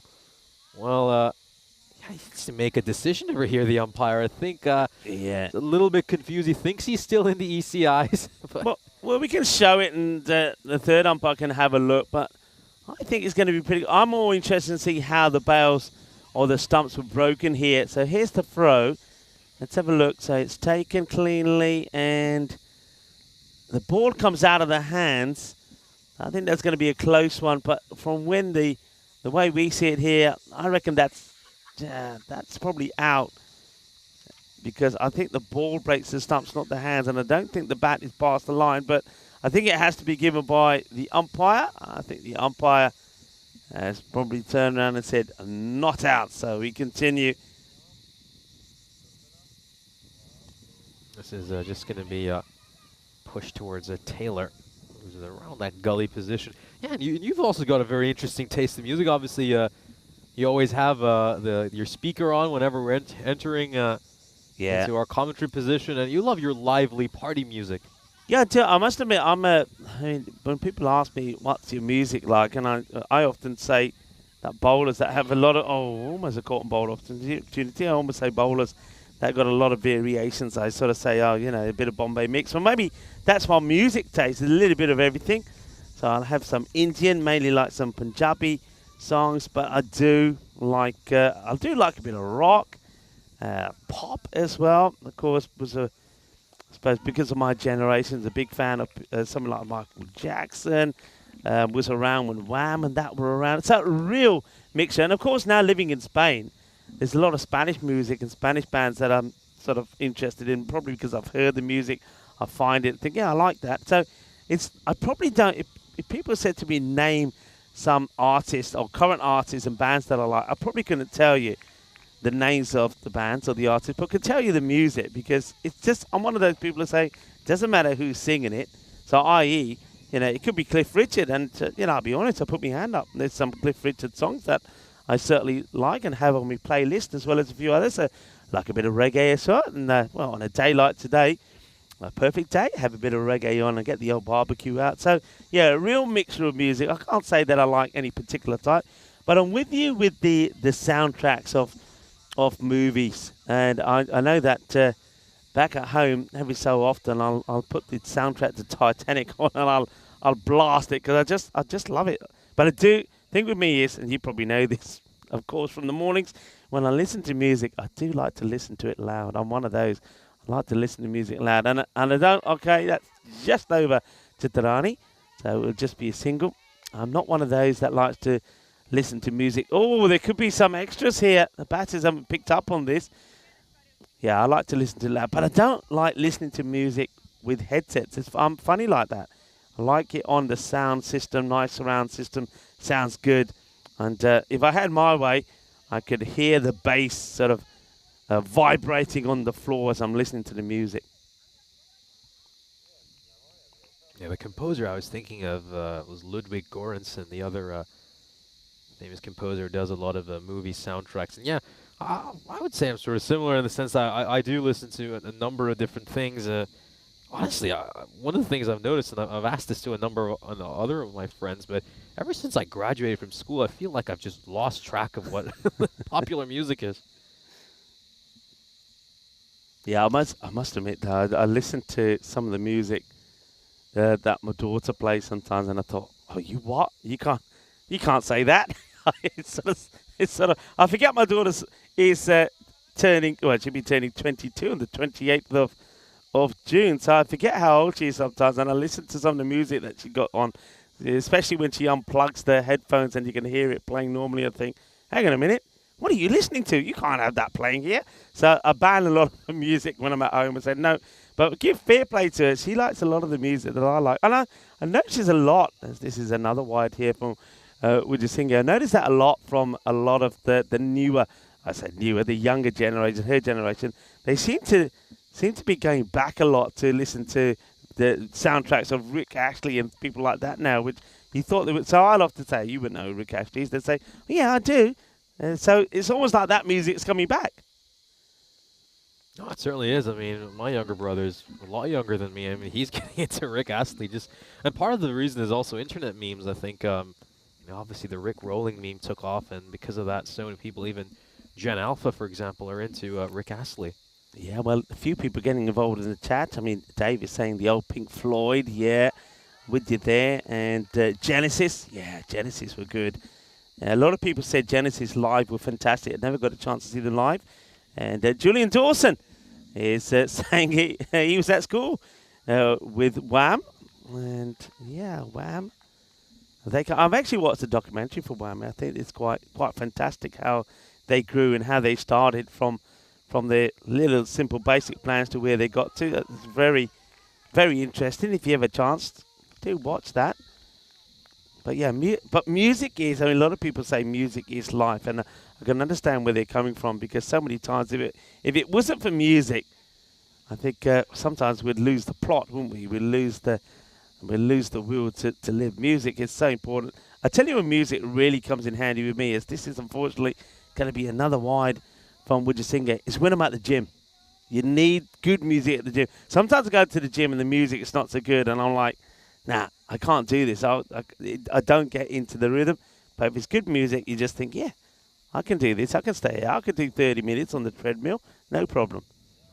So music definitely does get you going. Defensively played. So Valna here certainly doesn't look to be in a hurry. She's there to stay, isn't she? She's saying, I'm not giving my wicket away. I'm gonna bat all the way through here and try to get us to a decent score. What they got to 95 chasing 145. Is that right in the last match? Yep. And I think that might be the plan for them again, is just look to bat out the innings, hope the extras come their way, and see if they can get to somewhere around that 100, 105 region. Yeah, I think one thing that Chetnarani can do here is that over does come to an end. So 32 for 3 of 8. She's got to have a look, especially with Varnes and strike, get some of these fielders that are deployed deep. Just have them in, because there's no point in them being there. And you know what's good also? I think a lot of those fielders, and I'm counting 1, 2, 3, 4 fielders that are pretty deep here. So when Varner is batting, the ball's not coming to them. They're just standing there. They could be standing there in that same position for 6 balls or 10 balls if there's some wides in there. But if they're coming in and then going out again when Sormus goes on strike, at least they're moving around. And I think that's very important. It's very hot in the moment. You don't want to be just standing in one position. So get those fielders moving around. And also what Chitarani can do also maybe after the drinks break, say, right, I'm just going to move the fielders around a bit so you're not in the same position all the time, because that becomes really tedious and pretty boring as well if you're standing there not doing anything. So that's well struck. Now this one is going to need chasing. It's going to stop just short of the boundary rope. It's a nice shot. It probably deserves a boundary, but once again, we've talked about this before. The grass here is pretty lush. I wouldn't say it's long. It's lush and it's soft, so it just slows the Grizzly down. But a nice strike there from Sumas, but you will go back on strike. This one's down the leg side and quite happy to take a wide. So Sumas isn't one of those batters that seems to be spoiling a lot of these wides. Would that, in your mind, potentially qualify as a wide because of profile? No, because I think it was never going to hit the pads. I think it was always going to miss the pads. Because I think that is something worth noting to our viewers. This one is probably a legal delivery. I think it's caught more than enough of the line, probably slightly inside. Yeah, I'm surprised with this call from the umpire. I don't see how this is a wide. That's umpire Sujith. So, yeah, that's a tough call there for Nilini.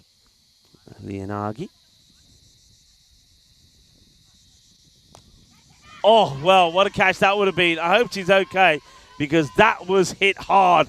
And now they're taking on the second. The fielder's a little bit slow to get going. Direct hit. It is going to be close. Well, the umpire says out. Oh, this is sensational. And, well, she's got a busted. Don't give her a high five. Ow, that hurts. And she's got a busted hand. Look, it's still hurting. She gets her hand to what could have been an incredible caught and bowled Liangi. But then the ball goes to the fielder, who throws it in, and is going to be a run out with a direct hit. How unfortunate. And you know what? That's going to go down as an assist. That's going to be fantasy points there for Liangi. Look, she's in no hurry to pick up the ball and get the throw in, is Dirana Halage. But she gets it on the stumps, and that is out. So, unfortunate. That's really hard luck for Valna. The captain, she wanted to stay there. She wanted to make a stand. She wanted to be there for the end of the innings, but she's going to have to go, and it's a long, lonely walk back. She's going to be very disappointed to be run out in this way. I mean, that ball was absolutely thumped. First of all, Liangi, what a great effort that was. That could have been one of the best catches that we've seen in the women's game. And then the direct hit, fantastic bit of play. And Liangi is still saying, oh, my hand hurts, my hand hurts. But she's not. Then all of that pain goes away when she sees the wicket go down. What a moment, what a special moment, a great direct hit. Cyprus have been amazing with their throwing today, both the men and the women. You know, keep in mind, the men also had some great direct hits to run out some of the Estonian batters, and it looks like all the women were watching that and showing, well, we can do just as well too. Julian Dawson joining us in the chat, pointing out that he went to school along with Wham, and his junior headmaster was in that documentary you just mentioned. Sormus looking to play this one down towards long off. Yeah, one half of Wham is, of course, George Michael, who is a Greek Cypriot heritage. This one is going to go to the strikers, and in the end, all's well that ends well. There's a little bit of indecision between the two of them, but they've done well to just stick to the single. And yeah, of course, George Michael, we're in Cyprus. He's a Cypriot heritage. A fact that not many people in Cyprus actually know. Yeah, that's interesting. But that documentary, just remind me again where he was from, because it wasn't that far away from where I used to live. Was it somewhere like, was it Edgware or somewhere? It was something like Middlesex, wasn't it? Now Julian Dawson will come back with that. And I know that because a lot of the friends, the network of friends that I used to hang around a bit with knew him as well. I just can't remember it from the documentary, but I know it was somewhere not that far from me.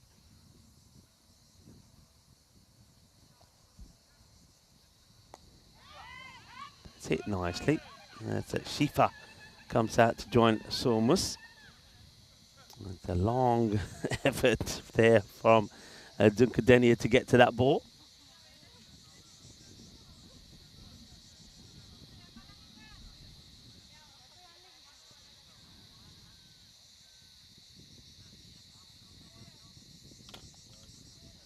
Mini looking to see if she can get an outright wicket to her name as well.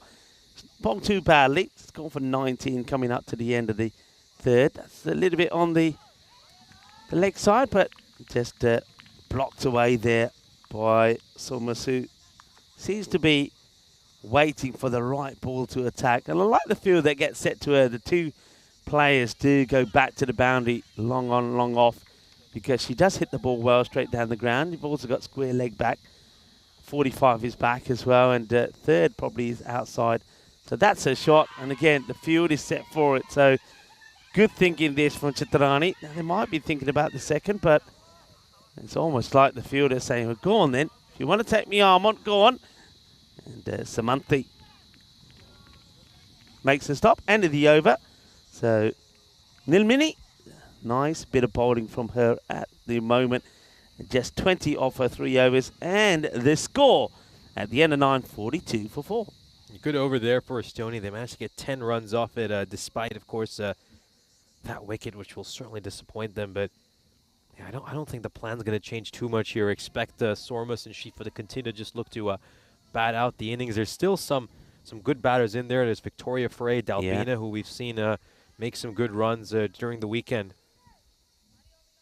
So yeah, the key probably here needs to be to look to bat out these remaining overs.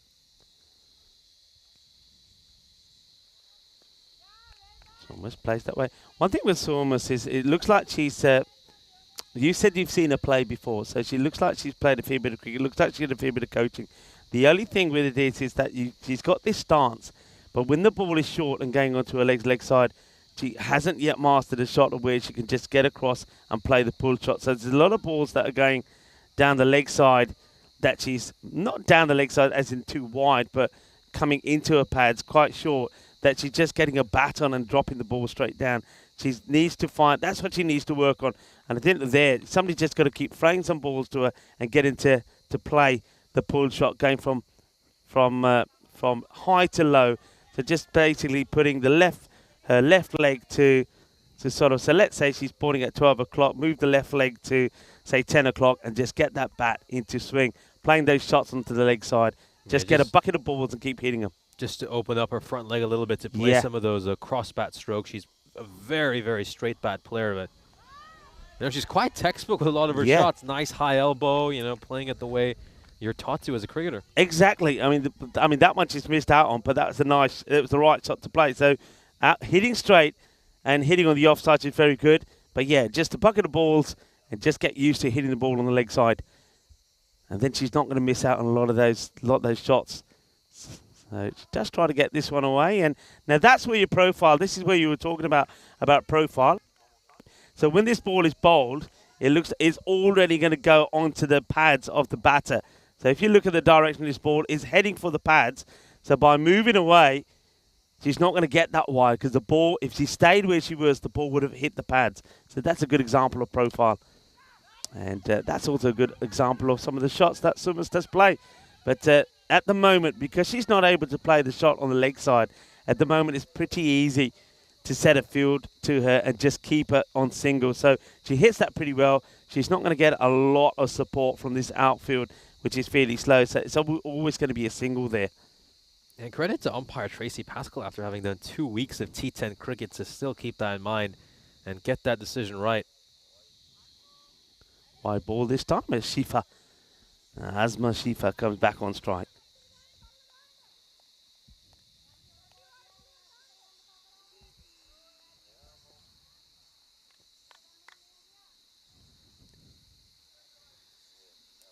Hachan, that's it. Yeah, George's parents at a Greek restaurant in Hachan. I wonder if was that restaurant by any chance, was it called Antonia's or something like that? Because there was a Greek restaurant. I know when we used to play cricket in the UK, every so often we would go to a Greek restaurant. I'm trying to think if it's called Van Antonia, something like that. And the whole team would go there, and we used to love it because food was great, but they always had the show, you know, when it and you used to break those plates. They used to put a show on, and then they used to give all of these old plates to everybody. And at the right time, everybody threw the plates in the air. They smashed them all over the place. Then they swept them all up, and the music started, and you had a bit of a disco there as well. But yeah, it was fantastic. Yeah, Hachan, yeah, remember it well now. Going back to, I used to play a lot of cricket in that area. Hachan, Pinner, of course, and Stammer wasn't that far away from there as well. Yeah, now we're going back down memory lane. This is what's coming up tomorrow. It's going to be match 3 and 4 of the men's. And remember, while match 3 is happening, the women will be playing their 3rd match as well. So we have 2 from the men. And then the women come back to this pitch and we'll capture them playing their 4th match as well. So 3 matches, of course, happening here tomorrow. Oh, that one was just a whisker away from the leg stump. I mean, Sormus has been trying to leave a number of these deliveries. That one was very close. She's better off trying to play a shot at some of those. But another thing that is worth noting is that, of course, during the ECIs, we were bringing the boundary ropes in 5 meters for the women. Not the case in T20Is. They're playing with the same boundary ropes as the men.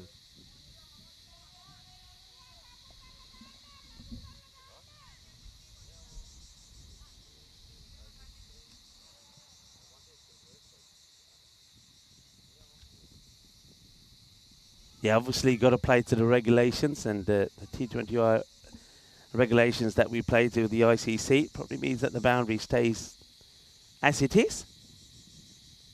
That's going to be down the leg side. So Lianage, just a few too many wides coming into her game. Yeah, Lianage just struggled to touch with extras, hasn't she? I think pushed a few too many down the leg side, and credit to Sormus for just taking all of these runs. How many wides did we see spoiled over the weekend of ECI action? Not the case here for Sormus, and even though those runs aren't going to go to her credit, she certainly deserves some credit for that. They're going to come back for a second run here. This is going to be a tough one. This is going to be a tight one. Shifa's running to the danger end, and oh, she's going to get back in time. Lianage is not able to direct it to the stops. Great running between the wickets. Yeah, it's good running because I think they've taken the gamble here. Having seen some of the fielding that Samantha's done before, they feel that Samantha's not very quick picking the ball up and getting the throw in. She likes to look first before she throws. So they've said, right, let's element of surprise. Let's just go for it. That's a better delivery. Gets through. Lianage now. Will they take her on again? Here's the question. This time, no. She's quicker. You see what I mean? She gets there, but doesn't release the ball straight away. She likes to have a little look, and then she gets the throw on the time before the batters.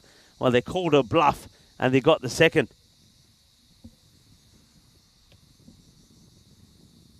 They're coming into this 11th over. The 50 does come up, so that's good. That hard running brings the 50 up. And, of course, if you're not getting boundaries, it means you do have to really work hard for your runs. And we haven't seen a single boundary in the innings as yet. I mean, Sormus has played some nice shots, but unfortunately, as you mentioned, with the larger boundaries and with this pretty slow outfield, not getting any boundaries, that's been hit nicely.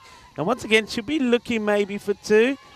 They will take it on, and it's not a bad throw, but they'll get there. So 2 runs. Good shot there from Shifa. Yeah, right now, Estonia are on track to get to somewhere in the 90s or the 100s. That's where you'd expect them to finish if they continue to bat this way. Keep in mind, Cyprus were in a lot of trouble until Chaturani came out to the crease. They were 59 for 6. So now you see an early Chaturani dismissal, and a total of 100. Could be in for a very interesting second innings. I'm also not sure what the boundary distances were like at the other playing field, and I'd assume this boundary is a little bit longer than the one they were playing at, so do need to keep that into consideration as well.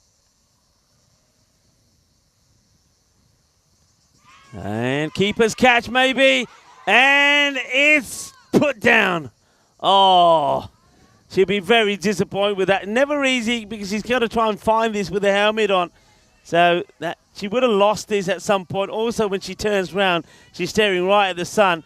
So turns round, does find it, and then loses it at the last moment. Disappointment there for Therma de Silva. And also for Nilmini, who thought she was going to maybe pick up a wicket there. She doesn't. The chance goes down. It's the end of the over. 55 for 4. A lot of talk. Davey's done a lot of jamming sessions with a lot of people. I know Dave's a talented musician, plays the violin and the guitar as well. And yeah, Julian Dawson was telling us about George's parents ran that Greek restaurant in Hatchin. I've probably been to that restaurant. And Andrew Ridgely was more from Bushy. And what Julian Dawson's saying is that the girls in his sixth form used to socialise with Wham a lot. And yeah, a lot of people. And Julian Dawson, he said he used to play for the Stanmore Colts with Angus Fraser. Well, Julian Dawson, I mean, I know there's not a big difference between our ages. This is, by the way, what's happening tomorrow, day 2 of the European Cricket Series in Czechia. And the Dominators, well, they got dominated earlier today. We'll have a look back at some of the scores there as we take a look at the field. So, yeah, fielder right on the boundary there.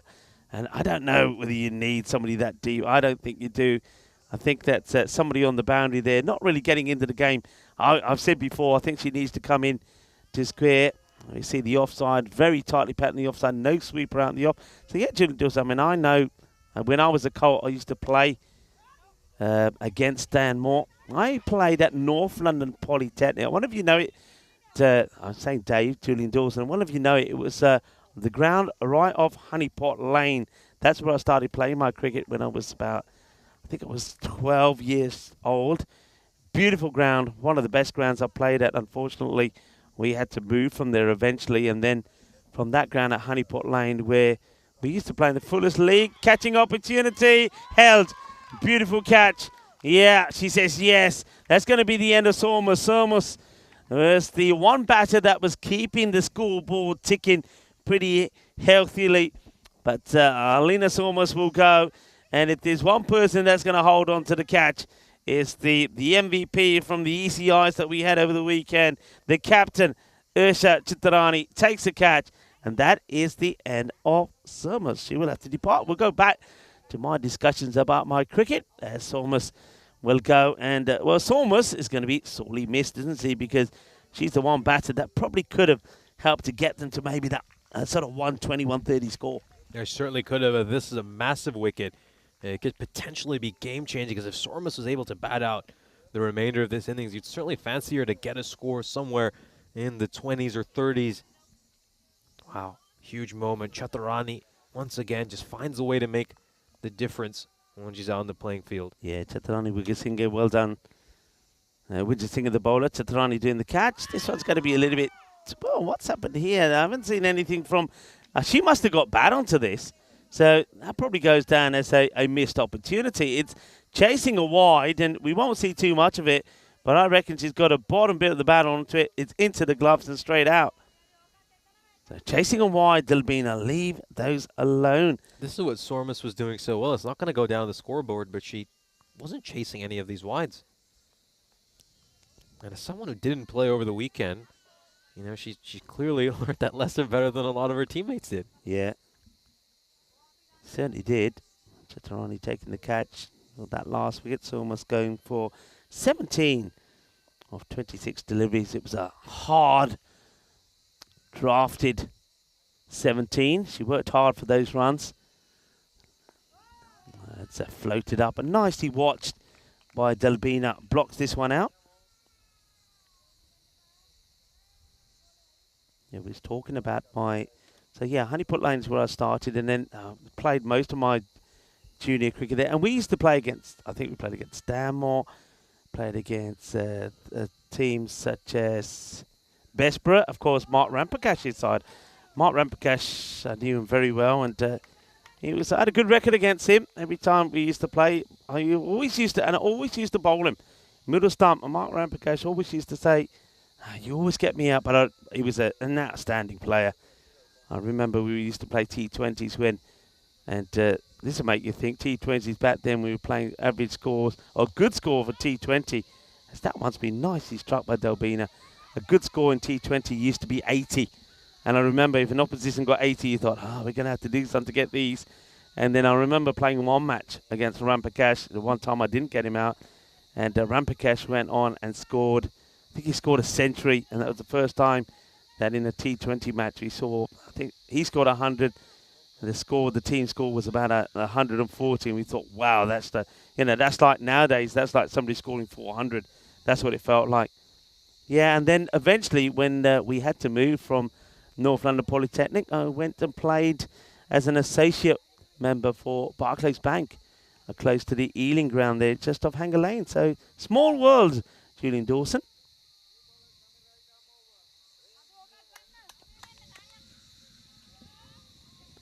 Julian Dawson saying, Sarah says Kenton girls, knows the area very well. Yeah, Kenton's another place we played. And the ground that was neatly tucked away of Side Road. Remember playing a lot of junior cricket there because Kenton, I think it was one club which at the time had the artificial. So even though the weather was, as you would expect, pretty grim, as you saw Wimbledon, Julian used to go and at least have the matches played there on that artificial at Kenton. And there always used to be a little bit of friendly rivalry between North London Polytechnic and Kenton. They're well struck. What, again, will just be a single. Good shot, though, there from Delbina. Yeah, shot there brings it, gets another single here, moves on to 2 of 6. So, yeah, we know Anna Delbina. She's capable of building partnerships. We saw her build a few during the ECI weekend. It goes down the leg side. It's going to be another wide, so...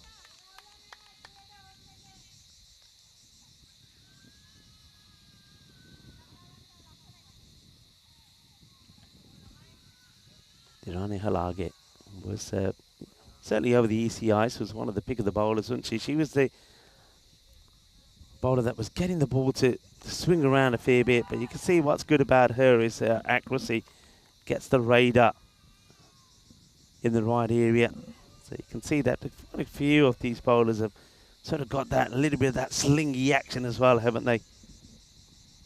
So where can Estonia get to here? I think the most important thing for them is that they don't waste any of these wides, so leave those alone, get the extra ball, get the extra run. It seems to be that they're certainly learning from that. You haven't seen too many of the batters waste those, so you've got to take all of the extras that come your way. They're going to be pretty big, and extras so far this innings, 28, 26 of those are wides. There was a chance, just goes past the keeper. Teranalaga almost had her first wicket there. Oh, she'll be a little bit disappointed this Silva. Would have been a good catch if she had taken it. Oh, this is a genuine edge. This is a proper seam bowler's wicket if she'd managed to get that one. Outside edge through to the keeper. Fortunately, it goes down. Yeah, she's had a couple of opportunities as Therma de Silva. Does well. I like the way that she's in the right position. It's just one that just gets away from her fingertips and ends up going down. Nice tidy over here though from Dirani Halage. Again, down leg side, well left. So Dalbina and Shifa are doing the right thing here. Julian Dawson asking what school I went to. My very first school was Newton Farm, which was just behind Rayners Lane, Imperial Drive, that way. That was the middle school. And the high school was Rooks Heath. Rooks Heath High School, which was on the Northolt Road, so not far from there. End of the over, and a score now 62 for 5. We'll have a look at the bowling figures here for Cyprus so far. Konolalage, once again, the pick of the bowlers, a leading wicket taker of the ECI with figures of 2 for 3. Estonia have really struggled to play her. And I think she's just given us a classic in swing bowling over these first 3 days of international cricket here in Cyprus. Don't know about you, Nish, but at the moment I can really feel the heat now and the humidity. I mean, I think the temperatures are much higher today than what they were forecasted. I think when we were looking at the start of the day about the 24, going up to about midday to about 28, and then going into maybe 31, 32. It feels a lot hotter than that at the moment. And one thing we certainly haven't had today, which has been around at least the last few days here, is the breeze. There doesn't seem to be any at all, especially where we are at the moment. Yeah, we just don't have the breeze that was cooling us down yesterday. Conditions are quite humid, and looks also possibly some wildfires in the area as well. Of course, we saw a helicopter flying overhead.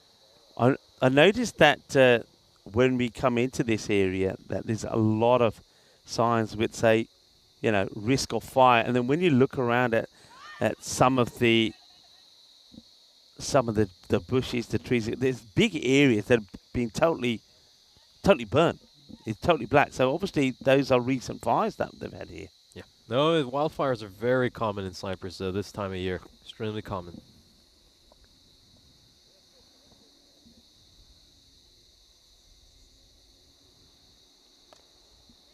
Albina will just, it's another dot ball.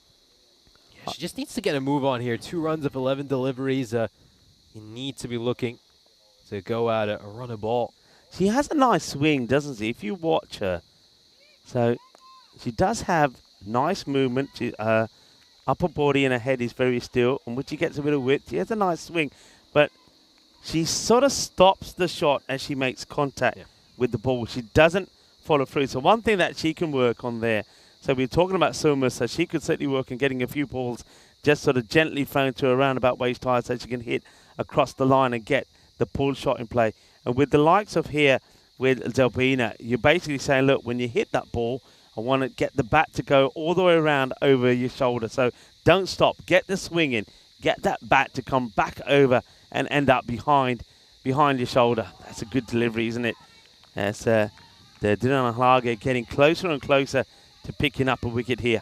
Yeah, because if you look at some of her strokes, we'll have a look at this delivery first. Beautiful ball, just moves away there from Shifa. That was such a difficult ball for her to play. This one goes down the leg side, it's wide. You know, Dalbina is middling some of these, but just not quite getting the power on these strokes. And I think with that follow-through, by following through, she'll start to see that some of these shots that are maybe going for dot balls right now might even go to the boundary rope, and well, some for ones might turn into twos and twos into fours. Shifa's innings will come to an end. A good catch taken there by Chaturani. The 6th wicket falls for Estonia. And she just positions herself perfectly there, Chaturani. She knows she's going to be a magnet for the ball, and she takes all those catches. Yeah, she's a quality player. I think you said it beautifully yesterday when I was talking about, of course, her family, you know, her sister playing for the Sri Lankan national side, her younger sister playing in, I think she said, the under-19. She herself has played in the under-19. She just said it's a fantastic DNA that she has, and she does. And, you know, I think some of that, the skills, the experience, and the knowledge will, you know, the more they play, rub off on a lot of the other players. But, yeah, she is just a fantastic player. It's the first time we've seen Cyprus women play at this international level, and I'm liking what I see. And I think in a very short period of time, we can see them really playing some of the big teams and being very competitive as well, because they have some big players and some good players. Yeah, cricket's in their DNA, it's in their blood. You can see they have a great family heritage with the sport, and it's glad to see her bringing that to Cypriot cricket. Victoria Frey set to face her first ball, blocks one out. Yeah, so Diruna Halage does pick up that wicket that I felt was coming. She was just causing lots of issues. The over before was a maiden from the captain, Chitrani. So putting the squeeze on her, this is a little things that Chitrani will also learn from. She's still got her long on and long off. It's sort of halfway between the 30-yard circle and the boundary. They can be right in. They don't have to be so far yet. And until a batter actually hits the ball past them, have them right in to put more pressure on so those straight hits don't go for singles either. So apply the pressure. Look at the fielder on the leg side all the way down there, back on the boundary. Doesn't have to be there. You've got a new batter that's come in, and this is where the balls are being hit at the moment. They're not getting to the 30-yard circle. So you could almost say at the moment, with the batters that you've got in, Dalbina, who's very defensive, and Frey, who just come in, there's no need to have anybody out on the boundary at all. They could all be around the bat. So most of them are on the 30-yard circle, and then one in on each side, nice and close. Yeah, I mean, the fielder out at fine leg and deep backward square leg has had nothing to do throughout this game. So I think bring them in close. They're not bowling with enough pace that these edges are going to go flying through to the boundary rope. I think just bring them all in. Maybe have another fielder there on the one to really put the squeeze on Estonia. And now Chaturani's going to come into ball. Second over. First one was a maiden. Yeah, once again, no runs there. So Chaturani, I think it's a field that's probably been, they've got it on paper, so they're sticking to it. But really, when you look at what's happening in the game, all of those fielders that are out, so at the moment, we can maybe focus on them. Oh, that's a good delivery. We can maybe focus on that. So on the leg side, you've got a player that's back, that's standing there. It really had no input in the mat so far. You've got a long on back, long off back. All of those can be inside and in the circle. Catching opportunity, and that's the other reason. Then these, if you have those fielders in, then those are catching opportunities. Yep, absolutely. I think these fielders out at long on, and particularly the fielder at a deep square leg, just had nothing to do so far this match. Bring them in there. Allows you to push a few other fielders into catching positions.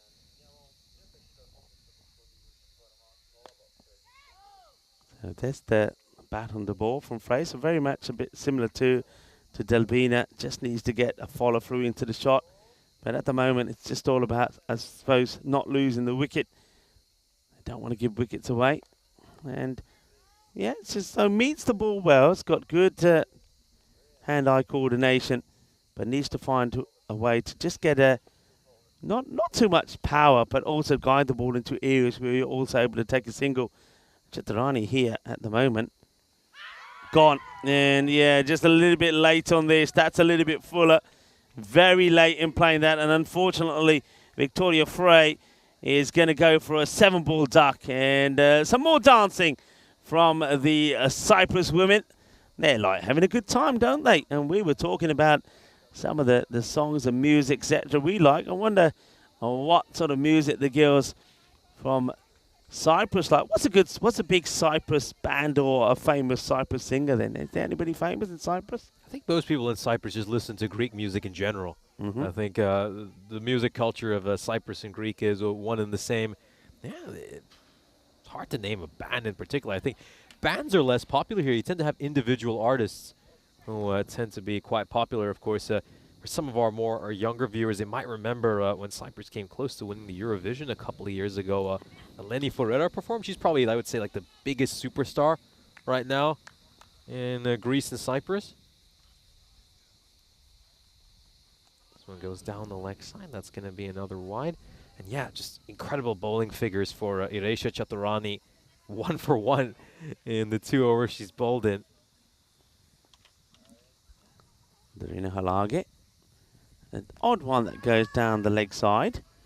And now just straightens this one slightly, so that one gets blocked away.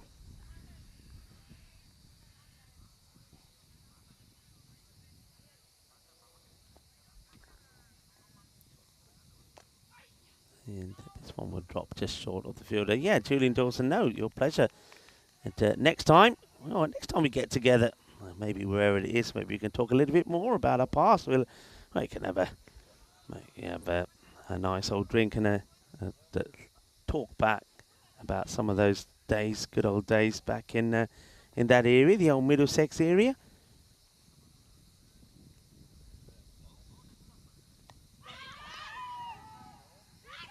Well attacked by the fielder. So a bit of luck there from Delbina. Gets a bit of start, but I like the way that she goes for a bit more power in the shot. This is what we were asking for. So this time she does. See that time the bat, it does go further, but it doesn't end up going all the way around the bat. So she's just got to practice getting that swing in and get the bat to go all the way around. I almost say it's always like a windmill. Get the bat to go all the way around and back again and get some of that power going into the shot. This is Natalia now trying to get off the mark. It's going down the leg side. It's not going to be out. So warm temperatures coming in here. The teams are putting a big effort in out there at the moment.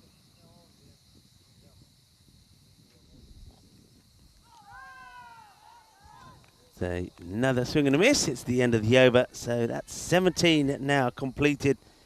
And that score, 67 for 7. You can see they've been in the 60s here now. Just had a quick look at this. They were on 62 in the 12th over. So 6 overs, and they haven't got out of the 60s. Yeah, just the 9 runs they've managed to make in these last 6 overs. They're a bit stuck in the mud here. They've been bogged down Estonia, I think. Obviously a big plan for them was to try to bat out these overs. But they've not been able to just find that accelerator, have they? Find that way to accelerate and really push on. Nice shot to field. So the 2 players there we're seeing there at the back, and also one lonesome player who's so lonely. She's so lonely. She has nobody. Nice shot. All right, chase is on. It should definitely be 2.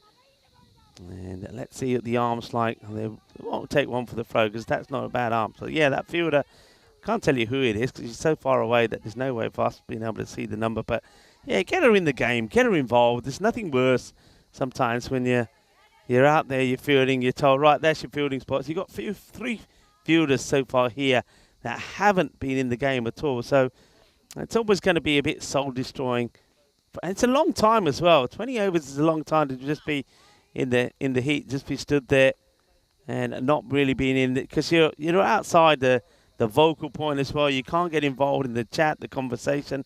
You seem to be missing out, so just get them in play. There's nothing that's going out there, so that's one little thing that certainly that Irisha Chitarani can work on, and the coaches as well. It's a big shout of yes, and that's good running. It's a good early call from Natalia. So Delbina gets another run to her name.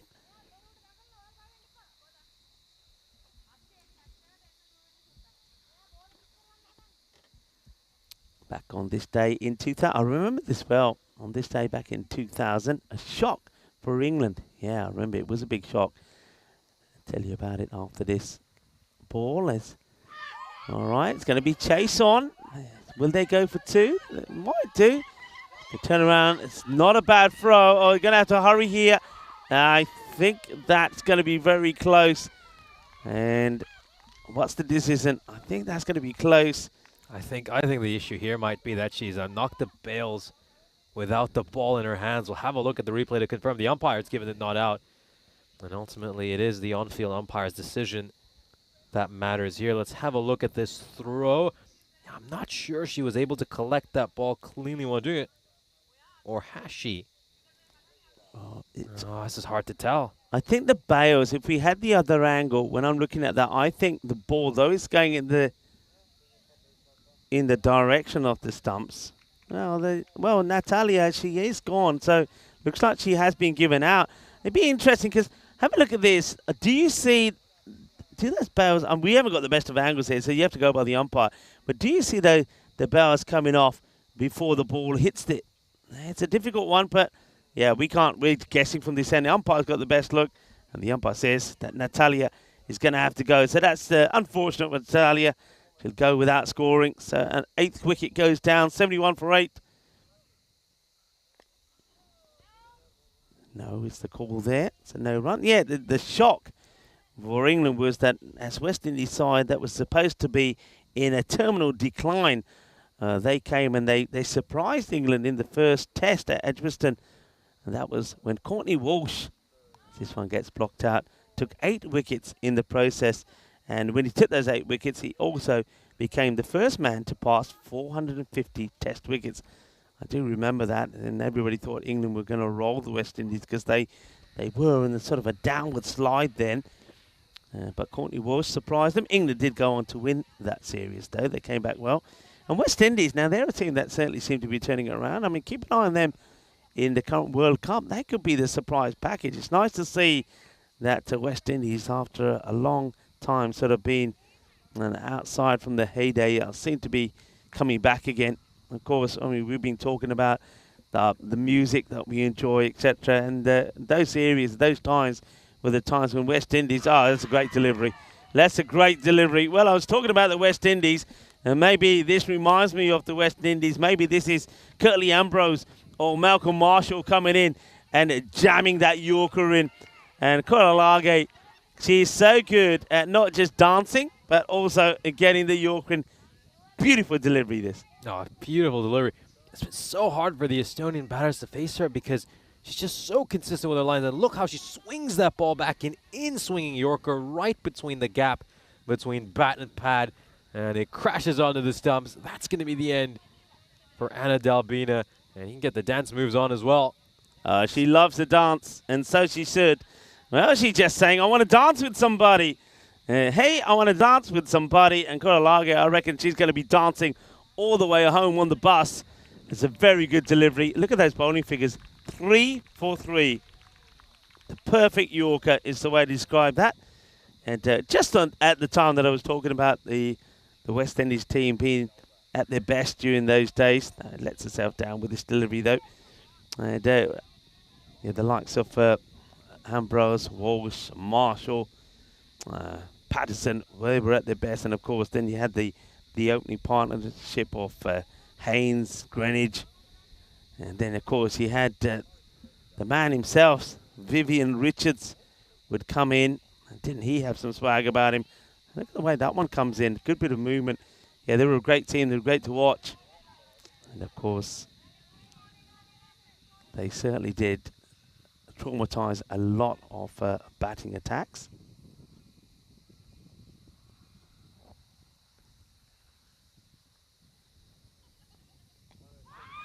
I think that's more bat than ball. And, of course, talking about Ambrose, but I remember just before, as Ambrose was being nurtured in, you had the great Joel Garner. I mean, I just used to love watching the Big Bird as he used to be called, coming in and just bowling with some great pace.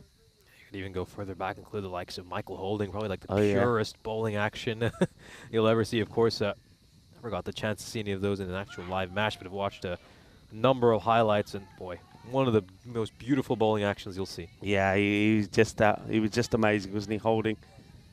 And yeah, that's and then of course that era went, and they went through a phase. I remember it well when you know, most of that generation, the next generation were being tempted into baseball and other sports and not cricket, which was a shame. So we sort of lost a number of years or decades, you could say, when they weren't in their prime. Of course, they are starting to come back now, and that's a good sign. I'm liking that, loving it.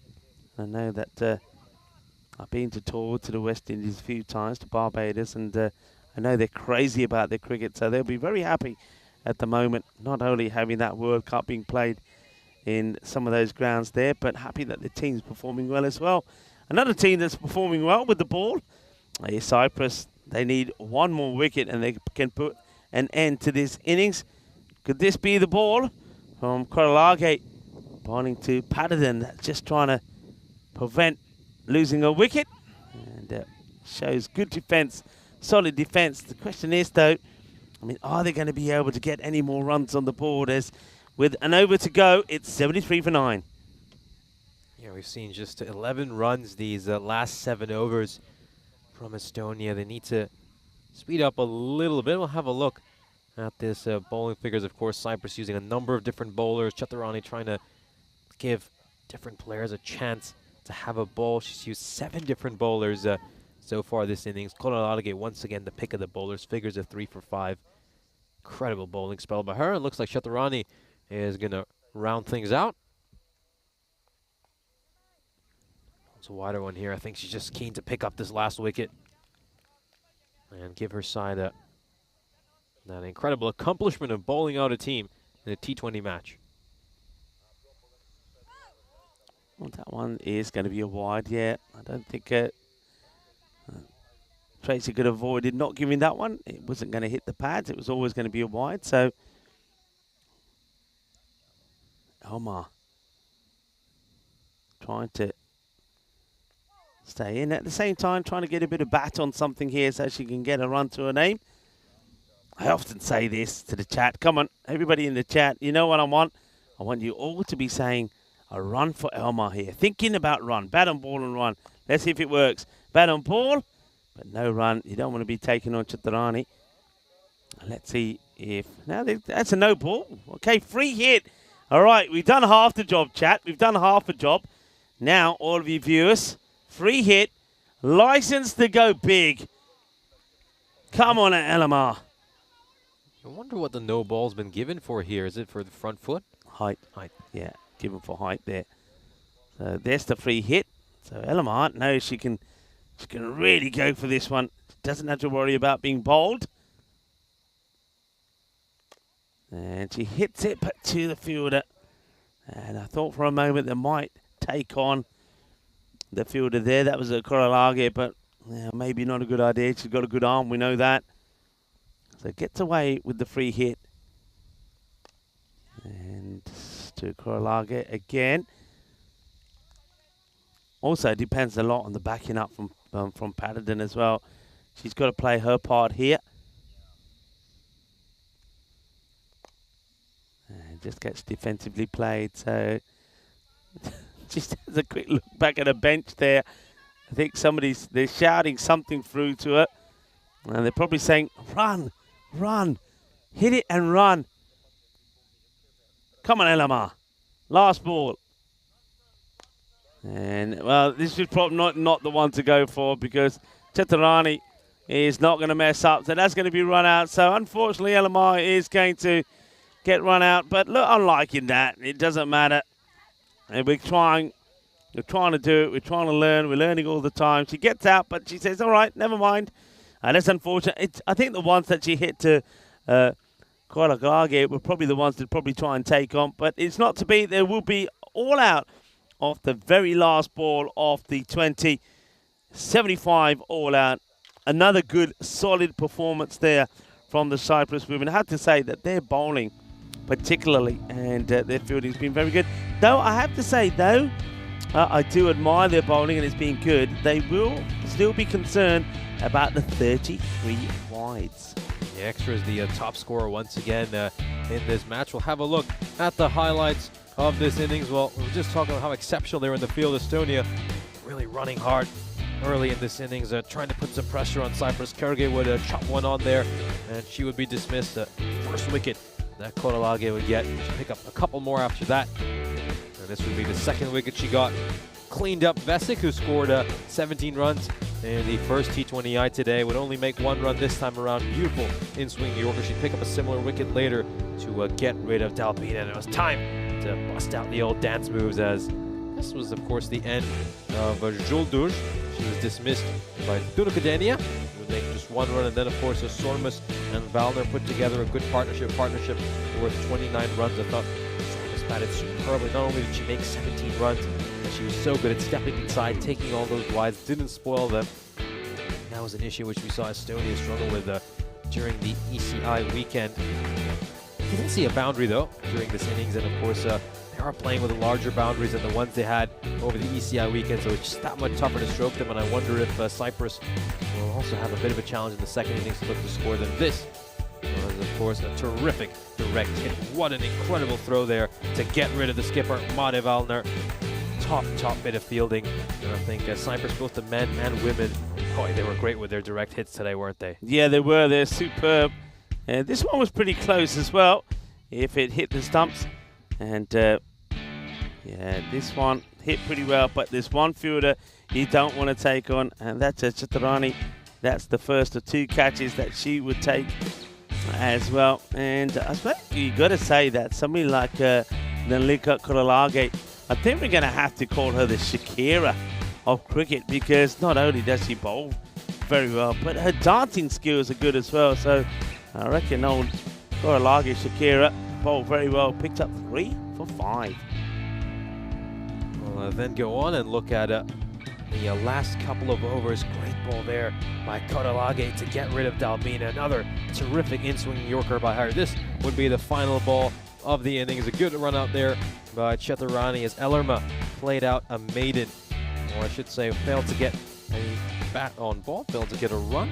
She would depart, having made no runs off the 9 ball she faced. Cyprus in the end restrict Estonia to 75 runs, a score lower than the one they made in the first T20I today, but we just wonder how much of that has to do with the length of the boundaries. We'll have a look at the scorecard here for Estonia. The top scorer was Lina Sormus, a very useful addition to this Estonia side after she was unavailable over the weekend. She certainly added a lot to this team, and you can also certainly look at her and say that she played a big part in Estonia getting those 36 runs of extras. I think over this weekend, a lot of Estonian batters were spoiling these extras, but not Sormus. She kept stepping inside, kept taking those extras, and basically forced Cyprus to bowl good balls at her. Here's a look at the bowling card for Cyprus. A great all-round performance by all of the bowlers. Korolage, once again, the pick of the bowlers. How good has she been over this weekend? Chaturani with terrific figures as well. Gave up just 7 runs, had a maiden as well in the 4 overs she bowled. Those two, once again, spearhead a great performance for Cyprus. Yeah, they bowled very well, didn't they? And I think when you look at those bowlers there, so Dino Halage, Dunukadena, and also Korolage with the captain Ursha Chaturani, those 4 would cause trouble to most batting lineups. They really would. They bowl very well. They're quite tidy. I know that the extras are a little bit higher on the high front there, but that's probably because Chaturani did give a few overs to bowlers that she may not in a tighter match have used, but because of the way this innings was going, she uses them. They do very well. They bowl out Estonia for just 75. So 76 needed. We'll be coming back, myself and Nijay Bhatt, in about 10 to 15 minutes time to talk you through the final innings of the day. It's match day number 1 of our T20 international experience here in Cyprus. The men of Estonia have been victorious in both their matches against Cyprus, but can the Cyprus women keep flying the flag for Cyprus here and do the double in Estonia here today, which means it'll be even Stevens if you put all the results together. Join us back in about 15 minutes time and we'll talk you through the last innings of the day.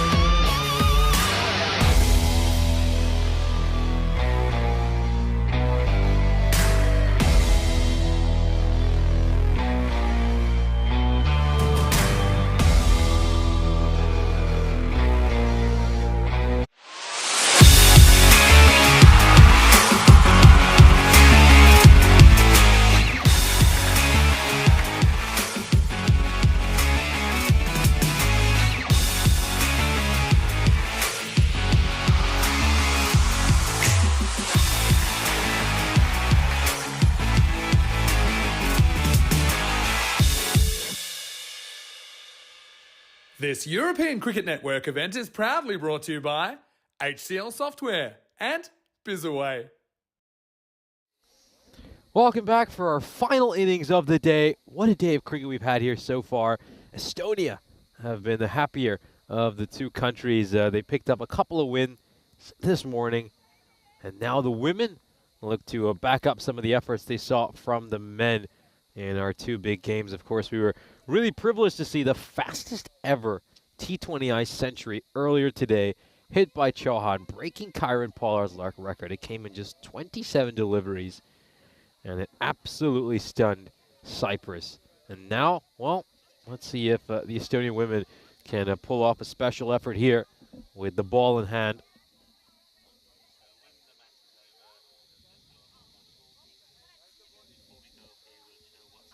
So Cyprus, of course, and Estonia played each other in a T20IW before the start of this match. They had a T20I in the morning that was not broadcast on the European Cricket Network, and Cyprus picked up the victory in that match courtesy of a great innings by Chaturani. I mean, how many times have we said that? Chaturani, the star performer.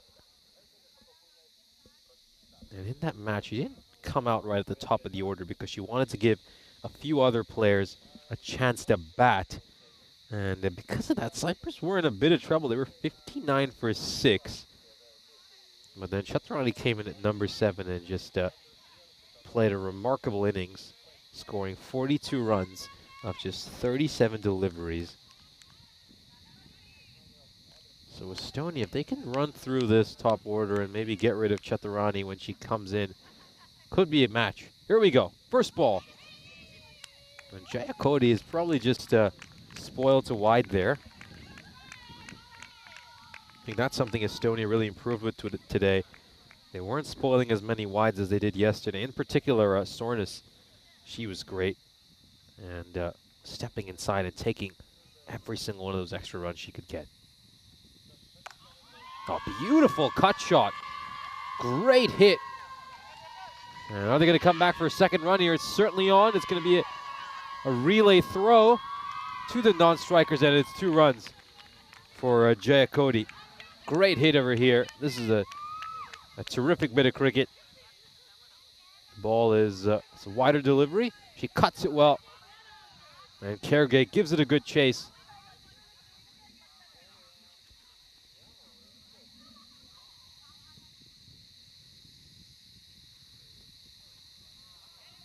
That one is wide for sure. Jacody, yeah, just needs to get rid of this habit of trying to chase some of those wider deliveries. I mean, if she gets some bat on that, she would have spoiled the wide, and there's always a chance. Just catches the back of your bat or something along the way, and you maybe it pops up and it's an edge. So don't want to get out to that kind of a delivery. Just want to get those bonus runs.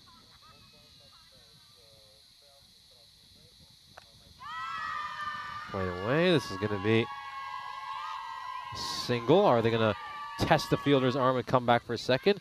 Gedarage says no. And they'll settle for a single here. A good start for Cyprus, these first few deliveries. Started out with some real attacking intent.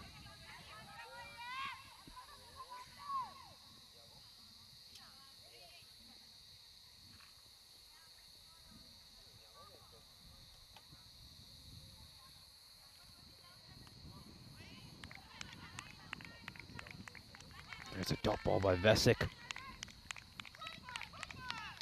Vesic bowled superbly, didn't she, during the ECI over the weekend. It was a very economical. It's got a good run up, a good bowling action.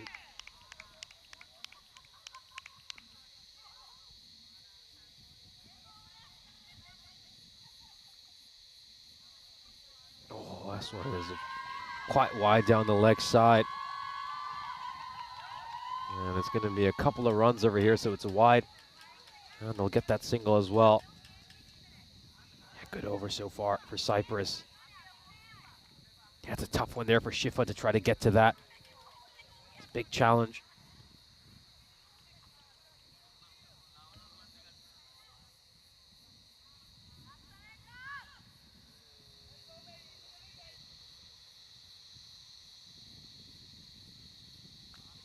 Oh, it just takes a bottom edge. And again, I think Jay Cody, we know she's very eager to put the pressure on the fielders by going for quick singles. That one just nutmegs the keeper. Uses her pads well to block that one up.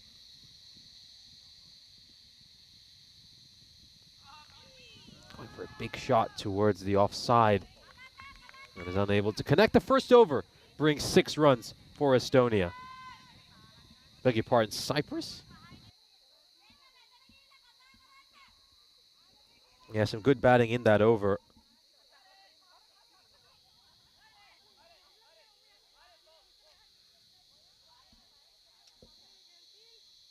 I think they came out there, played some good attacking shots, and were really trying to score their runs.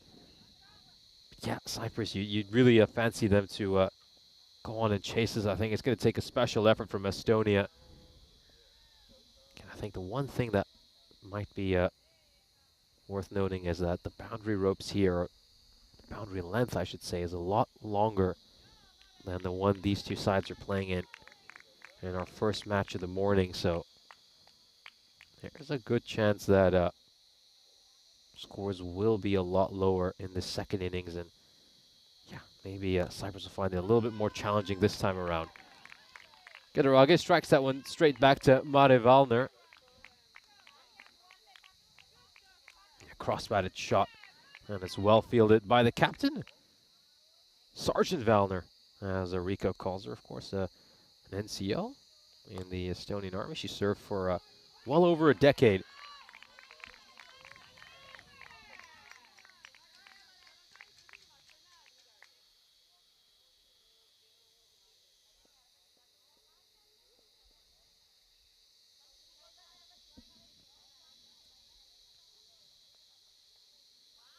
Down the leg side, and that is going to be a wide.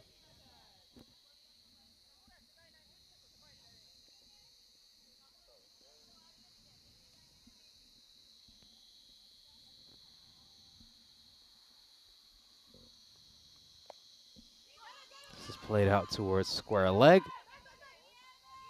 And that is going to be a single. Good throw back to the keeper. Oh my goodness, there were 3 fielders backing that one up, and it's gone through all of them, and they're going to steal a single here off overthrows.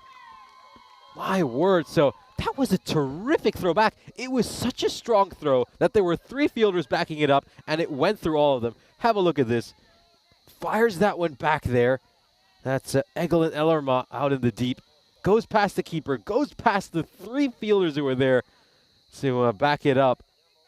And they're going to steal an extra run off overthrows. No, he certainly said that Ellerma has a strong arm.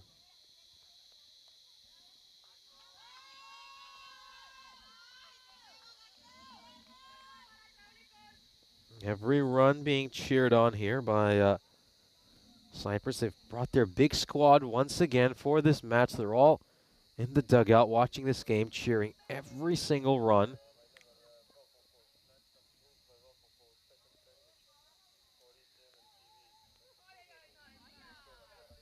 This is going to be a dot ball.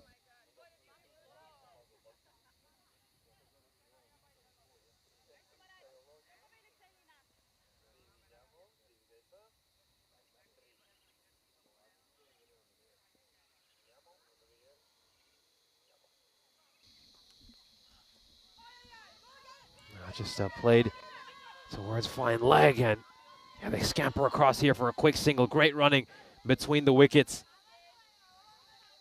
They're just going for the big shot, trying to hit this just behind square leg. But they are picking up the singles here. They're doing well here, Cyprus. I think these two opening the batting. They've been running hard between the wickets. They're going at about a run a ball. That run rate is more than enough for them to win this game. Oh, it's a full toss. This is going to be struck away very well towards mid-on. And it's another single. So great run right here for Cyprus. They're going at exactly a run a ball. And Estonia, well, they're desperately looking for a wicket here.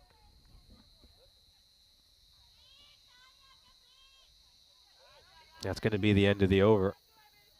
Oh, no, it isn't. So, yeah, a little bit of confusion there. We've still got 1 ball left in the over. It's a no ball, actually. It's a no ball. Yeah, it might be there a no ball for height, so free hit coming up. It's not the end of the over. And they're going to get a run off the free hit here, Cyprus. And now that should be the end of the over. 14 for no loss at the end of 2, going at 7 and over. Great start here for Cyprus. Yeah, I think for Cyprus, though, one thing they do need to look at in terms of development for them is can they get runs from batters other than Chaturani? Obviously, Chaturani just head and shoulders above the competition throughout these first 3 days of international cricket. But if they can win games, they can prove that they can win games without her requiring to bat. That's going to give so much confidence to the rest of the team. Because I'm sure at times, you know, they might be feeling like, well, are we a one-woman army? Not really. Got plenty of talent on the Cyprus side. We've seen that both with their bowling attack and some of the powerful batters they have. Sormness starts off with a slightly loopy full toss. I'm just having a look at the square leg umpire here. It's been deemed a legal delivery. It's come back down in time.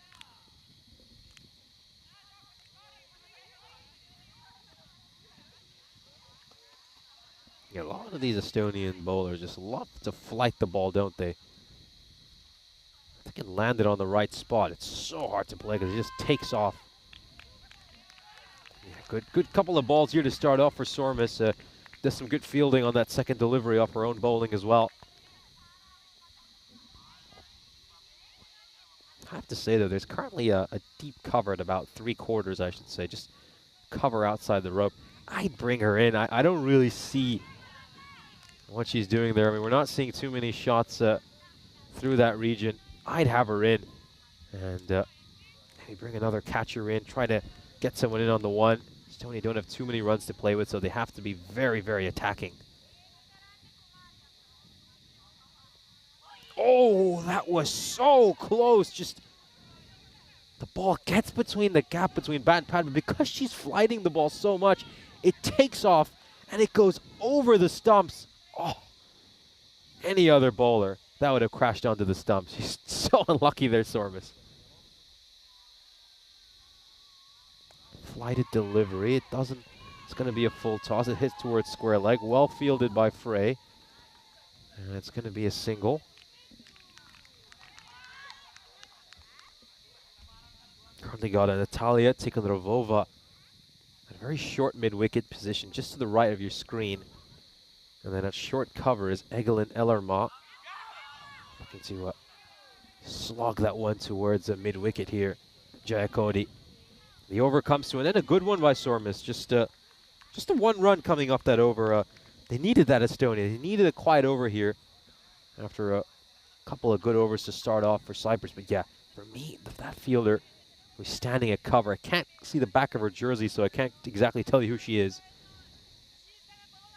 It's a Natalia Zholduj.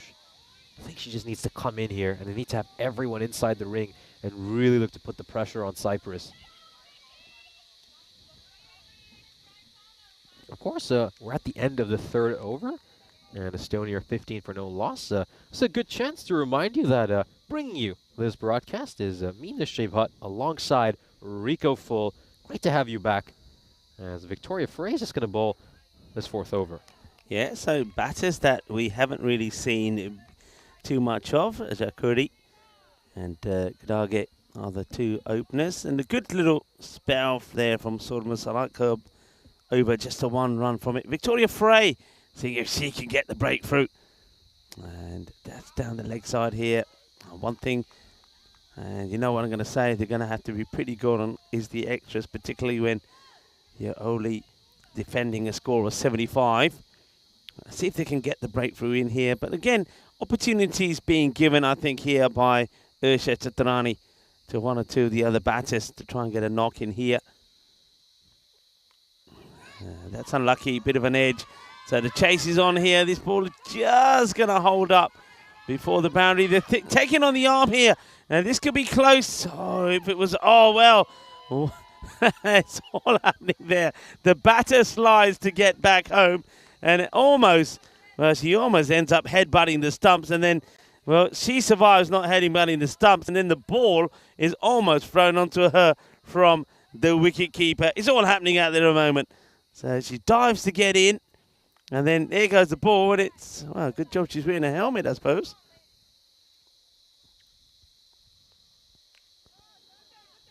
Well, just going down the leg side, it's going to be another wide. So, yeah, these two had a 17-run partnership in our opening match of the day. Jai Cody scoring 7 runs, and Gadarage was on 6. 6 of 14, actually, exactly what she is right now. So, yeah, they're batting very similarly to what they did in the first T20I between these two sides. Another one just down the leg side there for Frey. She does struggle a little bit with extras. That is one of her Achilles heel. Yeah, you're right. Just not getting it right there. But what I'm seeing a little bit better from the batters, not that these two were guilty of it when we saw them, is they're leaving those wides alone. And a little bit of communication between Tracy. And I think she just didn't get the acknowledgement there from the scorers.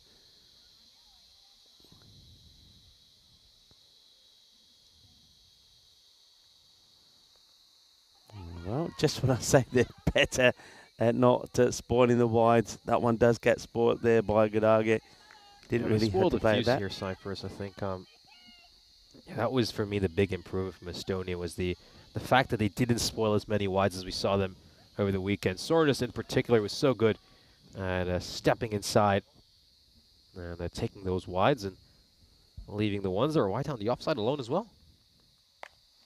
This is a cross bat stroke. It struck straight at Ellerma. She does well to get her body on the line and fires in a good throw at the striker's end, but they'll scamper across for a quick single. Yeah, a lot of hesitation. They didn't go straight away and then decided they would go.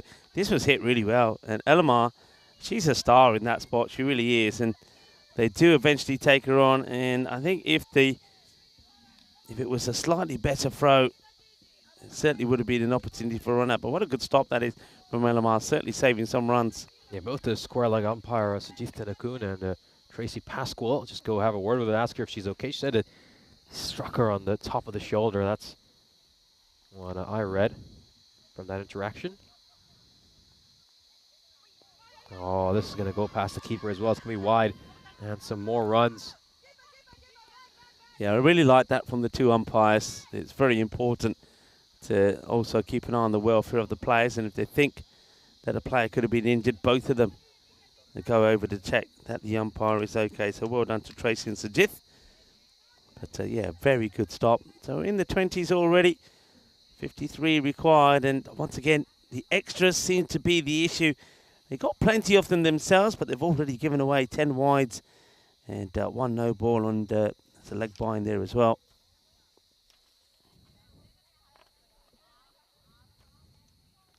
It's going to be too wide now outside the off. There's no chance really here of Shifa making a stop there.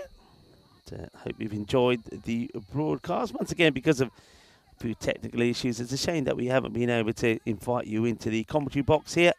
And just I think with the heat, a lot of equipment has gone down. So we've had to sacrifice the commentary camera to be able to bring you some of the other action. But do join us at the end of the match for us just to say a goodbyes to you. And thank you, of course, to everybody that's been so interactive in the chat. You've been absolutely fantastic. And we will also have some highlights of the day. And there certainly were some highlights in the day, especially for the Estonian men. 2 wins over Cyprus. And, of course, that century, another century from Sahil Chauhan, the fastest century on the T20I circuit. And when I say fastest, I'm not talking about European Cricket Network. I'm talking about in the world. If you want to go check it up, you can go to all the sites and type in what's the fastest century in T20 internationals. And it would have said Chris Gale, who brought it up in 30 deliveries. Not anymore. Now it will be Sahil Chauhan from Estonia, the fastest T20 century. He brought his century up in 27 balls. So what a proud moment for him. And also, you'll see some of the highlights from the women's cricket as well. It's been a cracking day of international cricket. Thank you for joining in. Thank you for your support of the European Cricket Network. And if you do need to leave early before we wish you well, then do, of course, join us tomorrow. And thank you for watching. End of the over. 25 without loss after 4. See Anna Delbina come into bowl this 5th over. We know she's a very talented bowler. Saw her bowl very effectively over the weekend during the T10 action we had here at Happy Valley. One thing I like, I wonder if people who watch tennis may be able to sort of relate to what I'm about to say. I think as this one gets played, maybe a single. You know when you watch some sport and you get used to the way the players react and what the interactions are. So when you're watching a game of cricket, for example, when we see the men's play, you know, there's the occasional applause, the occasional well done when the boundaries hit. But normally it's probably pretty quiet. Well, when the women play, there's a lot of noise, isn't there? And I'm loving that. From the way the Estonians make the noise while they're in the field, they're cheering and they're almost singing. It's almost like a chant they've got every time there's a good bit of play. From the batting side, from Cyprus in their dugout, they're cheering and screaming and yelling. It's a bit like tennis. Tennis is normally pretty calm, civilized, not too much noise. That's a cracking shot. So there's the noise levels I'm talking about. It's not going to go to the boundary. They'll come back for a couple. But it's a bit like the Davis Cup. When you see the Davis Cup being played and tennis changes, that all the players get involved. They're chanting, they're screaming, the crowd get involved. And women's cricket is a bit like that. I just love the passion that the women bring to it. It's absolutely fantastic. Yeah, I remember I had the just comment on that. After this delivery, that one stays low. It's I wonder double bounce. I The wonder, umpire doesn't say so. Yeah, I wonder how many times this bounces. I mean, I think this might have bounced more than twice before it gets to the line. So I think technically, by the laws of the game, that probably should be a no ball. But I think the umpires may have missed that.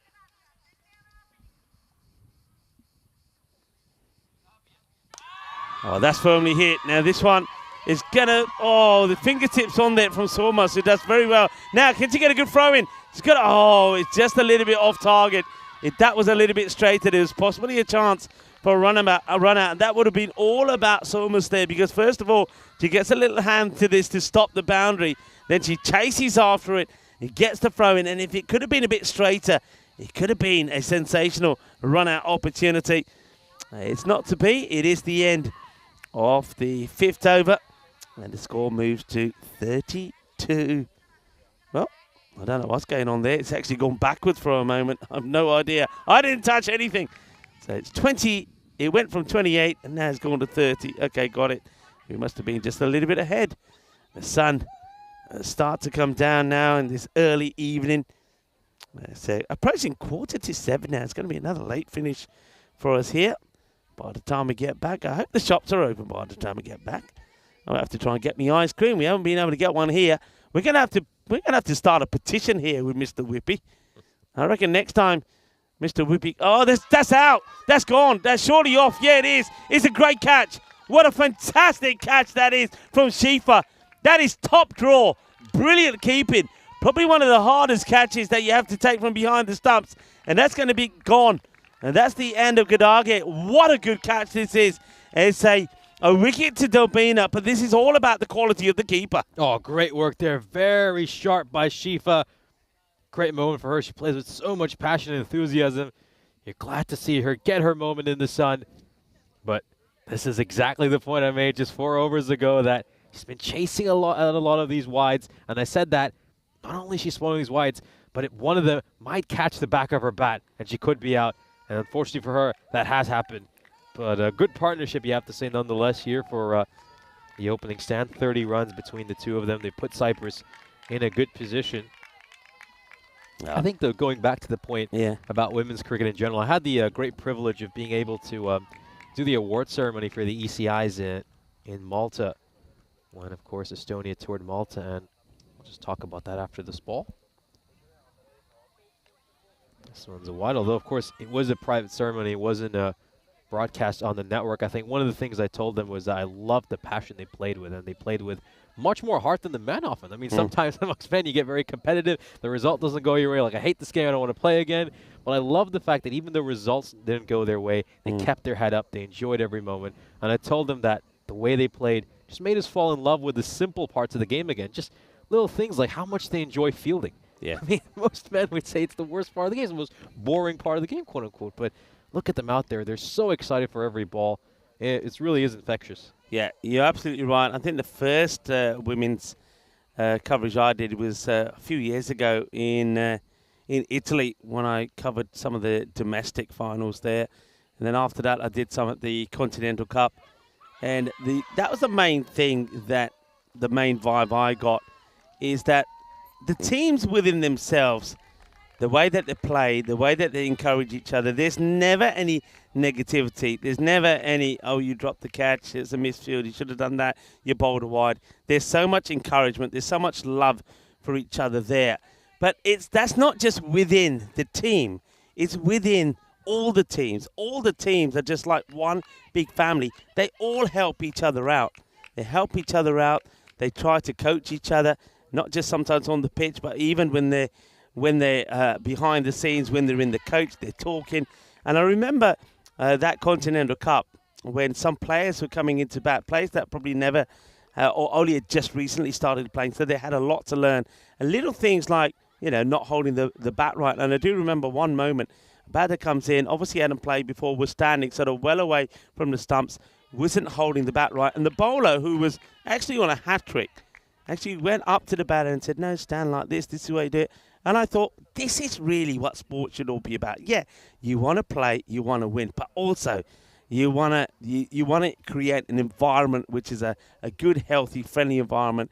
You want to build. It's all about networking. They network so well together, and they support each other so well. And you talked about the passion. The passion is there. The pride is there.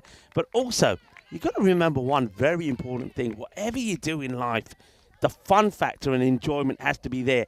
If it's not there, then why are you doing it? And these girls, these women, they're playing because they enjoy it and they like having fun. And that's the main thing about it.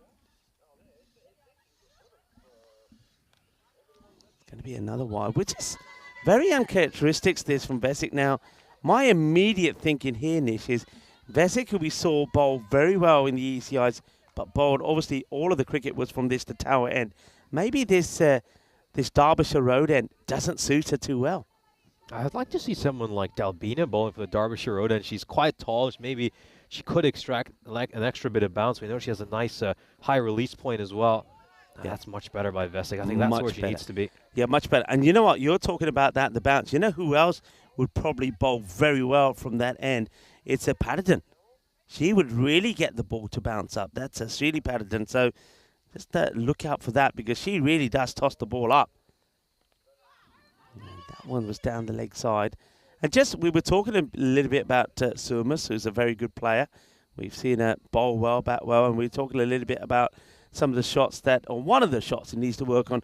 And if you have a look at most of the shots that the Cyprus batters are playing, that's where you can learn from, especially the short delivery.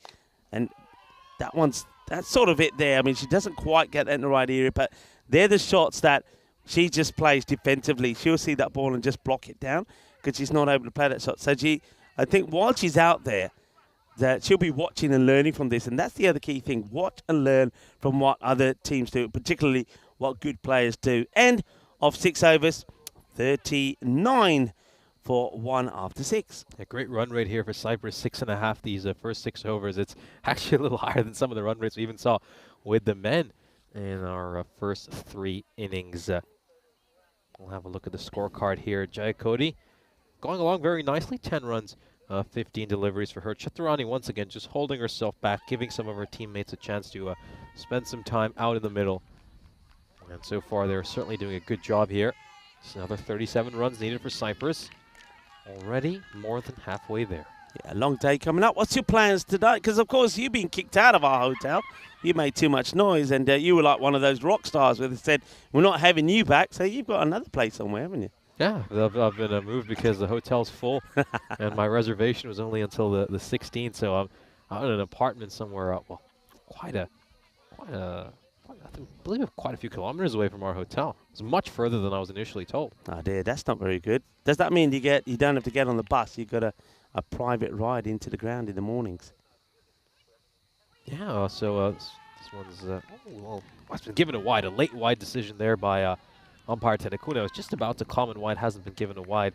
Yeah, of course, so I was quite lucky this morning. I was picked up by a president of the Cyprus Cricket Association, Mohammed Hussein. Had a chance to share a ride with Arjun Shahi as well as he was coming into the ground. This is going to beat the fielder at cover. They're going to take a single here, and some more runs being ticked off the board. So what's this? Just because you come back from military service, you're getting VIP treatment. You're getting a nice little apartment. You're getting picked up in a private car. Oh, you're going to tell me next that your apartment's got a nice kitchen in it? It does actually have a kitchen. Lovely. You know what that means? Unfortunately, though, we just simply don't have the chance to cook. Come back so late, don't we? Don't give me any of that. That gets chipped over the infield. Now you got to cook for me. Now you got to make it. You got to cook and bring some food in for us, I reckon. We need to put a challenge into you to say, right, come on, we want you to cook your favourite dish for us. Actually, you are right. I must admit, I forgot that the time scales, even yesterday, by the time we finished, because we started slightly later, today will be the same. By the time we get back, the little shop across the road is going to be shut. I mean, I had to march a fair way to just get some cold drinks in, but most food places are open. But by the time you settle down, it's pretty late, so I'll let you off. Not on this occasion. Don't have to cook for me this occasion. Taking it on, and that's out. That is out. Brilliant work. Sensational. Well, the fielding from Cyprus have been pretty good, but it's been pretty great also from Estonia. That is going to be run out, and that's unfortunate.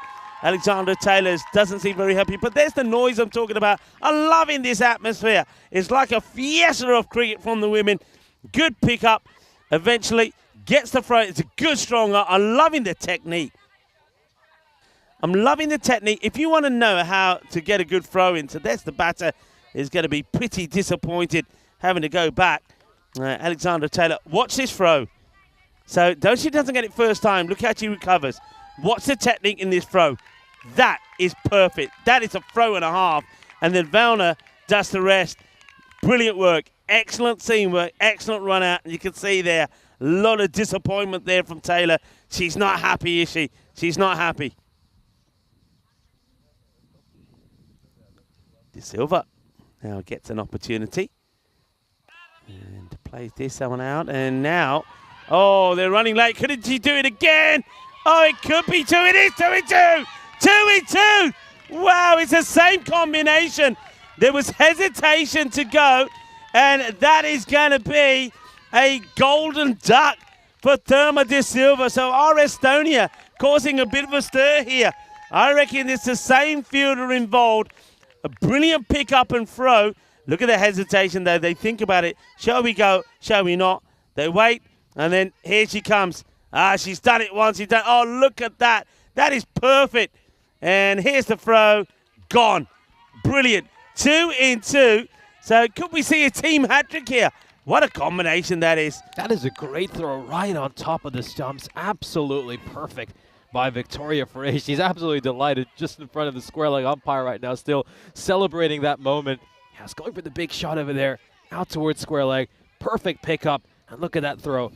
Absolutely precise, right on top of the stumps. That is the end. The team hat-trick is on here for Estonia. Chaturani, though, she's seen enough. She wants to come in here and salvage this situation for Cyprus. Victoria Frey, take a bow.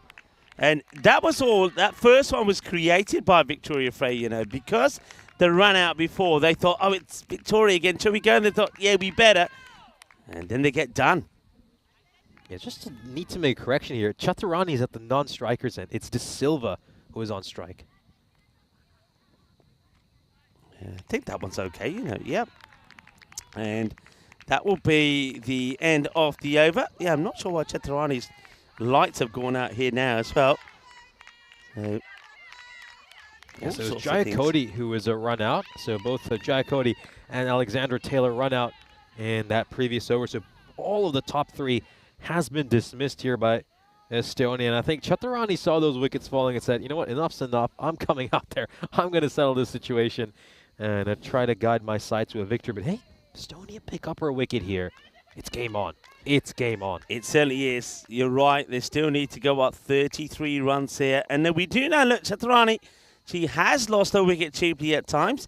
And look, Chaturani in, Surmas, they go to the most experienced bowler, bowling from the other end as well, so you might even get a little bit of extra bounce. that's being played away. She, like the way that Citrani places, doesn't take a risk, so she rolls the wrist on it to try and keep the ball along the deck, but because she does know that there is a fielder out there in Natalia, so just takes a single. So Victoria Frey, just seen she has a gun arm. She's been put out at deep cover right now. I'd bring her in just nice and close inside the ring of mid-wicket, hoping she can make a similar throw, because she's not going to be doing too much at the position she's stationed at right now. I just say move someone across here, bring her in inside the ring at mid-wicket, plug that gap, and see if she can force another run out. It's a nice looking pull shot. Once again, good fielding. Only the singer. Yeah, and also, I mean, that's on the offside, that's a big hit, isn't it? You're not going to go that far. So, yeah, I think you got to have her in. You don't want to be giving extra runs. And also, because he's so far back, the batters have the opportunity to run too as well. And so, yeah, good call that. Once again, gets the wrist right on top of this. It will just be another single as Marat Valna leads the five batters here. That over of hers, I mean, it's a very good over. Keeps it nice and tight. But, of course, the combination of her and, of course, Victoria Frey, fantastic. That over, only 4 runs from it and 2 wickets. And that is why Chitarani has decided, as you said, time for me to come in. Here's where you need to be smart. Everyone needs to come close here to deny the single to De Silva. Well, this is almost that has to stop because Chitarani at the non-strikers end drops a bat and very sportingly Surma says, all right, I'll be nice. In the air, oh, just gets it over the keeper. So a little bit of good fortune there for De Silva. Tense little moments here. So it's under 30 now required. So the run rate, I mean, is practically nothing. A couple and over will do it. Defensively played, respect the good ball that Chitarani. Chitarani's probably a clever player. She's probably in her mind thinking, well, if it goes the distance, we could win it probably just with extras coming our way because there's, on average, a couple of wides and over. So she doesn't really need to take any risks. She's looking for that short ball that she can put away. Well blocked out again. Really good bowling this from Surmas. She thinks about going for the big hit, starts to come down the track, and in the end, just defensively blocks it out. Very good over. So, well, Estonia, they're fighting back. That one only goes for 4. And at the end of 8 overs, it's 47 for 3. No fight back here by Estonia when they pick up a couple of wickets in that previous over. Are you hearing this? Yes. It was go SD, and then there was that sort of. I'm liking it. I'm loving this. I'm liking it. I just love the support and the encouragement. So they're on the back foot, but they're not giving this up. Supporting each other, loving the passion and the desire from the women out there. That is the way it looks at the moment. That worm is, well, it's all over the place. Well, the heat is having its effect on the worm as well. All right, where are we at now? Okay, here she comes. The woman with the golden arm, Victoria Frey. And I love her action. She has. This is it just gets through the keeper, so they're going to get the opportunity to get to Chitarani on strike. I reckon that Victoria Frey has the most elegant bowling action in the world, men or women. Have a look at her action. Let's just see her action. She starts off with a little sort of shuffle on the spot. Then she gets into this action. That is beautiful action. Well bowled. It just gets played out on the onside, and they'll take a single. Yeah, Victoria Frey. Oh, what a lovely action she has. Go ST, go ST. I like it.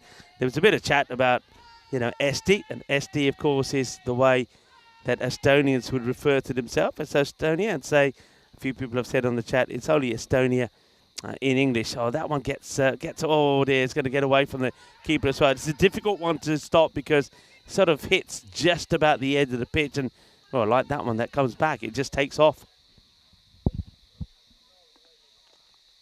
This just allows Chitarani to get back on strike as well.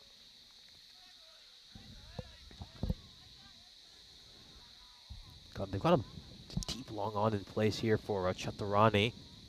But that mid-wicket boundary is completely vacant. That entire mid-wicket area, including inside the ring. Yeah, I think I'd just be bringing most of these fielders into the ring. I think for Chaturani, I'd have everyone on the edge of the ring. And then as soon as it's De Silva, bring him in close for the one. Yeah, I think you're absolutely right. So now that De Silva comes on strike, everybody should come in and put a big squeeze in here now. They're sort of kind of doing that. Yeah, this is not a bad field. So that the deep mid-wicket or square leg has come in. That just gets played out. He thinks about taking the single. Chaturani says, no, it's too risky. She's certainly not prepared to give her wicket away at this stage. They've still got a fair bit of work to do here. Yeah. Just liking this. It's like I'm watching an old spaghetti western, you know? Yeah, it's like Natalia Tikhonovova still playing Cowboys and Indians. This is just getting pushed away towards a short cover. It's another dot ball. Yeah, if that was De Silva, it's probably another batter that falls in the category of you just wanted to have the confidence of putting a bit more into the bowling. I wonder if our viewers at home can pick up these sound effects. They're absolutely fantastic. And sneaks that one in as well. So every time there's a dot, every time there's no run, there's support that's coming through for the bowler. So Victoria Frey, a nice over from her as well. 5 coming off it. So the rate required, not really going up. It's staying about the same. Then it's under 3 and over required. So every time they eliminate an over that goes for too many wides, it takes the match deeper. That's what they're looking to do here. Take it as deep as possible. 52 for 3 after 9. Yeah, just a wicket here, though. If they can get rid of Chaturani, Estonia, it just spark this game back to life, wouldn't it? Nice shot there of the sun as it starts to go behind at that Derbyshire Hill. That's the Derbyshire Hill end. And pretty soon, the sun will go, will be in the shade, and everybody will take a sigh of relief as things get notably cooler. And here comes Surmus. Again, one thing I think is worth bearing in mind, I'm going to say after this delivery. So these balls from Surmus are quite happy just to take the single, the first ball there, Chaturani. She gives it some flight. Think about it. I mean, if you go stand out off R10, or just put your head down a little bit, if you're batting now and that ball's being tossed up, you're looking in the sun. So these aren't easy to see. Look at those shadows. So this ball, watch the ball, you'll see a good, yeah, that's a nice shot. Get to the way. I wonder if they try and come back for 2. Chaturani wants to. She's pushing her partner to get there, and she will get there. That's good from Chaturani. She turns, makes sure the partner's coming, and says, come on, this is the right thing to do. And I like that from the captain. She's saying, we've got to take 2s here. Yeah, yes. I think it goes back to the point that you made. I'd love to see Shirley Pattenden bowling from this end. I mean, she flights it so much, it often goes off the edge of our screen. I wonder if we can say that loud enough so Marta Velnat can hear us and get Pattenden to bowl from the other end, because she'll give it so much flight that she really will trouble the batter. That's for sure, because that ball will be going right in the sun. Now, that's one of the ones I'm talking about, right in the air, and taken! Lovely moment for Surmus, the bowler, caught and bowled, flights it up, and Therma De Silva wants to go for the big shot, but doesn't get it over Surmus, who takes another wicket, so 55 for 4 now. Lovely caught and bowled from a very good all-rounder. It goes up in the air, and it's well taken there by Surmus. She's made an impact after returning from her break over this weekend to come and play for Estonia in these T20Is. Okay, so we'll have a look at that wicket falling again and some more of the... That's what you're hearing out there from the Estonian women as they get another breakthrough. So now, well, you get another good batter coming in. And we know that this girl can bowl, Korolage. She picked up 3 wickets. Let's see how she handles herself with the bat. Well, flicks it up in the air. Dangerous looking shot, because they have got a fielder out there since she's almost finds the safe hands of the fielder. Yeah, Modernike confirming that they can hear Natalia Tikhonravova loud and clear. Well, there you go again. Woo, woo! I don't know how she does it. I mean, my voice can't cope with it. I could do most sound effects. That's hit hard.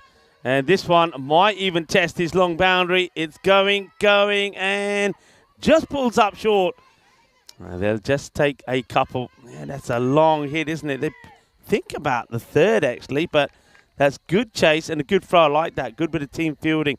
Does the chase. It gets the throw into the fielder on the 30-yard. And don't allow the batters to take the third. And so that's the end of another over. 10 overs in here now. And it's 58 for 4. 18 runs needed for victory. And the rate is not a problem. And you've got to say here that Estonia, they're battling hard. They're making a lot of noise. They're very passionate.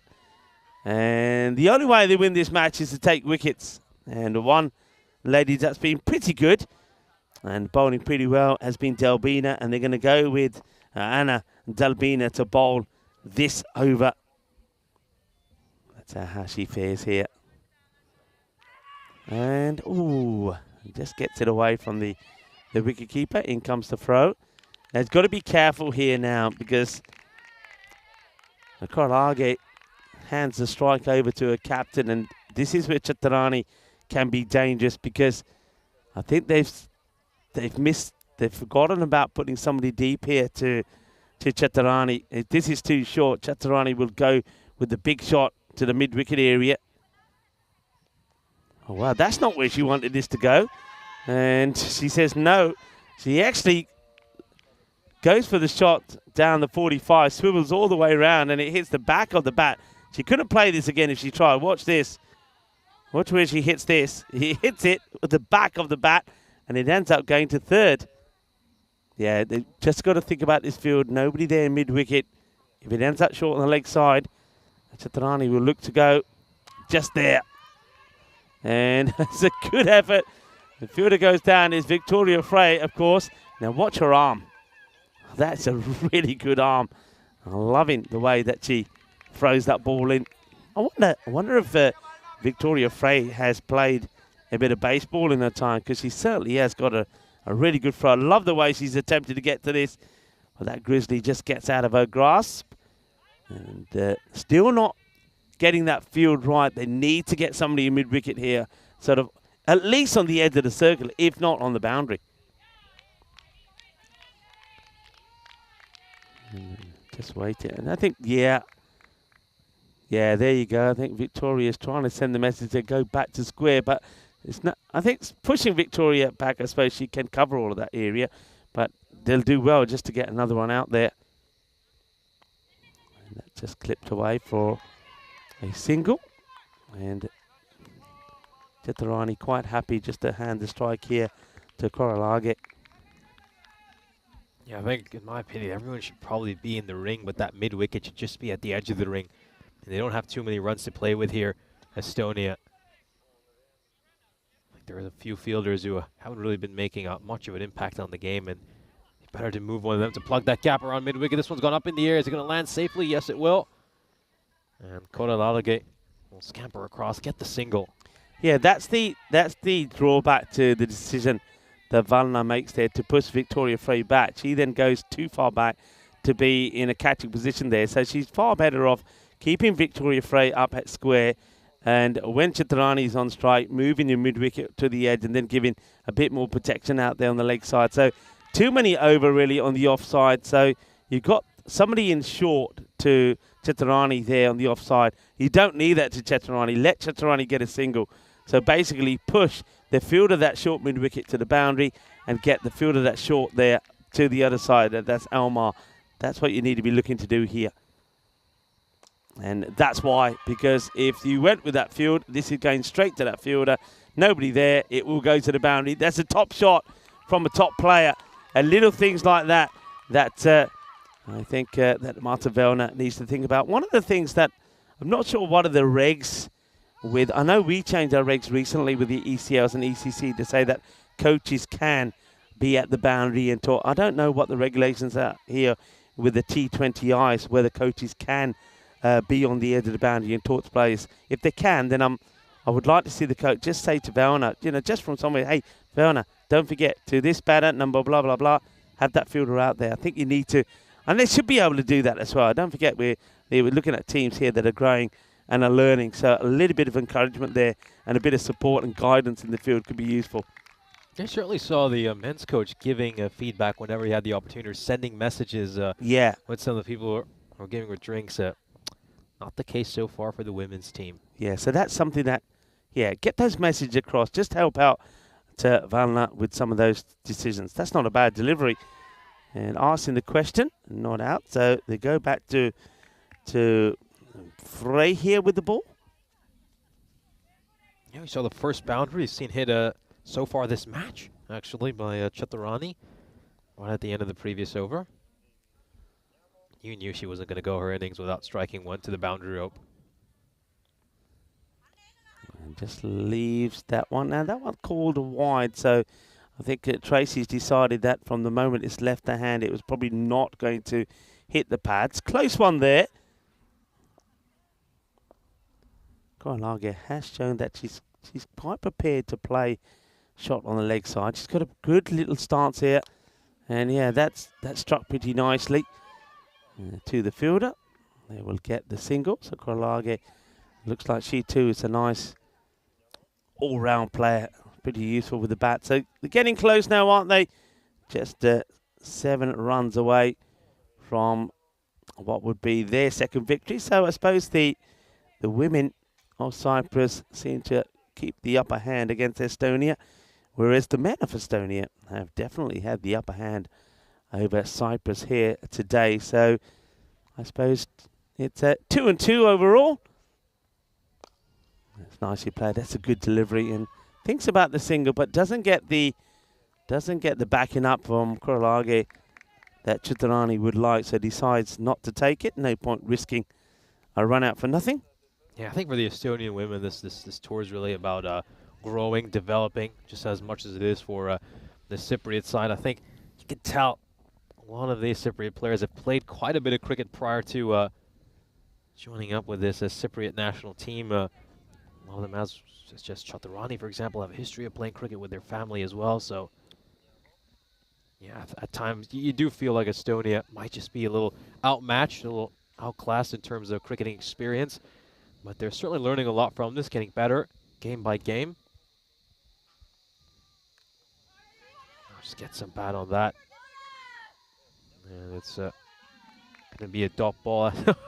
Shifa just slipping over there at the end. Good to see Ronnie acknowledging that. But I think for the Estonian men, though, they can be so proud of their effort, coming in here, tough conditions, especially after picking up a massive loss in their first match. They've shown they have a lot of toughness and grit. They've won games a number of times when they were in tough positions. You even look at the matches today. I mean, when Cyprus scored 195, many of us would have thought Cyprus might coast to victory, but no, instead the Estonian men came out of the second innings. They were calm, they were relaxed, executed the chase, and then Chauhan comes in the second match, makes the fastest 100 in the history of T20I cricket.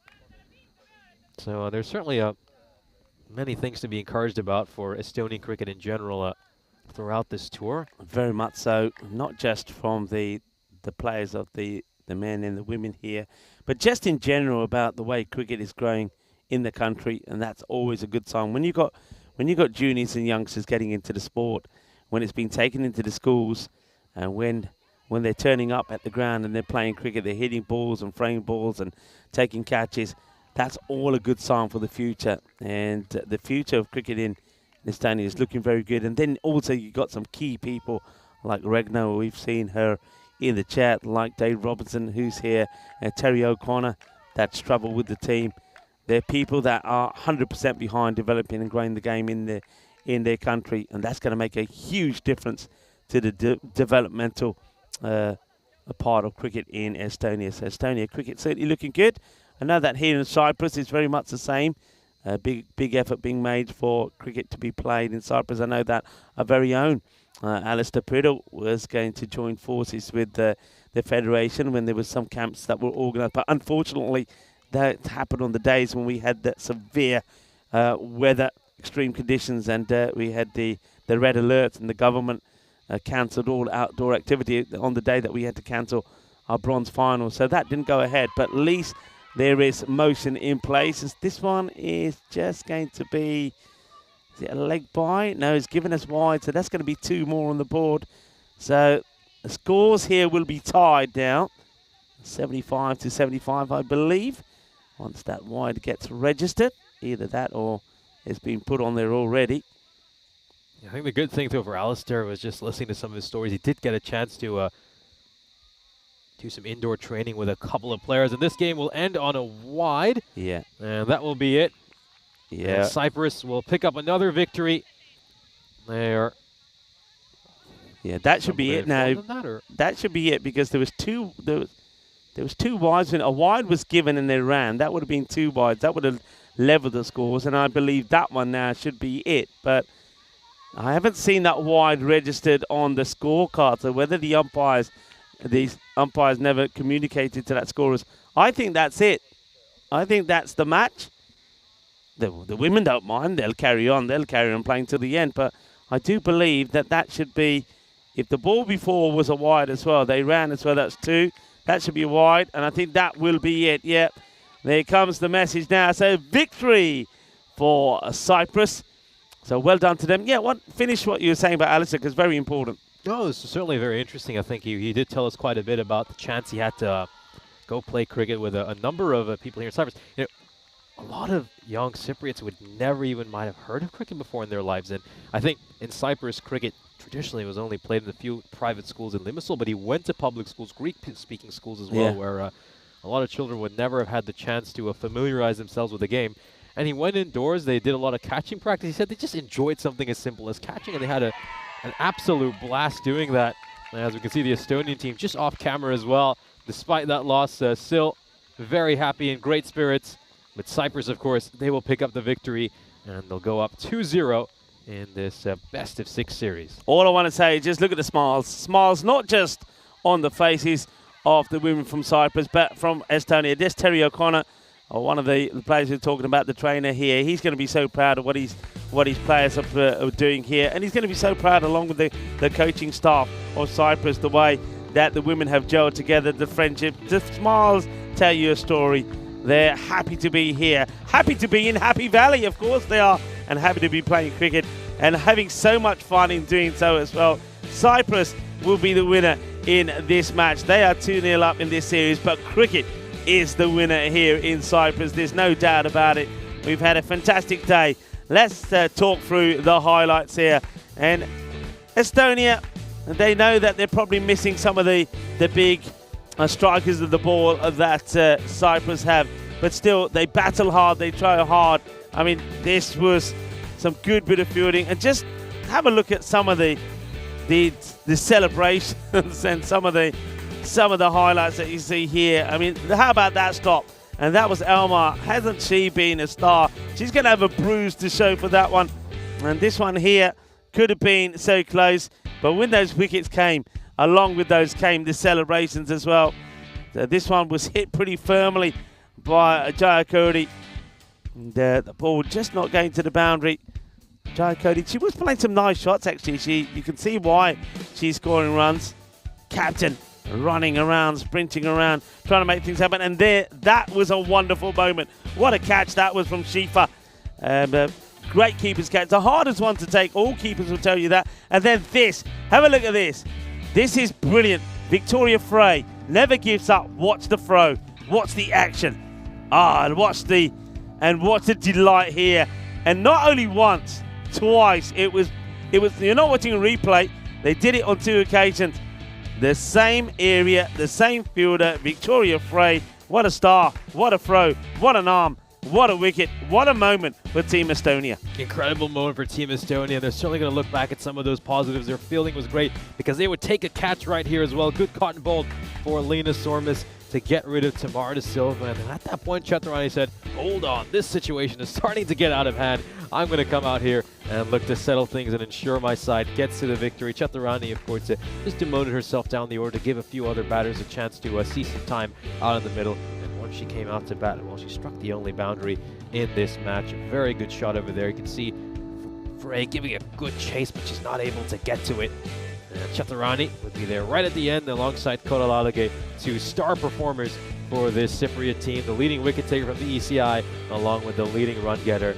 They were an instrumental part of this team, and handshakes all around right at the end. Cyprus go up 2-0 in this T20I series. We'll now have a look at the scorecard of this second innings. Cyprus, of course, were chasing a target of 76. That was set for them by Estonia.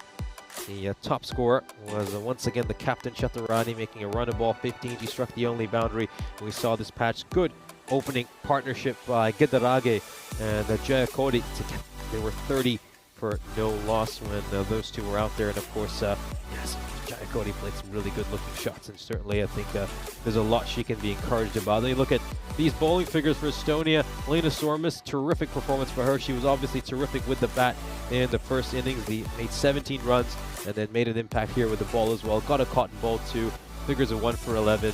And she was the standout bowler for her side. We'll now have a look at the match summary. A great bowling performance by Cyprus in the first innings. Saw that they would restrict Estonia to just 75 runs and also bowl them out. Then they came out in the second innings, were absolutely critical, chased down this target with 8 overs to spare. It's 2-0 now for Cyprus. Yeah, good performance from Cyprus. I mean, they are, on paper, the stronger side, so I think the result is no surprise. Cyprus, though, themselves will know that they can be tidier themselves in the field. They'll be a little bit disappointed with the number of extras they gave away. So of that 75 runs that Estonia got, 36 of those were in extras.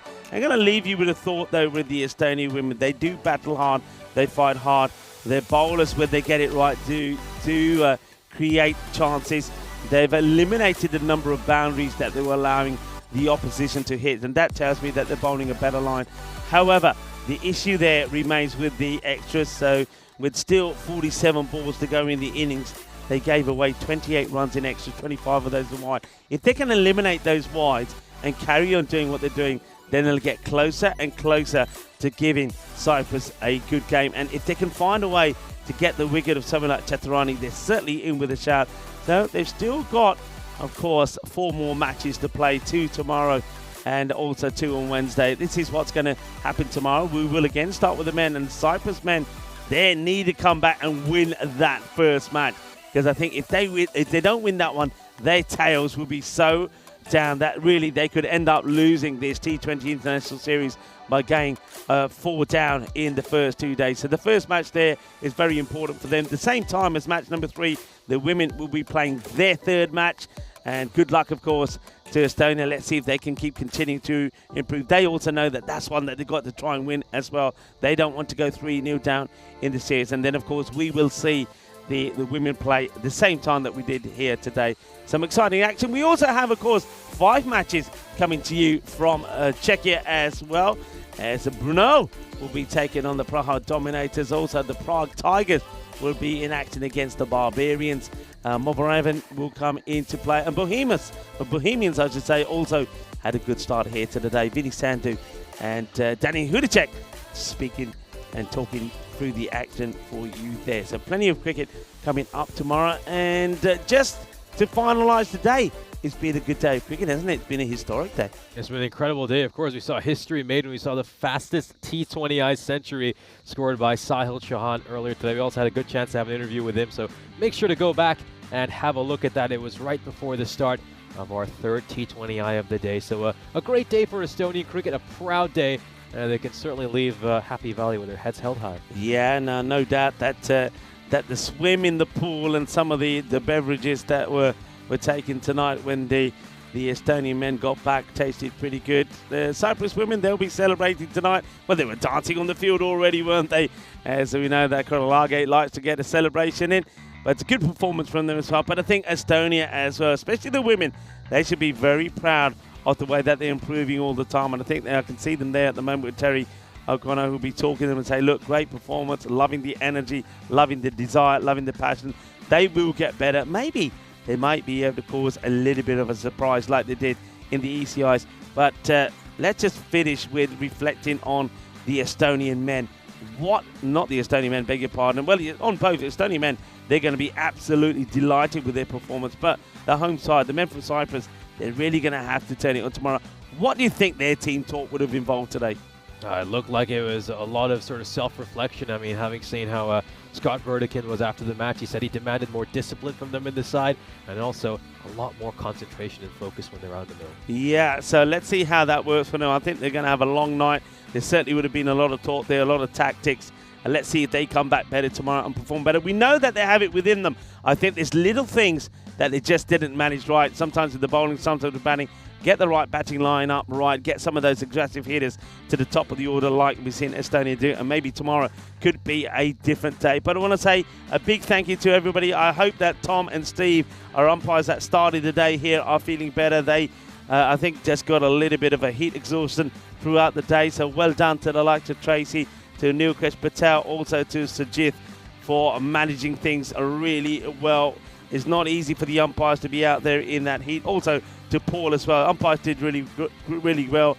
ECN crew as well. Don't forget our scorers have to be on the ball every time. It's a hard job for them to concentrate in this heat. They've been absolutely brilliant. And once again, to Spring Media crew as well, to Dennis, to Oleg, and also to Martha Maria. Thank you to everybody. But most importantly, thank you to all of our viewers around the world. It's been absolutely brilliant having you with us. I hope you've had a fantastic start to your week. Happy Mondays to you, and we will see you tomorrow. And we know that we got the highlights of the day ready for you. So just before the highlights, it's time for me to say thank you for watching. Thank you for your support for the European Cricket Network. Be good, be safe, be happy, and we'll see you tomorrow. Esta mañana from me and from Nish.